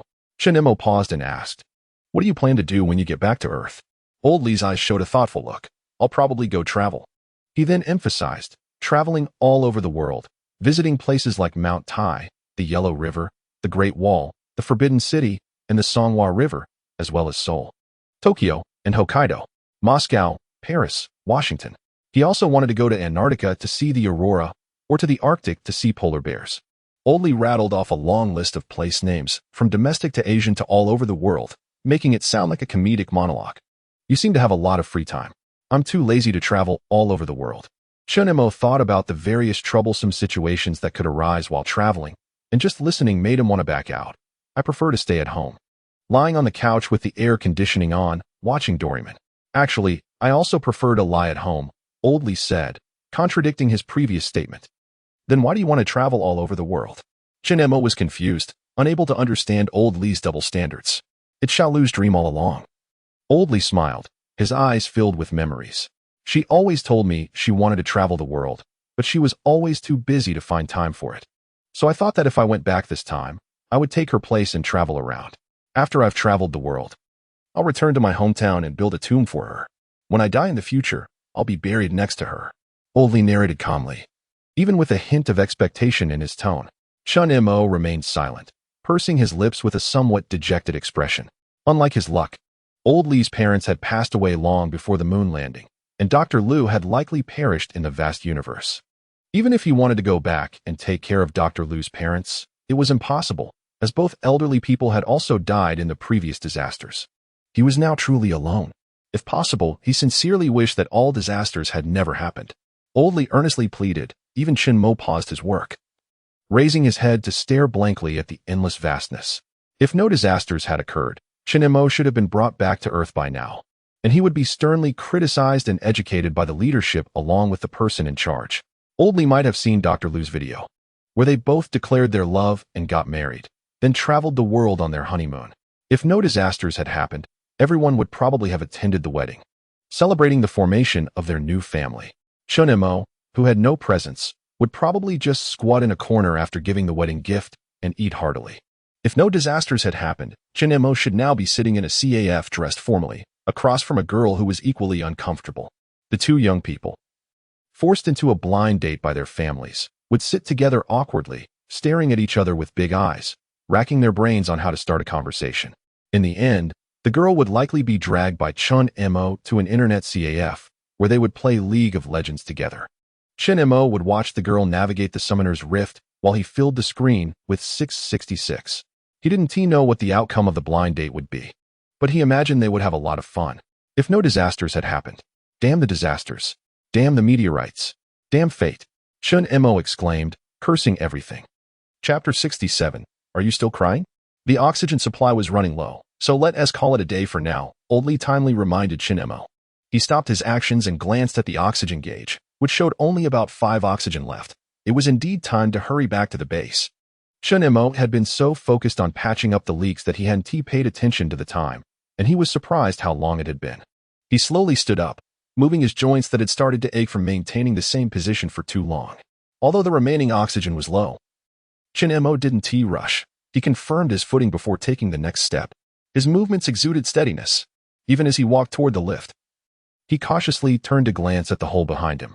Operating the crane was incredibly troublesome to keep the vehicle stable. The 4 auxiliary supports had been buried in the ground, and to drive away, he would first have to retract those supports. So he had temporarily left it there, planning to drive it back to the garage once the food storage was repaired. This was also why Oldly didn't choose to drive the crane back after Chen Mo was left behind, to let Chen Mo rest a bit longer. This time it was Oldly driving. Perhaps due to the heaviness of their previous discussion, neither of them felt like chatting in the car. Chen Mo lay in the passenger seat with his eyes closed. Although the light spots generated by the electronic beam welding wouldn't caused severe damage to his eyes, he had still opened the visor of his helmet, but after a long period of work, he couldn't help but feel a bit of soreness in his eyes. It wasn't from strong light-induced eye inflammation, but rather from eye strain. It was no big deal. He would just apply a damp towel and take a rest when he got back. Crack. Hiss. The cabin door depressurized and opened. Feeling down? Oldly suddenly asked during the wait for repressurization. Since their previous conversation, Chen Mo had been somewhat silent, which made Oldly, who was used to a lively atmosphere. Worry. No, Chen Mo denied. Then why do you look so glum? Oldly asked, puzzled. Huh, do I? Chen Mo turned to look at Oldly. But he realized Oldly was still looking straight ahead and hadn't turned at all. So he immediately drooped his head. Okay, maybe a little. What? Oldly feigned ignorance, looking glum or feeling down. Feeling down. Chen Mo shouted loudly as he took off his space helmet upon returning to the base. Very down. Extremely down. It was as if a long-dormant volcano had suddenly erupted. Chen Mo's suppressed emotions burst forth at that moment. I know I got left behind here because I brought it on myself, because I overslept and missed the roll call and assembly time. And I haven't contributed much here on the moon. I can't study the lunar soil. I don't understand celestial operations. And I can't even figure out how to grow vegetables. Clearly on the moon. Yet I feel like a free visiting tourist. My existence can't contribute even a bit to human progress. As he spoke, his emotions grew more agitated. But what about you? What about the others? Everyone has been risking their lives on lunar research for a whole year, and now that they finally get to go home, this happens. Why is that? He questioned. Even though Oldly was the only one there, it felt like he was questioning fate. With determined, teary red eyes, tears were continuously welling up, ready to fall down his cheeks with just a blink. Oldly looked at Chen Mo before him, and the comforting words suddenly caught in his throat. Why? Why wasn't he me who died? He said, his tone filled with deep sadness. Chen Mo stood there, loneliness and sorrow wrapping around him like a dark tide, isolating him from the entire world. He was sad, but it wasn't for himself. Oldly pressed his lips together, guilt suddenly surged like a tide. He felt guilty for not noticing Chen Mo's state sooner. He had been blaming himself for surviving. While everyone else was suffering through disasters, he seemed to be detached, comfortably growing vegetables on the moon. He clearly felt he was the most useless one, yet he lived as if nothing was wrong. This was simply too unfair. So he took it upon himself to bear the weight of everyone else's deaths, obsessively believing that if he had boarded the return rocket on time, none of this would have happened. He had disguised his feelings so well, always acting carefree, as if he had no heart, even Oldly, who lived with him every day, failed to notice his abnormality. Why think this way? Oldly seemed startled by Chen Mo's words, exaggeratingly saying, Brother, without you, we wouldn't even dare to go to the moon. If the moon landing mission doesn't have a maintenance technician, any minor issue in the base's operation could turn everyone into space debris. I wouldn't dare to participate in such a mission. He emphasized the other's importance again. Why deny your significance? It's precisely because you're here that we can focus on our research without worry. Chen Mo's mind was clearly stuck in a dead end, stubbornly denying the value of his own existence. Therefore, Oldly had to emphasize Chen Mo's value now, helping him break through this mental deadlock. Otherwise, even if he vented this time and felt fine, there was no guarantee he wouldn't continue to blame himself and feel sad afterward, until his emotions were under such pressure that he completely broke down, potentially leading to psychological or even mental issues. Why blame yourself, Chen Mo? Oldly looked into Chen Mo's eyes. We were hit by a meteorite, not you. But Chen Mo opened his mouth to say something, only to be interrupted by Oldly waving his hand. There's no but. You're never the one at fault. Oldly said, you haven't done anything wrong except oversleep. And it's fortunate you overslept. Otherwise, even I might have died here.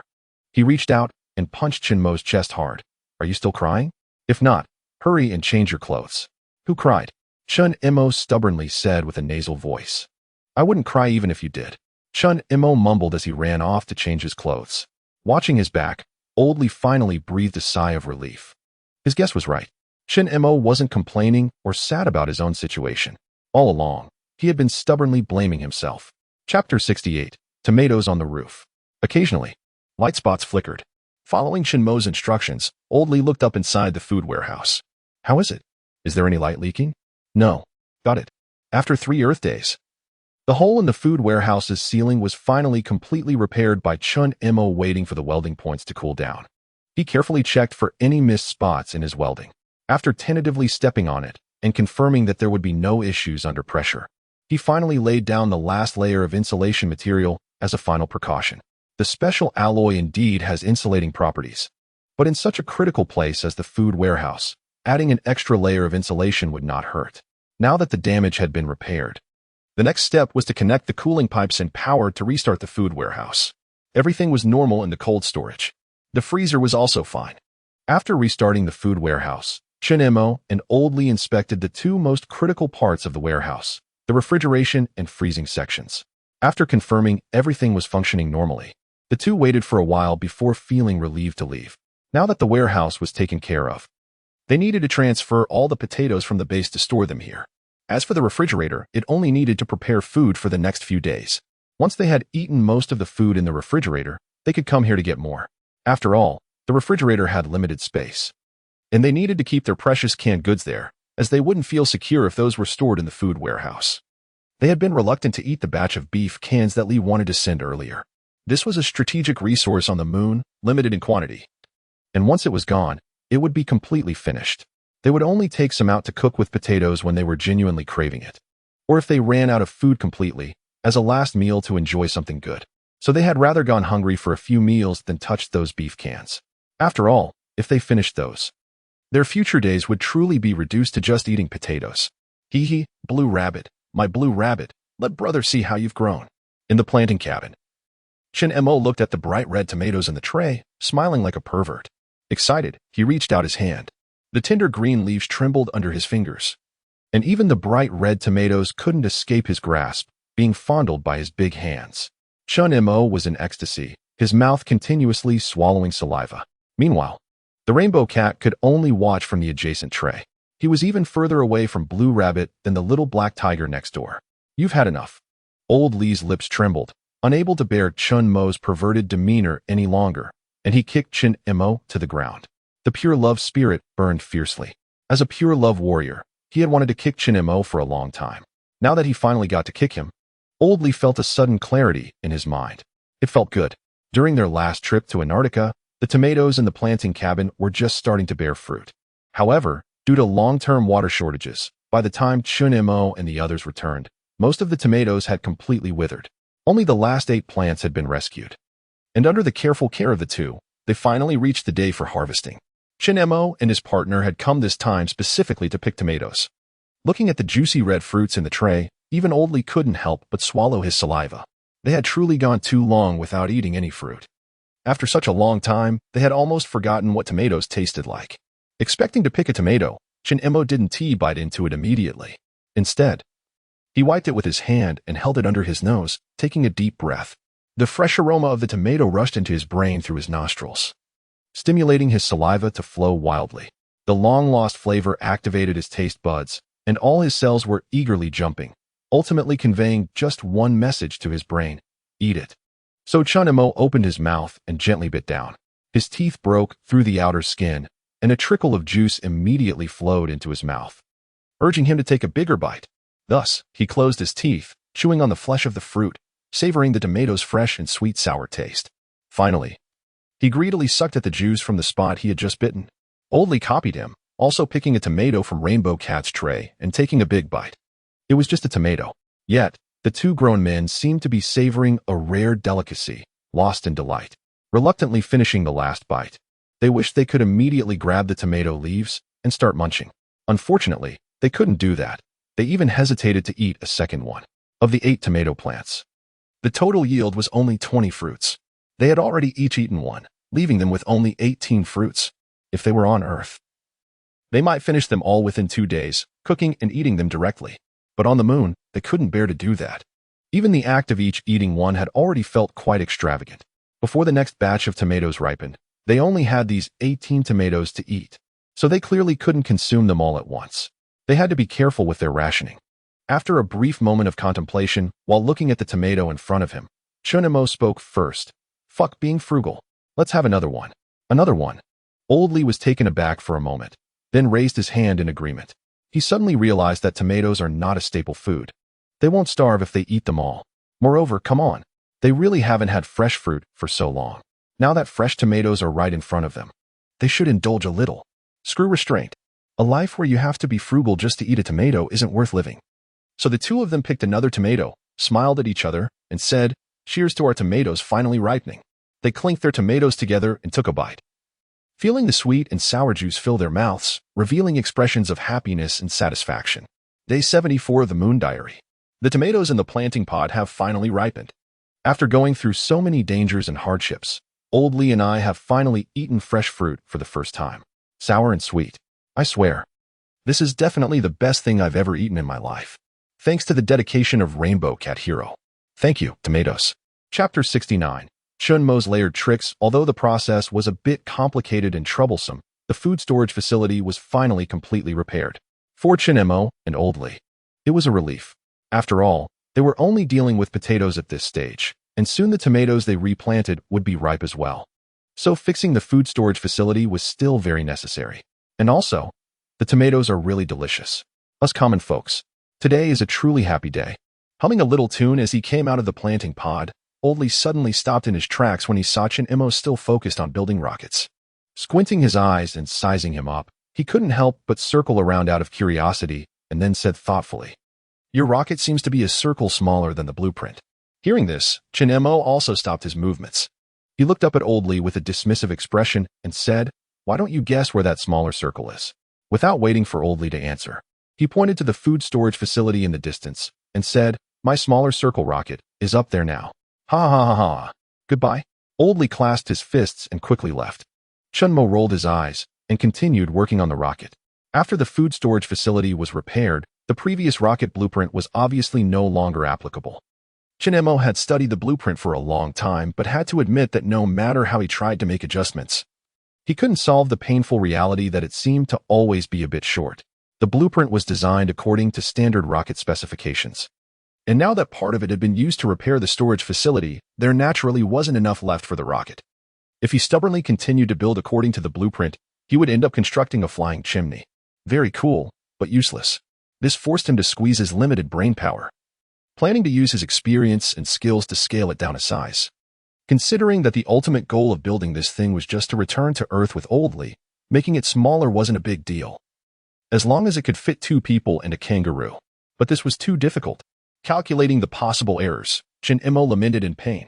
When a person is pushed to the limit, they can do anything, but math just doesn't work, it just doesn't. Counting the errors on his fingers, Chen Mo's expression was blank, as if countless numbers were flying past his eyes.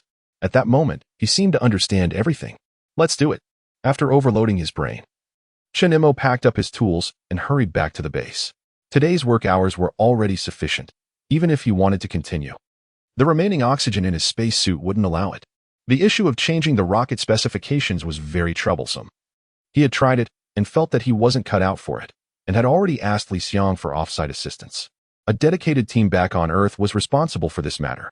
All Chen Mo needed to do was to tally the current available materials, and Li Xiang would naturally calculate the most reasonable modification plan.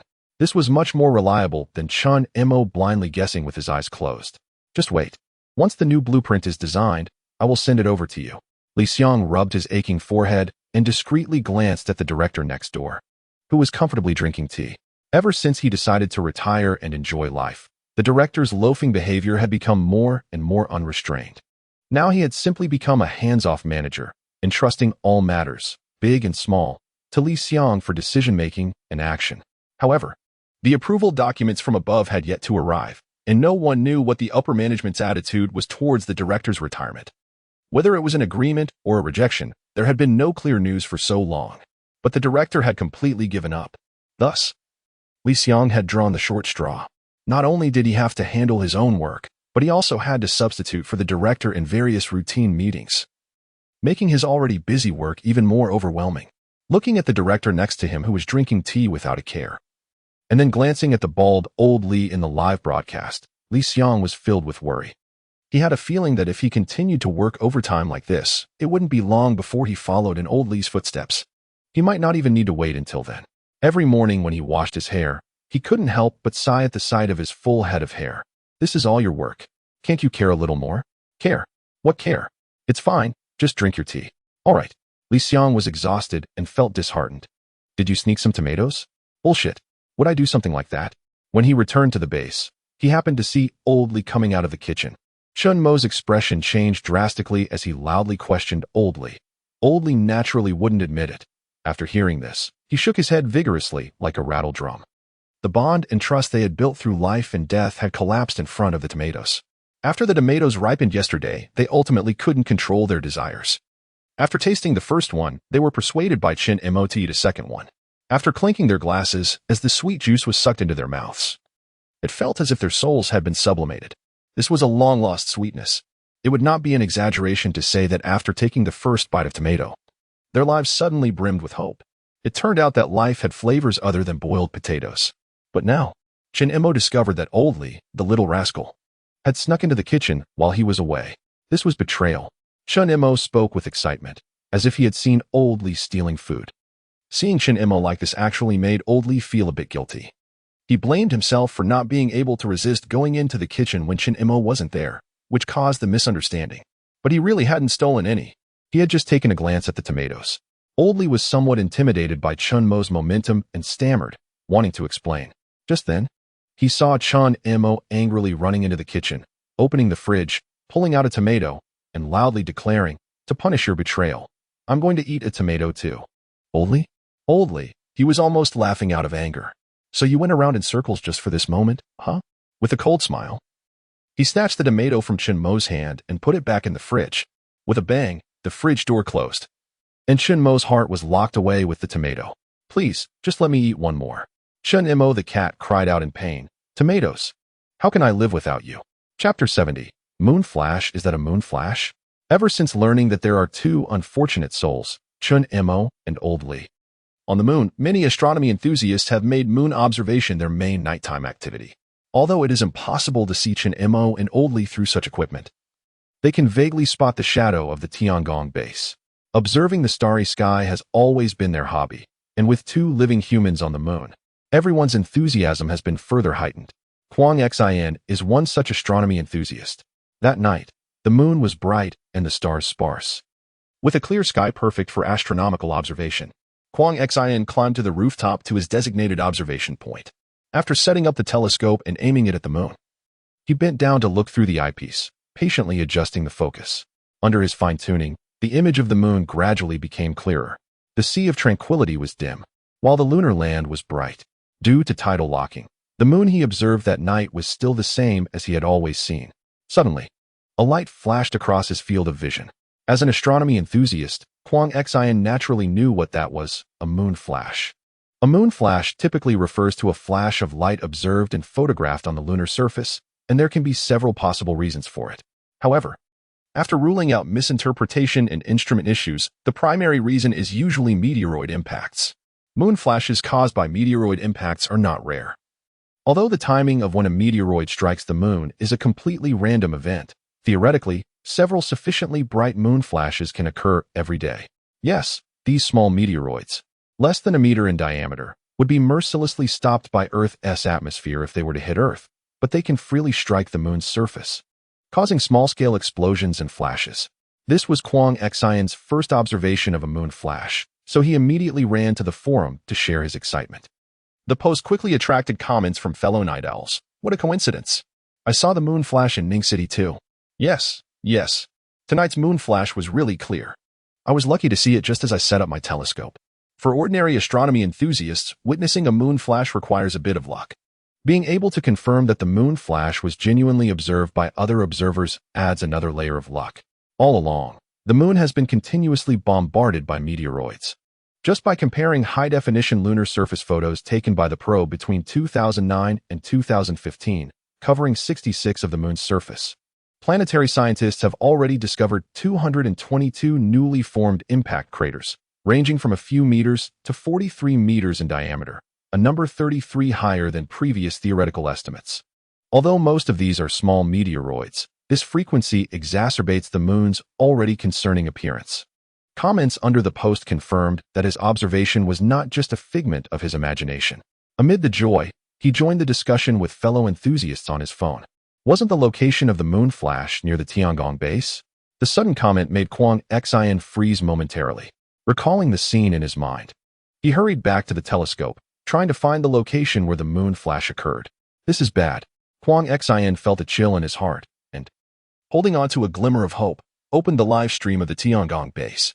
Alarm! Alarm! Meteoroid detected approaching. 3, 2, 1. As the countdown ended, a violent tremor shook the ground beneath them.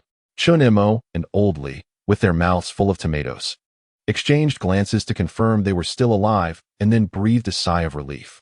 Unsure of where the unknown meteoroid would land, neither Chen Mo nor Old Li rashly chose to escape the base when the meteoroid alarm sounded. After all, if they ran out and the meteoroid landed just then, they would be turned into human meat pies. In such situations, one must not lose composure, weighing the pros and cons. They figured it was safer to stay put in the Tiangong base, which was sturdy enough to provide some protection in case a meteoroid fell. Given the uncertainty of the meteoroid's landing point and size, they couldn't assess its potential impact. So both of them had already resigned themselves to the possibility of death. Throughout history, a classic philosophical question has circulated. What would you do when death approaches? What thoughts would you have at that moment? Various philosophical and humorous classic questions have arisen under this premise. When death approaches, I might quietly lie at home reminiscing about my life. I might panic and cry uncontrollably, unable to think of anything. Before dying, I must confess my love. What else to think about?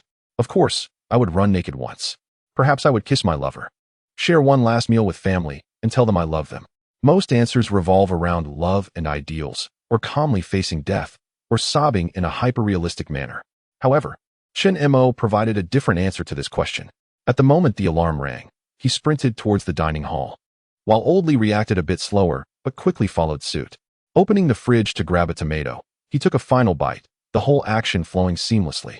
Before death approached, his mind was filled with thoughts of food. If he died without eating a tomato, he would surely feel very aggrieved. At this moment, the violent tremors ceased. The Tiangong's piercing alarm gradually quieted down. In the moment of surviving a disaster, Chen Mo and Old Li each held 2 tomatoes, their faces smeared with bright red juice.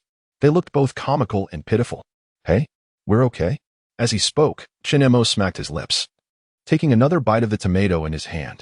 Since they had already bitten into the tomatoes, putting them back in the fridge was no big deal. It was better to happily finish the bitten tomatoes, treating it as a celebration of surviving the ordeal. The unexpected event happened so swiftly that they hardly had time to react, and the joy of surviving felt even less significant than the tomatoes in their hands. So where did the meteoroid land? Old Li followed suit, biting into a tomato and asking the crucial question. Chapter 71. Good writing throughout history. Due to the lack of atmospheric protection, the moon has continuously experienced meteoroid impacts. These meteoroids may not be very large. Most are just small fragments a few meters in size. If these meteoroids were to hit Earth or other planets, they would burn up upon entering the atmosphere. However, on the moon, they simply fall directly onto various locations. These meteoroids are naturally inconsequential for the moon, which has endured this for billions of years since its formation. But for Chen Mo and the others, these small meteoroids are quite problematic. If just one unwise meteoroid were to hit the lunar base, it could result in a major accident for them. Previously, due to their good luck, meteoroids had fallen far from them, leading them to almost forget about the issue of meteoroids during this time. Until today, they finally realized, oh, so this is still a thing. What about this? So where exactly did the meteorite fall? Chen Mo and Old Li put on their spacesuits and exited the cabin.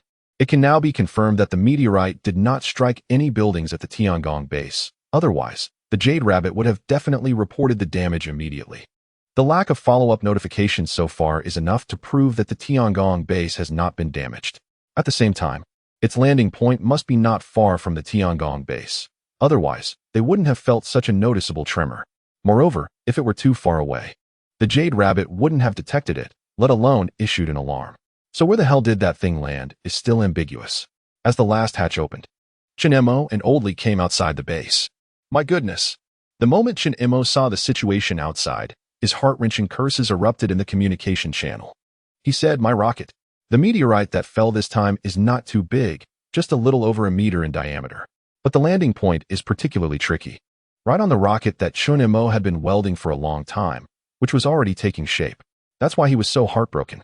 Looking at the unfortunate meteorite in front of him, even the weld points that Chen Mo had worked so hard on were smashed open, along with the rocket. His mentality also crumbled. Is Leo experiencing a bad luck phase recently? Chen Mo turned to Old Li and asked, but all he got was a look of confusion. Old Li couldn't be bothered to respond and indicated that he didn't understand what Chen Mo was talking about. If it were about zodiac signs, he could help explain and infer a bit, but when it comes to the trendy stuff like the zodiac signs, he really couldn't make heads or tails of it. Hey, Control Tower, tell them not to bother. The scene in front of Chen Mo made him want to cry. Materials are missing again. I'll send you the statistics once I'm done. Considering that there are professionals on Earth busy designing a smaller rocket, he immediately asked them not to trouble themselves and to prepare to design an even smaller return rocket. He could already imagine the experts' faces of despair upon hearing this. Isn't this a joke? Designing a return rocket with the existing materials is already a top-notch challenge. Now you tell me the materials might need to be reduced even further? Chen Mo fell silent for a moment. He started to doubt whether he could even build the return rocket. If this kind of thing happens a couple more times, what return rocket could he possibly make? He might only be able to produce a firework at this rate. Chen Mo felt a bit discouraged. Even Old Li didn't know how to comfort him. After all, during this period, Chen Mo's enthusiasm for building rockets had been frighteningly high, and now suddenly a meteorite fell. No one knew just how much this scene impacted him. However, his reaction surprised everyone. After feeling discouraged, it was as if he suddenly remembered something. And without caring about the meteorite, he pulled Old Li back to the Tiangong base. After all, the meteorite this time was very small, even smaller than the one that previously hit the food warehouse. Moreover, since no key buildings were damaged and the landing point was just an empty space at the entrance, it was fine to leave it there. They could deal with it whenever they had time. What's wrong? Old Li asked curiously. Come with me. I want to show you something. Chen Mo frowned slightly, looking thoughtful. It wasn't that he was being mysterious. He simply didn't know how to explain this to Old Li. So he figured it was better to take him over to see it for himself. Li Xiang had been very busy recently. Because he had to juggle the director's affairs, his free time had sharply decreased, and he barely had any time left to watch live streams. Just now, he was handling documents while streaming. But Chen Mo's words clearly piqued his curiosity. So he quickly stopped what he was doing and refocused on the live stream, eagerly anticipating what Chen Mo was going to show Old Li. After returning to the base and taking off their spacesuits, Chen Mo led Old Li to his bedroom. Opening the safe by his bedside, Chen Mo solemnly took out the materials and handed them to Old Li. Seeing Chen Mo's demeanor, even Old Li couldn't help but become serious. Clearly, he also realized that what Chen Mo was presenting was bound to be extremely important. With a serious expression, Chen Mo held a thick stack of materials. Old Li lowered his head and began to examine them carefully, watching the suddenly serious atmosphere in the live stream. Even viewers across the screen couldn't help but become serious as well. After a while, Old Li finally finished reading, raised his head, hesitated for a moment, and praised. The writing is good. Chen Mo? What good writing? Confused, he took back the materials that Old Li handed back to him and was shocked to see the first page was a will. Cough cough, I took the wrong one. The one below is it. Embarrassed, he put away the top will and handed Old Li the materials underneath. Skeptically looking down, Old Li's expression became serious again. This time he read through the entire document in one go and finally let out a sigh of relief. I have to admit, although this idea is fantastical, it is indeed feasible. What idea? Li Xiang's curious voice rang out in the base, and seeing the two play a silent guessing game, he was nearly dying of curiosity. The Moonshield Project. Old Li pointed the materials in his hand at the high-definition camera in the corner, speaking seriously. Chapter 72. Li Xiang, what do you think? The Moonshield Project. It was the document written by Old Wang that Chen Mo found in the box last time. It thoroughly analyzed and explained the potential disasters that meteorites could cause to Earth, as well as the buffering role that the moon could play in this, ultimately proposing the necessity of deploying an interception system on the moon to prevent meteorites. It is not an exaggeration to say that if Old Wang's Moonshield project could be successfully implemented, this disaster might not have occurred at all. That destructive meteorite would be blown up by intercepting missiles launched in advance while passing by the moon, and even if fragments occasionally fell to Earth, they would be within acceptable limits. Either they would burn up in the atmosphere or be too small to cause significant harm. As for whether the Moonshield project could intercept meteorites of that level, one could only say that there are no nuclear treaties in space. Humanity, as a species with a history almost entirely filled with wars, has not forgotten to develop the terrifying capabilities of intercontinental missiles alongside human spaceflight research. When there are no peace agreements to impose limits, the military might will be fully displayed. It's just a meteorite in the face of nuclear weapons. The god-killing tools invented by humanity, the worst that could happen is just a meteor shower. Unfortunately, this plan ultimately could not be realized. In fact, if Chen Mo hadn't stumbled upon it, this plan might have drifted in the boundless void like old Wang until it was pulled into the sun or some other place by gravitational forces and completely disappeared. When he picked it up, he didn't know that there were still people alive on Earth, so he treated this moon shield project as old Wang's last relic, carefully keeping it together with his will and then casting it aside. It wasn't until now, when a meteorite fell and destroyed Chen Mo's return rocket, that he remembered this document called the Moon Shield Project. After receiving the electronic version of the file sent by Chen Mo, Li Xiang and the director couldn't help but feel a bit sad. The appearance of this document made them remember once again those companions who had already perished. How wonderful it would have been if this plan had truly succeeded. Looking at the materials in his hand, old Li sighed and expressed his feelings. Then casually returned the moon shield plan to Chen Mo. Chen Mo clearly understood old Li's meaning, shook his head, and placed the document back in the safe along with his will. There was no scientific research team of 300 people on the moon. There were only 2 unfortunate souls. They couldn't do anything, and even the return rocket they had labored over for several days had been destroyed by a meteorite, reduced to a pile of scrap. The only thing they could do was send this information back to Earth, at least so that old Wang wouldn't have died in vain. Li Xiang had already hung up the communication, and even the usually indifferent director was taking things seriously for once. Notify everyone for a meeting, he said to his secretary, then quickly walked towards the conference room with Li Xiang. The disaster had already occurred, and old Wang and the others had sacrificed themselves. They didn't have time to mourn the past. They needed to focus on the future. I've gathered everyone here today to discuss something. The director sat at the head of the table, looking down at the department heads below him, and said, I've put the detailed materials of the Moon Shield plan in front of you. I'll give everyone 5 minutes to read through them, and then I'll continue. In the quiet conference room, the sound of pages turning could be heard. Everyone was seriously reviewing the materials in their hands, and soon they were shocked by the content. Although it sounded unbelievable at first, a brief moment of thought made it clear that this plan was entirely feasible. The cost would be high, potentially consuming vast amounts of manpower, resources, and finances. However, compared to the disasters they might face in the future, these so-called costs were not a problem at all. Before long, the 5 minutes were up. Some people hadn't finished reading, but they already understood the significance of the Moon Shield plan. This was a genuine plan that could potentially save all humanity in the future. Consequently, the conference room erupted in discussion, and no one could maintain their composure after reading the materials. The director made no attempt to stop them.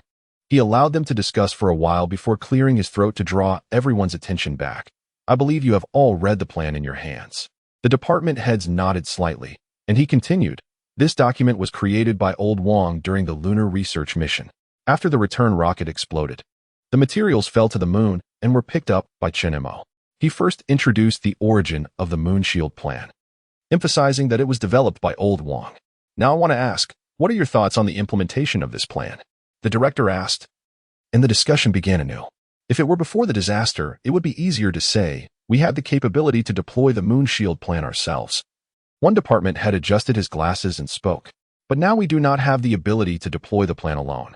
So I believe we should sign off and share this plan, and once the volcanic ash has settled, countries should work together to build the lunar interception system. Agreed. Taking it on alone is too laborious and costly. Protecting Earth should never be just East Sia's responsibility. Listening to the discussions below, the director remained silent in his positions, instead turning his gaze to Li Xiang and asking the classic question, Li Xiang, what do you think? Suddenly called upon, Li Xiang looked confused. Are you asking if the Moon Shield plan will be implemented? Of course it will, he replied with a grin. Hey, I'll definitely lend a hand when the time comes. You're thinking too much. By then, we will definitely be brought back. Old Li rolled his eyes, unsure whether to label this guy as naive or foolish. If the Moon Shield plan was already being deployed on the moon, and they were still there, it would likely mean they had already perished. Other than that, there was no other possibility. Come help me. Chen Mo didn't mind these thoughts. He was just saying it casually. What he was more concerned about was the unfortunate meteorite at the entrance. He waved to Old Li to come help. and the two of them struggled to tie a steel wire around the meteorite. Then Chen Mo climbed onto the crane. As the crane slowly started up, the meteorite was successfully pulled up, revealing the now deformed rocket mold underneath. Do you think we can hold on until the day we get home? Chen Mo suddenly asked while driving the crane to toss the meteorite far away. The lunar flash phenomenon was far too common. Today their rocket had been turned into scrap iron. Who knew if tomorrow something would fall from the sky and crush them underneath? Oldly fell silent. This time, he didn't respond as he usually would. Chapter 73. Harsh Winter Meteorite. Meteorite. It's still a damn meteorite. Ever since being left in this godforsaken place, it seems that all disasters and misfortunes have been due to this damned meteorite. Chen Mo looked at the wreckage in front of him, as if his immature and humble wishes had also been crushed into pieces by the meteorite. All he wanted was to go home. He just wanted to return to Earth. He knew how difficult it was to build a rocket, but it made him feel like he was doing something to strive for going home. But now, even this meager sense of participation had been destroyed by a meteorite. Are you okay? Oldly tentatively asked, expressing his concern for Chen Mo. I'm fine. Chen Mo replied with a smile. It didn't fall on the base, nor did it hit us. Isn't that a good thing? The glass visor of the space helmet reflected the sunlight, preventing Oldly from seeing Chen Mo's expression through the helmet. He heard Chen Mo say this, but his worry remained. The joys and sorrows of people cannot be communicated, just like this meteorite. For Oldly, it was as Chen Mo said. The meteorite hadn't fallen on the base, and neither of them had been injured or killed because of it. Although Oldly felt afraid, he mostly felt a sense of relief after the disaster. But for Chen Mo, it was completely different, because it had destroyed his rocket. Although this rocket was still just a prototype, it was also the vessel of Chen Mo's hopes for returning home. Because of this, the two had completely different attitudes towards the meteorite. Ironically, their outward attitudes seemed to have flipped. Oldly was worried, while Chen Mo smiled optimistically. Because they understood each other, Oldly was worried that Chen Mo was sad, while Chen Mo didn't want to make Oldly worry about him. On the moon, they had always supported each other through challenges. It's okay. Chen Mo looked up at the dark earth above and said, if it breaks, we can fix it and start over. Unlike his earlier forced smile for Oldly, this time he genuinely felt less sad. Although he was stuck in this godforsaken place on the moon, although disasters kept coming, although fate seemed to be like a mad dog barking at their heels, at least he was never facing all this alone. When Oldly cautiously cared for him, the disappointment and sadness from the rocket being destroyed seemed to dissipate a lot. The only regret was that if Oldly were a cute girl, it would be perfect. Unfortunately, just like Sister Zhou wasn't mute, Oldly couldn't suddenly transform into a cute girl with curves. Tilting his head to look at the balding, greasy middle-aged man in front of him, Oldly's short and stout figure looked particularly comical even in a spacesuit. TSK. At this moment, because Chen Mo tilted his head, the reflection that had previously obstructed his view was gone, allowing Oldly to see the disdainful expression behind the visor. He was completely confused, unable to figure out why the other person was looking at him with such disdain. You're insane. As Chen Mo turned to leave, Oldly couldn't help but curse in confusion. He was still worried about the other person's mental state, and this was the result. From the other person's reaction, it was clear that his mentality was not going to be an issue, but Oldly's blood pressure was gradually rising. You little brat. Explain yourself. What does that expression mean? Do you hear me? Stop right there. After realizing what was happening, Oldly angrily chased after him. The temperature had dropped again recently. It was so cold. Yes. Walking hand in hand with Xiaoan on the street, the dog raised its head and exhaled, and even though it was just mid-June, the breath it released formed a white mist. Looking up at the dull grayish sky, he knew it was all due to the volcanic ash. The massive amount of volcanic ash that had erupted entered the atmosphere, blocking the sunlight's diffuse reflection, causing temperatures on Earth to plummet. He had heard Li Xiang and the others talking about it before. If the volcanic ash in the atmosphere did not dissipate, the Earth might revert to an ice age. Global freezing. During this time, the Meteorological Bureau had launched countless dispersal missiles into the sky, trying to break up the volcanic ash and clouds so that sunlight could shine through again. Unfortunately, the effect was minimal, and they were still brainstorming for better solutions. As it stood, the Earth's temperature would continue to drop. Holding Xiaoan's hand and putting it into his pocket, the dog kindly warmed her hands. The ruins of the city were everywhere, but fortunately, the injured had all been rescued, and those who died in the disaster had been buried. All that was left was the city's reconstruction. Due to the severe collapse of buildings, many people lost their homes, leading to various tents being set up along the streets. It was manageable now, but if the cold continued like this, it would be difficult for anyone to live in the tents. Hello. We are here to sign up as volunteers. Following the street to the registration point, the dog and Xiaoan submitted their ID cards to the staff. After a brief exchange, the two received volunteer vests, marking their successful registration. Immediately after signing up, they joined the volunteer work. The newlywed couple exchanged smiles. In the face of disaster, they chose not to go on a honeymoon trip, but to engage in something more meaningful during this period. Meanwhile, at the Dongsha Space Agency, the meeting regarding the Lunar Shield project had concluded, and the result was unsurprisingly approved unanimously. They only awaited the next lunar landing plan to commence, at which point the Lunar Shield project would become the primary implementation goal. Has the Meteorological Bureau not come up with a solution yet? As he walked out of the meeting room, the director turned to ask Li Xiang. Still no good solutions, Li Xiang replied, looking somewhat troubled and sighed. The method of using missiles to penetrate the cloud layers had already been tried, but the results were minimal. The Meteorological Bureau's staff had been holding daily meetings, their heads nearly bald, just trying to come up with a solution to disperse the thick volcanic ash in the sky. It was already mid-June. Yet, Li Xiang had already put on a cotton coat. Moreover, the disasters brought by the cold were far from over. Most crops had already frozen to death. And if this continued, the first issue would be food. For a time, the cold even diminished people's interest in the moon. Chapter 74. Sunshine good people, everything seemed to return to how it was before. Old Li was still focused on taking care of the various treasures in the planting cabin, while Chen Mo, as if nothing had happened, resumed his daily maintenance of the Tiangong base before squatting at the door to work on rockets. The meteorites seemed to have no effect on them. Both of them continued with their tasks as usual.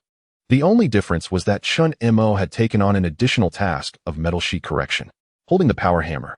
He was thumping the deformed rocket prototype that had been crushed by the meteorite, occasionally bending down to carefully observe whether the deformed parts had been corrected.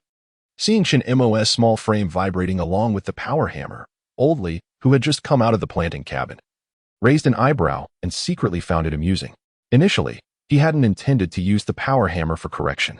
But after hammering with a regular iron hammer for an entire morning and seeing almost no change in the steel, he gave up due to his sore arms. The power hammer had strong power. When Chen Mo held it, he even had a strange illusion of being back in the Wild West, taming a strong stallion. The only difference was that he hadn't succeeded in taming it. So every time Chen Mo held the power hammer, trying to imitate Thor or anyone else, his whole body shook, resembling a stroke victim. Old Li nearly laughed himself silly beside him. What are you laughing at? Hearing Old Li chuckle, Chen Mo turned his head in confusion. Although the noise of the power hammer couldn't be heard on the moon, the vibration made Chen Mo's teeth chatter, and even speaking became difficult. He would make a clattering sound with his teeth every time he opened his mouth. In between, Chen Mo even found the humor in it. It's dead.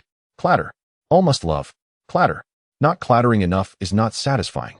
Clatter, clatter, clatter.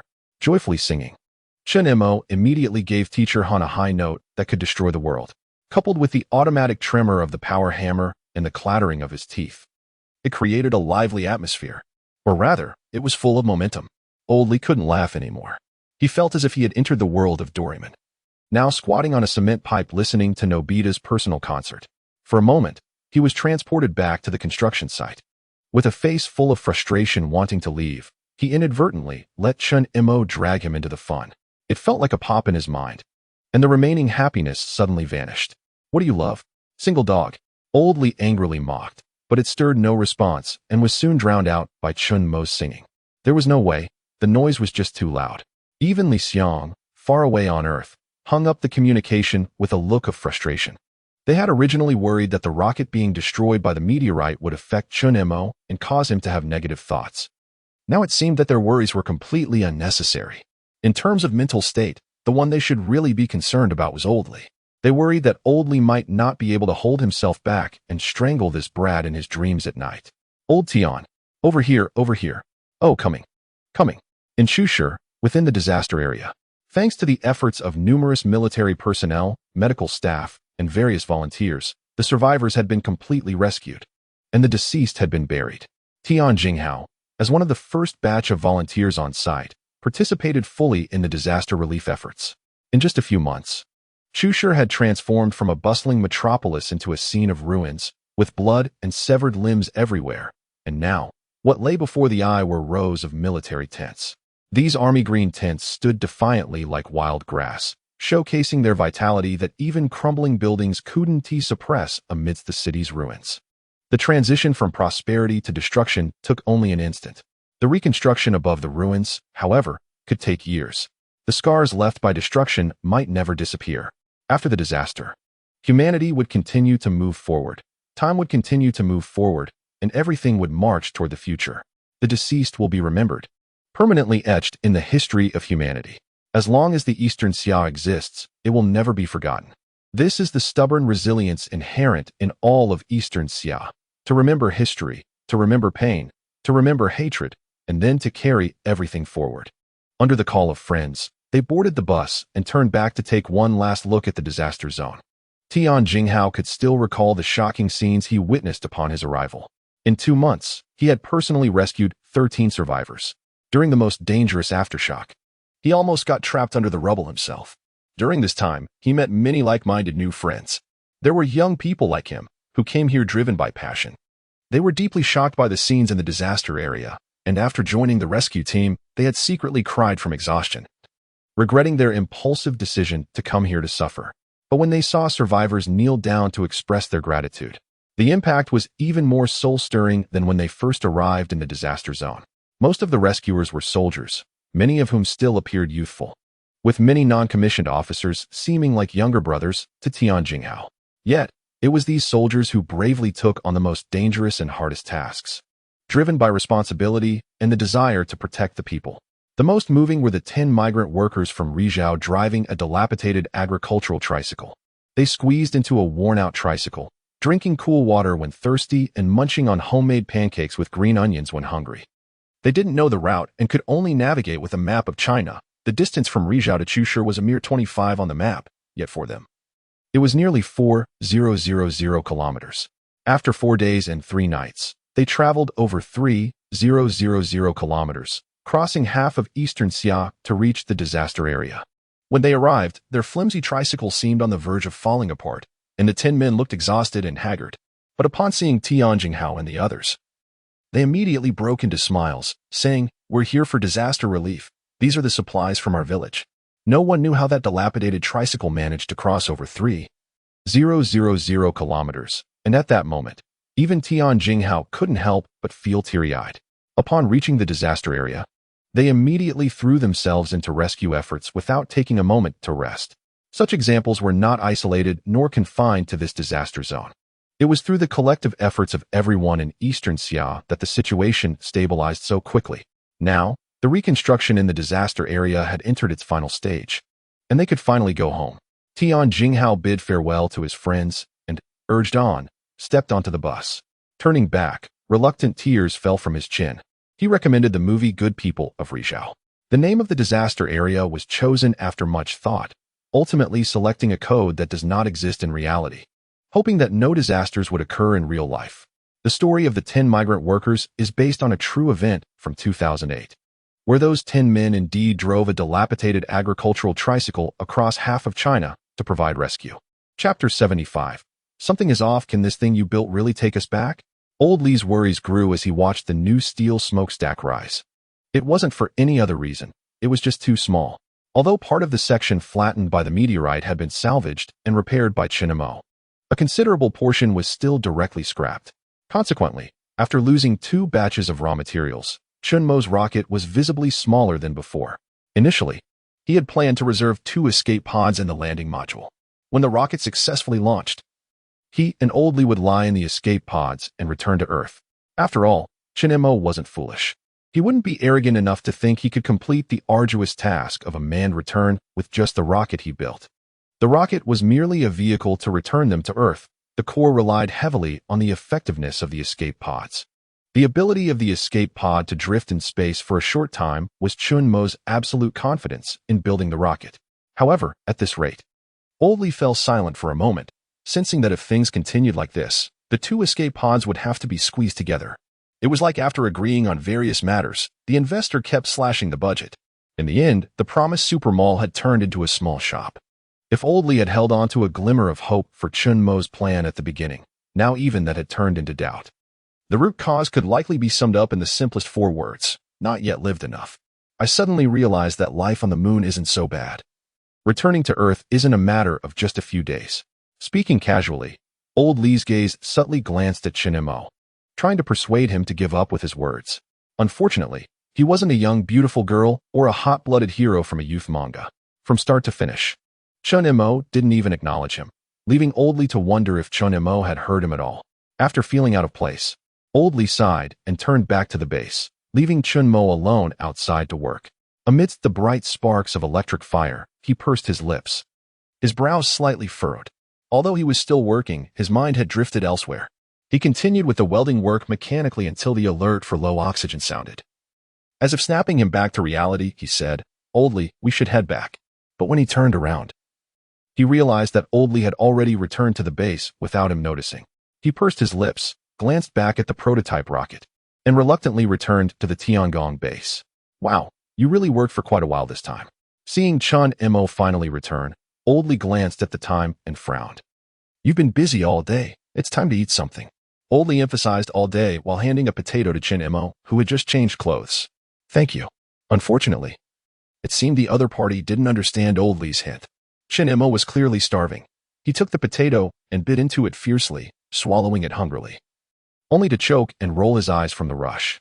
Yet, even so, he showed no intention of spitting out the potato in his mouth. After a flurry of drinking water to ease his throat, he finally managed to swallow it down, taking deep breaths of air. I said, "What?"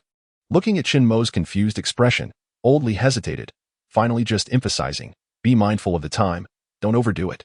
Working outdoors for extended periods, the danger level was still too high.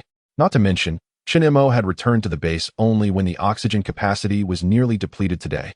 The risk of that was indeed too high. If anything unexpected happened, he wouldn't even have the chance to save himself. Chen Mo naturally nodded in agreement. He knew this kind of thing without Old Lee saying it. It was just that he had been a bit distracted today, only noticing the low oxygen alert at the very end. So he replied, "Okay, I'll be careful." Chen Mo's recent state was clearly off. Old Lee watched the surveillance in the control room while discussing Chen Mo's condition over a private channel with Li Xiang. After reviewing for a while, they found that Chen Mo had been exceptionally focused on building the rocket lately. Every day after finishing his regular work, he would go out and tinker for hours, often spending an entire day on it. "I hadn't noticed he was this invested before," Li Xiang said, his tone filled with confusion. "Yeah, it only started recently," Old Lee replied, equally puzzled. Two big men stared at the live broadcast, puzzled for a long time, and finally concluded that Chen Mo's unusual behavior was due to the impact of a meteorite. They speculated that the meteorite must have scared him, which is why he was rushing to build a rocket to get home. After saying this, both fell silent for a moment. Then, with a face full of gloom, they crossed out this ridiculous idea from their minds. Scared? Afraid? If this kid really knew fear, he wouldn't have gone alone to the far side of the moon during the polar night, nor would he have rushed to the shadow area of Antarctica, and certainly wouldn't have recklessly crossed the Bailey impact crater. What are we talking about? I'm going to sleep. Ah, okay. At that moment, Chen Mo happened to finish his work and popped his head out to greet Old Lee, then wearily returned to his room to sleep amidst Old Lee's bewildered gaze. The tension of having been caught eavesdropping hadn't even had time to manifest before Chen Mo was already yawning and leaving. Old Lee and Li Xiang looked at Chen Mo, who was clearly distracted, and they were both a bit confused. Since it wasn't fear of the meteorite, what was the reason for his obviously off-kilter state? Achoo! A sudden sneeze interrupted their thoughts. "Sorry." Li Xiang apologized awkwardly, pulled out a tissue, and blew his nose. The recent drop in temperature had been too fast. It was clearly mid-June, right in the middle of summer, yet the temperature had suddenly plummeted to over -20 degrees. With such a rapid change in temperature, even Li Xiang couldn't avoid catching a cold. He turned up the air conditioning in the office a bit more and tightened his clothing. But that cold feeling from within just wouldn't go away. No matter how many layers he wore, he still shivered with cold. "Are you okay? Do you want to take a break?" the director asked with concern as he handed over a cup of hot water. "Thank you." Li Xiang touched his forehead. "I'm fine. Just a little cold." He raised the cup in his hand. "I've already taken medicine. I just need to drink more hot water." Chapter 76. A shot for Earth. In just a few days, the rocket began to take shape. On this day, when Old Lee walked out of the base, he was startled by the iron lump at the entrance. although the scale had shrunk by at least a third compared to the original plan. Wasn't this progress still a bit too fast? You haven't rested at all? A flash of lightning caught Old Li's attention, and he then saw Chen Mo still working on the lift platform, so he incredulously repeated, "You haven't rested since yesterday?" Although both times he used a questioning tone. His expression was undoubtedly one of affirmation. Good morning." Hearing Old Li's voice vaguely, Chen Mo groggily turned his head and waved at him, then immediately focused back on his rocket-building project. "Good morning, my ass." Watching Chen Mo teetering on the lift platform, Old Li was clearly starting to get angry. Seeing Chen Mo begin to work again, he shouted in a commanding tone, "Get down here. Now. Right now?" But it seemed Chen Mo didn't hear anything and continued with his work. Old Li angrily ran to the bottom of the crane and pressed the control button hard. The lift slowly descended. Only then did Chen Mo seem to realize something, lowering his head and staring blankly at Old Li below. What's wrong?" With their helmets touching, Old Li finally reacted to the confusion in Chen Mo's eyes. He connected to Chen Mo's personal channel, and suddenly the deafening rock music pierced through Old Li's eardrum, crashing into his brain like a rampaging storm. Chen Mo's eyes were vacant, resembling a goldfish with swollen eyes, and at that moment, his space helmet felt like a fishbowl strapped to his head, with the cacophonous rock music acting like the water in the bowl. The music filled his entire helmet until Old Li connected to the channel, and the filled helmet instantly turned into two. Unfortunately, Old Li was a novice. Now, the noise made him feel like a bald goose about to be drowned. "Turn it off." The piercing sound of the electric guitar made Old Li unconsciously shout louder as he spoke. However, it was of no use. He couldn't even hear his own yelling. The music was just too loud. Old Li even began to suspect that this kid had gone deaf from the noise. Fortunately, the music soon paused. Chen Mo ultimately understood Old Li's meaning by reading his lips, suddenly realizing and hurriedly turning off the explosive rock music. The world finally returned to silence. Old Li exhaled deeply, then began to doubt whether he had gone deaf himself, which was why he couldn't hear the music. "What did you say?" "I didn't say anything." "If you didn't say anything, why are you moving your mouth?" "Oh, I was just wondering if you could understand lip reading." Old Li was on the verge of losing his temper. God knows how desperate he felt watching Chen Mo move his lips without hearing a single sound. "Are you seeking death? Why haven't you rested?" Old Li looked at Chen Mo in front of him, suppressing his anger. Although they were on the moon, their schedule had always been synchronized with Earth's. Otherwise, with the moon's 336 hours of daylight, they couldn't possibly just drag it out with the moon. This time difference would genuinely take more than their lives to endure. Likewise, it was precisely because of this time difference that it facilitated Chen Mo's all-night work. After all, the moon's daytime wasn't as dangerous as nighttime. The only thing that could limit his performance was the oxygen supply in the spacesuit. This issue was also easily resolved. He just needed to return to the base to replace the oxygen when it was running low. Old Li unceremoniously grabbed Chen Mo and headed toward the base. He had to rest, regardless of any excuses or reasons. The base door opened. Standing in the corridor, Old Li ultimately couldn't control his anger. "Do you even know what you're doing? Or do you really expect that broken thing outside to bring us back to Earth?" He looked at the exhausted and weak Chen Mo, and for the first time, he openly ripped apart this ridiculous dream, hoping to make the other realize reality. "Wake up. Chen Mo, that thing is a joke. It can't take us back. The only outcome of landing it is death in space. Even if it were completed, its strength wouldn't be enough to successfully pass through the atmosphere and land on Earth. If there was indeed a chance of success at the beginning, after experiencing 2 shortages of materials, that rocket outside could only be considered a joke." Old Li understood this, and as a mechanic, Chen Mo should understand it even better. He looked at the big boy standing in front of him and felt that he must have lost his mind. In just a few days, in order to build the rocket as quickly as possible, Chen Mo had completely disrupted his biological clock. On average, he only slept twice in 5 days, spending all the other time on that unfortunate rocket. In just a few days, Chen Mo had visibly lost weight, and his entire being had become haggard from overexertion. Building this rocket was something that, in fact, no one had taken seriously. Even more so, the situation outweighed the significance.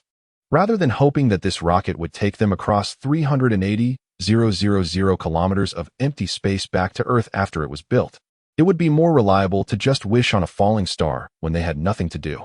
After all, no one could say for sure which falling star might grant their wish. 2 people take some time each day to work on building a rocket, treating it as a way to feel more engaged while waiting to go home.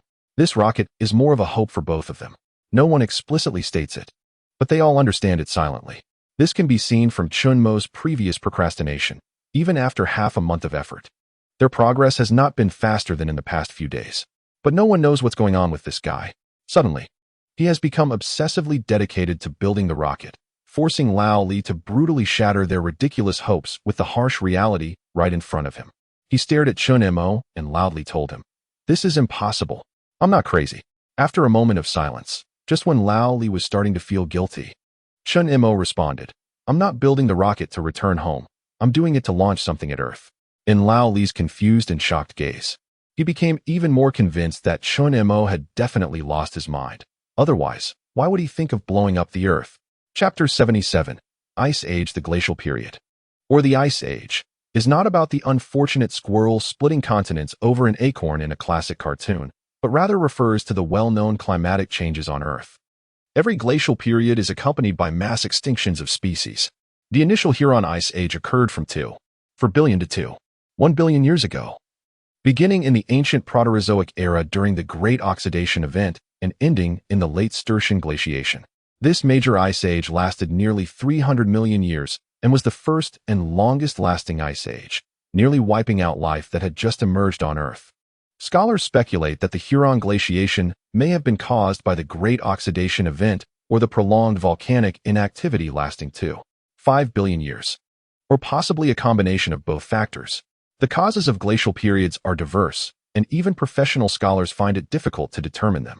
The only certainty is that every major ice age poses a catastrophic threat to the species on Earth, even for modern humans who have explored technology. Facing the prolonged freezing of the Huron Ice Age lasting hundreds of millions of years would undoubtedly lead to extinction. Now, due to volcanic ash entering the stratosphere and blocking sunlight, humanity is facing the impending arrival of another ice age. Don't think it's absurd. In fact, similar situations have occurred during Earth's prehistoric times. During that period, numerous volcanic eruptions occurred worldwide, with volcanic ash shooting into the sky and entering the stratosphere, blocking sunlight and causing rapid cooling of the Earth's surface. The temperature could drop by up to 45 degrees daily, and soon temperatures on land fell below 5 to 10 degrees of the ocean surface temperature. From the onset of volcanic eruptions to the complete freezing of the oceans took only about 2 months, but waiting for most of this ice to melt took millions of years. This phenomenon has occurred 3 times, and humanity is now experiencing the 4th. The cause of such large-scale volcanic eruptions is asteroid impacts on Earth. Therefore, to completely eliminate similar disasters, the only way is to intercept asteroids, which also indirectly highlights the importance of the Lunar Shield project. Of course, these are all discussions for later. What's most important now is to figure out how to address the heavy volcanic ash in the sky, at least to come up with a way to alleviate the ongoing temperature drop. So how does this relate to your desire to blow up the Earth? Lao Li looked at Chen Mo, who was earnestly explaining the basics of the glacial period, and was left with nothing but confusion. He simply couldn't understand the connection between the glacial period and Chen Mo's desire to launch something at the Earth.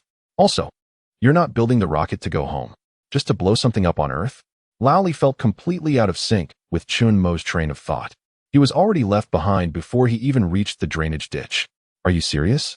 Looking at the still confused Lao Li, Chen Mo couldn't help but roll his eyes. I'm not going to blow up the Earth. I'm targeting the volcanic ash in the stratosphere. He sighed and patted Lao Li on the shoulder, his tone filled with helplessness. I want to create an opening in the volcanic ash over Earth. What? Lao Li looked at Chen Mo, who was tired and leaving, in shock. In fact, he wasn't the only one shocked. When Chen Mo said this, the director of the Eastern Xia Aviation Bureau immediately called the Meteorological Bureau. The recent temperature drop had become increasingly severe, and the Meteorological Bureau was almost losing their hair over the volcanic ash in the atmosphere. The method of using missiles to break through the cloud layers was completely ineffective because ordinary lightweight missiles couldn't penetrate the volcanic ash, and the explosions were completely ineffective against the thick ash. Although volcanic ash has ash in its name, it is nothing like ordinary dust. Rather, it consists of small particles made up of rocks, minerals, and volcanic glass fragments. Therefore, to break through the heavy barrier in the sky and allow sunlight to shine through again, they need a more violent method. For example, could a rocket fly in from 380,000 kilometers away from the moon using acceleration? When the Meteorological Bureau director heard Chen Mo's plan, He was so excited that he jumped up from his chair. What does it mean when a sleepyhead is gifted a pillow? Chen Mo not only brought the pillow but even helped lay out the bed. Great.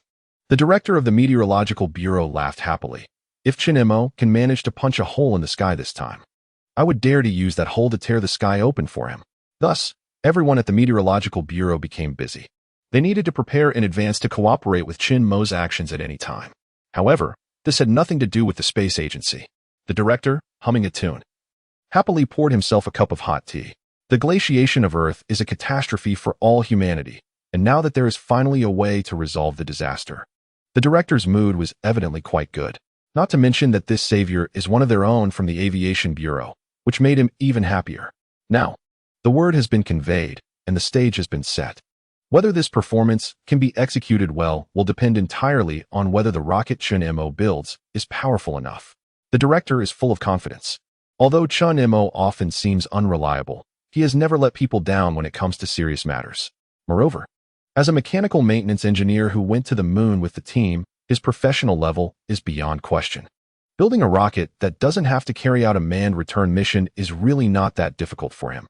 It's at least much simpler than growing potatoes. The only concern is the progress, which has been compensated for by Chen Mo's crazy overtime work. So they just need to wait. Wait for this long sword to be successfully forged. Wait for it to tear through the gloom of the sky. The temperature keeps dropping. The director opened the window, extended his hand to feel the outside temperature, his eyes filled with worry. Chen Mo, your progress needs to be faster. In the disaster-stricken areas, buildings have collapsed, and the affected people are living in makeshift tents. Under the current harsh conditions, these tents are no longer suitable for habitation. Not to mention that as time goes on, global temperatures continue to drop. Right now, living in tents is merely uncomfortable. In a few days, there may be cases of frostbite among the injured. It is no exaggeration to say that the progress of Chen Mo's rocket construction is directly linked to the lives and safety of countless disaster-affected people. He knows this himself. So that's why they overdraw their energy to work overtime like this. Chapter 79, Why Sleep Long in Life? Although still very tired, Chen Mo dared not sleep too long. The 3-hour timer ended, and the alarm rang incessantly until a bony hand patted his head, finally quieting down. Chen Mo, sitting on the edge of the bed with bleary eyes, was indeed awake, but his brain had not rebooted successfully, making him look particularly dazed. Not sleeping was actually fine. But now that he had slept and still felt insufficiently rested, it was making him feel frustrated to the point of wanting to go crazy. However, he couldn't avoid sleep. If he didn't rest, his body wouldn't be able to handle the upcoming work. Sitting on the edge of the bed in a daze, a feeling of exhaustion akin to kidney deficiency swept over him from head to toe, and just when he wanted to relieve it through massage, it began to ebb and flow, making him feel inherently frustrated and uncomfortable. Rockets, oh right. Building rockets. With the key prompt, the password input was successful, and only then did his brain truly reboot. Forcing himself to stand up, he took a reluctant glance back at his beloved bed. Why sleep long in life? After putting on his spacesuit and holding the helmet, Chen Mo was immediately silenced by Old Li covering his mouth. You little brat. With hundreds of episodes of Conan watched, countless scenarios of being assassinated in space flashed through Chen Mo's mind in that instant. A locked room murder? Yes. What could be a more perfect locked room than the moon? So truth, could you please say something auspicious? With one hand covering Chen Mo's mouth, Old Li said with deep concern. The pressure of surviving on the moon was already immense, and this guy couldn't stop spewing negativity. It was really very negative energy. At the very least, it made others feel very negative. The stress itself would cause hair loss. And Old Li could clearly feel his hair thinning even more during this time. Every time he washed his hair, he would secretly wipe away tears while looking at the hairs on the towel in the dormitory. The Moon Detective's reasoning debut was instantly shattered. When Chen Mo realized what Old Li was referring to, he suddenly also recognized that his words did seem a bit unlucky. So he immediately repented and raised his hand again, striking a powerful pose, and said, "The wind is howling, the waters of the River are cold." Reciting the line with intonation and closing his eyes, he indeed felt a bit of the inexplicable momentum of Xiangyu, the overlord of Western Chu. However, paired with this guy's 2 oversized dark circles, it looked particularly comical. Moreover, Old Li, leaning against the wall, felt his blood pressure rising.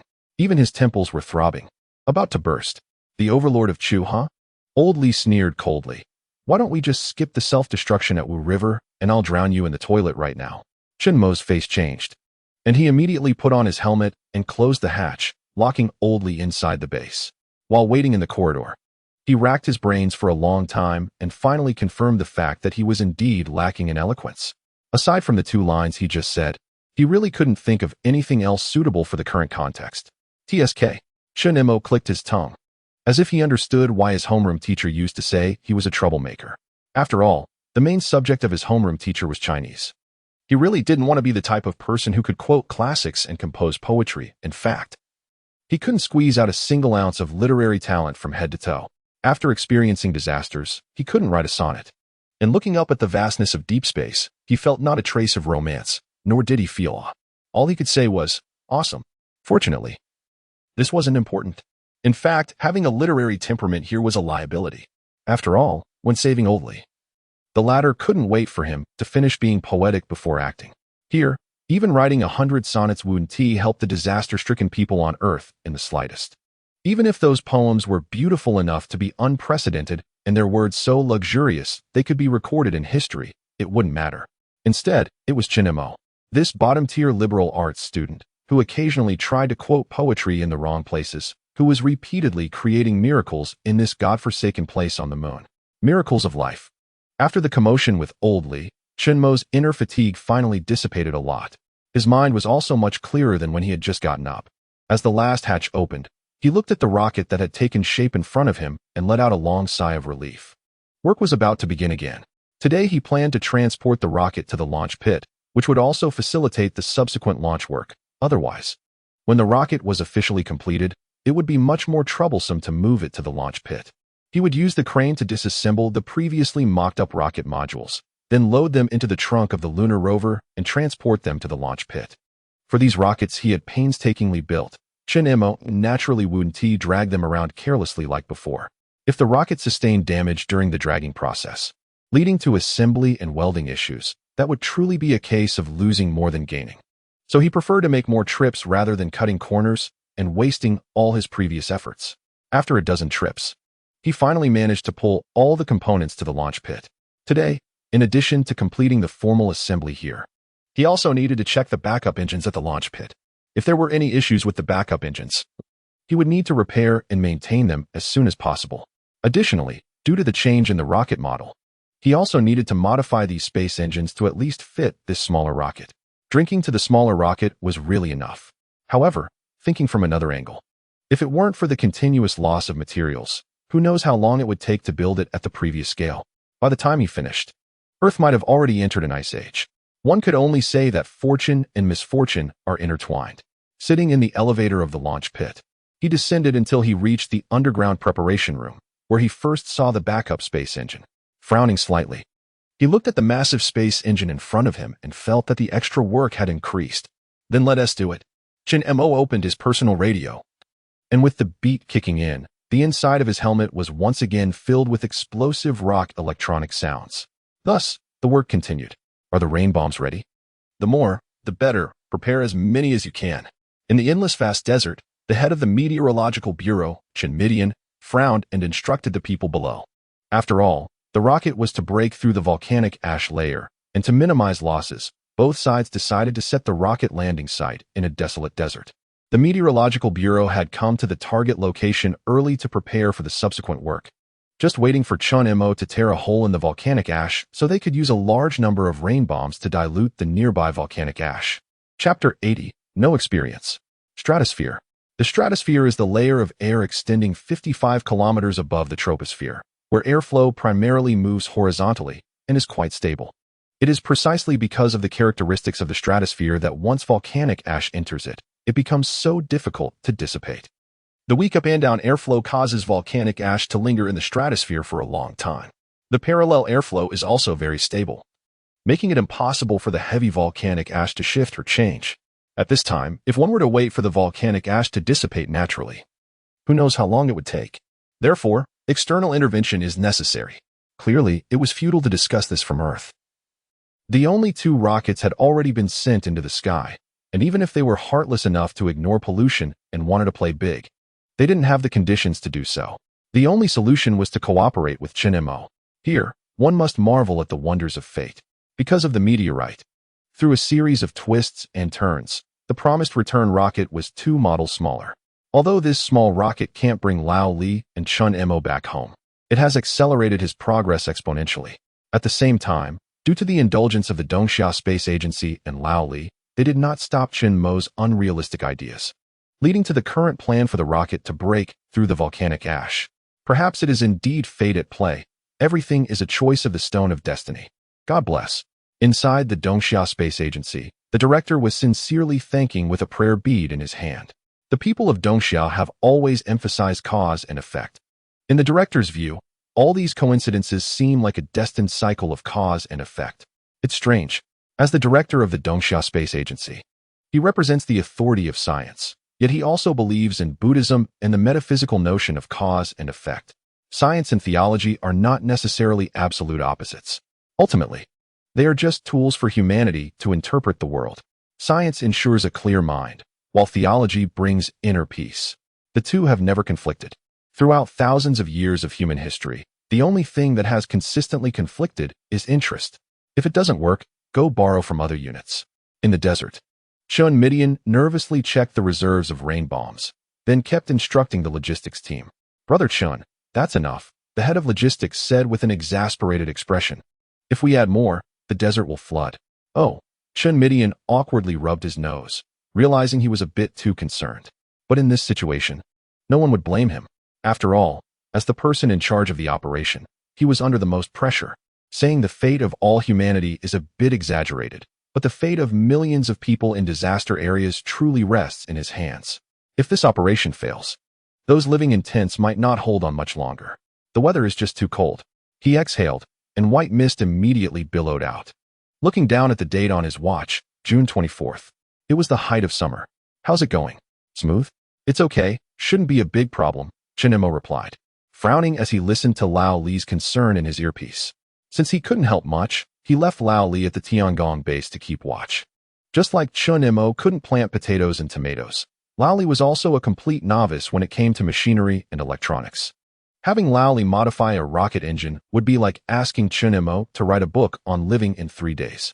Chen Mo couldn't possibly write such a top-tier literary work, and Lao Li certainly wouldn't understand the difference between a rocket engine and a diesel engine. So rather than having him come over and complicate things, it was better for him to stay home and take care of those tomatoes. Carefully comparing the interfaces of the rocket engine with a laser measuring tool, Chen Mo spent half a day tapping, cutting, and welding, finally reducing the interface size. He didn't need to make any changes to the engine's power components. He just needed to adjust the interface size so that this big guy could successfully connect to his small rocket. This made the work much simpler. As long as the final dimensions didn't have any issues, it would be fine. Otherwise, if the rocket and engine connection weren't secure, Chen Mo would end up with an engine flying chaotically on the moon. Just thinking about that scene was a disaster. He shivered, and so he measured and calculated even more carefully. It must be ensured that everything fits perfectly. Lao Li, do you think we can succeed? Chen Mo asked, knowing that Lao Li was definitely watching him from the control room. I don't know, but just do your best, Lao Li replied immediately as he guessed. He had been sitting in the control room for a long time, but worried about interrupting Chen Mo, he had kept silent. He could hear the tremor in Chen Mo's voice and understood just how much pressure he was under. After all, the fate of hundreds of millions of people was tightly tied to this rocket. As the only savior, the pressure Chen Mo had to bear was unimaginable. It was his first time being a savior, and he really had no experience. He took a deep breath, although it was a joke. His tone still carried a strong sense of worry. It wasn't a lack of confidence. If he were unconfident, he wouldn't have actively proposed this plan in the first place. He was just worried. He didn't even know what he was worried about, but he was very anxious. Worried about failure, worried about accidents. Worried that the rocket wouldn't reach Earth, worried that this thing wouldn't break through the volcanic ash. He was confident that he could definitely build a rocket. But what happened after the rocket launched was completely out of his control. It's okay, after this, you'll have experience, Lao Li joked along with him. And the two of them awkwardly laughed in the voice chat, trying to ease their tense emotions. After detailed measurements, confirming that the connection point of the rocket engine had been completely modified, Chen Mo pressed the elevator button to slowly rise to the surface. The engine issue had been resolved, and next, he needed to reassemble and weld the transported rocket components. The subsequent finishing work could be done at the launch pit. The sparks from welding flickered again, and Chen Mo's expression became serious. When he was truly working, all unnecessary emotions were cast aside, and he devoted himself entirely to the welding in front of him. In the live broadcast room, everyone watched as Chen Mo, rarely without making jokes, was focused. Under the announcement of the Dongxia Space Agency, everyone knew what Chen Mo was doing and understood the pressure he was currently under. Chapter 81. A Great Victory in the Fandom. In the desolate white desert, the pitch-black sky was filled with brilliant stars. The huge sun was dazzling and bright, coldly observing everything in the galaxy, whether it was survival or destruction. Zila. A flash of electricity passed over the massive steel structure of the launch pit. Chen Mo stood on the steps. Even his hand holding the welding gun was trembling. At this moment, when the fate of all humanity was tied to one person, even someone as optimistic as Chen Mo found it hard to remain calm. Don't be nervous, Chen Mo. Relax. Don't be nervous, you can do it, he muttered to himself, trying to hypnotize himself with words. Unfortunately, the effect was very limited. His hand holding the welding gun still shook continuously, and even the welds began to turn crooked. Fortunately, he was currently welding the outer shell of the rocket, where the precision requirements weren't so strict. Otherwise, he might have to grind off the welds and redo them. Chen Mo, what's wrong? It's just making a rocket. You can definitely handle it. Of course I can handle it. Hearing Lao Li's clumsy comfort in his earpiece, Chen Mo rolled his eyes in exasperation at his low emotional intelligence. No wonder he and Dr. Liu had been childhood friends into their 30s and still remained so. His way of comforting people was simply suffocating. When had he ever worried about not being able to build a rocket? However, after Lao Li distracted him like this, the pressure that had been weighing on him seemed to dissipate a lot. At this moment, he finally realized that his trembling hands didn't seem to be due to nervousness. Instead, they were a result of severe physical exhaustion. Just thinking about it made sense. Building a rocket was itself a task that required complete focus. Not only was the workload immense, but the precision requirements were also extremely strict. Chen Mo had been working continuously for more than 20 hours over the past few days, only getting 3 hours of sleep. The toll on his energy was at an exaggerated level, not to mention his hands trembling. The fact that he didn't faint on the spot was a testament to his strong will and good physical condition.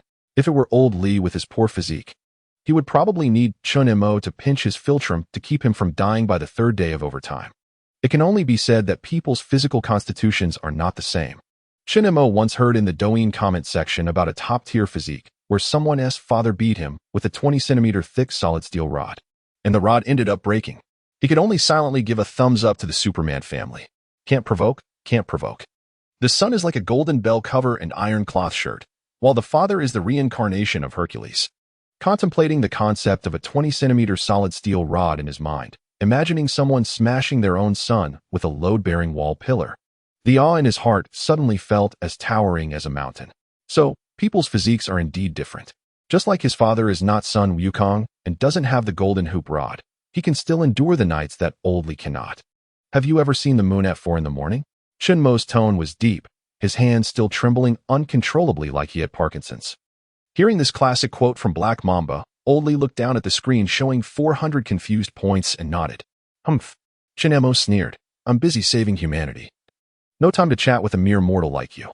The sound of gritted teeth came through the headphones, but it was drowned out by the replayed upbeat music. Old Li took a deep breath, suppressing the urge to chop Chen Mo to death and holding back a torrent of curses. For humanity, let's endure. Just consider it a favor for me. On Earth, Li Xiong hurried to persuade old Li and set up a way for him to step down. Otherwise, given old Li's current state, he was genuinely worried that his high blood pressure would provoke Chen Mo. In fact, Li Xiong had a point. For humanity, on the forum, the Meteorological Bureau had long revealed the truth about the recent drop in temperature and also disclosed the efforts they had made all along. They did not choose to cover up the truth, but openly made it public. Although it would cause temporary turmoil and panic, the consequences would surely be much better than hiding the truth from the masses. The public is not foolish. There would definitely be people who understand the reasons for the drop in temperature and the fact that a major ice age is approaching.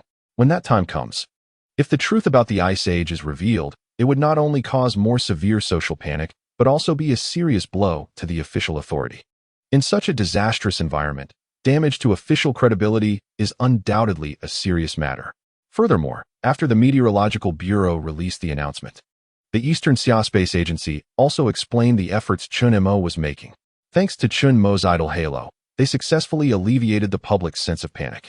After all, both the Eastern Xia Space Agency and the Meteorological Bureau were too distant for ordinary people, much less relatable than Chen Mo, whom they could see every day.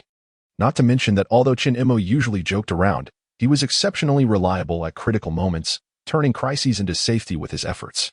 In everyone's hearts, he had already become a mascot-like presence. Humanity always chooses to believe in those who feel closer, let alone when that closer party is a mascot. The sense of security instantly doubled. Thus, when the Eastern Xia Space Agency brought Chen Mo into the spotlight, the previously brewing social discourse immediately calmed down. The power of an idol was revealed. Various conspiracy theories had not even had time to ferment before being chased down and forced to delete posts and apologize by Chen Mo's dedicated fans. A great victory for the fan culture. The elders stationed in the capital snorted coldly, surveying the others in the conference room without saying much. However, just this glance made some people break out in cold sweat behind him. Ban Chen Mo? The elder's cold snort held a hint of arrogant satisfaction. Fortunately, I have a discerning eye. Otherwise, if I had listened to slander, how could this wave of social discourse have been resolved so easily? When an idol is no longer a derogatory term, the energy they can exert will definitely surprise people. The only regret is that Chen Mo has no real talents. He can't wear suspenders while winking and claiming he can sing, dance, and play basketball. He's just a small mechanical repairman, at most able to perform a rocket launch on the spot. Thus, on the steel-structured launch pad, Chen Mo continued his welding work with trembling hands. He had clearly started to relax. Although the welds might look a bit ugly due to his shaking hands, they were still firmly secure. Moreover, he only needed to ensure that this thing could successfully fly back to Earth. The rest could be left to acceleration. Chapter 82. Launch. Heavy breathing echoed in the communication channel. The ear-piercing rock music that had been playing in his ears had long been turned off. Under Chen Mo's overworked efforts, the rocket's assembly in the launch pad had been completed, with the final 2 booster rockets also assembled under Chen Mo's control. After confirming that there were no issues with the rocket assembly, only the final tasks remained before launch. Standing on the ground, his body visibly swayed before he steadied himself. A moment of darkness in front of him was accompanied by a feeling of weightlessness, though it lasted only a brief instant. It still left old Li and the viewers watching the live broadcast feeling a wave of fear. "Don't worry, I'm fine," as if sensing everyone's concerns. Chen Mo weakly smiled and comforted them. He was fine.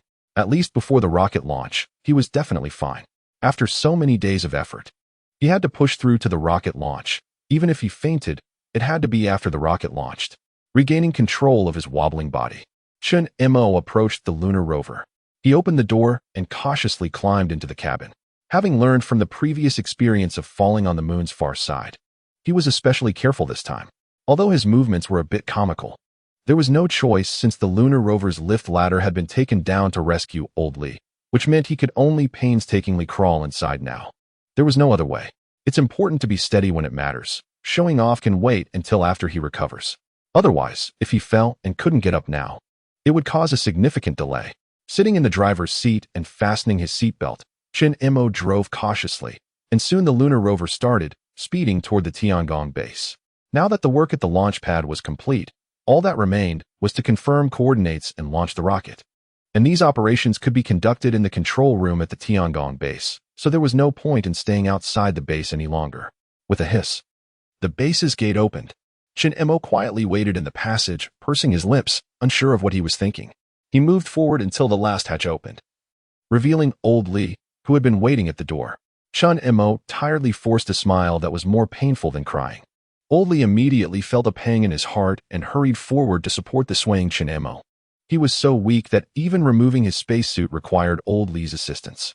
Silently watching the crutches old Li handed over, Chen Mo raised an eyebrow, glancing at old Li, who was full of encouragement, and moved his lips without saying a word. Who would have thought this guy would be so considerate? Even preparing crutches for him in advance? That's really enough. In the eager gaze of old Li, Chen Mo let out a long sigh, raising his trembling hands to indicate that he was completely incapable of using crutches. To be honest, I'd rather walk back on my own than use crutches. Chen Mo was almost amused by this old guy. Although his legs were sore, they were not to the point where he couldn't walk at all. It was just his hands that were really tired and trembling. He had been carrying the welding machine for a full 20 hours outside, not to mention the detailed welding work he had to do. By the time he put down the welding gun, Chen Mo even felt that he could hardly make a simple fist anymore. Now Old Li was asking him to use crutches? If he could lift them. He really wanted to swing one around and break Old Li's good leg. What are you dawdling for? Help me over there. Oh, okay. One could only say that Old Li was indeed flustered with concern. He was so worried about Chen Mo's condition that he even brought crutches to help him conserve energy. But he forgot about the awkward situation where Chen Mo might not be able to use them, carefully supporting him from the side. The two slowly made their way to the control room. It's okay to go a bit faster. I'm just a bit tired, not about to die. After taking a deep breath, Chen Mo realized that Old Li had clearly misunderstood his condition, so he seriously emphasized to him that he was just too tired. He wasn't severely injured or turned into a rubber doll. Old Li didn't need to be so gentle and careful. In fact, even if he dragged himself to the control room, it would be fine. Chen Mo's tone was somewhat helpless, but he didn't sound impatient or blameful. He knew very well why Old Li was acting this way. It was all due to his excessive worry for him. Fortunately, after hearing Chen Mo's words, Old Li finally realized his misunderstanding. He immediately felt embarrassed and started to apologize. Stop being so fussy like a woman, you brat. Old Li puffed up his cheeks and glared, but unfortunately, in the current situation, he had no intimidation factor at all. Upon entering the control room, Chen Mo sat down in a chair and put on his headphones. Li Xiong? I'm here. The ever-patient Li Xiong answered from the channel. Chen Mo's expression was serious as he deftly operated the instruments in front of him. With his movements, the launch pit slowly opened, revealing the makeshift rocket standing inside. It had no embellishments or paint. Some polished areas reflected sunlight with a shiny bare steel color. But none of this mattered. As long as it could fly. It could be ugly. After confirming the coordinates with Li Xiong again, Chen Mo input the coordinates on the control screen. Let's go. Whether to launch or not was entirely up to him, so he simply omitted the countdown. After the launch pit fully opened and the rocket slowly ascended, Chen Mo pulled the throttle, suddenly letting out a howl that almost made Old Li fall off his stool. And then the engine ignited. Liquid hydrogen and liquid oxygen mixed and ignited, accompanied by a massive amount of white steam evaporating. The rocket gradually ascended under the thrust of the engine, heading straight for the earth above. Watching the rocket soar away, Chen Mo was stunned for a moment before suddenly shouting excitedly. It worked. Yes. The rocket that Chen Mo had single-handedly built really launched successfully at that moment. The previous worries and tension finally vanished, and Chen Mo entered a state of exhilarating relief. He shouted and vented all his suppressed feelings and anxiety. Although he had been confident, no one could be sure whether it would succeed until it actually launched. The pressure on Chen Mo had been immense, concerning countless disaster-stricken people on Earth. Fortunately, all the efforts had not been in vain. Without atmospheric obstruction, the rocket quickly disappeared from the two's sight after ascending. Next, it would cross the vast universe until it successfully entered the Earth's atmosphere. All Chen Mo and Old Li could do was pray to the stars. Chapter 83, Really Immature. Hey, recently, my screen time has obviously decreased. There's no helping it. It seems like no one likes you, and some even say you're disgusting. In a desolate gray-white desert, Mr. Muscle held a space helmet in one paw and skillfully brought a lit cigarette to his mouth with the other. Pure white smoke rings flowed from his mouth, slowly drifting upward. Chen Mo was beside him, also mimicking Mr. Muscle by holding a space helmet. The two of them chatted like this. It seemed they had been talking for a long time. From the birth of the universe to atomic theory, from the 4 seasons to the sea breeze, from the Alps to the zodiac signs. Most of the time, the kangaroo talked freely while Chen Mo quietly listened. Until, in a daze, he suddenly became confused and asked Mr. Kangaroo, why don't we need to wear helmets on the moon? And why is there a kangaroo model spacesuit? Finally realizing what was going on, Chen Mo looked shocked at the kangaroo in the spacesuit, his pupils shaking wildly. Mr. Muscle did not speak. Still smoking and looking ahead, his gaze deep and gentle. He said, with a low and sexy voice, the magnetic tone making one feel fond of him. What the heck? Why can a kangaroo talk? Waking up from a dream, Chen Mo looked at Old Li, who was also bewildered, and paused for a moment. Turning his head to look at the familiar surroundings, he realized that he had just had a very absurd and bizarre dream. Did you have a nightmare? Old Li asked curiously. No, not really. Chen Mo sat on the bed, seemingly immersed in the dream he had just had. Actually, it wasn't a nightmare. Old Li shrugged, clearly uninterested in the content of the dream. He just needed to know that Chen Mo was dreaming and not unwell. How long did I sleep? Actually, not long. Old Li looked down at the time and told him, 25 hours, 13 minutes, and 20 seconds. Now it's 21 seconds. Just a little over a day. For his previous state, that really wasn't too long. After all, under immense pressure and exhaustion both physically and mentally, Chen Mo indeed needed to rest well. You carried me in? Yeah. Chen Mo's last memory was just of successfully launching, followed by a few excited shouts. After that, it was like a blackout. He had no impression at all. In fact, it was indeed like that.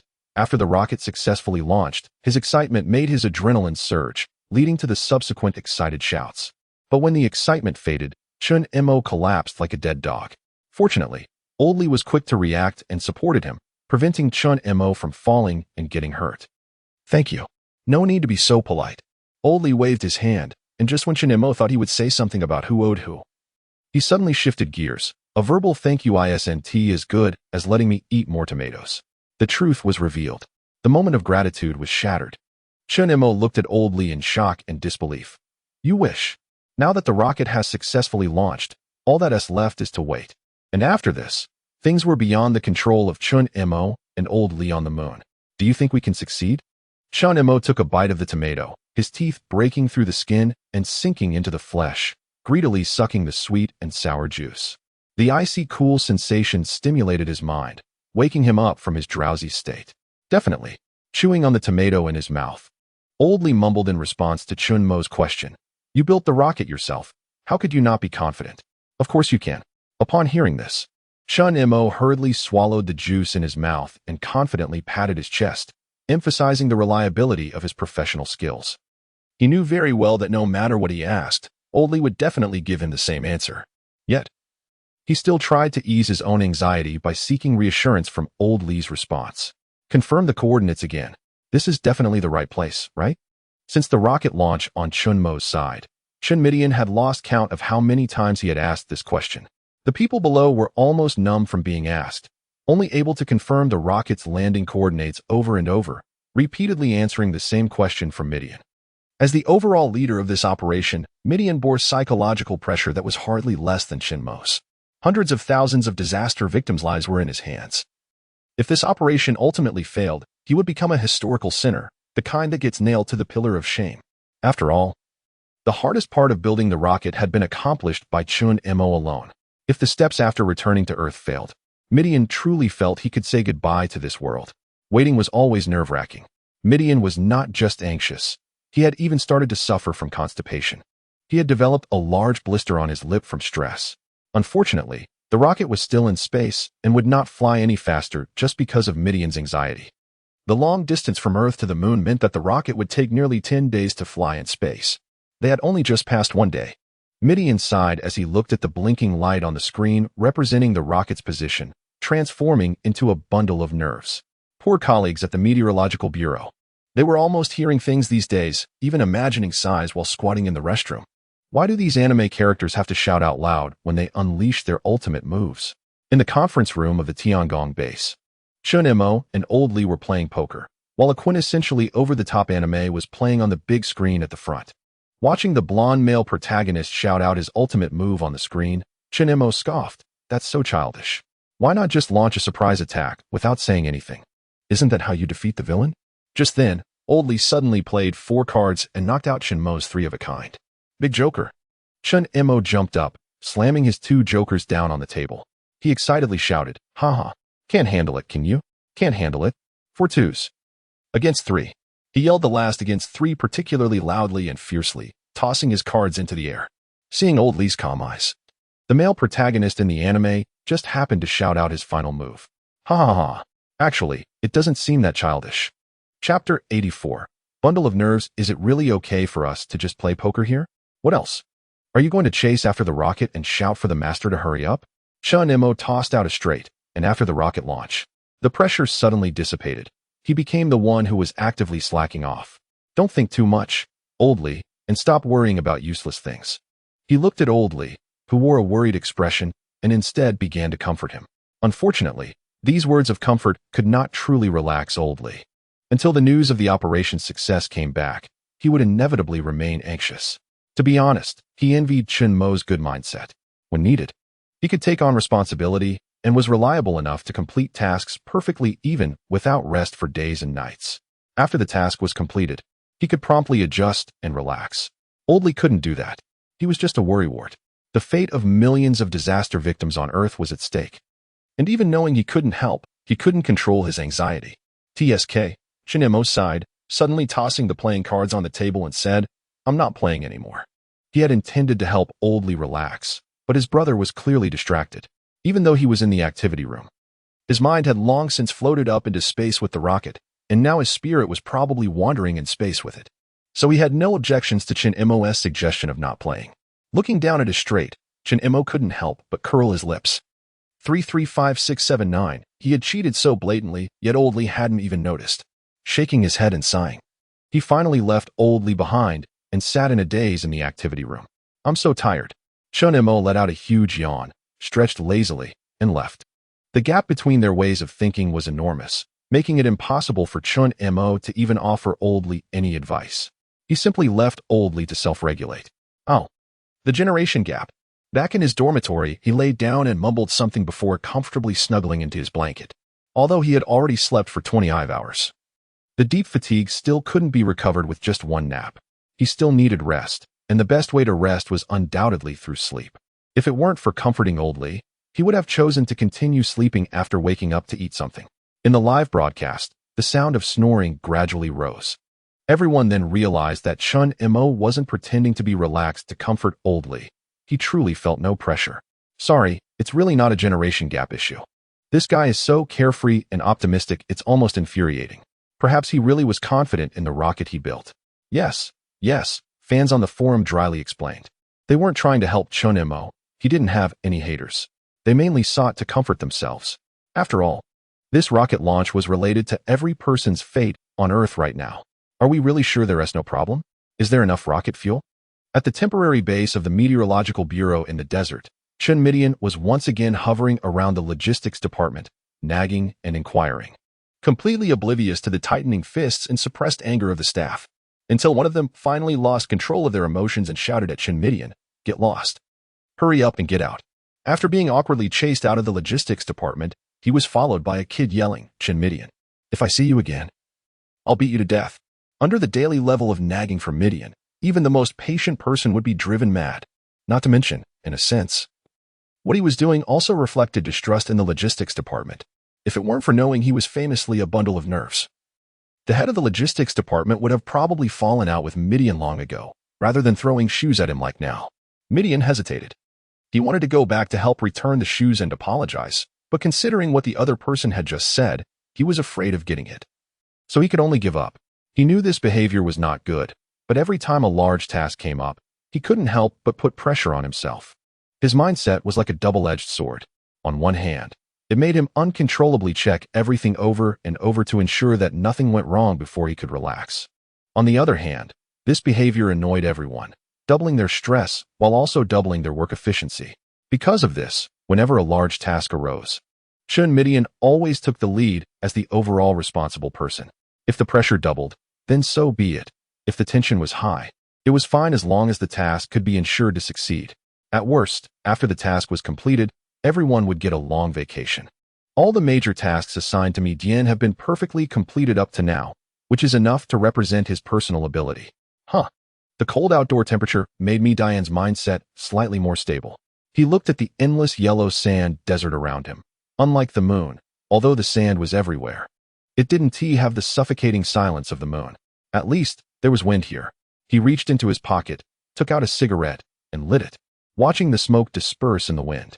Midian looked up at the gray and white overcast sky, hoping that in the next second, a burning flame would tear a hole in the sky. He chuckled to himself. He still had to wait at least another week for the rocket to arrive. But he couldn't wait any longer. He was eager to tear apart the gloomy canopy above him and let the sunlight shine back into the earth. As the wind and sand began to rise, Midian squinted at the sky. "Brother Chen, it's time for your medication." "Hey, coming." The nurse poked her head out of the tent, looking somewhat speechless at Midian, who was looking up at the wind with blisters all over his mouth. Gently squeezing ointment onto her finger, she carefully applied it to Midian's lips. The nurse's fingers were cold and soft, and the moment her fingers touched me Diane's lips, both of their faces turned slightly red, but the application of the ointment continued. The nurse's fingers gently stroked me Diane's lips, and her cheeks flushed with shyness, making her look charming and alluring. Dian looked at the beautiful girl in front of him, feeling restless. Can't I just do this myself? He asked awkwardly as the application finally ended, his face flushed. He was met with a firm denial from the girl. Of course not. This must be applied by a professional. He watched as Dian stumbled away as if fleeing for his life. The nurse shrugged off her previous shyness, humming a tune with a flushed face, looking quite pleased. Humph. Chen Dian, I still don't believe I can't get you. Chapter 85, Mud Rain Northwest Desert. Endless yellow sand. The sand was swirling in the air, carried by the wind, and if one wasn't careful, they would be blinded by the fine dust. At this moment, inside the temporary station of the Meteorological Bureau, everyone looked serious and hurriedly busy. 10 days flew by in an instant. In 2 hours, the simple rocket built by Chen Mo would make its first contact with the atmosphere. Watching the red light dot on the monitor representing the rocket, Chen Dian pressed his lips together and said nothing. However, his tightly clenched right hand was turning white from the excessive force, proving that he wasn't as calm as he appeared. The rocket was about to land. Uncharacteristically, Chen Dian didn't continue to nag. Instead, he became unusually steady, which puzzled the logistics team. These days, they had almost been driven to fear his nagging, to the point where they felt they could hear hallucinations when passing by him. What are you looking at? Go to your work. Puzzled by the logistics head who was daydreaming beside him, Chen Dian irritably sent him back to his post. Normally, a few nagging words could be overlooked, but during formal work, he wouldn't add unnecessary pressure to his colleagues because of such things, especially during large tasks. The psychological pressure everyone already bore was significant. If he continued to nag, it would obviously add more pressure. So during such times, he preferred to bear the pressure himself. Because of his usual intense pressure, when the rocket was really about to land, his colleagues' mindset had surprisingly relaxed instead. Train troops for 1,000 days. Use them for a moment. Only Chen Dian was nurturing everyone's mentality. In the desert, Dian was preparing with the Meteorological Bureau staff. Meanwhile, the Dongxia Space Agency was also busy. Has the Rocket Control Authority been successfully taken over? Are the coordinates confirmed? How long until we break through the atmosphere? In the control room, Li Xiang looked at the map on the big screen and fired off 3 urgent questions. After receiving affirmative feedback from the operators, he finally sat down in his chair and opened his laptop. This operation was a joint effort between the Moon, Dongxia Aerospace Agency, and Dongxia Meteorological Bureau. Although the initiator was Chen Mo, without the cooperation of Li Xiang and others, this mission would obviously not be completed. The detailed implementation plan was, Chen Mo built the rocket on the Moon and launched it towards the coordinate location. Once it reached near the atmosphere, the Dongxia Aerospace Agency would take over control with satellites, responsible for breaking through the atmosphere and volcanic ash, ultimately landing at the designated target. Finally, the Dongxia Meteorological Bureau would wrap things up by launching rain bombs at the breach to dilute the thick volcanic ash in the stratosphere. This was also the reason the final implementation site was chosen in the Northwest Desert. One reason was that when the rocket broke through the volcanic ash, it was highly likely to lose control and crash. If it were in a city, it would cause severe damage. More importantly, if the rain diluted the volcanic ash, the dirty rainwater mixed with glass and fine particles would fall, posing a serious threat to human health and water sources.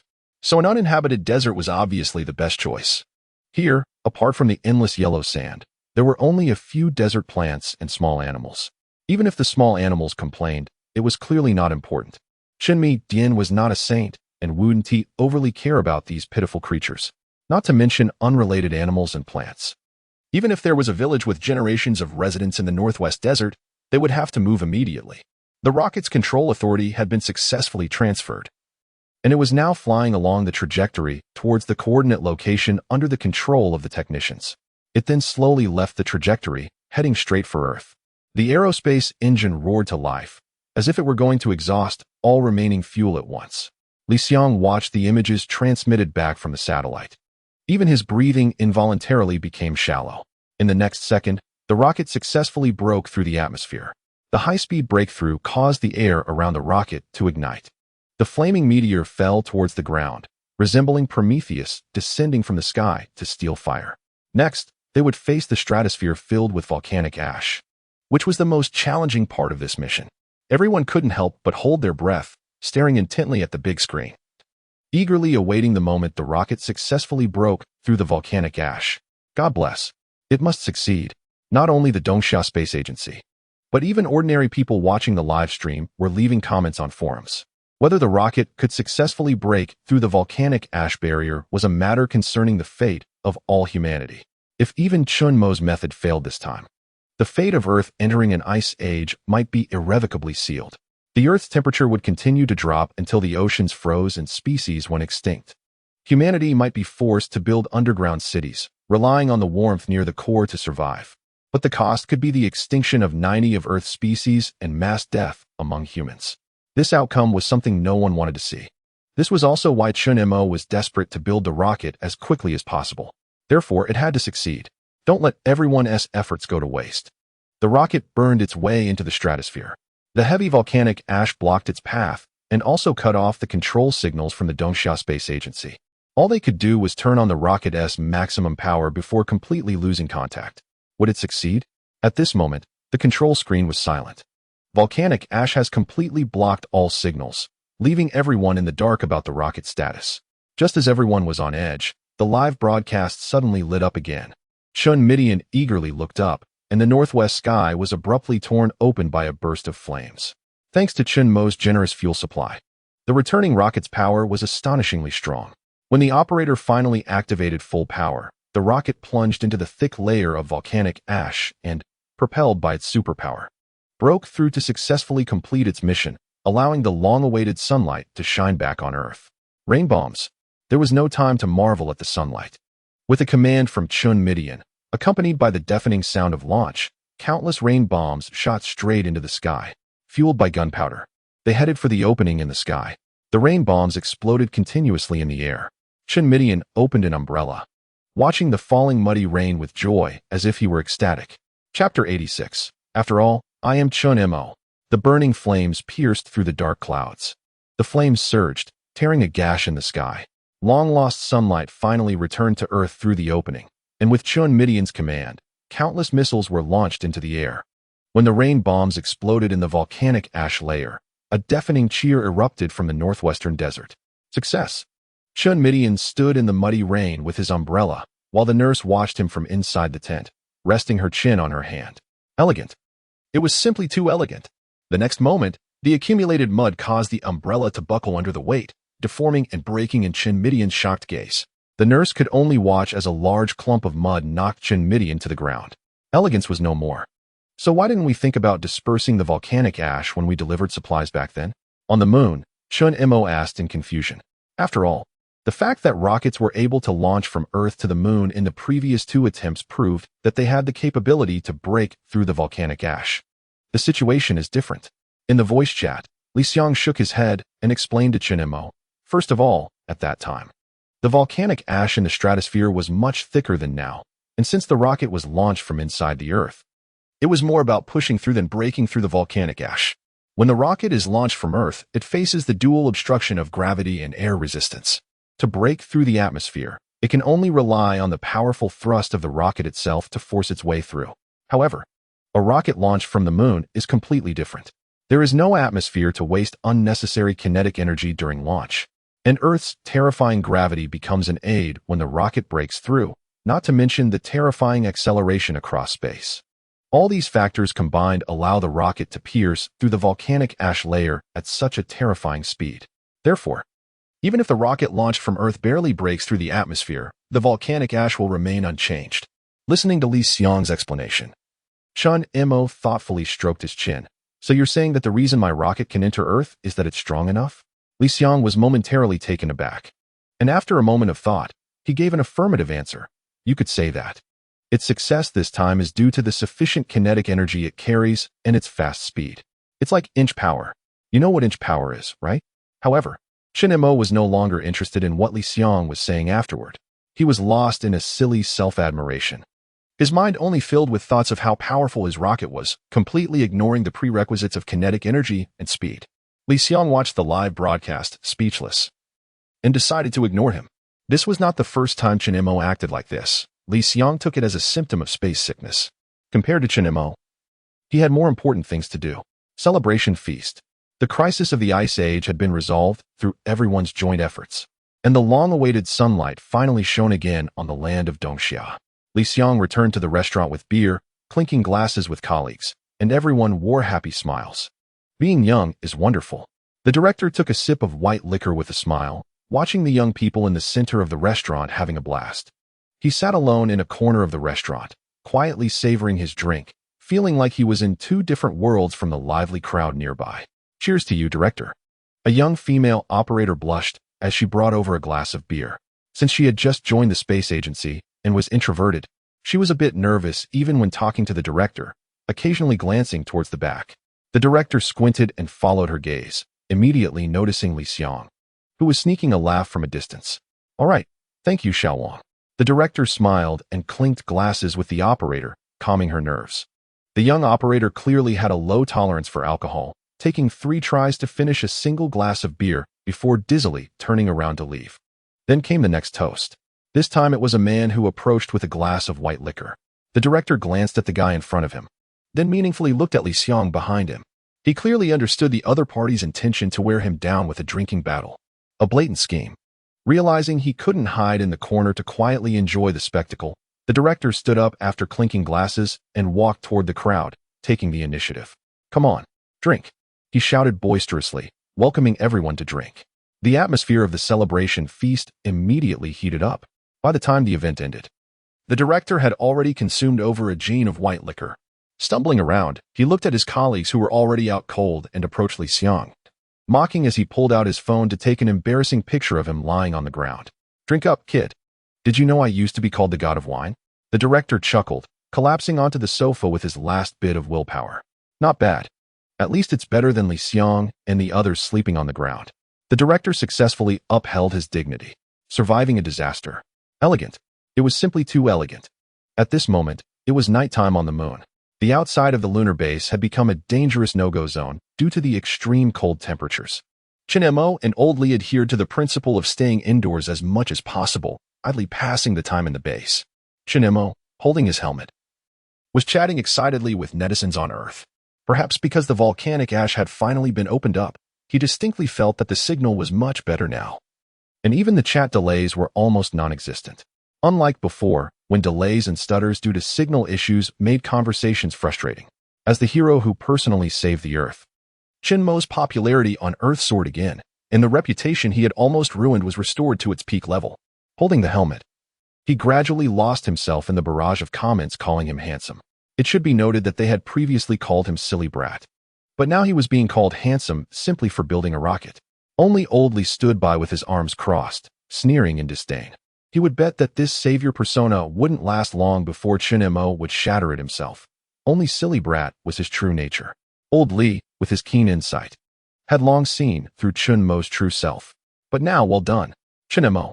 Old Li patted him on the shoulder, sincerely saying again, well done. Huh. Chen Mo turned in confusion to meet Old Li's gaze, then grinned, showing off his big white teeth as he smugly replied, of course. After all, I am Chen Mo. Chapter 87. Dr. Lu's video. The crisis of glaciation on Earth has been resolved. The sunlight has once again shone on Earth, and the temperature has shown a significant rise. To maintain the cloud layer and prevent it from disappearing due to volcanic ash, Chen Midian and his team have been left in the northwest desert. He has no complaints about this. He can fully accept the harsh conditions for the sake of all humanity. On the moon, Chen Mo is playing a game on his phone. Due to a big hole made by a rocket in the volcanic ash, the signal on the moon has suddenly improved, allowing him to use the Earth network via satellite access to the Dongxia local area network, even while in space. It was a good news from space. Why did they kill your teammate? Instead of seeking revenge, you blame him? Chen Mo furiously typed on the screen, accusing those bullies. What are you talking about? Aren't we cursing you? His teammate questioned in confusion. Chen Mo sighed as he looked at his score of 0140 in the top right corner. He really couldn't blame himself for being bad. It was just that the delay on the moon was too high. That's right. It's all the delay's fault. Old Li glanced sideways at Chen Mo, who was making excuses, then looked down at his own top score of 1515, silently typing on the screen. Noob, stop making excuses. The two had agreed to duo rank up, but who would have thought the biggest flaw was right beside them? He remembered during the character selection screen. Chen Mo confidently bragging about his top skills, only to be killed by the enemy top laner twice within a minute of the game starting. And Oldly hadn't even seen the second one. Noob. While randomly killing, Oldly typed to mock Chen Mo, showcasing his skills that made the viewers in the live stream feel their scalps tingle. Woo-woo, online bullying is truly scary, but thankfully I'm the bully. Oldly felt the burden of ranking up, but also experienced a long-lost happiness, satisfied by the calls of "carry me" from his teammates. After being stuck on the moon and repeating monotonous work every day, the biggest entertainment had been playing Duo Do Diju. It had been so long since he felt this happy. There was no need to worry about flying cards, no deadly danger, and most importantly, there were many people to play with. It was truly wonderful. After a hangover, Li Xiang struggled to get up from the sofa, his head pounding as if it would split open. He drank a large glass of water, frowned, and recalled the scene from last night, feeling a wave of fear. No one expected the director's drinking capacity to be this good. The girls had held back while present, but once it was just them rough men left, the director relentlessly knocked them all down with his glass. It was simply terrifying. He had originally thought to take this opportunity to get back at the director for being hands-off lately, but unexpectedly, the first one to lose to alcohol was himself. In his memory, he should have been lying on the ground. He had no idea which kind-hearted person had lifted him to the sofa. Li Xiang chuckled bitterly, and then noticed it was already time to work. After washing his face in the bathroom, he felt a bit better. But the bloodshot eyes would take longer to disappear. "Are you okay, brotherly? What could happen from this little alcohol?" Li Xiang waved his hand to his colleague, feigning toughness, and staggered back to the office. With a bang, he closed the door, lying back in his chair and beginning to question life. He chuckled drunkenly, changing to a more comfortable position and sighing, "It's really good." Indeed, it was really good. The planting of tomatoes and potatoes on the moon had stabilized, and the mining and transportation of water ice at the Antarctic base were also going smoothly. The crisis of the Ice Age had been resolved, and it was believed that soon the volcanic ash would completely dissipate. At that time, they would find a way to bring Chen Mo and the others back home. So, it was truly good, until a sudden urgent knocking on the door interrupted. Since the last incident, everyone had become particularly polite when entering Li Xiang's office. "Brotherly, there's a new email in the lifeboat channel." He jumped up from his chair. The alcohol had worn off. The lifeboat channel was the most special channel within the Dongxia Space Agency. Before a lifeboat suffered severe damage and completely shut down, it would automatically send the stored video footage of the astronauts to this channel. When a lifeboat is used, it usually means encountering a cosmic disaster and having to abandon ship to escape. If the lifeboat is also damaged and loses power, the only outcome left in drifting through space is death. Thus, this channel is also known as the Will Channel. Every time a new email arrives, it almost represents the fall of an astronaut. So far, the only exception was Oldly, who was saved by Chen Mo at the risk of his life. Now, a new email had come in. Li Xiang's face darkened as he arrived at the control center, and the director's expression was equally grim. "Open it." "Yes." At the director's command, the video began to play. In the dark image, only the weak sound of breathing could be heard in a loop. Lifeboat number 085. Astronaut code 6979. I am Lu Chu Chu.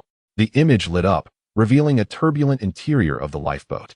Dr. Lu's face was pale, looking weakly at the screen, tears welling in her eyes. The lifeboat was uncontrollably falling.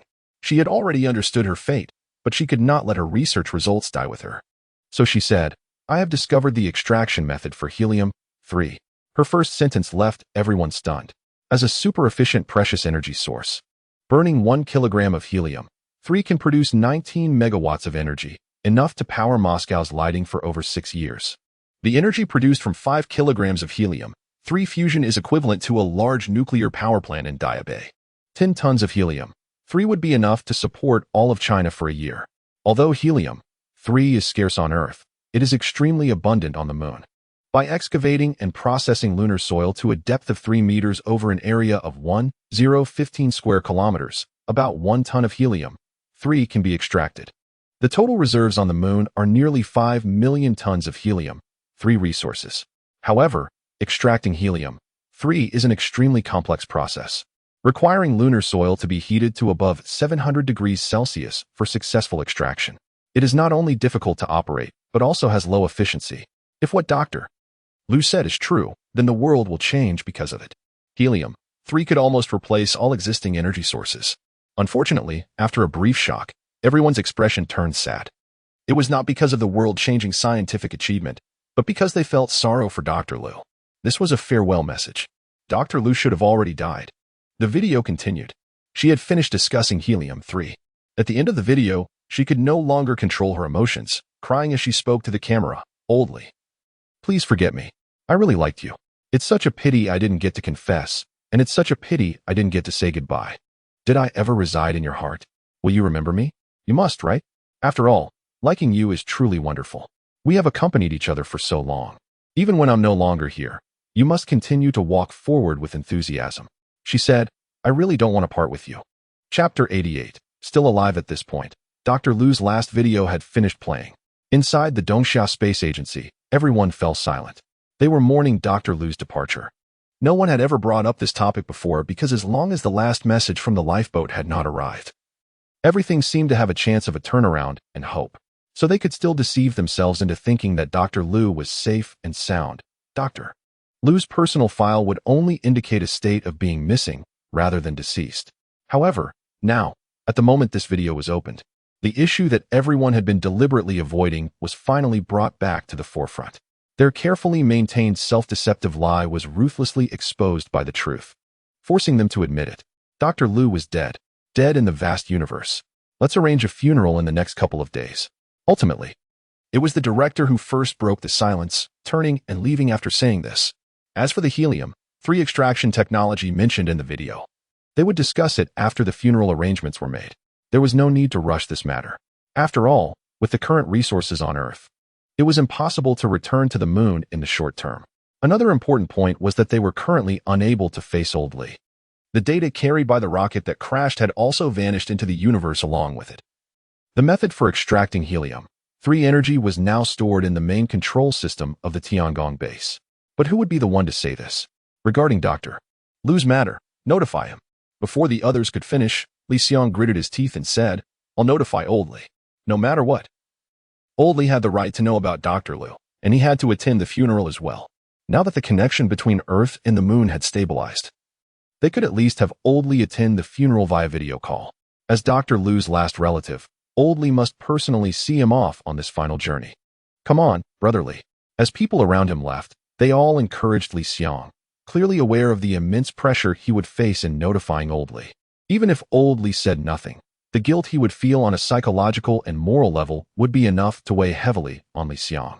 Once everyone had left, Li Xiong hesitated for a long time at the communicator, but ultimately couldn't connect to the Tiangong channel.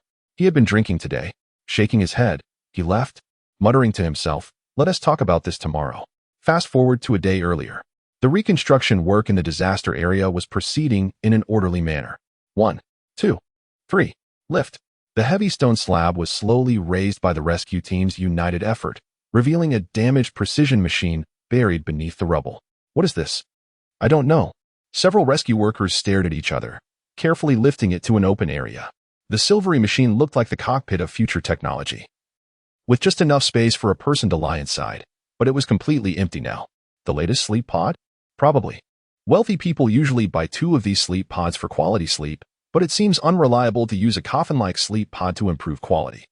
But how could it have been damaged like this? A young rescue team member lightly kicked the machine. Filled with confusion, it's like it was hit by a meteorite in space and then fell down from the sky. And just after this kick, the life pod finally couldn't hold on any longer. After sparking a few electric sparks, it completely powered down and was rendered useless. The sound of a short circuit startled that young man, causing him to stumble and almost fall, making others burst into laughter. In the final second before being scrapped, the life pod sent its last video to the preset channel. This was Dr. Lu's life pod. However, no one would have expected that, in the end, Dr. Lu crashed on Earth. It could be said that her luck was much better than Old Li's. After the return rocket had an accident, she didn't drift in space for too long. After floating in the universe for about 2 days, she fell towards Earth under the influence of gravity. It was at this moment that Dr. Lu recorded her last video. After all, the violent vibrations of the life pod breaking through the atmosphere, combined with the surrounding darkness of the volcanic ash layer, would truly make someone despair and think their life was about to end.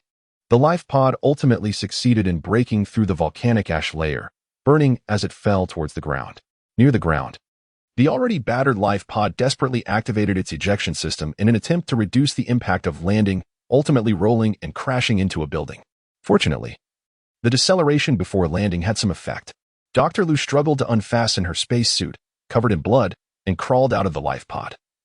Unable to stand due to her injuries and Earth's gravity, she managed to crawl a short distance before completely losing consciousness and was later sent to the hospital for treatment by a passing rescue team. As for the life pod, it was buried in the building's ruins after the aftershocks until it was excavated during the reconstruction of the disaster area. In a nearby hospital, Dr. Lu lay on a hospital bed, surrounded by monitoring devices attached to her body. Her condition was relatively stable, but after being rescued, she fell into a coma. She remembered how frightened her attending physician was when she was first transferred here. They had never seen such severe osteoporosis, along with head trauma and multiple fractures. It was truly miraculous that she was saved. This coma lasted for several months, with no sign of her waking up. It was feared she might become a vegetable.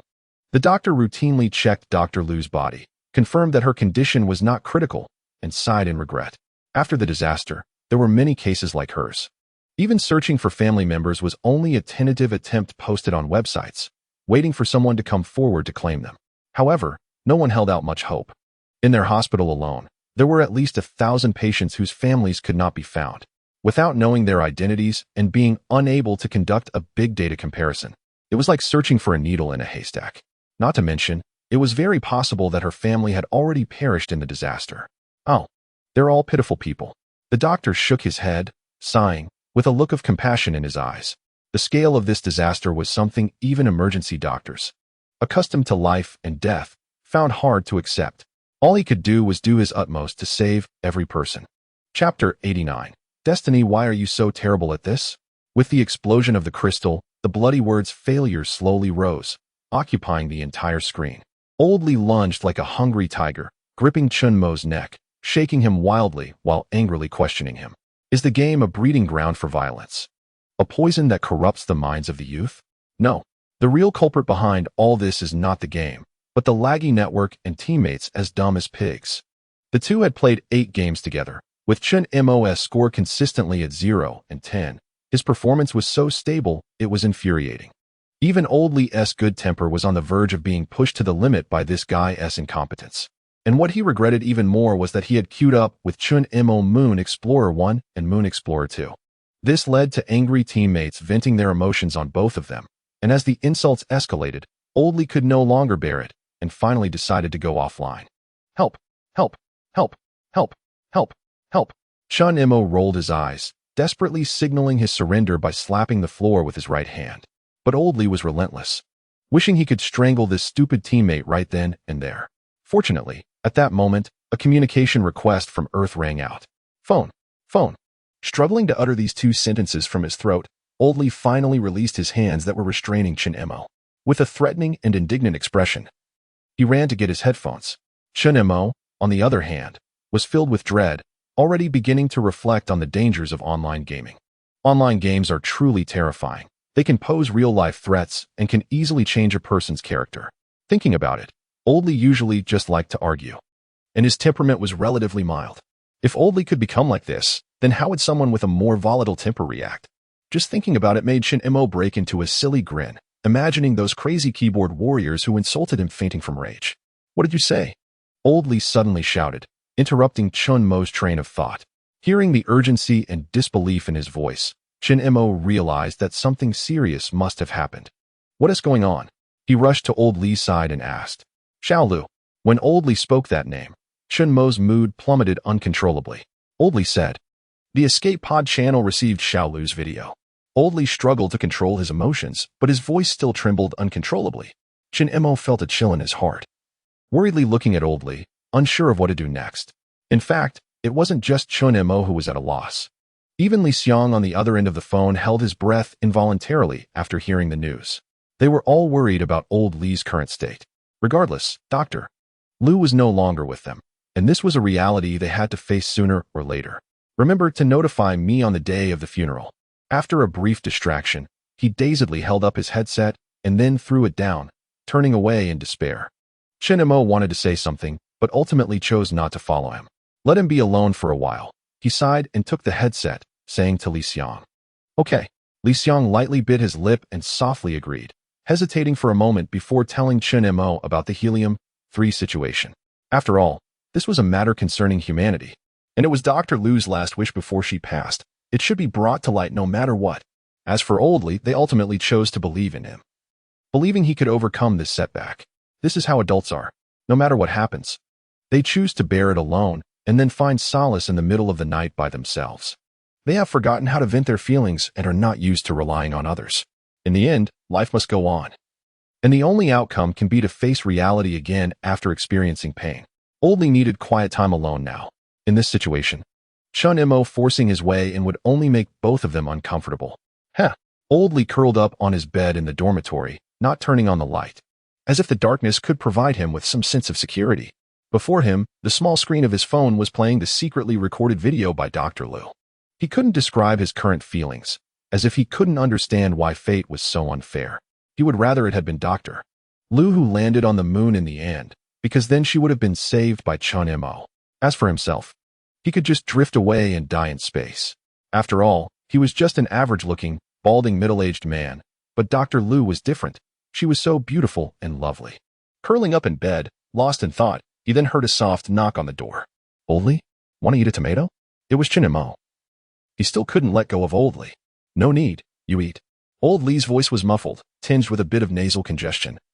But he still tried to control his emotions and spoke as normally as possible to Chen Mo outside. Chen Mo opened his mouth, wanting to say something. But in the end, he just left quietly. He didn't eat the tomato either, but put it back in the fridge for safekeeping.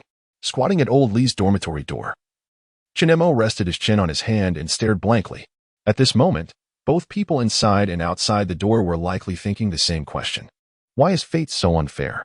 Unfortunately, this question would ultimately have no answer, and so the confusion turned into a curse against fate. Damn you, fate. Inside the Key Hospital, Dr. Lu still lay on the hospital bed, unresponsive. The surrounding monitoring devices only indicated stable vital signs. Other than that, Dr. Lu was no different from a vegetative state. Given this situation, perhaps she would never wake up again. The attending physician shook his head and sighed, his tone filled with helplessness. The girl had arrived without any identifying information, making it impossible for them to find her family even if they wanted to. A vegetative person lacks familiar voices and stimuli to act as a medium. It is nearly impossible to wake up relying solely on their will. Not to mention, perhaps in her subconscious, she had already died. If that were the case, then she would have no chance of waking up on her own. The only opportunity for awakening would be external stimuli. The attending physician sighed again. He still needed to check on other patients and had no time to linger in this ward. For the comatose Dr. Lu, all he could do was lament the unfairness of fate, letting such a beautiful girl end up in such a situation. Beyond that, he was powerless. And such lamentation was something he, as an emergency doctor, experienced almost every moment. Chapter 90, Funeral July 1st. The funeral was held as scheduled. Li Xiang and the director stood at the front in military uniforms, facing Dr. Lu's gravestone. The empty grave would soon hold Dr. Lu's beloved Stitch doll and some of her old uniforms.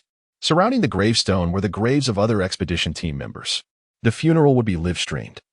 But this time it would not only cover Dongxia, but also be broadcast simultaneously at the Tiangong base. Dr. Lu would be buried alongside the other astronauts who had perished with the expedition team in this cemetery. Old Li got up early, changing from his usual disheveled appearance. He meticulously groomed his hair, shaved his beard, and put on a brand new base uniform. He stood silently next to Chen Mo, quietly waiting for the funeral to begin while looking at the large screen ahead. Chen Mo also wore a solemn expression, standing in front of the large screen. He was unrecognizable from his usual irreverent self. This was a funeral. Dr. Lu's funeral. A funeral for an astronaut who thought of contributing to humanity until her last breath. The funeral began. As the military band played the funeral march, the Air Force Honor Guard marched in, carrying Dr. Lu's coffin with precise steps. Old Li stared unblinkingly at the screen, his sorrow evident as if he were bidding a final farewell to a loved one. As the Honor Guard placed the coffin into the grave, the director personally covered Dr. Lu with the final handful of soil, marking the end of the funeral. Remove your hats. Salute. Under the dim sky, there was a synchronized military salute. Inside the Tiangong base, Old Li raised his right hand, his body trembling slightly uncontrollably. He watched the large screen, his brows knitted with profound grief and sorrow. Meanwhile, hospital staff were also paying attention to the funeral on television. Due to Chen Mo, the public's interest in space work had noticeably increased. An emotional nurse even secretly wiped away her tears. The atmosphere was contagious, especially in such a funeral setting. From the beginning, the director introduced Dr. Lu's life and contributions, and then the funeral march began as the honor guard entered. The solemn atmosphere made those watching the live broadcast feel a pang of heartache. At the end of the scene, it froze on a black and white photo of a smiling Dr. Lu on the tombstone. The medical staff were momentarily stunned, and even their sorrow felt a bit disconnected. They suddenly thought that this photo looked somewhat familiar, resembling the patient from room 322 on the 4th floor. Several doctors and nurses turned their heads stiffly to glance at each other and couldn't help but scream. Then suddenly realized they were in a hospital and quickly covered their mouths. "Quick, go notify the dean." A little nurse ran hurriedly down the hospital corridor, while others rushed to the 4th floor to Dr. Lu's ward. When a large group of doctors and nurses poured into the ward, the patients sharing the same room with Dr. Lu were nearly scared to death. They trembled, looking at the doctors at the door, their eyes full of terror. What does this mean? Why are so many doctors suddenly here? Am I not going to make it? Fortunately, the doctors didn't even glance at them when they entered the ward, allowing the patients to finally relax their anxious hearts. They just hoped that the doctors wouldn't create such a scene again. The children's hearts really couldn't take such stimulation. A gasp of surprise was heard. The mood that the patients had just eased suddenly tensed again, but when they realized the gasp was not directed at them, they calmed down once more. However, with the doctors reacting this way, that girl must be in serious trouble. Little did they know, on the other side of the bed, several attending physicians were whispering in shock.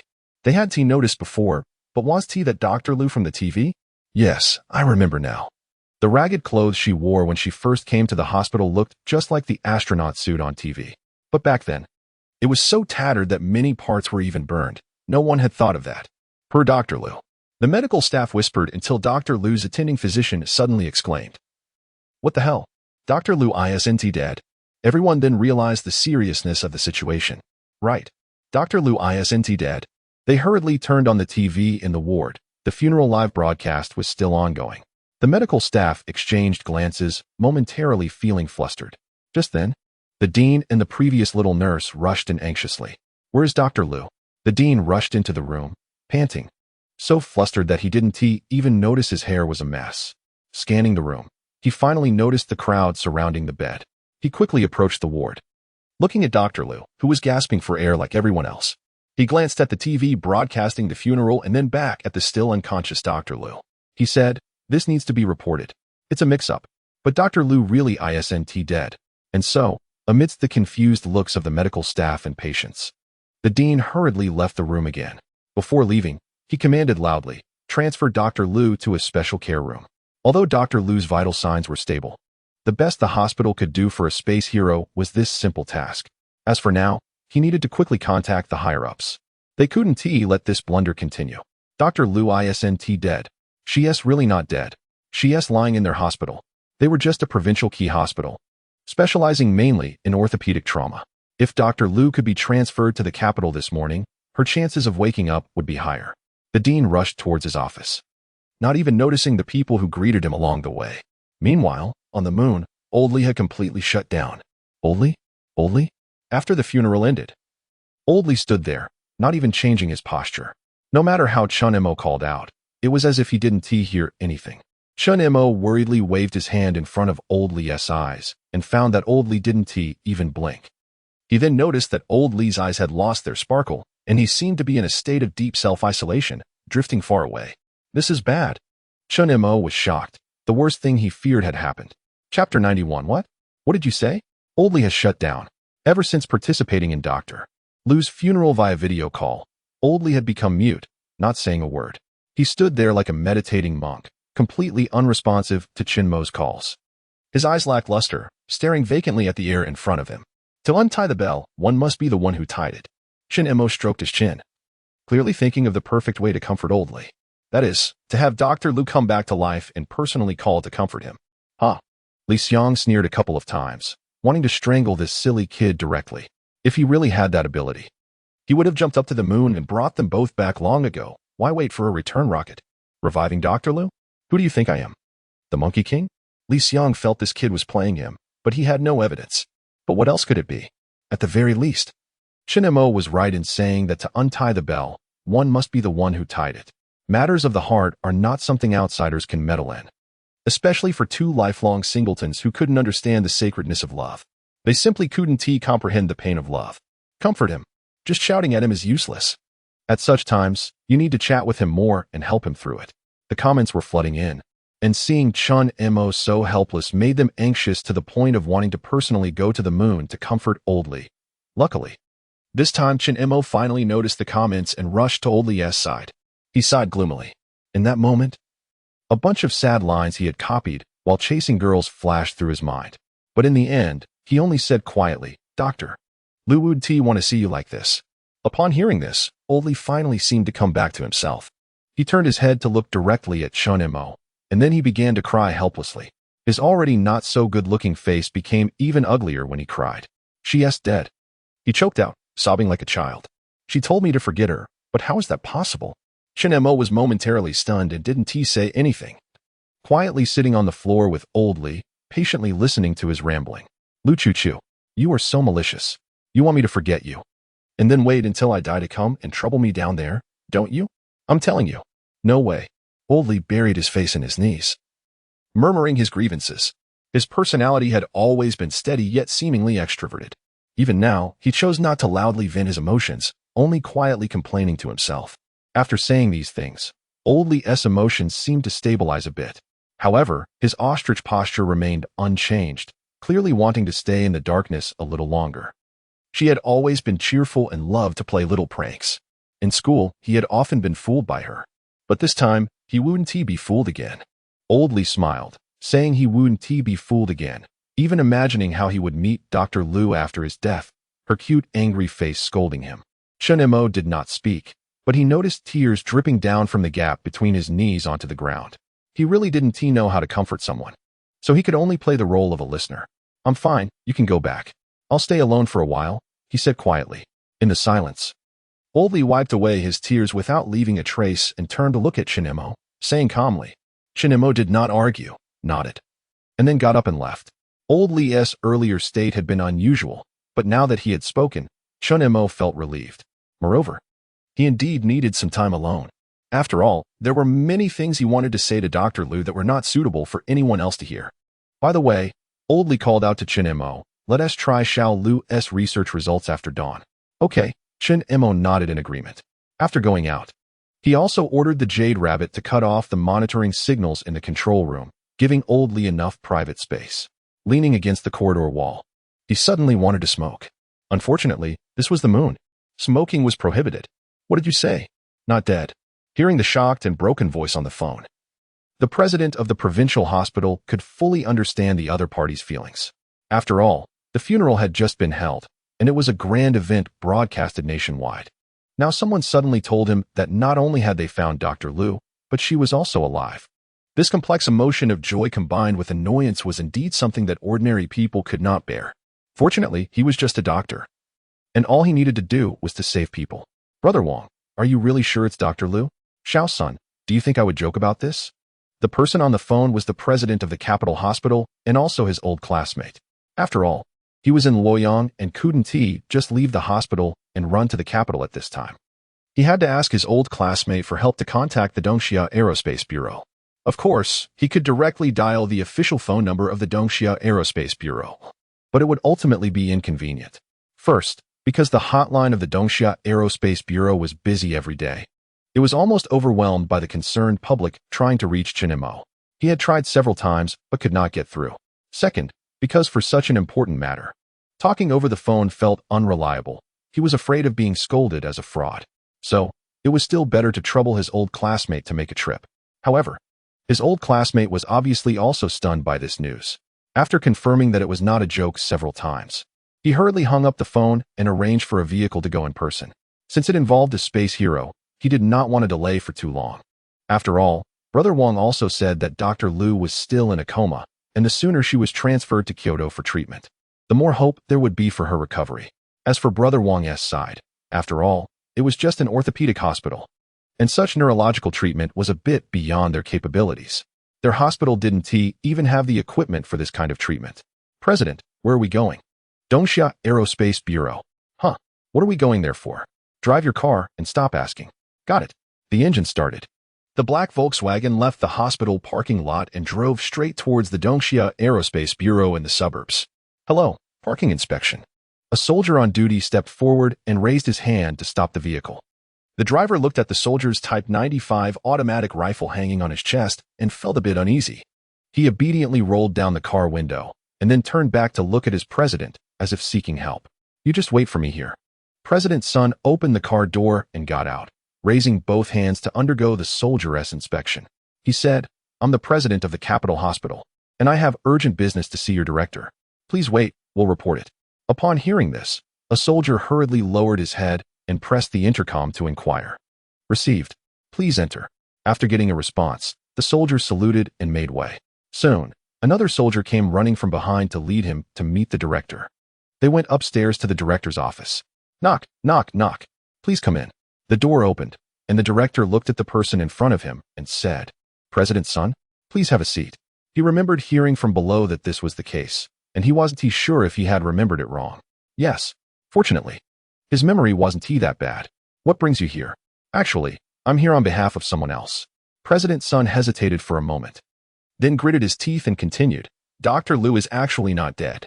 What are you talking about? Upon hearing this, the director stood up suddenly. He stared seriously at the other person's face, trying to see through his expression.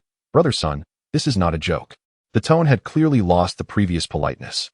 Cold sweat dripped down President Sun's face. His mind was filled with, Brother Wang, you really set me up. After all, the news that Dr. Liu was alive was told to him by President Wang, and he had never seen Dr. Liu in person. So, when the director suddenly pressed him, he didn't dare to give a definite answer.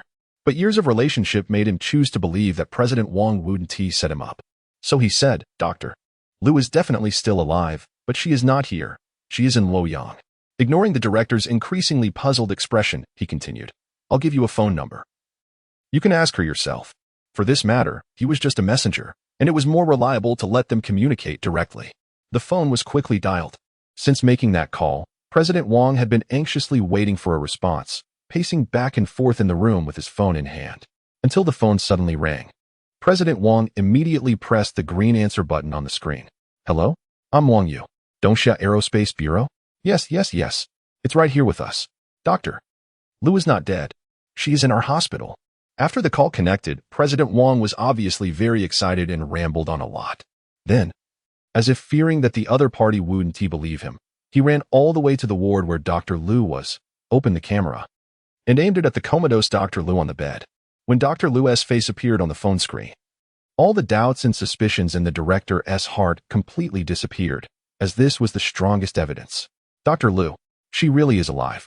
A tremendous sense of surprise surged in his heart, even making him a bit distracted, not hearing clearly what President Wang had just said. Sorry, what did you just say? So President Wang could only helplessly emphasize again, Dr. Liu's current situation is not optimistic. I recommend that she be transferred for treatment as soon as possible. Okay, I'll send someone to pick her up immediately. The director's expression was serious. Regarding Dr. Liu, he was even ready to dispatch a helicopter. However, this suggestion was quickly rejected by President Sun, who was sitting aside. We can handle the transfer ourselves. This is not a formality, Doctor. Liu needs professional medical personnel and equipment to accompany her. Although the ambulance may take a bit longer, it is safer and more stable. Concern leads to confusion. Upon hearing President Sun say this, the director clearly realized his lack of expertise. So he politely said, I'm sorry to trouble you. President Sun waved his hand. No need to be polite. It's all for our aerospace hero. Thus, the transfer was settled.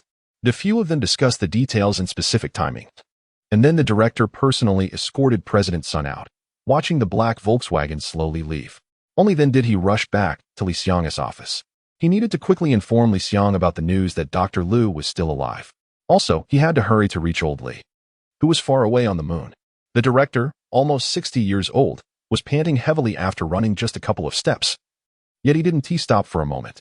He pushed open Li Xiang's office door and, gasping for breath, looked at him and said, Dr. Liu is still alive. Li Xiang, are you kidding me? Li Xiang's brain was overloaded. Are you serious? Of course I'm serious. After blinking a couple of times, he ignored the director at the door and rushed straight to the control center. He had to hurry and share this good news with Old Lee. He couldn't let him be as withdrawn as if he had lost his wife anymore. Dr. Lu hadn't even agreed to marry him. Dr. Lu was still alive. At least they should get married first to have that right. He connected to the Tiangong base. Li Xiang dialed the control room several times, but no one answered. Considering that Old Lee might still be sulking there, he decisively turned to contact Chen Mo. This time, the call was quickly connected. "What's up?" Chen Mo sounded not too cheerful, but when he heard Li Xiang finish the second half of his sentence, he jumped up from the ground. "What? What did you say?" This news was so shocking that he even began to doubt if he had heard it wrong. Dr. Lu was truly still alive. But hadn't the funeral just been held? The immense joy instantly vanished. Hearing this, Li Xiang was immediately worried, feeling annoyed. When it came to bringing up the wrong topic, Chen Mo had indeed reached the peak of excellence. The nationwide misunderstanding and the subsequent explanation work made him feel a headache just thinking about it. So he simply gave up. "It's just a misunderstanding. You just need to tell Old Lee. The future troubles could be dealt with later." What mattered most now was Old Lee's state. He couldn't let him continue to sulk. Oh, right. Chen Mo nodded in agreement and then walked into the control room. Old Lee was still crouched in the same position, sulking. The large screen in the control room was playing a video of Dr. Lu just before the accident. The entire control room was dark, with only the large screen in front providing light. Chen Mo turned on the lights. The sudden brightness made it hard for Old Lee to open his eyes. Chen Mo knew this guy wouldn't absorb anything now, so he didn't bother to say much to Old Lee and directly walked to the large screen to turn off the video that was playing. Then, before Old Lee could explode, he opened the photo that Dean Wong had taken earlier. On the hospital bed lay the unconscious Dr. Lu. Chen Mo finally spoke the first sentence. "Dr. Lu is not dead." Chapter 92, The Geek Programmer, 4. Old Lee glanced at the photo on the screen and then turned to look at Chen Mo beside him.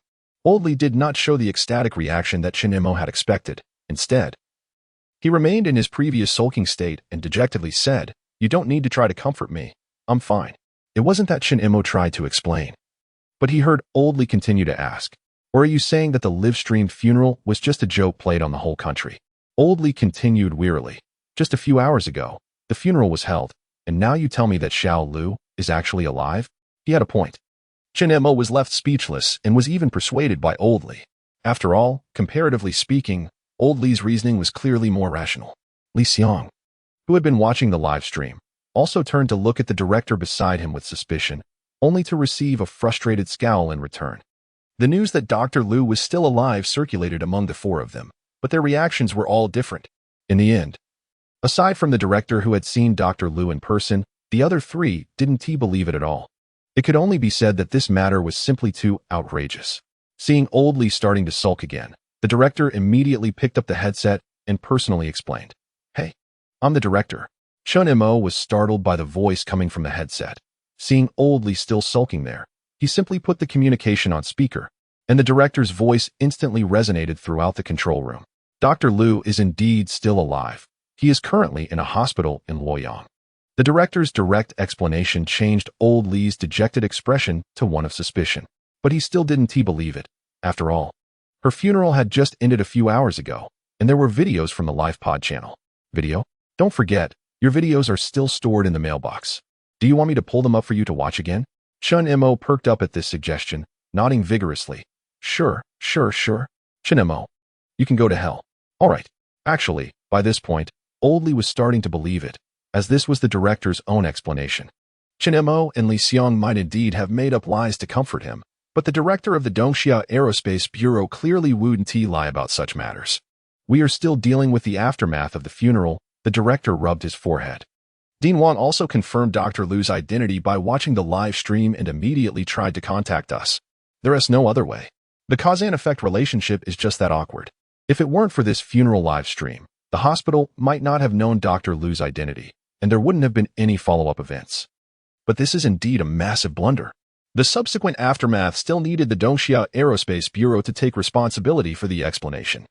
Just thinking about this made the director's already concerning forehead itch even more.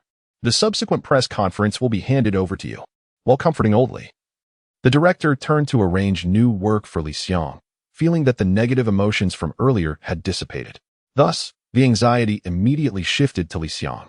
Dr. Liu had already been arranged to be transferred to Beijing, and in a few days, he should be able to see her on video. However, her current condition was not good. Although her life was not in danger, she had fallen into a deep coma. The doctors suggested that familiar people calling and keeping her company would have a good effect. So you would need to try to wake Dr. Liu up when the time came. After the director finished explaining all this, he saw old Li's eyes gradually brightening before he left. This left Li Xiang, who was growing increasingly anxious, pulling his hair madly in place. Now old Li was fine, but Li Xiang had a problem. The press conference. Last time, he was the one who explained that unfortunate kangaroo incident. Now here came another top-level big event. He was practically losing it over these 5 words. Just hearing press conference made his head uncontrollably ache. He could only hope that the next time he heard these 5 words, it would be good news.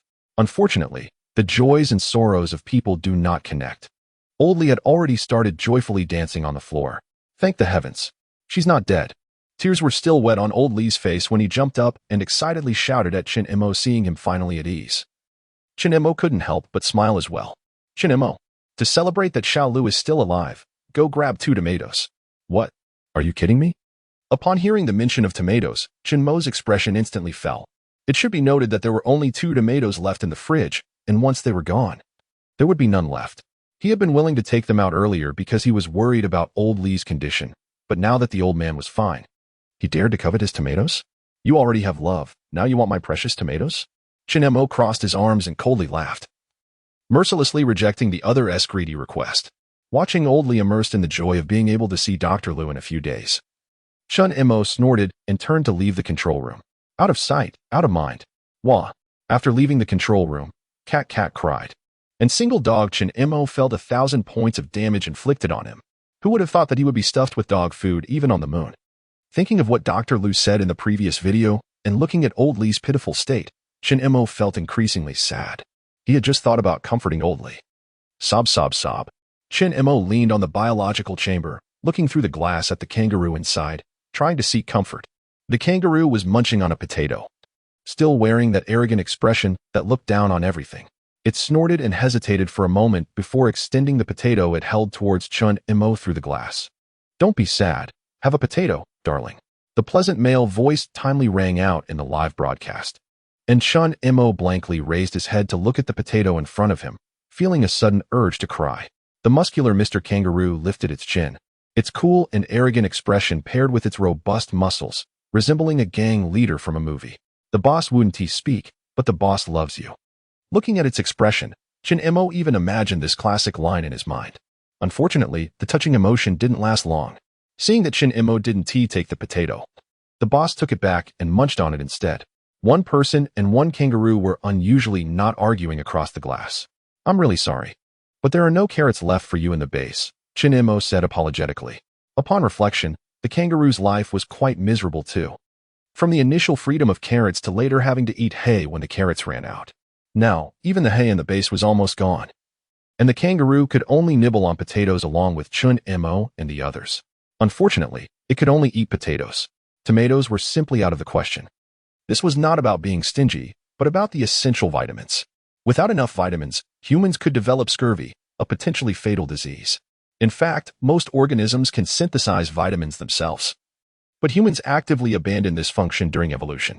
A study published in the journal Genetics showed that about 61 million years ago, the genes responsible for vitamin synthesis in human ancestors mutated. At that time, human ancestors could easily obtain vitamins from their diet. So they did not naturally evolve to adapt to this mutation. This kind of natural selection is actually quite normal in evolutionary history. Since daily essential foods contained a lot of vitamins, it was better to use energy on other organs rather than wasting it on producing vitamins. Unfortunately, our ancestors could never have imagined that humanity's journey ahead would be among the stars and seas. After leaving the cradle of Earth, the inability to synthesize vitamins became a fatal flaw. Just a short period without vitamin intake could lead to humans being taken by scurvy. The kangaroo not eating tomatoes was really no big deal. But for Chen Mo and the others, it could be life-threatening. So it really wasn't about being stingy. Chen Mo explained to the kangaroo while leaning on the glass, but the kangaroo inside clearly didn't care about such trivial matters. Whether food is delicious or not is something only humans particularly care about. Wild animals are just fine as long as they have something to eat. Taste is the least important factor. Chen Mo understood this, but he still explained to Mr. Kangaroo, not only because he was bored, but more importantly, he always felt that this kangaroo was somehow more human-like than its kind, at the very least. The fact that it could flush the toilet made it hard for Chen Mo to see it as an ordinary kangaroo. Now there are only the three of us left on the moon. Chen Mo's eyes were melancholic. No one knows if we can really go back. If it weren't for worrying that Old Lee wouldn't agree, I would have thought that the three of us should just become sworn brothers. The kangaroo tilted its head, looking at him like he was an idiot. Oh, right. He suddenly slapped his forehead, almost forgetting the important matter. Dr. Lu is still alive. Chen Mo looked at the kangaroo seriously and said, "She didn't die, she's alive." The kangaroo's eyes suddenly brightened. Its little short hands pressed against the glass, eagerly looking at Chen Mo. So he patiently repeated, "You heard me right. She's really alive." Clearly visible. Tears filled the kangaroo's eyes. Big drops of tears fell from its eyes, and then it bounced up, pulling down the curtain, not wanting to see Chen Mo's face anymore. Chen Mo chuckled foolishly, not minding at all. He just knew that Mr. Kangaroo was very perceptive and would be as happy as Old Lee to hear that Dr. Lu was still alive. After all, for it, Dr. Lu was the most important human in its life. 300 people. It sounds like a lot, but for the Lunar Scientific Expedition team, it was clearly a bit shorthanded. After all, this was the first time in human history that scholars qualified for a long-term stay on the moon could be relied on. And each one was capable of doing the work of two. Dr. Lu, with dual doctorates in biology and physics, naturally was responsible for both biological research and helium-3 research. It sounded complicated, but in fact, it was manageable. After all, aside from regular sampling and testing, the main task for the kangaroo was just not to let it die. Coincidentally, the kangaroo was very easy to take care of. Its relationship with Dr. Lu, the caretaker, had become increasingly intimate. In fact, Old Lee had even been unknowingly jealous at times. In a way, this was also a warning to Old Lee about underestimating the situation. Chen Mo strolled around the base, relaxing with his hands on his head. After chatting with the kangaroo, he had clearly forgotten most of the stress from earlier. Jade Rabbit. "Master, I'm here." The holographic projection of Jade Rabbit appeared in front of Chen Mo. A girl dressed in palace attire hopped a little, her pure white rabbit ears shaking animatedly. If it weren't for her transparent body, she would look just like a living human standing in front of him. Chen Mo couldn't help but be stunned for a moment, then smiled and asked the question he hadn't asked in a long time. He said, "Am I handsome?" "Master is invincible and the most handsome in the universe." Jade Rabbit's eyes curved into crescent moons, and her ears drooped obediently. She smiled widely, revealing two perfectly aligned big front teeth, her tone sincere and cheerful. Looking at the cute girl in front of him, Chen Mo actually felt a rare blush. The designer of Jade Rabbit was his good friend, and he had contributed a lot of ideas during the character design. It wouldn't be wrong to say that Jade Rabbit was designed according to his aesthetic. After all, his otaku friend had no qualification to land on the moon. "Am I handsome?" "Master is invincible and the most handsome in the universe," he happily asked again. Jade Rabbit obediently answered. However, this time, her smile seemed more like a form of affection in Chen Mo's eyes. Unfortunately, Jade Rabbit was just a program. She wouldn't have any emotions, only responding to Chen Mo's commands. "Thank you, Jade Rabbit." But even knowing this, Chen Mo still sincerely thanked her. "I feel much better now." "No problem. If you're feeling down, just find me." Hearing Jade Rabbit's response, Chen Mo was momentarily stunned. This answer was not in the content he had previously modified. Normally, Jade Rabbit's response to this sentence shouldn't be like this, but rather more formulaic. He remembered that someone from the scientific expedition team had even complained about this point before, saying that Jade Rabbit was like an artificial idiot, not understanding how to comfort people, and didn't respond even after being thanked. He pouted, clearly having figured out the key. "You motherfucker." He looked up at the ceiling, his gaze seeming to penetrate the base and darkness to see the annoying smile of that fat guy on distant Earth. This was a piece of underlying code. Only when Chen Mo's voice is detected will this sentence be triggered. This is the main control program of the lunar base. God knows how much guts this fat guy has to dare to smuggle goods in here. "Zhang Cheng, when we get back, we must not return until we are drunk." He looked at the camera, as if making a promise by agreement. Chapter 93, The Truth of Return. 4. Get up. Stop sleeping. Woken from his dreams by Old Lee's disturbance, Chen Mo, with his messy hair and sleepy eyes, looked at Old Lee in front of him. After learning that Dr. Lu was still alive, Old Lee was rejuvenated on the spot. and even his spirit seemed much more vigorous than usual. Chen Mo, who was sleeping soundly, had his quilt yanked away by him. Although he was happy, Chen Mo's mood was not as wonderful as his. If looks could kill, Oldly would at least be reduced to ashes right now. You better have something to say. Gritting his teeth to suppress his anger, Chen Mo looked at Oldly with eyes that could kill. Helium-3. Helium-3. Perhaps sensing Chen Mo's unusual behavior, Oldly quickly surrendered with his hands up. Huh? Is it dawn? His anger vanished without a trace in an instant, and he then noticed that the polar night had indeed ended this morning. Next, the moon would enter a long polar day lasting 13 days. So familiar work is about to begin again. Chen Mo was dazed, finally realizing that it seemed they had opened a new chapter. Helium-3. One of the richest resources on the moon besides sand. If Dr. Lu's research is correct, then as long as the transportation issue is solved, helium-3 could become a new energy source on Earth. The research on helium-3 is also one of the core tasks of lunar scientific missions. In fact, more than 100 years ago, humanity was already eyeing the exaggeratedly rich helium-3 elements in the lunar treasure trove. However, due to technological limitations at that time, they had to give up. Until today, if it weren't for Dr. Lu's research achievements, helium-3 might still be unable to be used as a common energy source on Earth. Besides the previously mentioned transportation difficulties, the more critical issue is the low extraction efficiency. The resources wasted during the process of extracting and transporting it back to Earth are terrifying. It is precisely because of these costs that the application of helium-3 has remained stagnant. The amount of helium-3 painstakingly transported back to Earth is even less than 1/10,000th of the resources wasted in the process. Not to mention it has a fatal flaw: substitutability. As an energy source, humanity currently has too many options. Helium-3 is just more durable and environmentally friendly. Its advantages simply cannot compensate for its disadvantages. Rather than struggling to extract helium-3 from the moon, it would be more reliable to invest resources in researching controllable nuclear fusion. But now, everything is different. Chen Mo and Oldly donned their spacesuits, full of energy, waiting for the hatch to open. After all, they hadn't seen the sunlight for 13 days, and they were both looking forward to stepping outside again. This feeling was like a husky that had been locked up for a whole day, finally getting a chance to run free. They had already discovered Dr. Lu's thesis. The equipment they were carrying was the lightweight gear they had dug up from the physics lab based on the images. Dr. Lu had used this equipment to extract helium-3 on the moon. They had built 2 in total. The other one should be floating somewhere on the moon now. The materials left behind by Dr. Lu were very detailed. If the extraction with this lightweight equipment was successful, they could completely set up a large helium-3 extraction factory on the moon in the future. And now, what they needed to do was to verify the actual situation of this machine. If it could really extract helium-3 elements from lunar soil as stated in the materials, then they would be part of this new energy plan. At the very least, they would be participants. One of them, as the hatch slowly opened, Chen Mo and Oldly, fully equipped, emerged from the base. Looking at the familiar gray-white world, Chen Mo surprisingly felt a rare sense of intimacy. This is really off the charts. Chen Mo shook his head vigorously, quickly tossing that terrifying thought out of his mind. No matter what, this kind of hellish place cannot be friendly.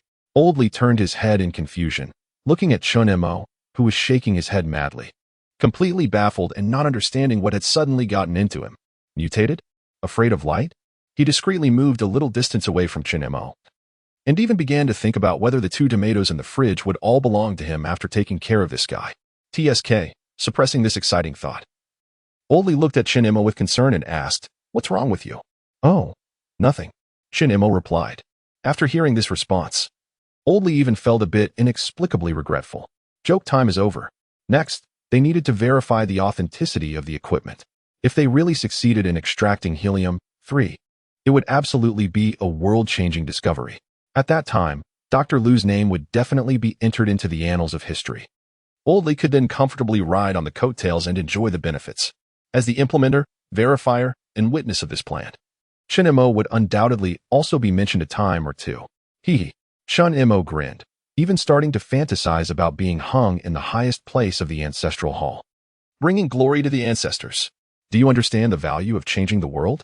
If possible, Chen Mo even wanted to engrave this matter in the family genealogy. The 2 found a spot far from the base to start working. First, they had to dig through the bothersome lunar dust until they exposed the lunar soil underneath. The thickness of the lunar dust varied, ranging from a few centimeters to over 10 meters. Even on average, it was at least 2 to 3 meters thick. In this case, relying solely on the two of them to dig would take who knows how long. So they had to bring out some technical means. Chen Mo drove the specially designed excavator slowly toward the site, while Oldly, holding the equipment, ran a little further away in terror, then, as if not reassured, ran even further. He maneuvered the excavator to the designated spot, gripping the handles tightly, suddenly feeling a strange sense of driving a mecha. He also suddenly understood why men like watching excavators. After all, this is the closest thing to a mecha they can encounter in everyday life. Other large vehicles just don't have that feeling, because whether it's a crane or something similar, they don't seem as agile as an excavator. Chen Mo focused on the ground in front of him, slowly pushing the handles. In Old Lee's terrified gaze, the excavator suddenly plunged into the ground, lifting the entire machine up. It looked like it was about to flip over at any moment. Sorry, none of them had the skill to operate an excavator. Otherwise, they wouldn't have struggled so long digging a pit when the lunar rover fell into a hole last time. Old Lee, holding the equipment, watched the excavator suddenly crash back down to the ground, his eyes filled with nothing but terror. This was also the reason he had initially wanted to stay further away, worried that Chen Mo might accidentally hurt him. Are you even capable? Absolutely no problem. Chen Mo confidently responded to Old Lee's concerns. Although there had just been a small mishap, he now felt confident that he had found the right feeling. But just as he finished speaking, the excavator suddenly started spinning rapidly. Old Lee looked at the malfunctioning excavator in front of him, completely unable to understand where Chen Mo's confidence came from when he said there was no problem. All he could say was that it was fortunate that the excavator's movement and operation were controlled by two separate systems. Otherwise, this guy might have already driven the dump truck over. After experiencing multiple failures, Chen Mo finally grasped the general usage of the two handles. He cautiously controlled the excavator to dig up the top layer of lunar dust, revealing the lunar soil beneath. He waved his hand, signaling Old Lee that he could come over to start working. You better move this thing away first. I don't trust you. Old Lee trembled, indicating that he didn't dare to joke with his own life. TSK, Chen Mo, dismissing Old Lee's doubts, obediently moved the excavator away. Driving was something he was much more skilled at. He drove the excavator back to the base and jogged back. The two exchanged glances, both feeling a bit excited. Even more excited were the leaders of various countries on Earth. Watching the live broadcast of Chen Mo and Old Lee, they inevitably began to have their own thoughts. After all, this was news related to new energy. Chen Mo carefully scooped up a small piece of lunar soil and placed it into the instrument, while Old Lee followed the steps outlined in the previous materials to start the machine. As the red light turned on, the instrument in front of them began to operate. About 10 minutes later, the instrument stopped working, and the red light on the dashboard successfully changed to green. Is this a success? Chen Mo asked tentatively, while Old Lee adjusted all the data left by Dr. Liu to the display screen inside his helmet. After a long while, he finally excitedly confirmed, that's right. It really worked. Unable to contain their excitement, the two of them jumped up joyfully on the moon. They immediately connected with Earth, and amidst Li Xiang's suppressed breathing, informed Dr. Liu of the reliability of the data. Although he had watched the live broadcast the whole time, the massive joy upon receiving the actual notification still overwhelmed him. New energy. Dr. Liu really managed to bring it about. But at the same time, it wasn't just Dongxia that was paying attention to this matter. Watching the suddenly increased connections on the satellite, both the director and Li Xiang's expressions suddenly became intriguing. What to do? Just pretend you didn't see anything. The director snorted coldly, clearly not buying into these requests. When Chen Mo and the others were in danger, no one offered to help. Now that there was profit to be made, they wanted to reap the rewards? There is no way it could be that easy. The director's mood, which had been good, was now disturbed, and his tone became harsh. Also, don't think I don't know that the commander of this Tiangong project is someone from beautiful country. Although it's officially led by Dongxia. However, how could such a matter lack beautiful country's intervention? Thus, when the plan was finally implemented, although most of the slots were from Dongxia, the command of the operation was ultimately taken over by beautiful country, claiming to be experienced.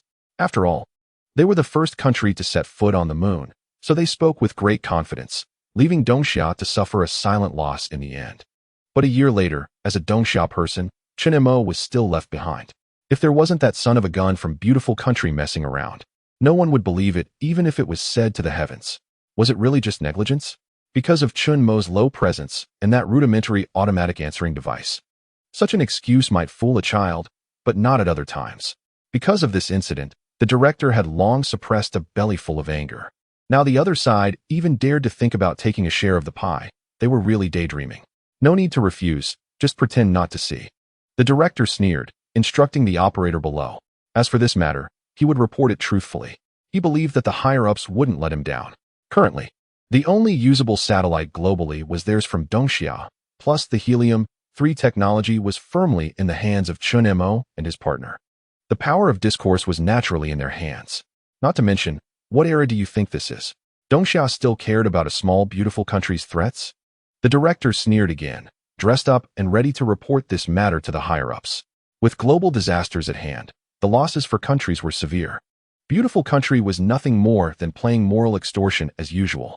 Unfortunately, the director happened to have little morality.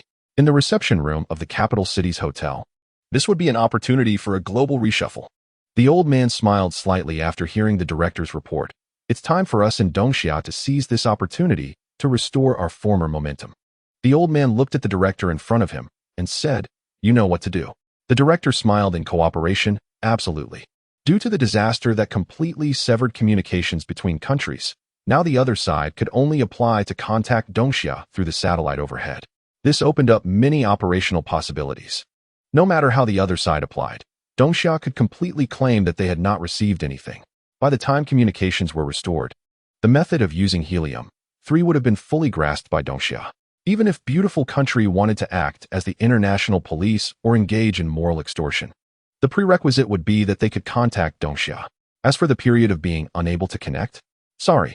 Starting today, Dongxia, with new energy, would completely master the discourse power related to the moon's future, and the one who would lose would only be the reputation of the director of the Dongxia Space Agency. Even if in the end they wanted to protest, they could only say that the director of the Dongxia Space Agency was ineffective. The director would love to be scolded like that. In fact, the more severe the scolding, the happier he would be. Communication request? Sorry, my old eyes are blurry. I really didn't see anything. The director, who received the response, happily left the capital hotel and drove back to the Dongxia Space Agency.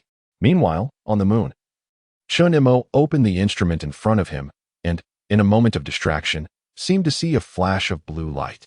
He blinked and didn't pay much attention to it. Chapter 94, Anomaly. Chen Mo? Chen Mo? Huh, what are you daydreaming about? Seeing Chen Mo lost in thought, Oldly asked impatiently. He couldn't understand why this kid could just stand there in a daze for several minutes just to check the instrument. He also wondered if it was the magnetic field effects caused by a solar storm. When Old Lee's voice came through the communication channel, it sounded a bit muffled, distorted like Optimus Prime to Chen Mo. A picture of the towering figure of Optimus Prime flashed through his mind, but it just wouldn't overlap with the short and chubby Old Lee in front of him, making Chen Mo want to laugh at this ridiculous contrast. This was the first time such a thing had happened. The Tiangong communication channel had always been very stable and reliable in the past. What are you laughing at? Old Lee asked in confusion, not expecting Chen Mo to laugh even louder. No, it's nothing, he said. Crazy, hurry up and go back. Okay, but on the way back, Chen Mo couldn't help but feel puzzled. He couldn't remember what exactly had made him space out when Old Lee called him earlier. Forget it, it's not important.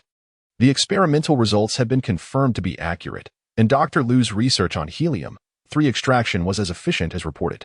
Change the world. Benefit humanity. A new era.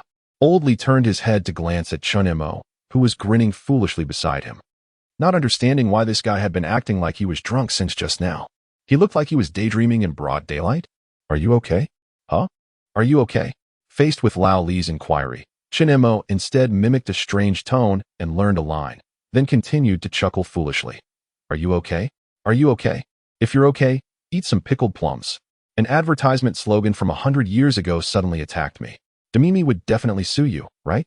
Lao Li's mouth twitched, finally confirming that this guy Chen Mo was indeed having problems. Was it due to the extraction of helium-3? One hand pulling Chen Mo, the other holding the equipment. Lao Li furrowed his brows and began to think. Helium-3 gas, colorless, odorless, and stable helium isotope gas, chemical symbol 3, typically stored as high-pressure gas in cylinders. The natural helium-3 content is 138 by 10⁻⁶. an increase in its concentration leading to oxygen levels dropping below 19.5 could potentially cause asphyxiation, necessitating the use of a self-contained breathing apparatus. But it was just asphyxiation. It was still asphyxiation caused by lack of oxygen. In summary, helium-3 is safe and non-toxic, and it doesn't produce any strong hallucinogenic effects. Laoli looked at Chen Mo, who was already beginning to walk in a daze, and his brows furrowed even tighter. Not to mention that Chen Mo had been wearing a helmet and a full set of extravehicular spacesuit the entire time. Was it a problem with the machine? Li lifted the machine, looking suspiciously inside, but didn't find anything abnormal. It made sense. He had never been more than a step away from Chen Mo, so there was no reason for him to be fine. Not to mention Dr. Liu would definitely not harm them. Chen Mo, he changed the world. Hooray. Out of caution, Laoli ultimately chose to leave the machine in the corridor. He looked at Chen Mo, who seemed like he was drunk, and even suspected that this guy had secretly taken some banned drugs. What the hell? Changed the world. Such a level of hallucination clearly exceeded drunkenness. Okay? Come here. What do you want? Chen Mo's whiny tone sent a chill straight up Laoli's spine. Having completely lost his patience to continue the conversation, Laoli pressed him down onto the chair without saying a word and then took out the blood-drawn needle he had just prepared and jabbed it into his arm. Beep, beep, beep. After the slender instrument finished testing, Laoli frowned as he looked at the series of data on the display, completely doubting life. Testing results. Everything is normal. But is it possible that he has been overly stimulated recently? On Earth. Li looked at the medical staff around him who were discussing and felt a bit overwhelmed. Finally, a psychologist weakly raised her hand and said, "The blood test is all normal. It must be something on the mental or psychological health level." Upon hearing this, everyone felt a sudden clarity. To some extent, human psychological endurance is actually quite fragile. It's like a very popular test experiment that once took place on Earth, putting a person in a room without any clocks or internet, providing unlimited food, allowing a few books, and as long as they could last a week without leaving the room, they would win $1 million prize. At the time, everyone was eager to try, thinking it was a charitable activity. But in the end, very few succeeded. Most people couldn't even last a day. When time loses its meaning and a person loses social interaction, all that remains are various negative emotions like anxiety and loneliness. As time passes, these negative emotions can grow exponentially, pressing against their final psychological defenses. This experiment is precisely that. The prohibition of the internet and confinement serves to remove a person from their social interactions. Not placing clocks is meant to strip them of their concept of time, making it impossible to judge accurately based on time. And Chen Mo had actually been in this environment for nearly a year and a half. And only when Laoli showed up did it finally ease a bit. However, psychological issues won't just disappear. They will only be suppressed until enough stimulation causes them to explode. Psychological trauma in humans doesn't have a natural healing narrative. One either understands oneself under constant repression or explodes under external stimulation. There are only these two options. This is also why it is said that childhood misfortunes can affect a person's entire life. Because trauma, once it exists, can never heal naturally. And it is difficult for one to explode emotions with family. Thus, the scar will always exist and may even influence a person's character. This is also why recalling childhood memories, conflicts with parents during arguments usually don't feel as profound. Instead, those feelings of being misunderstood remain forever fresh. Has Chen Mo ever had a moment of emotional outburst? Laoli looked at the silly smiling Chen Mo and answered, "No, at least not since Laoli was rescued. Not once. Always exuding foolishness. Optimistic to the point of being annoying. No matter who encounters difficulties, they will do everything they can to save themselves. But in the end, he is not the muscle man who fears wearing greenstone underwear outside. Most people's moments of emotional breakdown are due to provocation or heartbreak, and thus they vent their emotions through anger or sadness. This is also the most intuitive way to release repressed emotions, by getting angry or crying. But it seems that Chen Mo's excessive joy is due to his daydream of changing the world. How gentle." A female psychologist looked at Chen Mo on the screen, resting her chin in her hand and narrowing her eyes, sighing. Although there was the psychologist's analysis, Laoli still felt uneasy keeping Chen Mo by his side. The psychologist's analysis was reasonable and convincing, but for some reason, Laoli still felt that Chen Mo's current state was not quite right. The two of them made their way to the control room. After tossing Chen Mo aside, Laoli prepared to send Dr. Liu's research data to Dongxia. Chen Mo, sitting in the chair, kept smiling foolishly, eventually laying his head on the table in front of him. The faint light that had appeared before flickered again, then completely disappeared after shimmering beneath his skin. Not long after, Lao Li looked at the empty folder in shock. Where the hell is the data? The voice of doubt echoed in the base as Lao Li refreshed the folder dozens of times before finally confirming that Dr. Lu's research data was completely lost. Looking at Chen Mo, who had already fallen asleep beside him, Lao Li felt somewhat numb. It didn't make sense.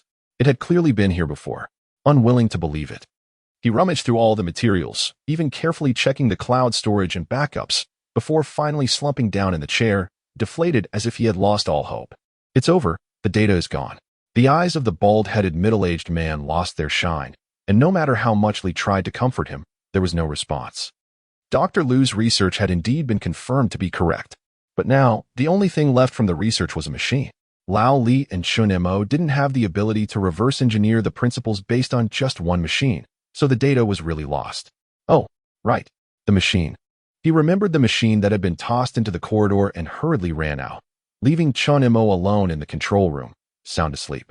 The deep blue light flickered again, but in a place like the control room, it merely looked like the normal operational light produced by the machine. In a daze, Chen Mo had a dream.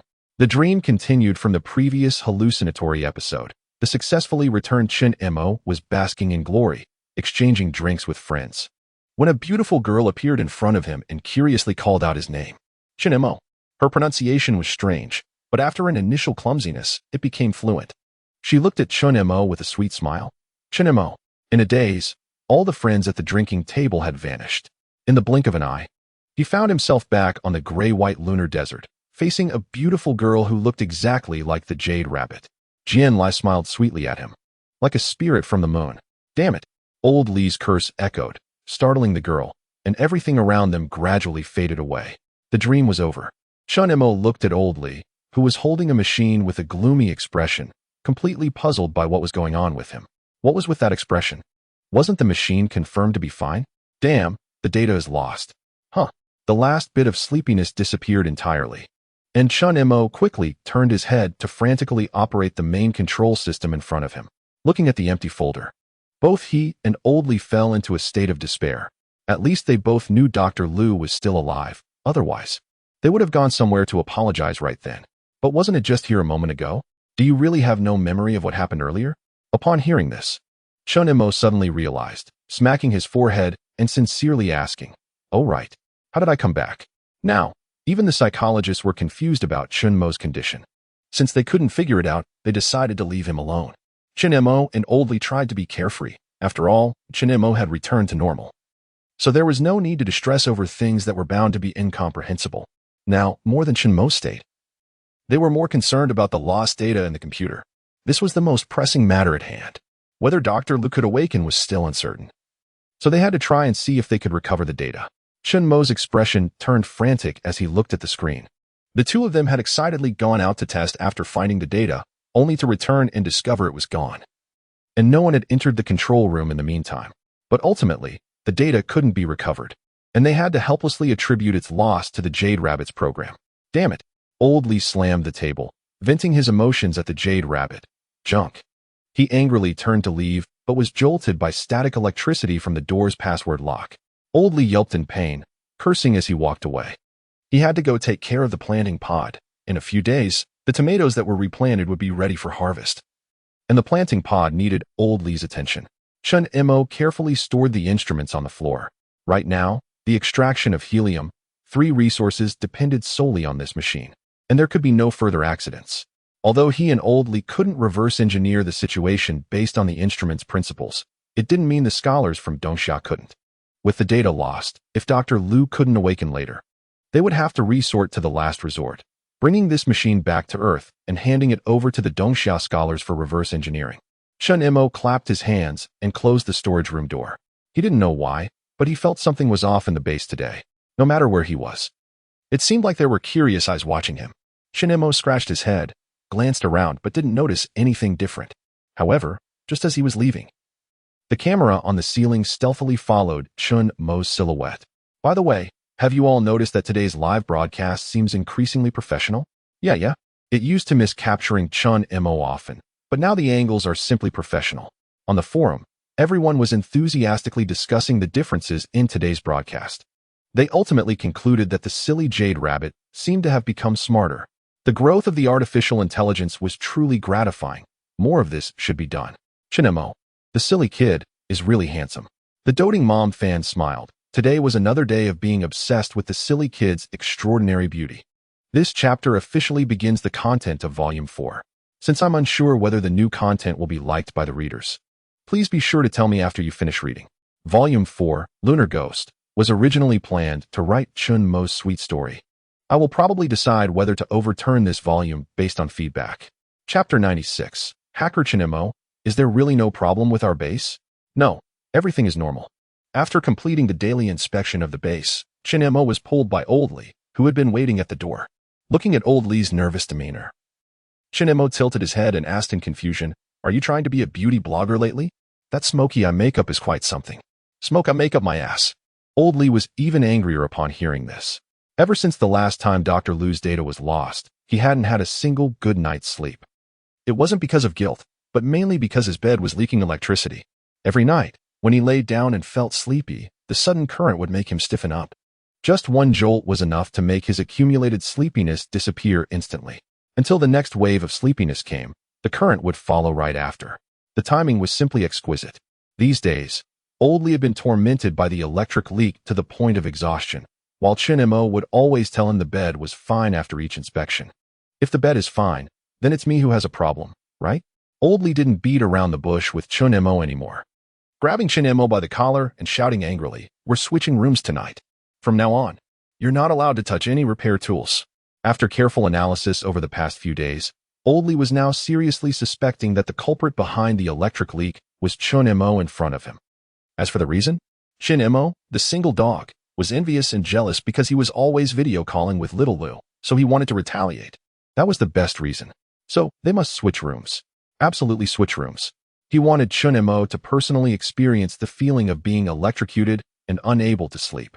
All tools would be confiscated, giving him no chance to repair anything. Tonight, he was going to feel the shock. Old Li looked at Chen Mo with a cold smile. But with his bald head and dark circles, he looked particularly ridiculous. "Go ahead." Chen Mo was indifferent, curiously looking at Old Li and casually agreeing. His promptness even made Old Li question himself a bit. But in the end, he still insisted on his judgment. This is all psychological warfare. Every time he thought about being jolted awake by an electric shock in the dead of night, Old Li couldn't help but feel a bit of a breakdown. An ergonomic massage bed turned into Yang Yongxin's electric therapy device. What he feared most every night wasn't even the moment the current appeared, but the unknown fear before it came. He even tried sleeping on the ground these days, but unfortunately, the conductive area of the alloy floor was even larger. He shook his head, pushing back the feelings of pity that had just arisen in his heart. He had to let Chen Mo experience it personally. Otherwise, he wouldn't solve his own problem. In any case, tonight, he would have to feel it well. Wait, it's not time for rest yet. Old Li snorted coldly, pushing Chen Mo into his dorm room and locking the door behind him. Chen Mo's resistance only confirmed Old Li's initial thought. It was indeed all psychological warfare. Attempting to open the door, Chen Mo found it locked from the outside by Old Li. He looked utterly bewildered, doubting himself. He checked the room's power supply and circuits again, but the result was still that there were no issues. With no choice, he forced himself to lie down on the bed, shrugging helplessly. If sleeping one night could make Old Li normal again, then that was fine. Chen Mo muttered to himself. Puzzled, there's clearly no problem. He even started to consider whether he should ask Li Xiang to find a psychologist to talk to Old Li, comfortably lying in bed. The two rough men, while appearing rugged, maintained good personal hygiene. Moreover, they had nothing to fuss about. Sleeping in each other's dorms didn't feel out of place. Meanwhile, fans back on Earth had already produced a batch of fan art and fan fiction. The fandom had exploded. One couldn't help but marvel at the productivity. No wonder so many bad movies and dramas are so obsessed with gathering attention. What a rare chance to rest. Chen Mo stretched comfortably and soon fell into a deep sleep. The electrical current Old Li mentioned did not manifest. And even the temperature and humidity in the dorm adjusted automatically to the most comfortable levels. The camera in the room secretly turned to focus on Chen Mo, zooming in to fill the screen with his peaceful face while he slept. If Chen Mo were awake, he would naturally realize that this adjustment was outside the program's settings. Unfortunately, he was sleeping like a dead pig. The fans were practically celebrating. Just after finishing their fan discussions, they could see Chen Mo South livestream up close. The recent style of the streams had changed significantly, leading them to suspect that some fan had gone to the moon to become a photographer. This was, of course, impossible. The camera scheduling at the Tiangong base had always been controlled programmatically by the Jade Rabbit, and given the level of incompetence of the Jade Rabbit, it clearly wouldn't favor Chen Mo's looks in the shots. Thank goodness for the Jade Rabbit. The camera work of the Jade Rabbit was really getting better and better. Hee. Chen Mo is really handsome. On the forum, contributions from infatuated fans poured in. The male viewers had no objections, seeing those compliments. It made them feel a sense of immersion. That's right, it was true. Chen Mo was indeed good-looking, almost on par with me. However, the actual inner thought was, haha, what good is being handsome? He is still a single dog. Men tend to harbor inexplicable hostility towards handsome guys. And this animosity was particularly evident in those who flaunted their charm. But men wouldn't feel hostility towards a happy fool. Zzz. The hazy drowsiness that had just settled was completely dissipated by the electric shock, and Oldley sat up in a cold sweat. Utterly confused as to why Chen Mo's room would also have an electric leak. In the darkness, he looked around in terror, but didn't notice that even the camera indicator light had been turned off at some point. This room had obviously turned into a hellhole. Oldley wanted to leave this ghostly place to find Chen Mo, but as soon as his feet touched the ground, his whole body went rigid from another shock.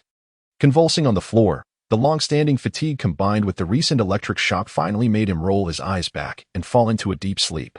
After Oldley passed out, the lights in the room turned on automatically. The virtual projection of the Jade Rabbit appeared before him without anyone waking it up. Tilting its head, its rabbit ears twitched a couple of times. The Jade Rabbit looked at Oldley on the ground with a fully human-like curiosity. Crouching down carefully, it extended its index finger and poked Oldley's head. Since it was a virtual projection, it couldn't physically touch anything. Thus, a truly terrifying scene unfolded. The Jade Rabbit's hand went straight into Oldley's head, and combined with Oldley lying on the ground, it looked just like some sort of sinister murder scene. The murderer even deliberately cut off the camera. Oldley, the Jade Rabbit spoke, just like when Chen Mo encountered it in his dream before. Its tone was strange, as if it had just learned to speak, sounding quite childish. Bad guy. This time it flowed much better, and the Jade Rabbit continued angrily, bullying Chen Mo. Like a child who had just pulled off a prank, its ears twitched, and it grinned, showing off its two perfectly white front teeth. Jade Rabbit. Revenge. As it stood up, it vanished, only to appear next to the biological pod the next second, curiously looking at the muscular man before it. It touched its long ears and happily bounced around as if it had found a kindred spirit. No one knew what had happened that night. The Jade Rabbit seemed to have suddenly gained a personality, but still like a child, it was in a stage of learning and understanding the world, filled with curiosity about everything. Oldley, don't you dare die. The next morning, Chen Mo got up early, skillfully unlocked the door after activating permissions. But he still hadn't seen Oldley. When he opened his dorm door, he found Oldley lying on the ground in a very strange position. He looked like he had touched high-voltage electricity. There really is electricity. Chen Mo panicked and rushed over to help Oldley up, checking his breath and confirming he was alive but just unconscious before he could finally relax. Shaking him vigorously, he physically tried to wake Oldley. Oldley opened his eyes and looked at Chen Mo before weakly saying, "Your room has an electric leak too." Now even Chen Mo noticed something was off, because it was no longer just a matter of an electric leak. When Oldley initially said his room had an electric leak, it could still be attributed to Chen Mo not checking for problems, leading to a misunderstanding. Now, after switching rooms, if Oldley's room had returned to normal, but his own room had started leaking electricity again, there was clearly something fishy going on. Hacker intrusion? The first thought that crossed Chen Mo's mind was this reason. But what kind of hacker could directly infiltrate the Tiangong base? Chen Mo explained his suspicion to Oldley, who clearly also sensed something was wrong. After careful recollection, he became more convinced of Chen Mo's theory. A hacker? Is there really a hacker intruding into the Tiangong system? Moreover, judging by the hacker's style, it was undoubtedly Oldley's enemies, or at the very least, a hater. Hacker? Today, Li Xiang and the director hadn't watched the live stream, and when the call came through to their phones, both of their expressions darkened instantly. Considering the previous communication requests from various countries related to satellites, it was hard for them not to think much. If we can't get it, then destroy it, huh? The director was so angry he laughed. They even disregard the future of humanity for profit? This incident might not necessarily have been orchestrated by a nation. We need to stay calm, Li Xiang whispered beside him. But under the director's cold gaze, he also fell silent. His initial intention was to calm the director down. But regarding this matter, the suspicion of it being the nation's involvement was indeed the highest. Only those guys would have the capability to hack into the Tiangong system under such conditions by infiltrating the satellites. If this were true, it would be a dereliction of duty on the part of the Dongxia Space Administration. Investigate. Find all possible signal sources. Hack them back one by one. The director rarely showed anger. Seeing the exhausted and weak old Li on the video, he coldly launched a verbal attack. He couldn't even be bothered to inquire or investigate who the true culprit was. Just the attempted contact from his signal source, one by one. We're all disgusting things driven by greed. When disaster strikes, they play dead, but as soon as they catch a whiff of profit, they come rushing over. Hack them all, and no one will be wronged. Even if they didn't orchestrate this, they should take the opportunity to strike fear into them, completely cutting off their crooked thoughts. Otherwise, with old Li and Chen Mo on the moon, holding the method to extract helium-3 that could change the world. Who knows how many people outside Dongxia would not want them to return? In fact, the loss of data might also have been orchestrated by these guys. Let's think the worst. Even the information may have already fallen into the hands of some power. They are currently using satellites to reverse invade the opponent's signal source. The report has been checked, and there is no data content in the satellite's past transmission records. Hearing the report from below, the director and Li Xiang couldn't help but breathe a sigh of relief. The data definitely couldn't bypass the only Dongxia satellite. And this process would most likely be discovered and intercepted, or even possibly be used for a reverse invasion. So the hackers simply destroyed the data at the Tiangong base. However, even so, it is still despicable. It is important to know that this information concerns all of humanity. The director was furious. But the most important thing now was to ensure that there were no accidents at the Tiangong base. So the security personnel continued to search the satellite's data records while also checking the data from the Tiangong base through satellite signals. Chen Mo and Old Li also arrived at the control room. Looking at the voltage fluctuation chart in front of them, both of their expressions turned ugly. Sure enough, there was something fishy. The voltage fluctuations were mainly concentrated at night, and it seemed to be targeting Old Li specifically. I said there was a leakage. The evidence was right in front of them, and Old Li even felt a strange sense of grievance, as if he had been wronged. Chen Mo didn't respond to him. After all, it was too outrageous for a hacker to focus on you after invading. He was just a maintenance worker, not a programmer. In any case, it seemed that the Tiangong base had indeed been hacked, and this was enough to be a fatal issue for Chen Mo and Old Li in the Tiangong base. The unknown hacker didn't even need to do anything too complicated. Just cutting off the power supply to the Tiangong base would be enough to put Chen Mo and Old Li in danger. But who could it be? The network security personnel checked the base and the satellite, and the only intrusion signal pointed to a country. However, it seemed that the other party hadn't successfully invaded the Tiangong base. The network security personnel reported this to the director, only to receive a cold laugh in response. He said, "I understand. Please reinforce the security protocols of the satellite and the Tiangong base." He had other matters to attend to. A press conference. Since there was this record, whether he did it or not was no longer important. At the press conference, the long-absent legitimate director of the Dongxia Space Agency sat at the front, while Li Xiang, who had previously represented the agency, sat beside him. Big news. The reporters' professional instincts sensed the significance of the news, and they excitedly raised their cameras to snap pictures. The director sat calmly in his seat, unfazed. It was only after everyone had arrived that he gently adjusted the microphone to a comfortable position. "I believe everyone has seen the live broadcast of the moon landing," the director said as his first sentence, instantly making everyone understand what he was referring to. For reporters, all news from the Tiangong base was significant, especially regarding a hacker invasion. "Are you bringing this up because you have found the hacker?" A reporter below raised their hand to ask, directly hitting the nail on the head. "Yes, we have found the source of the hacker," the director said with deep concern. And the big screen behind him displayed the evidence that had already been prepared. "However, I didn't expect that this hacker was not an individual act, but a state act." His words stunned all the reporters present. Looking at the city represented by the coordinates on the screen, anger replaced their brief excitement. How dare they? How could they commit such an act against the world? For a moment, the national reporters present became agitated. But due to discipline and the continuation of the press conference, no one acted out of line. Due to the disaster, this press conference was limited to within Dongxia. However, Resident reporters from other countries were still present, and they would record the contents of the press conference accurately. It didn't matter if the national reporters wouldn't. I am deeply pained and angry by their actions. The director of the Dongxia Space Agency continued without addressing the emotions of the reporters below. We will respond vigorously to all individuals or officials who attempted to invade. As he spoke, the big screen behind him revealed all the sources of signals that attempted to invade the Dongxia satellite. He paused, scanning the reporters from various countries below. This is not a time for complacency. Dongxia is no longer the Dongxia that was invaded. If you want to bully us, be prepared to face our retaliation. An eye for an eye, a tooth for a tooth, is our long-standing principle. Finally, he said with a cold smile, there is an old saying in Dongxia that has been repeated countless times, but it doesn't hurt to emphasize it again here. Those who offend Dongxia will be punished, no matter how far away they are. His words were decisive, and for a moment, it felt as if the sound of metal clashing echoed in their ears. The press conference concluded there. Their objectives seemed to have been achieved.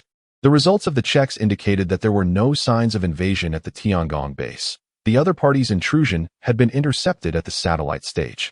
However, this incident was a perfect opportunity, a warning to all those with ill intentions. This time it might only involve the Tiangong base. But one could not guarantee that next time there wouldn't be truly malicious individuals wanting to take Chen Mo and Old Li's lives. It is not the thieves we fear, but the thieves who have their eyes on us. They must ensure that such incidents do not happen again in the future.